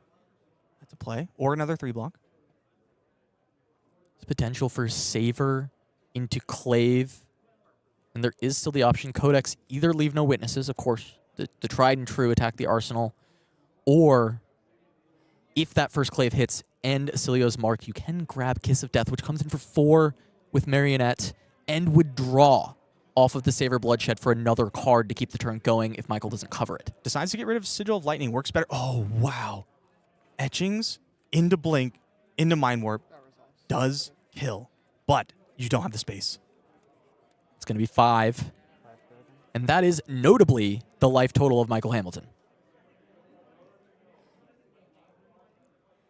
He can take this and just go for the sigil to stay alive, but that risks so much into whatever this arsenal is from Jacob Clements. And if Michael Hamilton's remembering properly, this is a mystery card. This was drawn off the top during a turn that Clements had already set up. Yep. It could be literally anything. Now, if Hamilton decides to block this out, he's in a really good spot. It's a great time to block. But only if he finds the block. And it's not... I only know that it's a good play because I know Jacob you know the Clements' cards. arsenal. We know the cards. Multiple scary options for Clements if this clave does hit with the mark. I guess not in a great spot because he picks Leave No Witness, you pick Gone in a Flash, you lose that too. Oh man, what is the play here? I forgot that Leave No Witness gets rid of your arsenal. It doesn't just not kill you when you're at 5. It's also bad.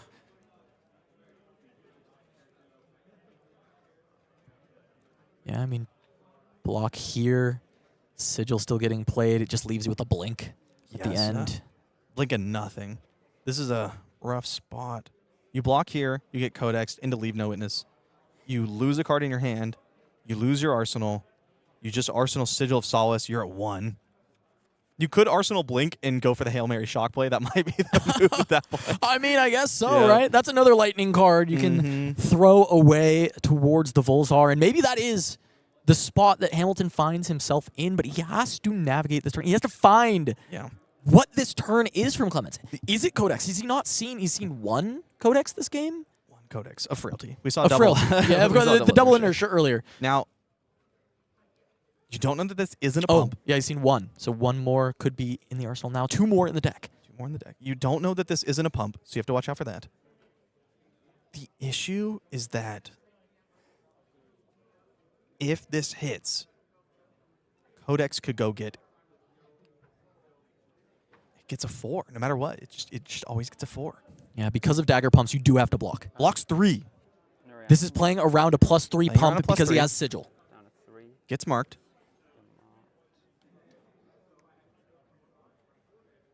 Close the combat chain.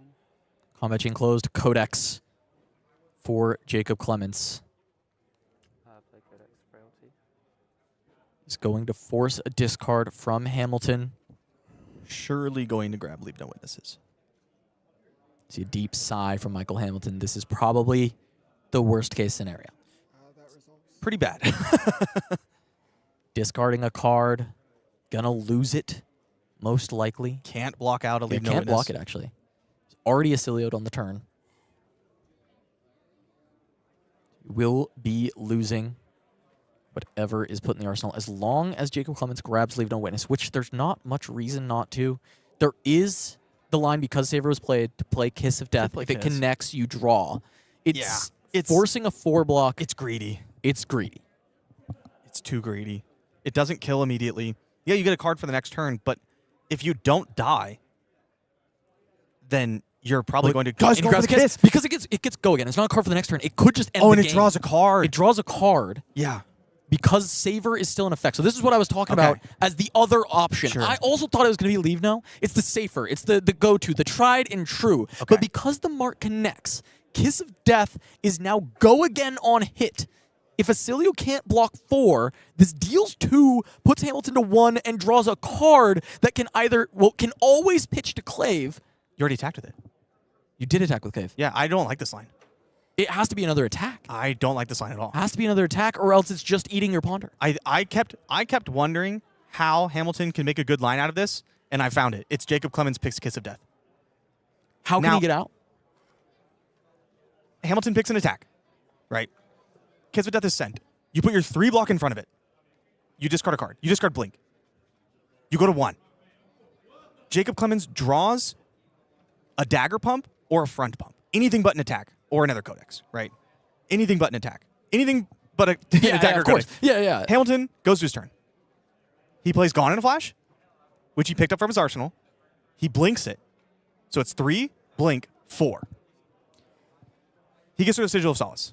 Sorry. Keeps Blink. He does not like this line at all. Yeah, no, he doesn't like what you said. He said, no, thank you, Yep. Caleb. I will take this line instead. He is going to go for the Sigil of Solace now. No. And no block. He's going to let it go. block. He's going to send etchings for 3, and he's going to gamble on the shock. What is the draw from Clements? He's holding on to it. It's an attack. It's an attack. Meat Madness. Going to hit the combat chain. And He's got a Michael block. Hamilton does have a block 3. He doesn't can wanna give it. survive, but he does not want to give it. He wanted to throw the etchings and gamble on the shock.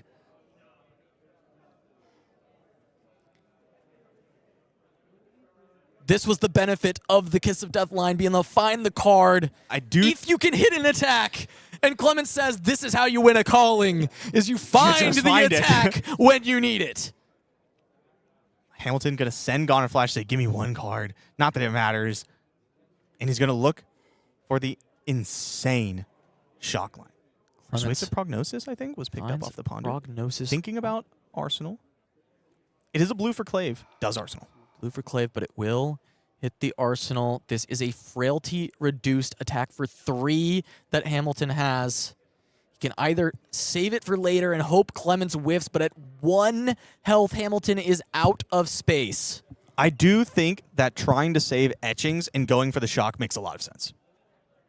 Yep. Would push Jacob down to 2 life, which would really reduce the burden of what needed to be drawn with the shock to make it happen. Sending 3 to take a card maybe buys space for Hamilton to live, but at 1 life, it is unlikely. Yeah. And he will send the 3. Just a block with the Whittle from Bone, Jacob Clements. And this has to be shock and 3 lightning Shock! instants, shock, and a bunch of spells. It started That's great. not going to be enough to get it done just now. Clements going to threaten lethal with the first clave. Pumps can be abound, and Michael Hamilton is going to loot away the discharge to try and find more blocking cards, and it will be a CLV instead. CLV into shock, dealing 3. It's 1 short of drawing another shock and getting there.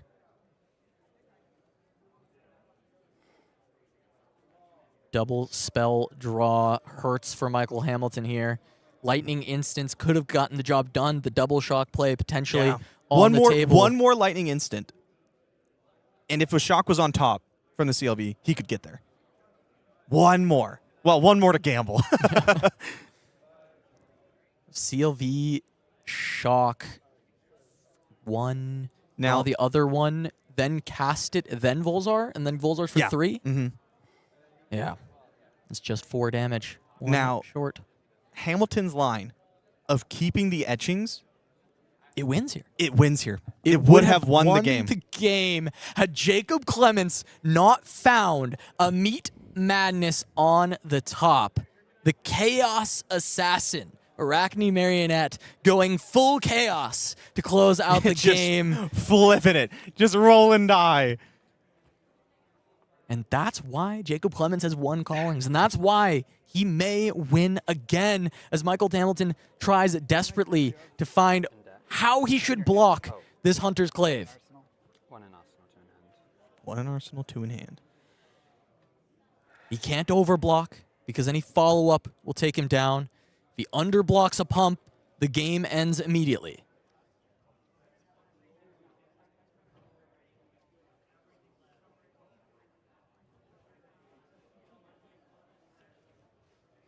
Yeah, I do think you can go CLV, shock for 1, draw a card. And if that card is shock, you can Volzar it and you win the game. That is I think the only way Hamilton has to win the game. See? Waiting to see if there was a reaction. If he needs to go. Orb Weaver Spinneret is going to get the Calicera.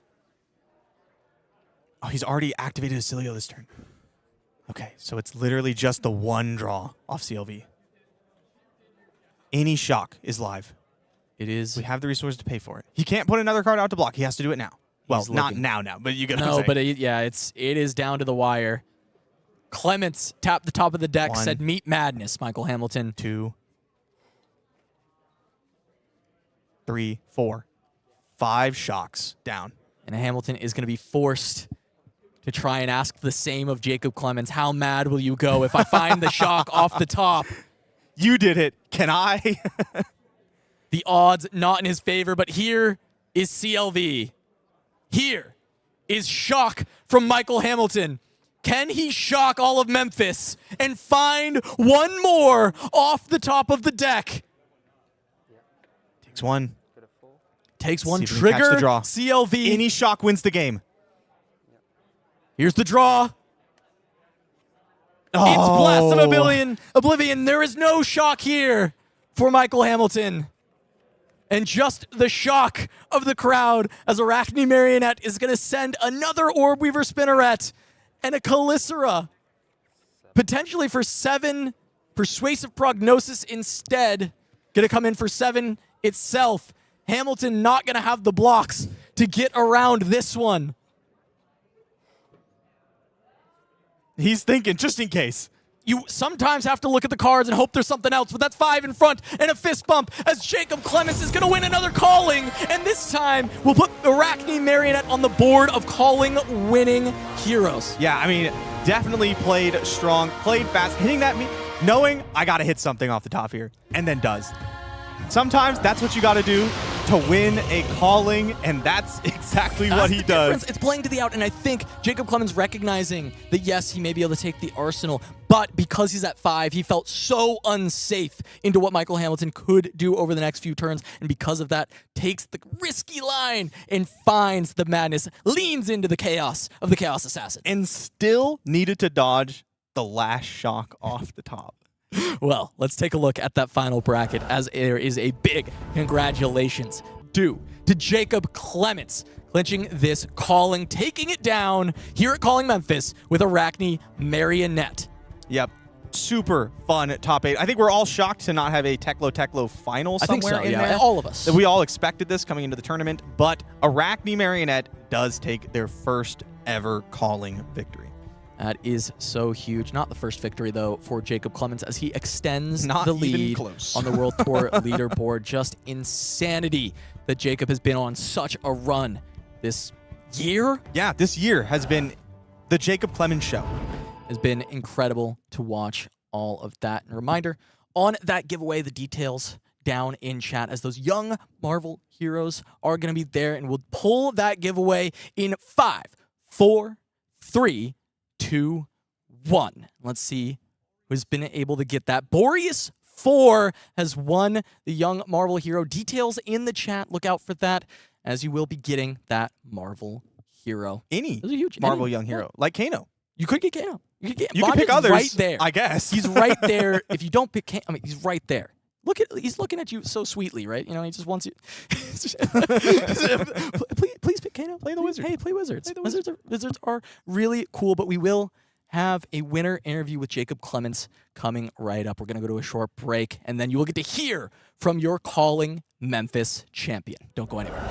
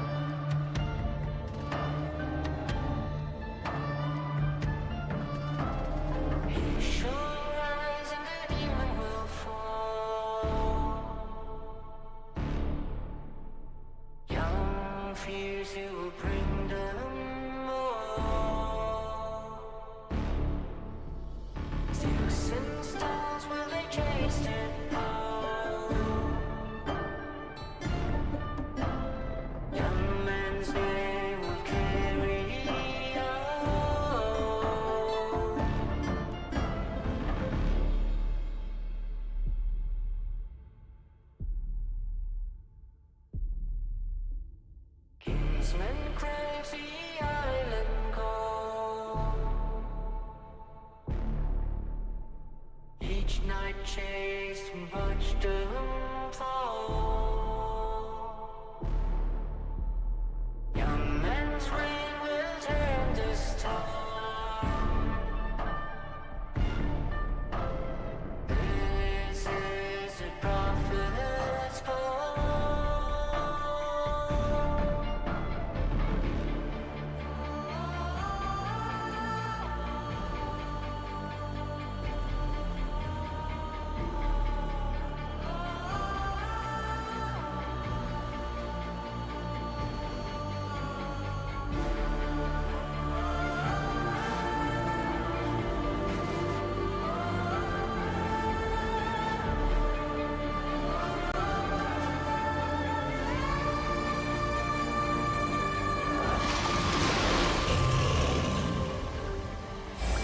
Hello, everyone, and welcome back to Calling Memphis. I'm sitting here with our champion, Jacob Clements, whom I interviewed last time I was casting and calling. How does it feel to win another one? Oh my god, it feels amazing.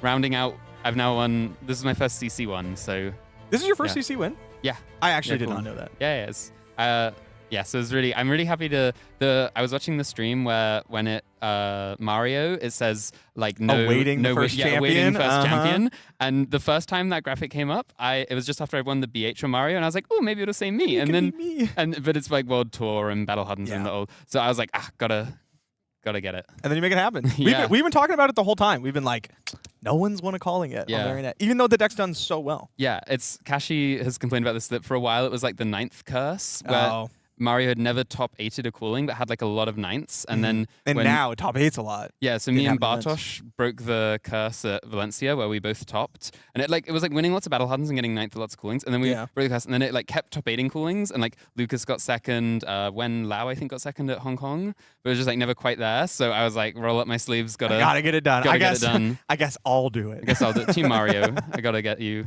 Obviously, you're pretty high on the deck right now. Yeah. Talk to me a little bit about it. I just really like what he brings to the meta, where he's like got some good game into the fatigue decks by like being like having attack reacts. I had lots of people like there'll be people who tell you that that's crazy, and you're just like stone dead into them. But I think that you're fine. And then you're like, but then you get to be disruptive into the aggro decks, and you're just on such a different axis to the rest of the meta. Like I played a Huntsman day one, where after the game he was asking me like how you find the matchup, and I said it depends a lot on how much tech you have. And then I named like 4 tech cards you could have for the matchup. He was like, yeah, I cut them all because I got to be I in don't this have like any of those. I got to out fatigue the fatigue decks, and then I got to fatigue Yeah. the you got to out dirt all the fatigue decks, and then you have to have all the defensive tools to fatigue like the Dios. And then you have to have bells in your list for Oscilio. Yeah, you got to deal with the Oscilios too. Yeah, and so Mario just being on like he's been top of the meta for a while, and so people have had the respect for him. And so moving into this position where I sit down and people don't just have the perfect 60 into me, he feels really nice. You're like, oh, cool. yeah, It's like playing Kano in a tournament and people don't flip AB3, and you're like, oh. yeah. It's like it's like the training with weights on, or Yeah, like there's yeah. like marathon runners who train at like high altitude with Yeah. less oxygen, and then they like come down to the race and they're just like, Oh, this is so easy. so easy. Run another marathon after this. Was there a matchup that you were worried about coming into this tournament? I mean, it's just always gravy bones. Yeah. But he's on a bit of last week.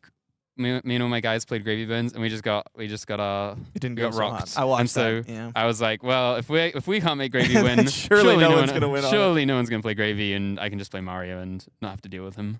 How do you feel? You got to feel pretty good coming into the Pro Tour here pretty soon. Yeah. You won a Silver Age calling, and now you've won a Classic Constructed calling. You seem pretty well situated for both formats. Yeah, well, I did win a Silver Age calling, and then they banned my deck. They did ban your deck. and there is yeah. a VNR on Monday, so maybe I'm showing my hand to LSS, and then they ban the cards. That's true. You should have played something else. yeah. This is just the decoy deck for this weekend. I'll play my real deck at Shanghai, so I didn't ban it. I said to Hamilton, because he's been killing people on turn 1 at a frequency high enough that we call it Hamiltoning them.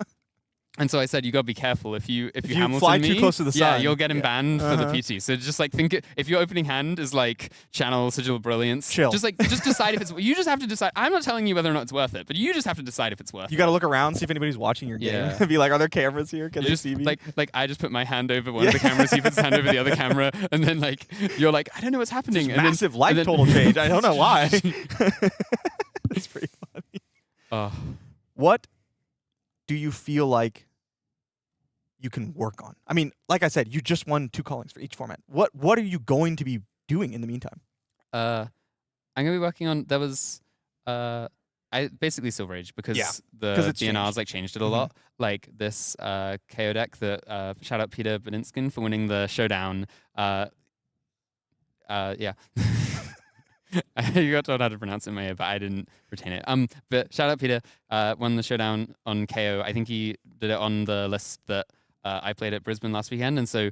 But there's still some like developments or improvements to be made on that list. Of course. Especially as the meta changes. Still post banning, we haven't had a ton of events for Silver Age since the BNR. So if the meta changes around it, that list might need to change as well. Exactly, and I've been really loving testing Silver Age because the shorter games and slightly simpler format makes it possible to go really You can really go deep. fast, yeah. You can go really deep on the format and like the play patterns and the like small differences. And sometimes like the gameplay is sometimes the simpleness hurts the gameplay, but the deck building and the like testing depth you can get to has been like so incredible to explore. Yeah, I was just playing games in the airport, and it was the iterations were so fast. So I was able to change so many things so quickly.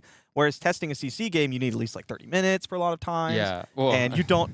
Sometimes you need like hours. Yeah, sometimes you need hours, especially when you're debating the play lines. Yeah. And then you have that one game, and you don't even know how much your tech helped or how much your play style changed anything. So you have to do it again and again and again. Like trying to play a like set of 3 in CC to see how like a card change is and going you to didn't even draw it in the first 2. So you just start having to run like 3 of any card you want to try, just give you the chance to draw it, and then you're like bricking on them, and you're like, well, maybe it would have been fine if I played 1, but if I played 1, then I just might not see it. Might not see it. Sometimes I like to put the card in my hand. Yeah, I just decide on turn 3 I'm gonna have. And it. having a good testing culture where people are like not valuing like the win-loss, but wanting the information so people open that does improve it. But still, like nothing beats Sage. That's just like you just keep going and going. So for the people who are looking to play in Pro Tour, or maybe even just check out their local battlegrounds, do you have any tips for them? Mario, big shout out to Ahmed Kashi for developing the Mario list and helping me switch to it at the last minute for this event.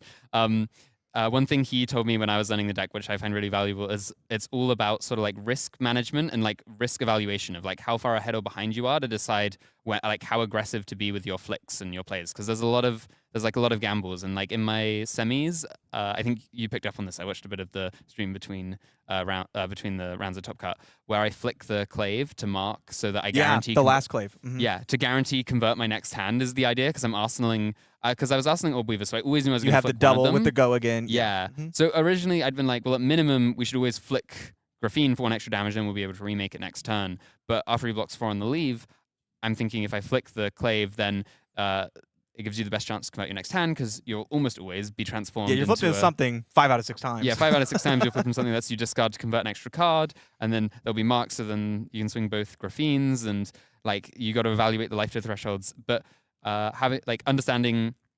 Like when you're behind, sometimes you have to go for really aggressive flicks where you risk not having the setup next turn, but you just have to like understand that your out is drawing out of the spot you've put yourself in. So you'll like flick the clave to get a save, a draw, and it'll be kind of early in the game, and you'll kind of just be banking on drawing a retrieve in your next 5 cards, or you'll be in a spot where you've got to like go for a line. Like I had this as well in the game against the Dash, where I played a Leave No Witnesses, and I still had 2 cards in hand, and neither of them converted. I was just gambling I'd be able to break the boots and get go again and play Codex, and that he'd just give me the cop and no other armor. And it was very good. Yeah, and I didn't. And in Swiss, I went for this play against him, but I blocked with the boots the turn before, so he read that this is what I was doing. That he wanted it. Okay. And then blocked with the armor. So in Top Cut, I just didn't block with the boots. Yeah. And I said, if the play pays off, I'll be happy to be 1 life worse. And then if it doesn't pay off, I'll be happy to have the armor for a boom grenade in the future. We were talking about it in the booth, and we were like, "Oh, he's putting Crown in front of this every time and nothing else because it looks like such a good line here." And then boots into Codex. It was super punishing. So what I'm hearing is, if you want to do well at a calling, you just message Kashi. Yes. Just Yeah. ask All my success attributed to Kashi. Anyone else you want to shout out before we head out of here? And definitely show off your trophy. Show the trophies. Shout out to my team, Super Armory, Michael and Brody traveling to all the events with me. To Hamilton for making finals with me. We were just so happy to make finals against someone from the house. That's really cool. And shout out to all my UK guys back home for supporting me from afar. So yeah, it's just been amazing. I mean, Fab's such a community. It really is, yeah. You see the same people at a lot of the tournaments and everything. It's really nice. And so there's just like so many people who I could mention who are just like make it so nice executing this. All right, let's see what you got here. Now I've been itching for one of these. So we got Ah, a quick it looks dodge. so good. It's so nice. Look at the back. It's just says cooling. It's Marvel. This is nice. It is nice. I'm gonna get one, but I have to actually play callings. Yeah, get you gotta one. stop. Well, I was gonna say you gotta stop casting to get one, but then I fear I may stop getting them. So just like So you want me to keep? Yeah, casting? you just Okay, keep casting. How about you give me one and I'll keep casting? I give you one to keep casting. Yeah. I'll think about it. Okay. You let me know. I'll see. You got my number. I'll see. I gotta see how I do at one of these callings you don't cast. Yeah. Fourth. To get some data. That's Yeah. how I do. Not quite good enough. All right, let's see this trophy. All right, and we got the trophy. The trophy is so sick. Look at that. That does glass look really trophy. good. I like the blue Nice in it a little lot. blue on the side. Yeah. That looks really nice. Congratulations. Thank you. It's my group of 4 who traveled with. We're joking that now three of us have won a cooling Memphis Really? because last year there was the double header. Oh, the double header. The- Yeah. That Brody and Hamilton won. That's so funny. The whole gang. You need to get Michael Fang to win one Yeah. as well. Well, we gotta get them to hold another cooling Memphis. That's true. Another double calling. I Another thought that double was really cooling. cool. Yeah, double cooling. It was cool. Yeah, it was very cool. But I also like it's like a cooling. It's like guaranteed a cooling you can't play. Whereas That's if they true. just spread them out, have more coolings. Well, have you considered being bad and dying in day one? Yeah, that's true. All the double coolings I played, I made day 2 of the first cooling, Yeah. so there wasn't really much. Well, I got to play battle hardened extra There you both go. times. So, That's true. but then I didn't do very well in either battle hardened, so it didn't really add that much to the weekend for me. So really, I'm just a cooling gamer. I think there's decided. something nice knowing that there's another event Yeah, if you do poorly, which is why I like the Sunday Showdown series. yeah, for sure. All right. So, are you going to be heading out to the next calling before the Pro Tour? You going to do Yeah. one more? I'm gonna be at cooling Shanghai How do you feel about to it? try out my Sage skills. Yeah? yeah. I feel like there's a lot to work on in Sage, but I think so too. I there's a feel lot of room. excited. I feel excited to see what everyone else has developed as well. Because at the moment with the showdowns, there's not a big incentive to spend your testing time on Sage. There's like 12-hour sprints that happen in Sage development. I feel like at the moment among like a lot of the pros or the like big teams, because they're like working on CC the whole time, and then some of their team members don't make day 2 of the cooling, and so then for like 12 hours, They from, work like, really hard. Saturday evening to Sunday morning, they work really hard, but then they're like, back off Okay. it. It's easy again. Yeah, so it'll be really interesting to see now that we have like a weekend off. So we have like 2 weeks basically where teams are going to like really develop the format, and so Yeah. it'll be really interesting to see what people bring to Shanghai. Now, we have a BNR coming tomorrow, I believe. Any predictions? No changes? A ban? The entire Arachne deck? I think they should just ban fatigue, and this is a vibes-based ban. The judge just watches, and if they feel like you're trying to fatigue the opponent, then they start like, and then they take a life. You just start They take a ticking down lifetime. life. Yeah. Just tick down life. The judge doesn't even speak to you. They That- just start they like just writing it down. well, they start supplying like digital like chess clock style like life counters that are just on every table, You lose and then some. they just on their phone they're just like entering it, and you just look and the phone's going down, and you're like, gotta start trying Yeah. to kill him again. It's like you just like call your own fouls. Like, Yeah. Judge, I think this guy's fatiguing me. Yeah. My hands just stink. What do you Like, want "I from me? swear my hands It's not my fault. I And then have people no idea build what's worse decks, so they brick more often and are allowed to block so out. then they can block out. Yeah. You just have to put a bunch of cards that make sense, but are good at blocking and don't often work. yeah. That's the trick. That's the trick. You heard it here first. All All right, right. everyone. Thank you so much for tuning in. Congratulations Yeah. once again for another calling win this season. And speaking of tuning in, I learned the name of your show since last time. It's Oh, called wow. World Tour Weekly, So and flattered. now they can search it. Yeah, check check it out 'Cause World before Tour they were just Weekly. searching like MajinBae, Flesh and Blood, On weekends, I Weekends, guess, I guess. something somewhere. commentary, and Whatever it was is. probably working. It probably would work, honestly. But now they can know to search World Tour now Weekly. you can search up World Tour Weekly. I appreciate the shout out. Thank you. No problem. And thank you so much for watching. We will see you in Shanghai. See you in Shanghai.